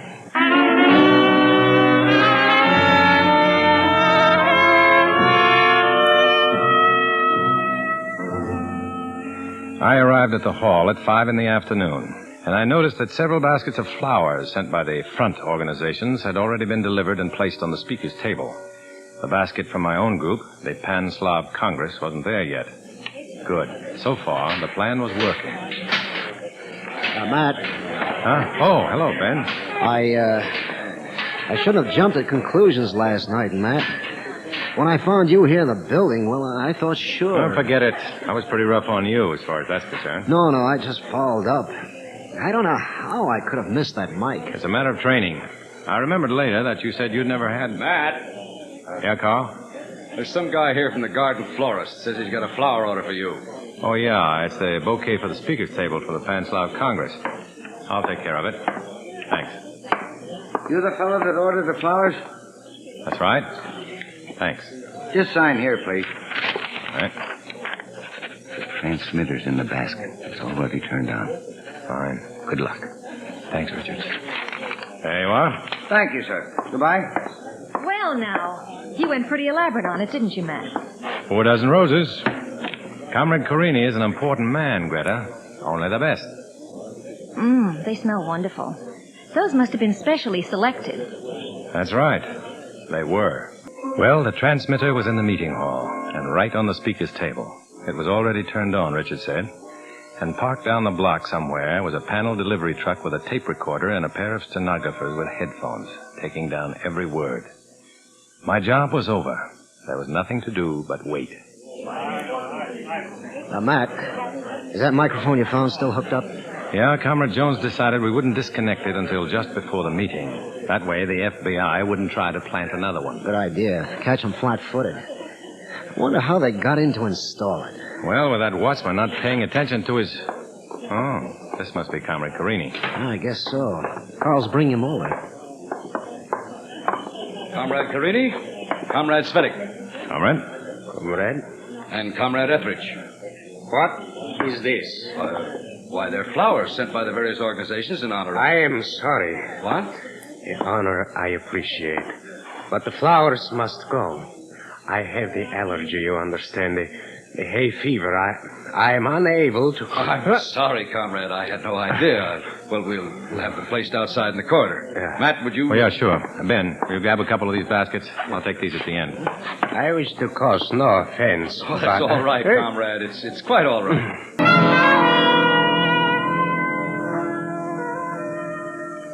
Quite all right. As far as I'm concerned, it was quite all wrong. In a few minutes, the meeting would start, and the FBI wouldn't be in on it. Ben and I carried the flowers out and set them along the corridor. And suddenly I decided to take one last chance. Ben's back was turned. Quickly, I reached into the flower basket, fished out the transmitter, and dropped it into my inside coat pocket. Comrades! Before I open this meeting, I wish to inform you that the FBI has managed to establish a beachhead in our very midst. Comrade Svedik? Yes, Comrade? Will you take care of the matter? Of course.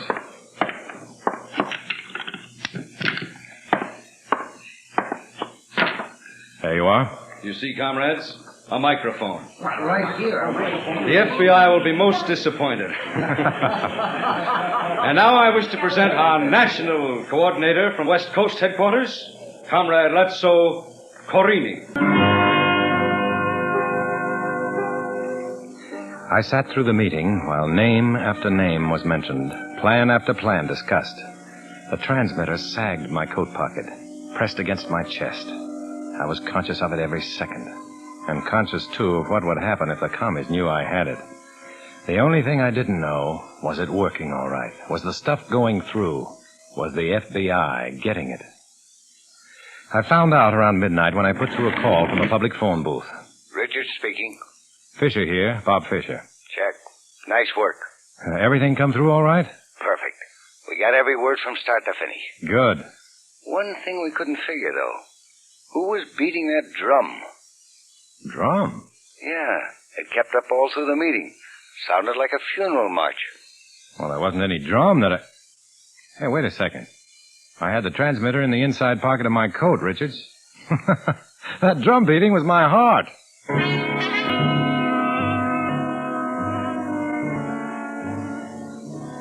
I left the phone booth and walked along the street.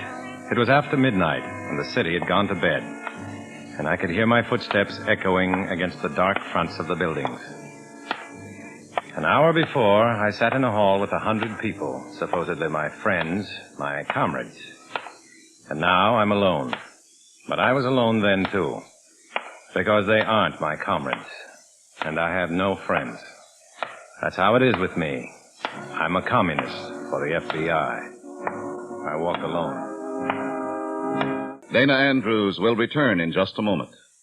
Next week, another exciting adventure from Matt Svedek's official records. Join us, won't you?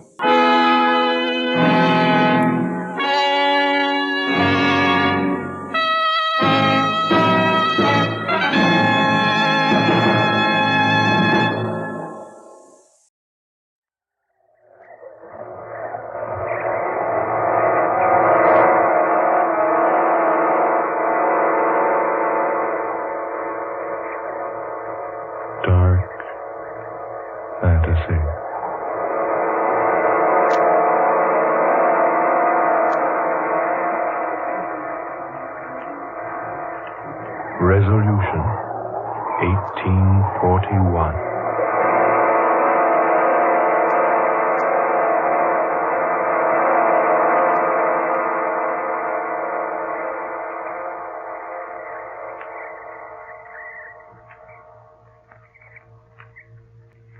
My name is Laura Cabot. It is January 2nd, 1942. The second day of a new year. As I speak these words, even I myself can't believe that what has happened is true. It began only a few short hours ago, less than 48 to be exact. And yet it has changed everything for me, even life itself. I must tell someone. And so, I'm telling you. It all began night before last, New Year's Eve. A number of us had braved the deep snow and cold north wind to go out to the old Cabot place, north of Quincy, to see the new year in. There were 4 of us. Ed and Helen Richards, who had just been married a year, and a business friend of Ed's named Duke Toback. We had to leave Ed's car down at the road and walk up the narrow, unused lane leading to the big brick house.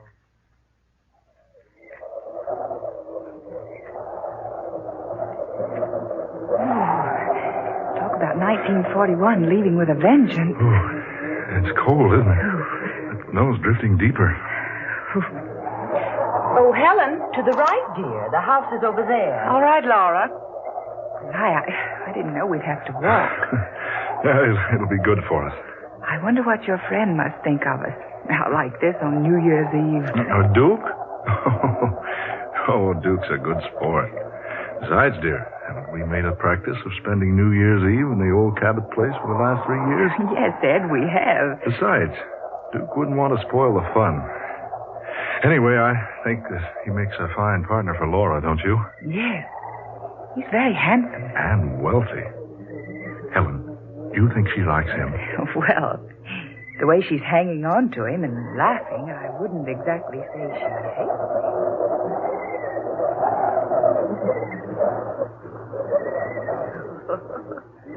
Oh, Mr. Toback, you certainly must think that we're idiots. I wish you'd call me Duke. I've been calling you Laura all evening. Well, I guess it's because I'm so fascinated by your last name that I used it. Tell me, how do you spell it? Just like it sounds.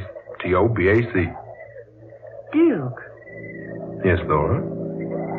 Spell your last name backwards. Toback, spelled backwards, is Cabot. My name. I say, you're right. Well, that's the most unusual thing I've ever heard of. Well, I'm an unusual person. Are you? Don't you think so, Laura?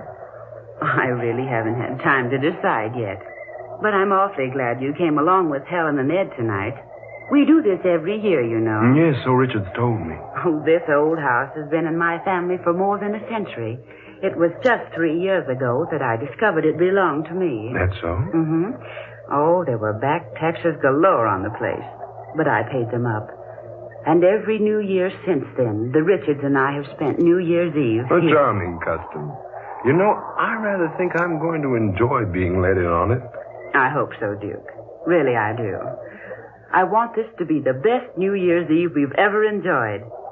Helen, you and Ed wait up, or you'll have to stand at the door till we catch up with you. All right. Duke, what's wrong? Laura, wait. What is it? Is that the house? Why, yes. Why? I don't know. It seems so familiar looking. I've seen it before. Someplace. Well, if you've seen it, it's been right here. Come on, Laura. Unlock the door. Oh, all right. Here's the key. Here, I'll open it. There. In you go, Laura. Ooh, for heaven's sake, Ed, come in and close that door. Yeah. Hurry, dear. Snow's blowing into the place. Here, old man, let me give you a hand with that door. Thanks. Ooh, there. Ooh, quite a wintry blast. Here, stomp off the rug on this rag, the snow on this rag rug. That's what it's for. Good to know, boy. Oh, it's nice and warm in here. Yes, I'm surprised. You been out here earlier today? No. Oh, Mr. Johnson owns the farm across the way. He always comes over on the last day of December and builds a fire for us. You see, he expects us. The place seems so strange tonight. Strange? What do you mean, Laura? I don't know. Does it really feel warm to you folks? Well, it certainly does. Of course it does, dear. It's fine. Boy, it sure makes it handy to come here and have the place all heated for us. Yes, but it doesn't seem the same in here as it always has before. Well, personally, I think it's very homey. Well, so do I. It's a pity no one lives here. It's such a nice place. I've tried to convince Laura she should stay here instead of renting in town. I've had this feeling before. It's so strange. Almost weird. Weird? Why, this place is far from being weird. Oh, of course. Oh, I'm just being silly. Come on, Helen. Let's take our coats into the other room and see what condition the kitchen's in. All right. Ed, you'd better throw a log on the fire. How about some refreshments all around, huh? Oh, you just leave that to us, gentlemen. There are plenty of refreshments in the kitchen. Yes, indeed. Laura and I had them sent out yesterday.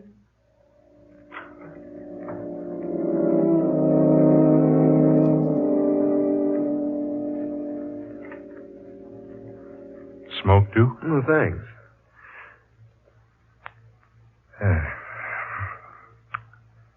Well, how do you like her?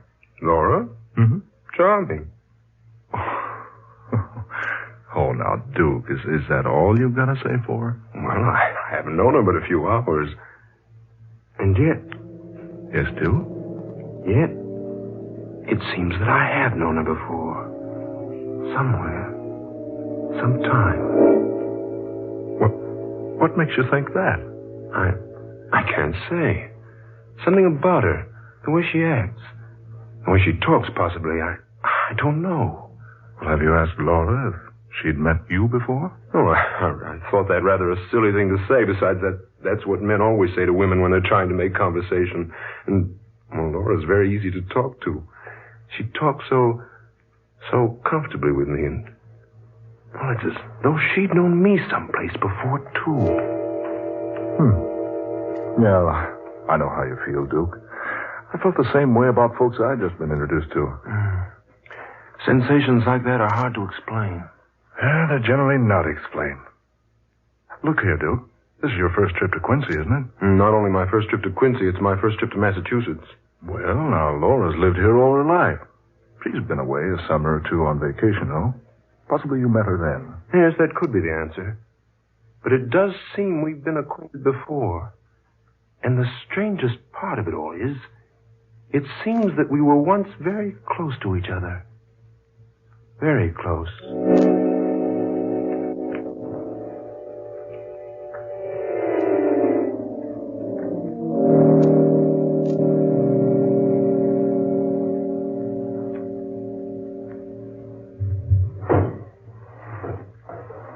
Oh, Helen, will you juice these oranges for me, please? How many? Oh, half a dozen to begin with, I guess. Oh, come on over here on the small table. Oh, all right. Laura? Yes? What do you think of Duke? Oh, I don't know. Give me a little more time. He seems to be attracted to you. Does he? Does he indeed? I caught him 3 times staring at you like, well, with a sort of fascination. Like he couldn't get used to you. Well, perhaps you're right. Maybe he can't get used to me. No, I didn't mean that way. I mean, well, he stared at you like he was trying to remember something.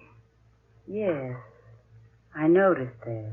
And I caught you staring the same way at him. Yes. What is it, Laura? I don't know. You like him all right, don't you? That's just it. I feel that suddenly I like him too much. Oh, now, you needn't fall in love with him right off the handle. Oh, no, it isn't that. It's a different kind of a feeling. An affection. But not the kind a woman has for a man. It's different from that. I don't understand what you mean, Laura. I wonder if I understand what I mean myself. It's something that seems to draw me very close to him. Oh, love at first sight. I've always believed in it. No, not that. Something else. Something different. Something greater. He hasn't made love to you already, has he? Helen, will you please stop talking about love? Love has nothing to do with it. Laura, you need a lift. Come on, let me fix you one. No, not now. You know, Helen, I'm positive I've never met Duke Toback before. And yet it seems that I did know him once a long, long time ago. Well, it couldn't be very long ago. You're only 23. No, I mean farther back than that even. Hey, wait a minute. His name. It's so strange. Toback. It's so very strange.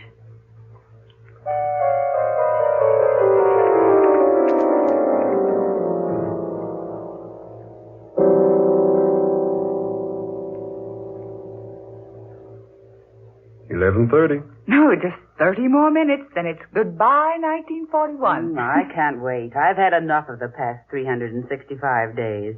I want a brand new year to start out everything with a clean slate. Now you're talking, Laura. Here's to 1942. Yes, here's to the new year. Well, hey, I'm in on that. May all our troubles disappear like bubbles of champagne. Especially as quickly as the bubbles in any champagne that might be left around our place. Would you pardon me now? I want to go upstairs for a moment. I'll go with you. Oh, no, dear. It's cold up there, and besides, I won't be but a moment. Helen, you've got work to do in the kitchen. Laura'll be right back. Yes, I'll only be a moment. Make yourselves at home. She seems strange tonight, doesn't she, Ed? Yeah. You know, she was right enough when we left town. You know, the minute she stepped into this house tonight, something came over her. I think she's quite attractive. Duke, had you ever met her before tonight? Well, no, at least I don't think I have. Well, that's what she said about you. She did? Yes. She acted so strangely, too. She said that you attracted her in a strange sort of way. Now, that's a pretty compliment. Oh, Ed. What I mean, Duke, is Laura told me she seems to have known you before somewhere. You know, that's odd.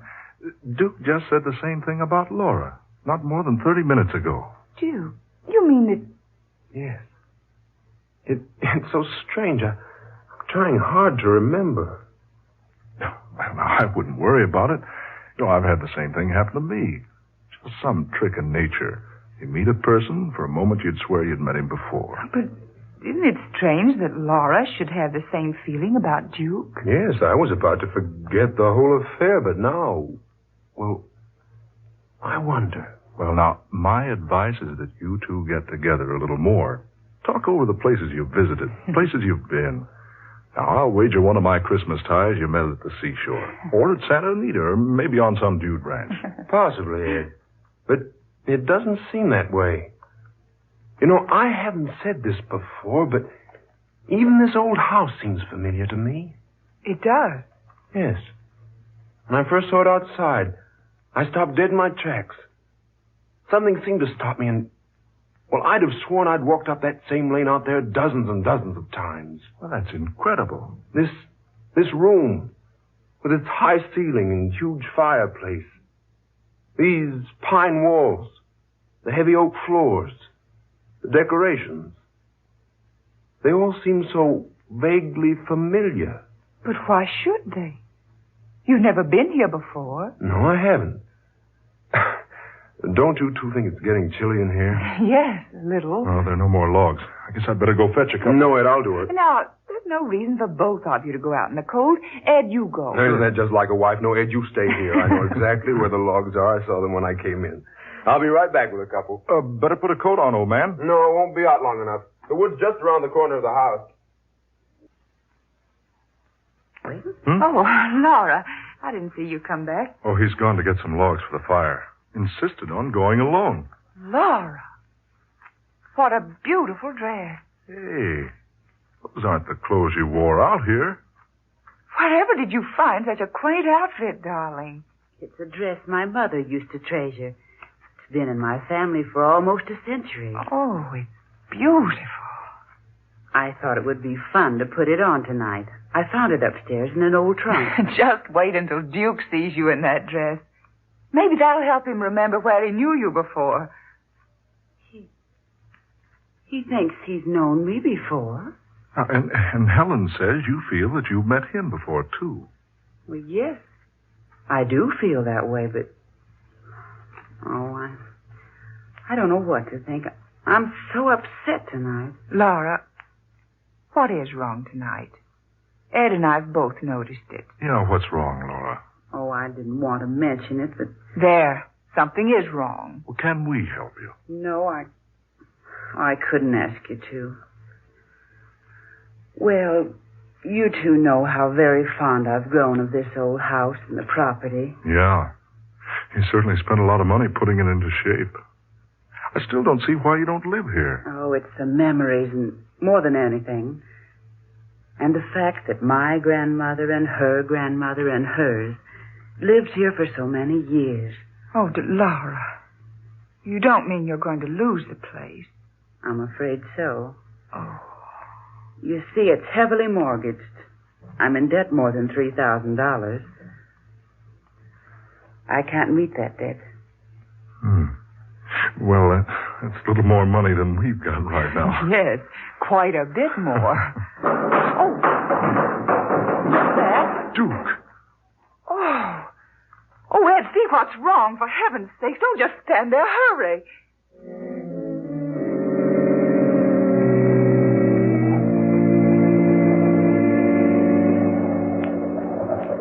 Duke! Lord, man, your head. What happened? Speak to me, Duke. Are you all right? Here now. Take it easy. I'll carry you into the house. Come on now. Arm around my neck. That's it.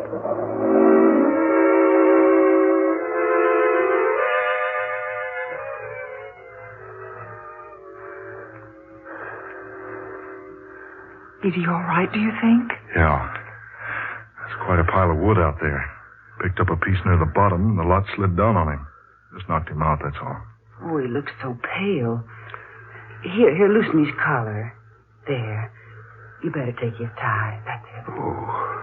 Duke? Oh. Duke? Are you all right? Feeling better now, old man? What? Is something wrong? You had an accident, Duke. Do you feel all right now? Laurel. Yes, Duke? Laurel. Why'd you call me that, Laurel? Who are these people? Duke, why, you'll be all right. Who are these people? Why am I lying here? Where's your mother, Laurel? You'll be all right now. Just lie still. Why do you speak like that? Why do you look at me like that, daughter? Daughter?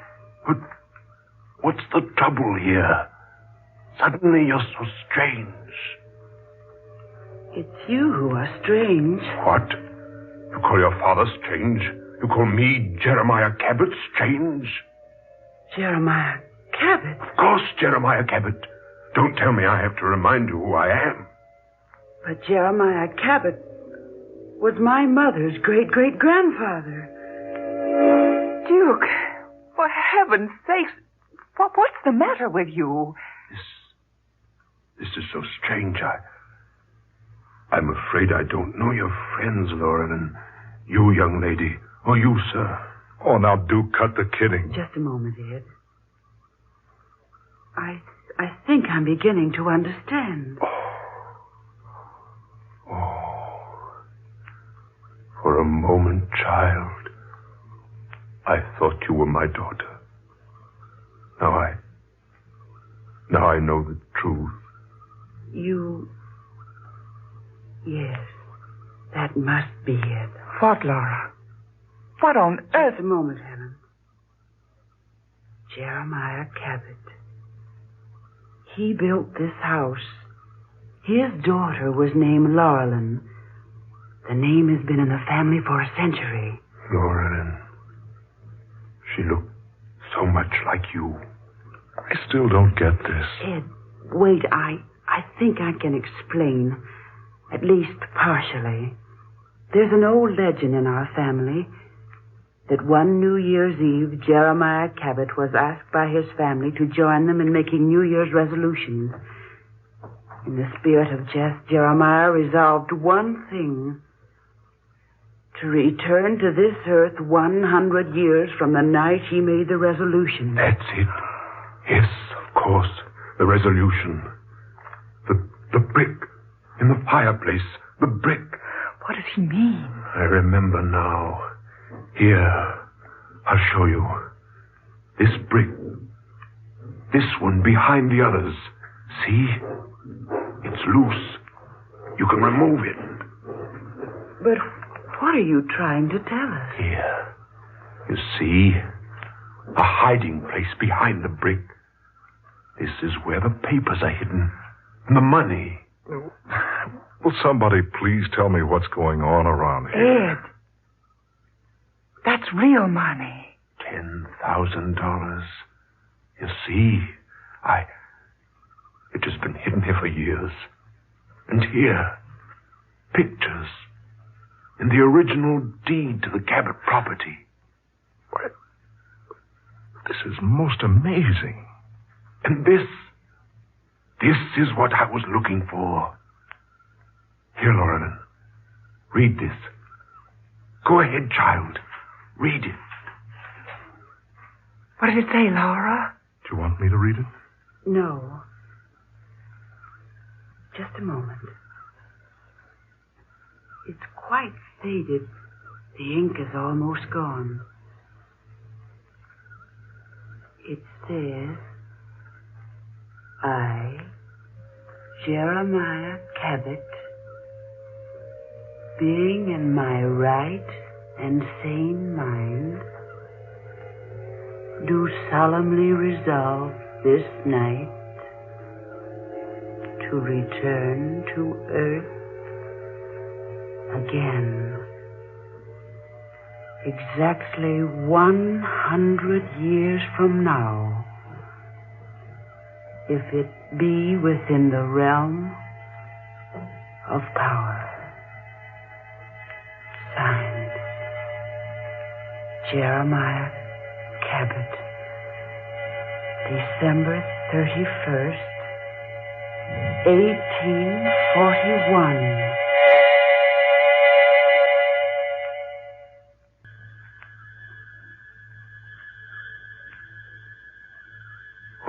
What happened? Is something wrong? What am I doing here? Oh, my head. Duke. Why are you all looking at me like that? Oh, I remember now, the logs. Ooh, cold in here. Duke, where are you going?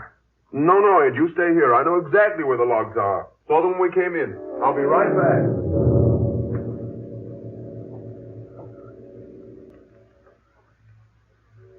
Resolution 1841. Tonight's tale of dark fantasy, written by Scott Bishop. Charles Carshon played Duke Toback. Manny Jo Curtis was Laura Cabot. Eleanor Naylor Corrin was Helen Richards. And Ben Morris played Ed Richards. Next Friday night at this same time, the National Broadcasting Company will bring you the 8th in this series of stories of the supernatural and the unusual, created for you by Scott Bishop. Listen for the weird and haunting The Curse of the Neanderthal, the story of a grave 40,000 years old, and the awesome secret that it contained. Dark Fantasy originates each Friday night in the studios of WKY, Oklahoma City. Tom Paxton speaking. This is the National Broadcasting Company.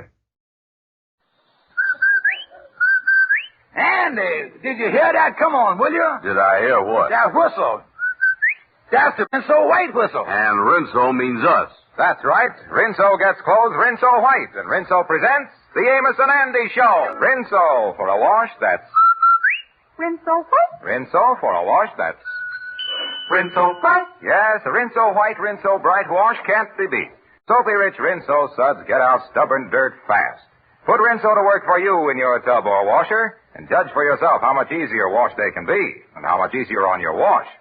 If you've tried buying things like sheets lately, you know how difficult it is to get just what you want.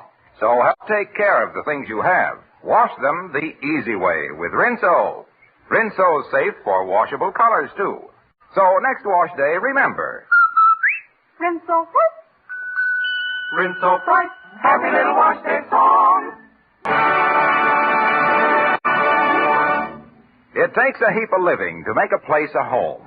Well, the place where Andy's been living is certainly a heap, but he calls it home. However, even easygoing Andy has come to the conclusion that his room is in pretty bad condition and that something must be done about it. At the moment, we find him sitting on the side of his bed, complaining to Amos. Oh, I tell you, Amos, this thing is a mess, and I ain't gonna stand for it. There's everything in here to make this a hog pen, except the hogs. Hey, well, you know it's wartime, Andy. Look, Amos, I just ain't standing for it no more. I done sent for the landlord. I'm going to have a showdown with him. Well, you see, maybe the OPA won't let him go. I don't care nothing about the OPA or nothing. Either he fixes up this place or I refuses to owe him any more back rent. Oh, there's a limit to what a man can stand, Amos. I know. Wait a minute. That must be the landlord now. Yeah, well, take it easy now, Andy, because landlords is mighty independent these days. Yeah, well, wait a minute. Come in. Oh, hello, Mr. Jackson. How you do, sir? Well, Brown, you said something about not being satisfied with the conditions of your room. What's the matter here? What's the trouble? Trouble? Just look around for yourself. Look at that wall over there. It's got the biggest crack in it I done ever see. What big crack? Where? Over there where my suits is hanging. I've been using it for a closet. Now, Mr. Brown, don't exaggerate. Anything else? Yeah. First of all, the windows is busted and there ain't no screen in the window. Why, the flies would be something terrible in here if them spiders didn't get them. Well, do the spiders bother you? No, they're too busy staying out the way of the hornets.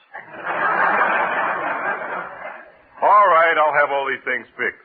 I might even have the place painted. You might have the place painted. Well, let me tell you one thing.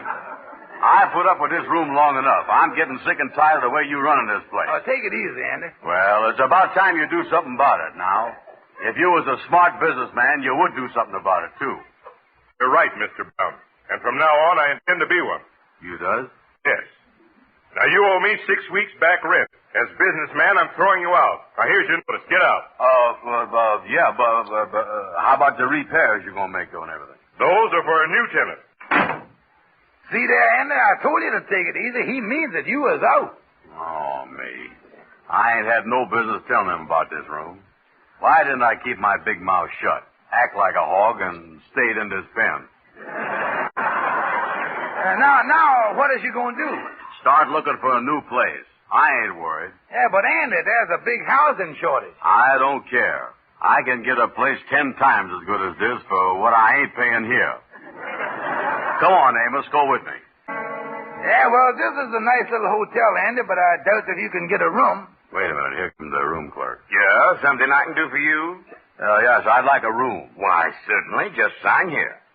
Let me see. I can assign you to room 302. 302, huh? Amos, I got to laugh. Saying I couldn't get no room. By the way, clerk, when can I move in? In the spring of 1947. Excuse me, mister. I know you ain't got no vacancy sign out, but I think maybe I could share one of your rooms with somebody. Yeah, sir. He really needs the place, mister. Well, I'd like to help you. Let me think a minute. Say, maybe you could share my room, but I can't let you know till tomorrow. Why not? First, I have to find out how the other 12 fellas feel about it. Amos, I has done reached the end of my rope. I'm going over to see the king. Kingfish Eye is in an awful mess. I had to go and shoot my mouth off to the landlord, and now I ain't got no place to sleep. What is I going to do? Well, don't bother me about it, Andy. Go on, get out of here.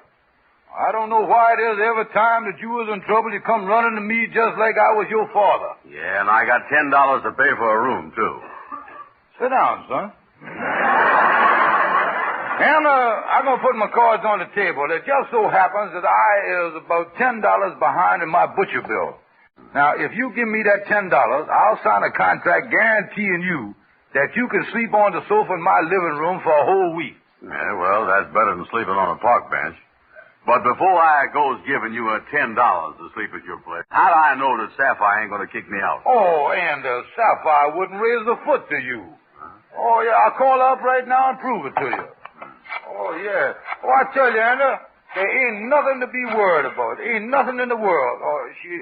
She'd only be too happy to have you there. Hello? Hello, honey. This is George. What do you want, George? Honey, I got the most wonderful surprise for you. I was bringing home one of my friends to stay with us for a whole week. Ain't that wonderful? Listen, George, I know what kind of friends you got. Fellas like that Andy Brown. To have bums like him around the house, I'd have to be crazy. Goodbye. Okay, honey, goodbye. What'd she say, Kingfish? She says she'd be crazy to have you. Oh, great. Now, Andy, you give me the $10 and I'll make out a contract. Yeah, and then we goes over to your house, huh? In about an hour, Andy. I got a couple of errands to do first. I got to pay the butcher, and then I'm going over to see Gabby on a personal matter. Hello there, Gabby. I got to see you in a hurry, and I ain't got much time. Now, what's the trouble, Kingfish? What's the trouble now? Yeah, well, I tell you what. I give Andy Brown a contract and let him stay at my apartment for a week. Now, can my wife ignore that contract and throw him out? Now, let me see. Can your wife throw him out? Do she plan on it? Well, she does. Well, she can. Now, look, Gabby, I got to find some way of keeping Sapphire from kicking Andy out. As my lawyer, ain't you got nothing to suggest? Let me see here. Oh, wait, I got something. According to the law, you can't throw a person out when they're sick. Get Andy sick. That's the thing. Get him sick. Yeah, Gabby, listen, I think you got an idea that the only thing is, how's I ever going to get Andy sick? With germs. That's how I get some flu germs. There's the kind. Oh, but Gabby, where in the world is I going to get any germs? There's all around, Kingfish. Just get them on one of them little glass slides and put them under a microscope. Yeah, but how is I going to know which is flu germ? I'm coming to that. When you look through the microscope and see the germ with the sniffles, he's got flu, all right. Oh, well, that's being slick, Gabby, but wait a minute. You done give me an idea. Andy ain't really got to be sick. He can just play like he's sick. I got it.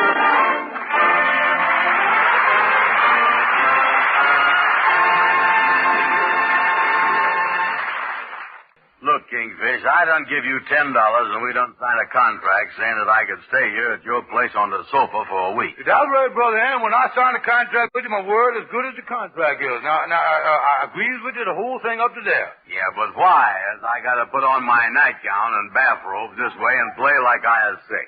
Well, now, that's what I'm going to explain to you, and I'm going to explain the whole thing to you. Now, here's the thing. In addition to being welcome here, I know that you want service for the $10 and food, too. For $10? Of course I do. Yeah, well, now, that's what I'm going to explain to you. Now, look here. From now on, listen, I'm going to let you in on something, man. You pal, ain't you? Oh, sure. Well, that's what I'm going to tell you. Now, look here.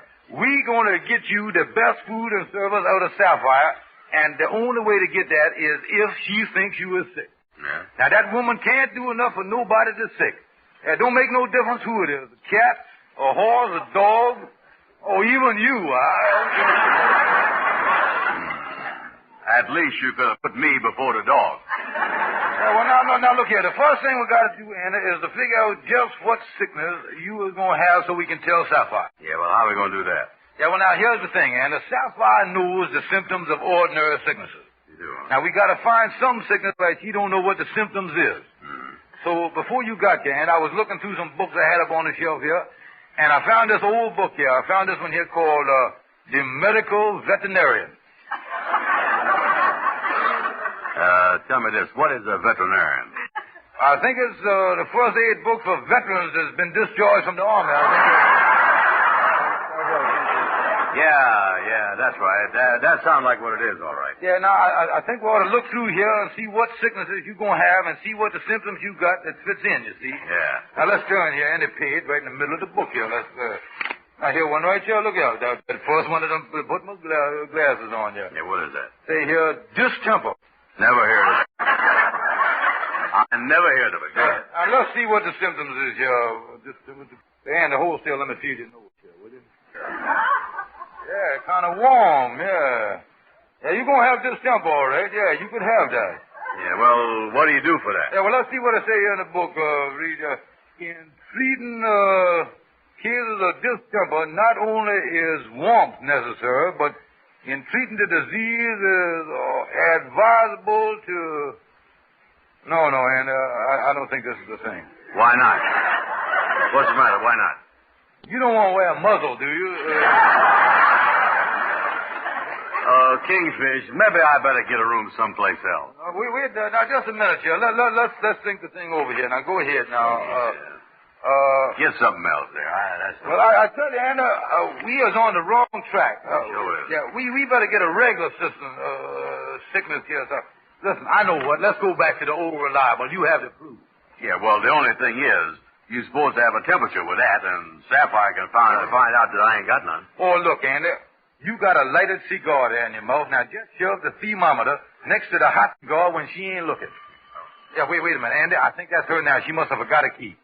Come on, get under the covers and act sick. I'll let her in. Yeah, okay. Hello, George. Hello there, honey. Let me take the packages, sweetheart. Why, George, you never... Who's that on the couch there? George, didn't I tell you that Wait a minute, honey. Yeah, honey, you told me. When anybody is sick and has no place or no one to take care of them, we got to be kind and thoughtful. Is Andy sick? Oh, yeah. Oh, the boy really sick as a dog, honey. He even out of his head, ain't you, Andy? No, sure. Andy. Oh, what a beautiful lady. See, that boy is delirious right there. Well, I'm going to take his temperature right away. Where's the thermometer, George? Oh, I know. It's in the drawer here. Yeah, you know, honey, with Andy being sick here, we got to take care of him for at least a week and really give him some service. Yeah, Andy, put this thermometer in your mouth. Stick it in there. George, if Andy's got a temperature, we're going to have to send for a doctor. I'll go in the other room and get some aspirin in the meantime. Andy, stick that thermometer next to the cigar, quick. Yeah, okay. Look, Kingfish, if she sent for a doctor, we is in trouble. He gonna know I ain't sick. Andy, look here, I got it all figured out. If she insists on a doctor, I'll have Shorty the barber come up here. Now, she ain't never met him, and he can pretend like he's a doctor and make her think that you was really sick. Kingfish, maybe we better forget about the food angle and I just sleep here. Give me back half of my money, will you? Oh, no, Andy. Now, look here, you really gonna get food. Sapphire'll fix meals for you and everything. She'll fix you a big steak with mashed potatoes and string beans and gravy all over it. And you know how you love gravy. Oh, yeah, I'm crazy about gravy. Yeah. George, I'm going to start fixing Andy's supper now. Yeah, what's it gonna be, honey? Hot liver, oil, and milk. Well, be sure and put plenty of gravy on it there, honey. Oh, me. Listen, Kingfish. Now, wait a minute. Listen, Andy. Listen, put that thermometer back in. Oh, here she comes. Wait a minute. Let me have the thermometer now, Andy, and we'll see what your temperature is. Yeah, here you is. George, get a doctor quick. What's the matter, honey? He's 10 degrees past dead. A Rinso whitewash. With ease. A Rinso bright wash. With safety. Is it any wonder that women here, there, everywhere are singing? Rinso whitewash, that's white as it can be. Rinso bright. B-R-I-G-H-T. Yes, Rinso keeps your colors bright. Get out borders for a wash so white. Here's great advice. You can't go wrong. Rinse so quick. Rinse so quick. Happy little wash day song. You'll feel like singing when you've got Rinso's Soapy Rich Suds working for you. No hard rubbing or boiling, just a short soaking with Rinso, a few quick finger rubs on extra soiled places, and clothes are ready to rinse. And Rinso's anti-sneeze. Yes, ma'am. It's made by an exclusive anti-sneeze patented process and is 98% free of sneezy soap dust. No other granulated soap can make this claim. So next wash day, remember, a Rinso whitewash with ease, a Rinso bright wash with safety. Now look here, Shorty. You ain't in your barber shop now. You was in my parlor, so please forget that you was a barber. Now, you got to give my wife the imprint that you was a great doctor and Andy was very sick. Yeah, I understand, Casey. Andy's sick, he's sick, I understand. Yeah, now look here. You got to be calm so that you don't give the wrong thing away. Now, Sapphire liable to bust us all over the head and throw us out the house, you included. Yeah, you was calm now, ain't you, Shorty? Oh, yeah, Andy, I was calm all right. I got nerves of steel. I was cool as a cucumber. Nothing upsets me. I ain't... Where's the smelling sauce? Look, hey, take it easy, fellas. Here she comes. Oh, is I sick. Oh, is I miserable. Say, honey, the doctor's here. I'd like to have you meet Dr. Barber. How do you do, Doctor? How do, Mr. Stevens? I'm sorry I was late, but I was over at the hospital in surgery over there. Oh, was you operating? Yes, ma'am. Very important operation, too. And was it successful? Oh, that was very successful. I didn't cut myself once. Yeah, well, now, Doctor, I suppose you want to examine the patient here. Oh, is I sick. Oh, is I miserable. Mr. Brown, I want to feel your pulse. Let me have your ankle. Yeah. Check the pulse there. Yeah, 1, 2, 1, 2, 1, 2. Buckle my shoes. 3, 4, suck the dog. 5, 6, pick up 6. Yeah, brilliant doctor. Yes, sir. How is his pulse, Doctor? Very childish. Didn't you hear it? Yeah, tell me, Doctor, after giving him the once over, what did you think of the man's condition? Oh, well, this man's as healthy as... I mean, he's in a pink of condition. There ain't nothing wrong with him. He's as strong as... Shorty. Is the undertaker in the house? You're the strangest doctor I ever seen. What would you say is wrong with this man? I could say he's got jungle fever. What? You can't get jungle fever this time. That's a good thing I didn't say it.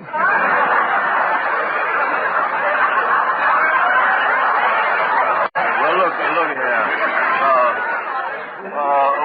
Whatever I'm sick of, Doc, I got to stay in bed for a week and get plenty of service, ain't I? Oh, yeah. I would say the boy needs plenty of rest. Well, before he rests around here, he's got to be sick. And I'm beginning to think that he ain't. Doctor, look here. Examine him again and find the sickness there, will you? Yeah. I'll find the sickness this time, all right. Yeah, but before I examine you, Andy, I want to ask you a question. Have you ever inoculated against a whooping cough?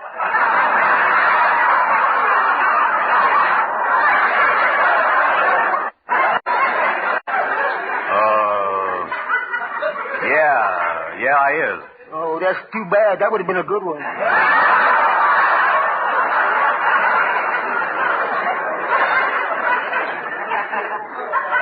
George, I'm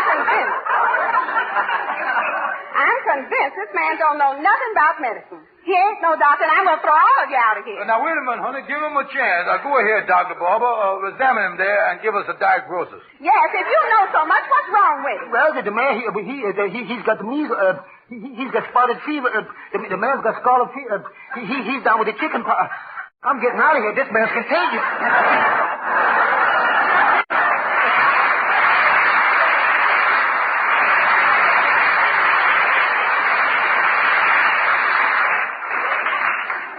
Well, John, you tried to trick me.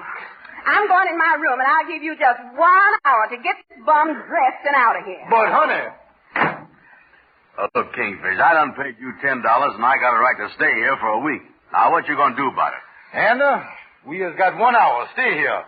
I going over and see Gabby Gibson, the lawyer. Now I really worried, Gabby. The sickness idea didn't work, huh? No, and they just got a half hour before Sapphire gonna throw him out. Now, considering that I don't give him a contract for $10, can he sue me? Well, that depends. That depends on you personally, how you have lived up to the contract. Yeah, well, now, let's look at the picture. My wife is the one that's responsible for him being thrown out, not me. That's right, Kingfish. That's right. And I can't be blamed for what my wife do. Right again. Just getting right all the time. Yeah, I've done my best to live up to the contract, so that make me innocent, don't it? Right, Kingfish. Of all the things you said, that's the rightest. Well, I done spent Anders $10, so I can't give it back. We just took a left turn. Kingfish, from the legal standpoint of the contract, you were sunk. Ain't there no way you can get your wife to let Andy stay there for the rest of the week? That would solve everything. Yeah, well, the thing is, Gabby, I happen to be married to a certain kind of woman that thinks she's the boss. There's only one thing, Kingfish. You gotta show that you is the boss. You gotta search yourself. You gotta search yourself. I had a case like this about a year ago. A man come in and told me his wife was bossing him around, pushing him around. Yeah, what'd you tell the fella? I told him to go home and assert himself. Go home and assert himself. I told him if necessary, go ahead and use force. Indeed, use force. What happened? His widow often laughs about it. That's just the angle I'm scared of, Gabby. Kingfish, is you a man or a mouse? The time has come for you to put your foot down, to tell your wife that you is the master of the household, the boss. You was right, Gabby. The time has come. No more is Sapphire going to tell me what to do. I'm going to tell her what to do. I, as the boss, and Andy Brown is going to stay at my place, and that's final. Now you're talking like a man, Kingfish. You're talking like a man. Yes, indeed. You go and Sapphire and tell her you is the boss, that you is the boss. But there's just one thing you got to watch out for. The Bureau of Power and Light. You got to watch out for the Bureau of Power and Light. The Bureau of Power and Light? What does that got to do with it? Well, knowing Sapphire's power the way I do, if she try to light on your jaw, you better hide behind the Bureau. That's Bureau of Power and Light about your head. Oh, Kingfish, I'm glad you done got back here. The time is almost up. Yeah, I know it, Anna. I was all dressed here. Is I going to have to leave? No, Anna, you were staying right here for a full week according to the contract. Yeah, well, how are you going to handle Sapphire? Anna, I was about to call Sapphire out of her room and tell her that from now on I was running things around here and that she ain't got nothing to say and that I is the one and the only boss in this house. You going to tell her that now? Yeah, what you looking for, Anna? Where you keep your first aid kit? Oh, look here, Anna. Ain't nothing gonna happen to me. You just watch me. Here, wait a minute. Sapphire, come out of your room. I want to talk to you. George, you got exactly 3 minutes left to get that bum out of here. Sapphire, Andy ain't getting out of here. He's staying here for a week. What was that you said? Kingfish, retreat before it's too late. Sapphire, there's something I want to tell you. Things are going to be different around here. From now on, I is the boss of this house. Out with the old and in with the new. I is the boss, the head man, and the mogul. Now, get it? George, do you know what you're saying? Kingfish, at least let me get some bandages, will you? Oh, stay where you is there, Anna. Sapphire, to give you an idea of how things are going to be from now on, tonight I want supper at 6 o'clock sharp. Do you understand? We'll have supper at 6:30 as usual. But sharp. Certainly. We always do. See, Anna, I got eaten out the middle of my hand there. Sapphire, I guess you got an idea how things stand around here now. George, I just hope you know what you're saying. I know what I'm saying. I ain't unconscious. You will be at the rate you're going. Now, wait a minute, sir. George, is you sure you won't change your mind about this thing? I was never more sure of anything in my life. My mind's made up. I run in this ruse. What I say goes, and I don't want no back talk. George, I just wish you'd see things in a different light. There ain't no other light. I'm going to stick to my guns here. I was the boss, and that's final. You was taking orders from me, and if you ever open your mouth... Well, Anna, you got to admit that I really stood up to Sapphire there. I told her off for once and for all that I was the boss of the house, the lord, the master of the household. Yeah, I got to hand it to you, Kingfish. I didn't think you had the nerve to do it. Yeah, well, it's just that I decided it was time. Wait a minute. Here the man come now. How you do? Hello, mister. I is the fellow that called you up a little while ago on the telephone. Oh, yes. Was that a single room you wanted? No, sir, double. I was kicked out, too. Amos and Andy will be back in just a moment. Peppy, soapy rich suds get out stubborn dirt fast. Help get clothes rinsed so white and rinsed so bright with as little as a 5-minute run in your washer. No wonder Rinso's the only soap endorsed by the makers of 33 leading washers, including the famous ABC. For an easy wash day, use Rinso with your ABC washer. Remember, the makers of the ABC washer have gone to war. No new washers are now being made. So take extra good care of yours. And say, get Rinso soon. Use it for dishes, for house cleaning, and, of course, for a wash that's... Rinso white. Rinso white. Happy little wash day song. And now, here are Amos and Andy. Boy, Kingfish, this bed sure is comfortable. Yeah, well, let's get to sleep, Andy. We've been talking here in bed for 2 hours. Yeah, by the way, Kingfish, this awful housing shortage, I hope we can stay here for a while. How long a lease did you get? Well, to tell you the truth, Andy, I could only get a short lease. I'll get it, Andy. I'll be right back here. Oh, boy. I'm really tired tonight. Well, Andy, we got to get up. Get up. We only been in bed 2 hours. The swing shift tenant is here. I told you it was a short lease. Be sure to be with us again next Friday evening at this same time when the makers of Rinso will again present the Amos and Andy Show. Next week, Andy moves back into the Kingfisher's home. And don't forget, he's still got a contract. The Amos and Andy Show is broadcast to our fighting men all over the world through the facilities of the Armed Forces Radio Service. This is Harlow Wilcox saying good night to all of you from all of us. Log entry, the Ketch Scarlet Queen. Position 19 degrees 14 minutes north, 108 degrees 3 minutes east. Wind light, sky fair. Remarks, cleared port of Haiphong, French Indochina, 9 a.m. after unlocked movement of vessel. Reason for move, the courtship of Anna May Lamour. The port of Haiphong is spread out on the edge of a niche in Asia's coastline called the Gulf of Tonkin. It's 100 miles south of the designated border between China and French Indochina. It's at one of the 7 mouths of the Songkhoi River, and the races that make up its population are as numerous as the fevers that swarm in from the surrounding swamps to reduce that population. But only one member of Haiphong's citizenry was important to us. It was Max Thorne, the local representative of my Chinese boss, Kuji Kang. Through him, we were to receive further sailing orders for the voyage of the Scarlet Queen. It was 1:30 p.m. by my wristwatch when we skirted the southern edge of the low, jungle-tufted island called Kakba and stood in toward the steaming river mouth. We edged into the welter of native craft, outward bound on the ebbing tide. I was so busy at the wheel that I didn't notice until she was alongside the tiny cockle shell of a canoe that had swept across the current to meet us. My chief mate Gallagher gave me a call. Hey, Skipper, we got a visitor. What is it, Red? She's, immodest, light-tanned, Micronesian. She's smiling and she don't chew beetle nuts. Tell her we don't want any. Send her back home. Oh, not this one, Skipper. She's already secured to our side, and she's asking for Phil Connie in English. When did you say you were in Haiphong, lad? Oh, it's too long ago for her to have been waiting for me at the mouth of the river all the time. Bring her aboard, Red. Maybe she's from Thorne. Hey, Nelson, lend me a hand with the girl. Okay. Now watch you don't lose your fucking black eyes. Okay, up you come. I have a missive for the hand of Phil Connie. Come on, this is him at the wheel. Here you are, Skipper. I have a missive for the hand of Phil Connie. I didn't know why her young brown face lit up with a smile when I reached out with my left hand for the envelope, but I didn't give her expression another thought after the contents of the note started to sink in. It was from Max Thorne, all right, and it said, "The girl will bring you to me. Be cautious. The men you will meet in my office believe that I've sold my loyalty to them. They're from Mr. Kang's enemy, Constantino. Since you're informed of the situation, possibly we can foil their plans, which are, of course, to halt the voyage of your Scarlet Queen." So Mutual continues The Voyage of the Scarlet Queen, written by Gil Dowd and Bob Tallman, and starring Elliot Lewis. The Scarlet Queen, proudest ship to plow the seas, bound for uncharted adventure. Every week a complete entry in the log, and every week a league further in the strange Voyage of the Scarlet Queen. The girl led Gallagher and me to a 2-story building a few blocks up from the waterfront in the commercial section, and left us in front of a narrow doorway. A sign in Chinese characters in English said China Traders, Kang and Son. The arrow under it motioned us up a narrow stairway to the second floor. Remembering at all times to be your own sweet, smiling self, mate? After you, Skipper. After you. Mr. Max Thorne? I'm Max Thorne, and you're Captain Connie. That's right. This is my chief mate, Mr. Gallagher. You're a hand captain? Yeah. I'm both happy and proud with your arrival. Come in, gentlemen. I want you to meet some old friends of mine. This is Mr. Cabot Beacon. Captain Connie's ship is from the States, Cabot. You three should find much in common. Good afternoon, gentlemen. And this is Martin Pine. How are you? I take it you're in the trade, Captain? Yeah, we're looking it over.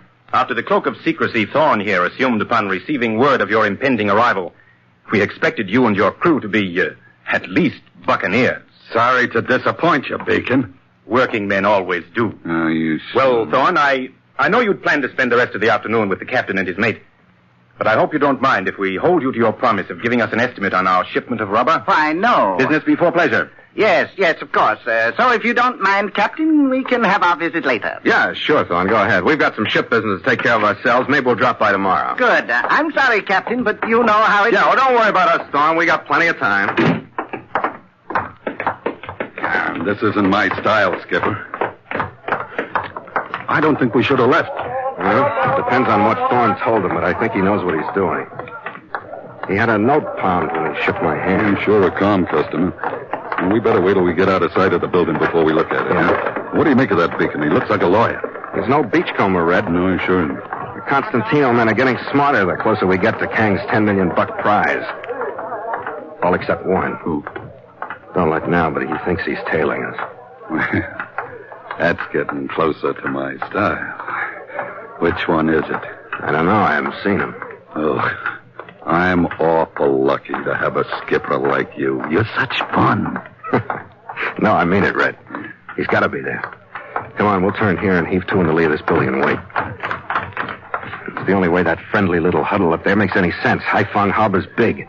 Beacon and Pine want to know where the Queen is moored, so they're in the office when we get there. They cut the meeting short, and one of them tails us back to the ship. Doesn't that make sense? If one of them follows us around the corner, then it'll make sense. But Gallagher was rubbing his knuckles sort of hopefully when he said it. It was Pine. He swung around the corner and stopped, as though he just remembered something he was supposed to have brought with him. He never did get back after it.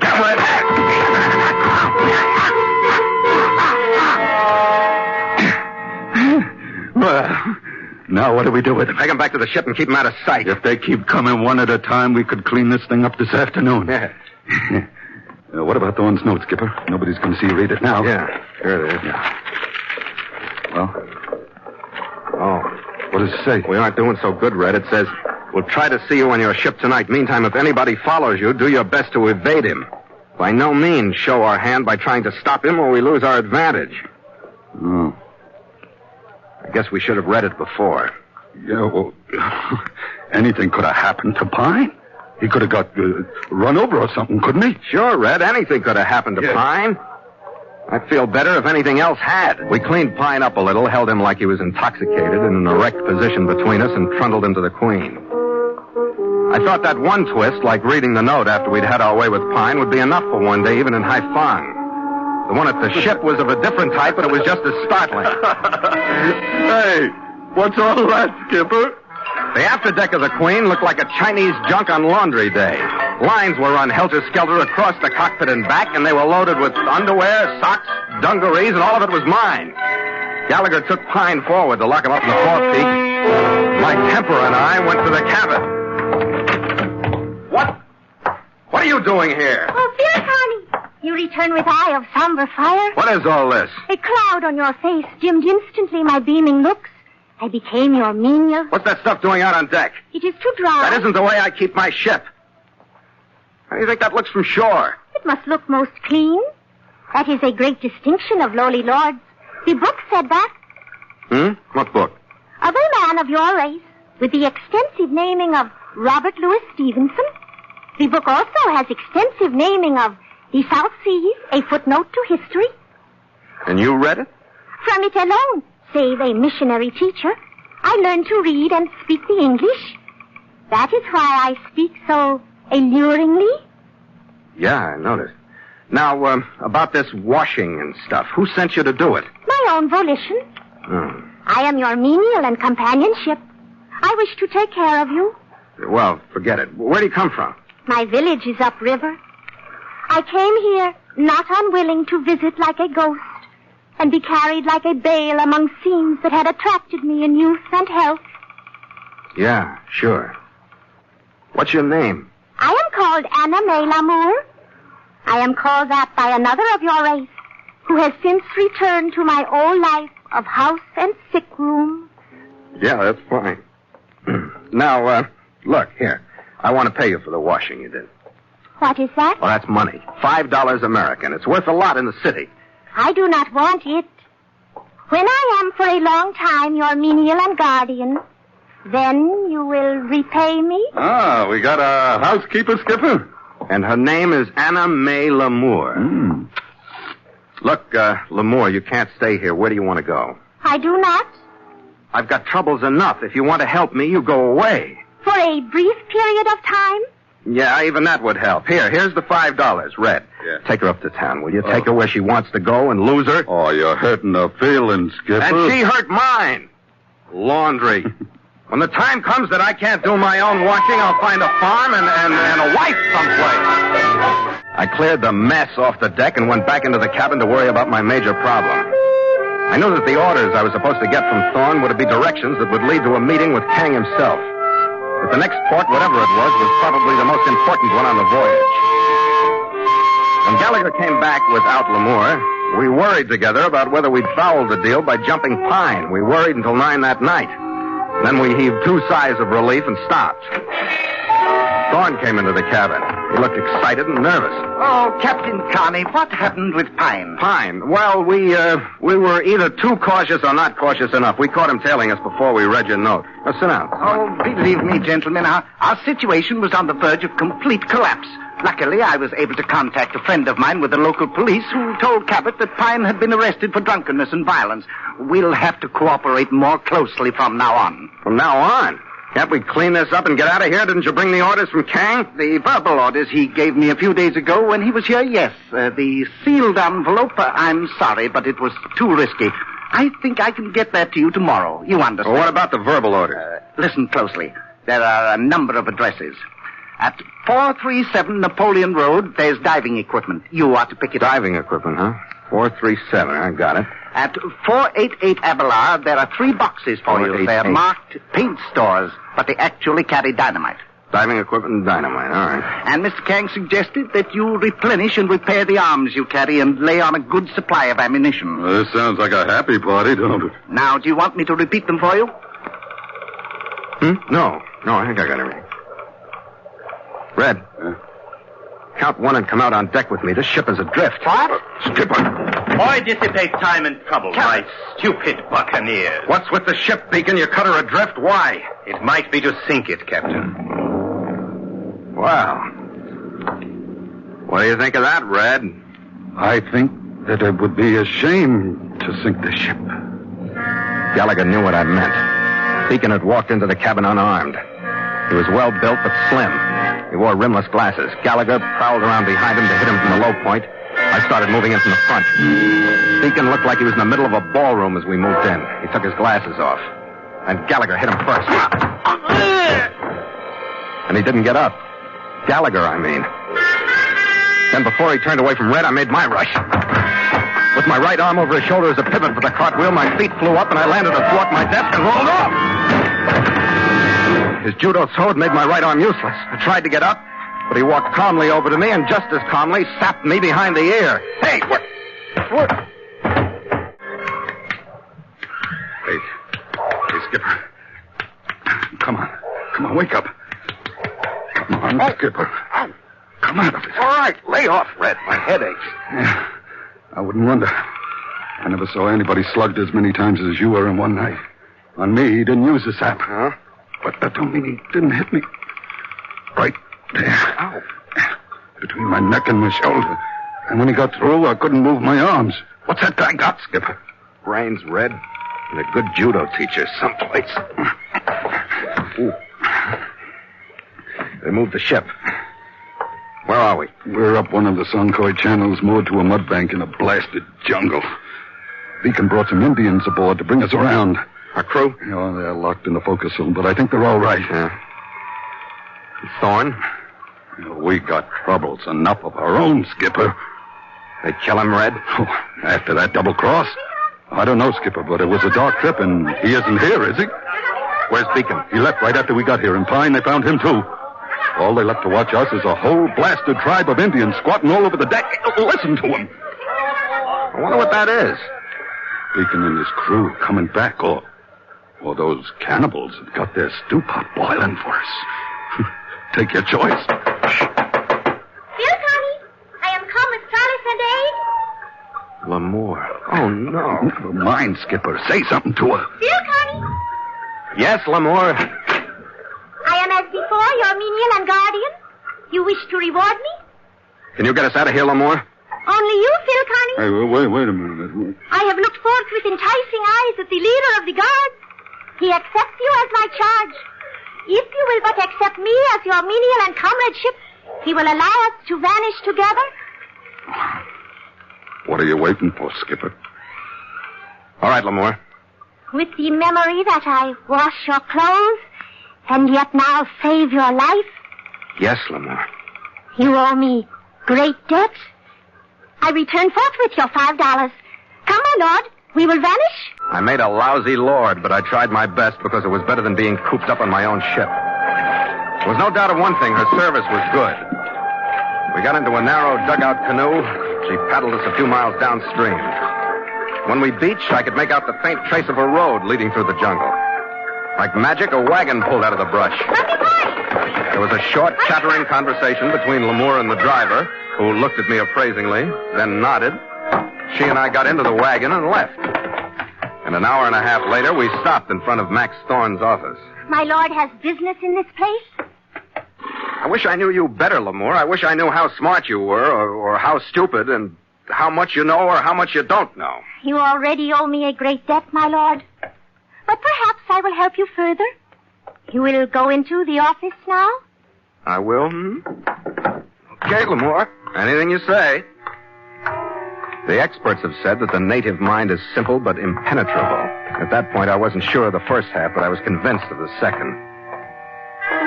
I waited outside the office door for a half a dozen breaths, listening. There was no sound, and there wasn't any light coming from under the door when I bent down to look. It was unlocked. I pushed it open suddenly, jumped back to hug the wall, and waited some more. Then I walked in, found the light switch, and snapped it on. No one was there, but someone had been. The place had been torn to pieces. I didn't go to much trouble in my own search for the sealed envelope Thorne had told me about. The one who'd searched before me had done about all there was to do. I fumbled through some of the junk that had been dumped from the desk drawers. I was just moving toward an overturned file cabinet when I heard the floor creak under a shoe behind me. Following an out-thrust automatic into the room was Cabot Beacon. And following him, more alive than I was Max Thorne.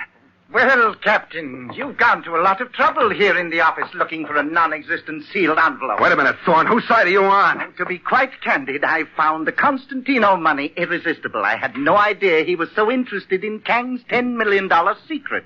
He threw his money away on you. In a sense, I agree with you, Kearney. You were stupid to trust that girl, Thorne. But as our arrival must reveal to you, Captain Kearney, there are also informers working against her. We haven't failed yet, nor are we likely to. What have you gained, Beacon? What was this fancy double cross you were passing around? That was my idea, Kearney. And rather good, I think. You're overeducated, Beacon. Sufficiently, Kearney. Is it possible that you don't know what Constantino wants? Know what he wants? I've been bucking him all the way from San Francisco for what he wants. I don't know where Kang's prize is, so there's no way you can sweat it out of me. It's like this, Captain. My orders from Constantino were only to stop you, so that he will have time to plan new strategies while Kang finds someone to take your place. You are stopped. Your ship, hidden in the jungle, will stay there to be dismantled and scuttled. Yes, but there is one way out, Captain. Yeah, I know. The one you took, Thorne. You don't need to bother with it. You're an odd man, Connie. I'm a bad loser. When somebody outsmarts me, I never get rid of the urge to kick him around.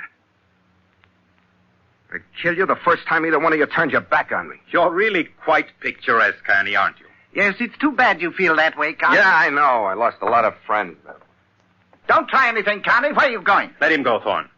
But on his first attempt at anything, shoot him. Don't worry about me. Just feel like moving around. Feel free to do anything you like, Kearney. Thanks. What I'm really doing is holding your attention like Thorne held mine while you were slipping the moorings on a Scarlet Queen. So somebody can sneak up behind you. I did overestimate you, didn't I? Ah, it isn't that. You're just too intelligent to fall for an old gag like that. Even when it isn't a gag. This one, Lamour, I'll take Thorne. Don't react, Thorne. It's a stupid... They didn't believe me even when I shouted at her. I had more respect for Beacon's judo than for the .45, but he went down like a dead man under her blow, and I had thrown off balance from the surprise. He pulled the trigger twice in desperation, but the slugs just chipped the ceiling. He relaxed when I hit him and lay next to Beacon. I looked at Lamour. She was leaning on her war club, leaning over Beacon. It was only a stake from the wagon, but the stealth of her movement up the stairs, across the hall, and into the room had been pure, beautiful savagery. This one is no longer dangerous? You clubbed him well, Lamour. He's entirely drained of danger. I have been your salvation again. Have I indeed not, my lord? Yeah, I'm afraid you have, Lamour. You would have reached quickly the end of your span of years if I had not arrived so vigorously. But I have a feeling of concern lest I cannot always arrive. What do you mean? I have brought to you yet your constant ally before me. Wait a minute. You don't mean you've brought Gallagher? Any blood? Quit shoving, will you? I'm getting there as fast as I can. Red! Skipper! Hey, Skipper, what's going on? Who's that? Beacon and Thorne? Yeah. How'd you get here, Red? Well, it seems I got a friend in that tribe, too, but he's old and ugly, and he don't talk like yours does. How'd you come, Red? The Queen. The Queen? Yeah. Right after you left, the Indians hoisted anchor, and we come around. She's lying in her berth now. She all right? Oh, nothing worse than a few tree branches fouling her rigging. I'm telling you, Red, this one has I been... looked forth with enticing eyes upon the leader. Yeah, I know. You talked them into bringing the ship around. Indeed, I did just that. Mm-hmm. When you are prepared and rested and ready for travel, we will proceed to your ship. Okay. You heard what the boss said, Gallagher? Boss? I thought she was your slave. Things have changed, mate. Things have changed. If I could have found anything to complain about with the way things had gone, it would have been the way my debt to her had developed.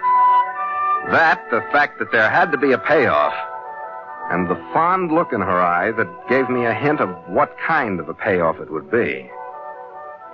She held my left wrist with a new, possessive touch all the way to the ship. She was still holding it when we all went into the cabin. Phil Connie, your debt to me has grown like a palm tree. It now transitions to a mountain, with the message I derived from the envelope I found in the office of Max Thorne. You? Certain instructions from some man named Kuchi Kang. What? Some man named Kuchi Kang. Lamour, that's the only reason I came to High Fun, to get instructions from Kang. What are they? Remembering that I, and me alone, give them to you, I say yet, you will sail to Singapore. You will find Kuchi Kang in room 207 in the Metropole Hotel. Is that not stunning? Yeah. In your country, you are forced to pay all debts. Well, in my country, we seldom have debts like this one. But look, Lamour... You are a splendid man.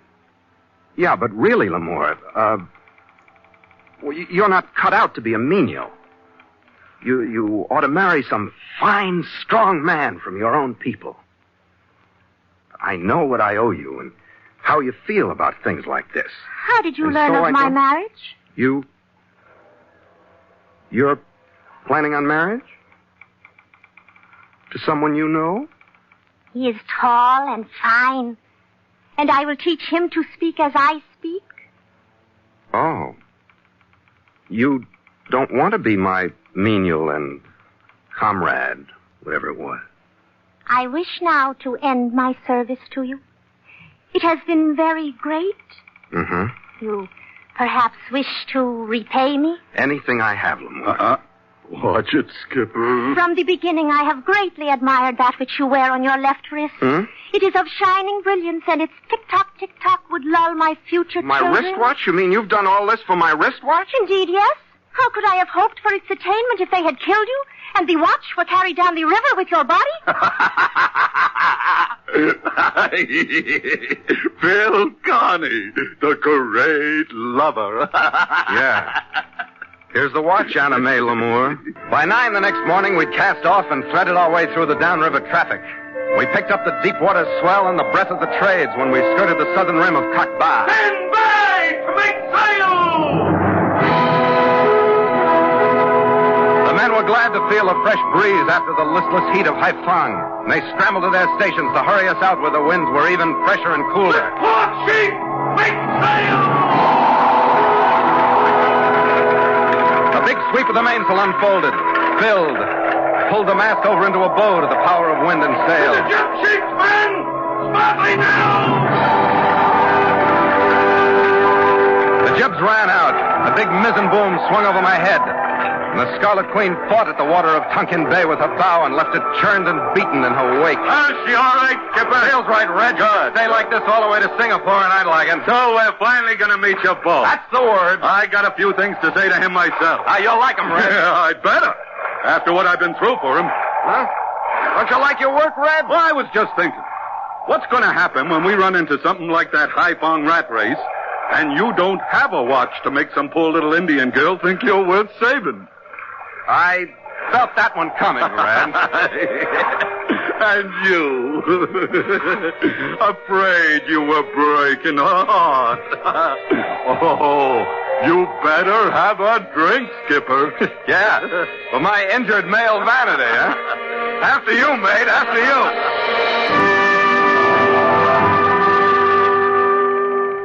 Log entry, the Ketch Scarlet Queen, 11:30 p.m. Miles traveled from San Francisco, 11,658. Sky fair, wind rising. Mainsail and mizzen reefed. Ship secure for night. Signed, Philip Carney, Master.